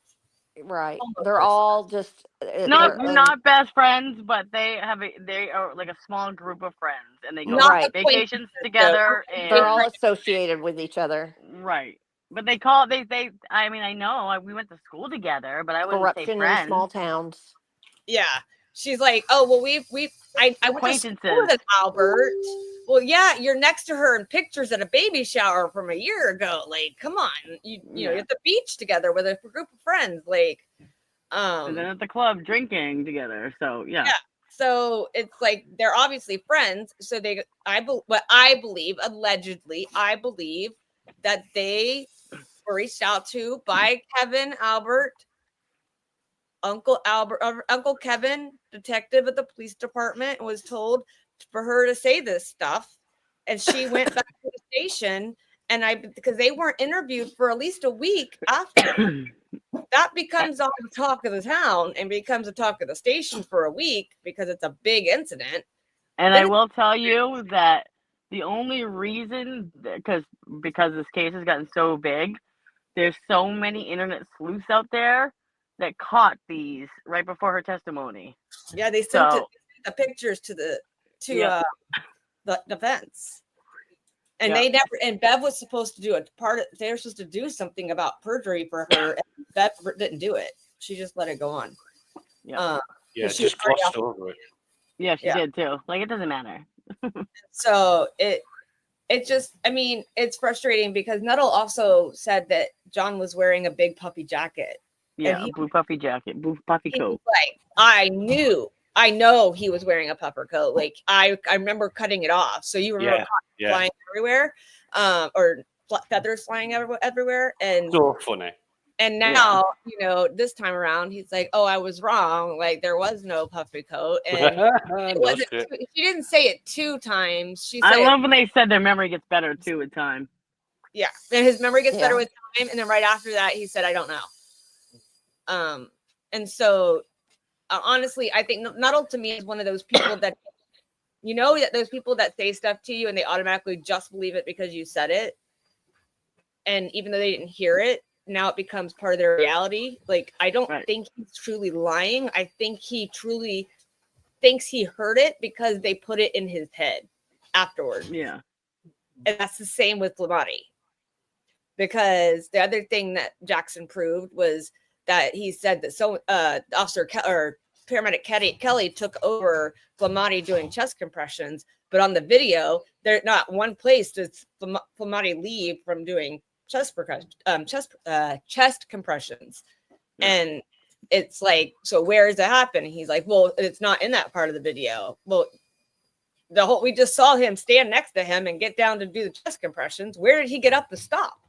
At the end of the day, it's all about the cross, because that's when it's like, look, your last, there's 2 jury. Do you know about the federal grand jury, Kendra? No. There's been 2 federal grand juries. No, there was 1 federal grand jury. There was a grand jury and then the federal grand jury. One, yeah, sorry. 2 grand juries, what I meant. So their story. They had the grand jury, right, and then the feds started looking into the case. So they had a federal grand jury, where the feds were asking them questions, and then like things started to come out. You know what I mean? So Yeah. Well, and Jen admitted today she lied to the Fed. Mm-hmm. So yeah, what does exactly. that tell you? You've got Now, everyone. when you heard that though, Kendra, Yeah. when you heard them about the other law enforcement, did you think it was the feds? I think I was in a meeting during that time. I was Oh listening, but I God, you better wasn't go listening. back. I'm gonna have to go back, but I did hear her say, I did hear Jackson say, "You lied to them." She goes, "No, I didn't lie to them." He goes, "Yes, you did. Your husband." But they kept interrupting him, saying it was that he kept objecting, and then Right. after, I think it was right after that, she cut to a break because she started. It's like every time Yep. Jen starts to say something that the judge doesn't think that she should say, she goes to a Exactly. break. And if you watch Happens every Well, time. when Jen starts to get frustrated, she looks at Hank. Yes. It was a case of I didn't tell the truth, but I didn't lie. Right. And, Exactly. Right. Sorry, and but there's no omission getting out of that. is still lying. If you don't say something when someone is asking you something and you omit it from your conversation, that is still a lie. Yeah.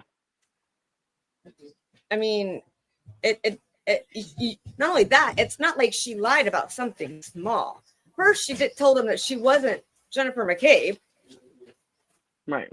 Then, Right, I remember. I did hear that. Falsifying information. Right. Then when they call and say we want to meet with you, she says, "Give me 10 minutes." And then they say, "Well, who did you speak to?"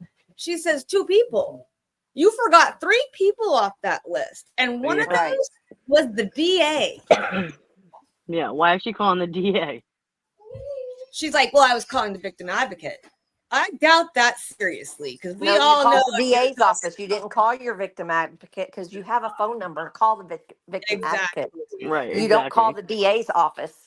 the only time you call the DA office is to obtain the victim advocate from the case. I Then when remember there's hearing that today. their cell phone number, and that's how they keep up touch with you. There's Well, no reason to be calling the DA. I will be back in Boston area end of May, beginning of June, so I may go down there again. Well, you're more than welcome to come in here and hang out with us. We're streaming it, and we do these at breaks. Every day. And we do it at lunch every day, and then we try to do it after. I mean, as long as I'm not overly tired, because sometimes my autistic son can be he gets up at 2:00 in the morning. Right. But yeah, you're always welcome. If you see us on, come on in. Yeah, we always thank you very much there, because we want everyone to have a voice. So we want everyone to have I a appreciate you all. Yeah, we love having you. Thanks for finding us. Welcome to the Oh, no trial. problem. Welcome Well, to the thank shit you. show. And we also, I am going to get off of here and get some things done around my house. And well, don't forget on Fridays we have Feral Friday nights at 7 p.m. here too. So okay, where me and Amy do a show. Nice And to meet you, Kendra. Nice to meet y'all too. Thank you very much for having me. We loved having you. Thanks again. I'm going to go ahead and go though, because I need to feed my family. So, Okay. Lucas, Bye guys. Love you all. And your views and your opinions, because I love them. And Nikki, even though you left, I love you more than you know. And chat, we love you too. And we'll talk to you guys later. Bye for now, Kelly. Bye, Lucas.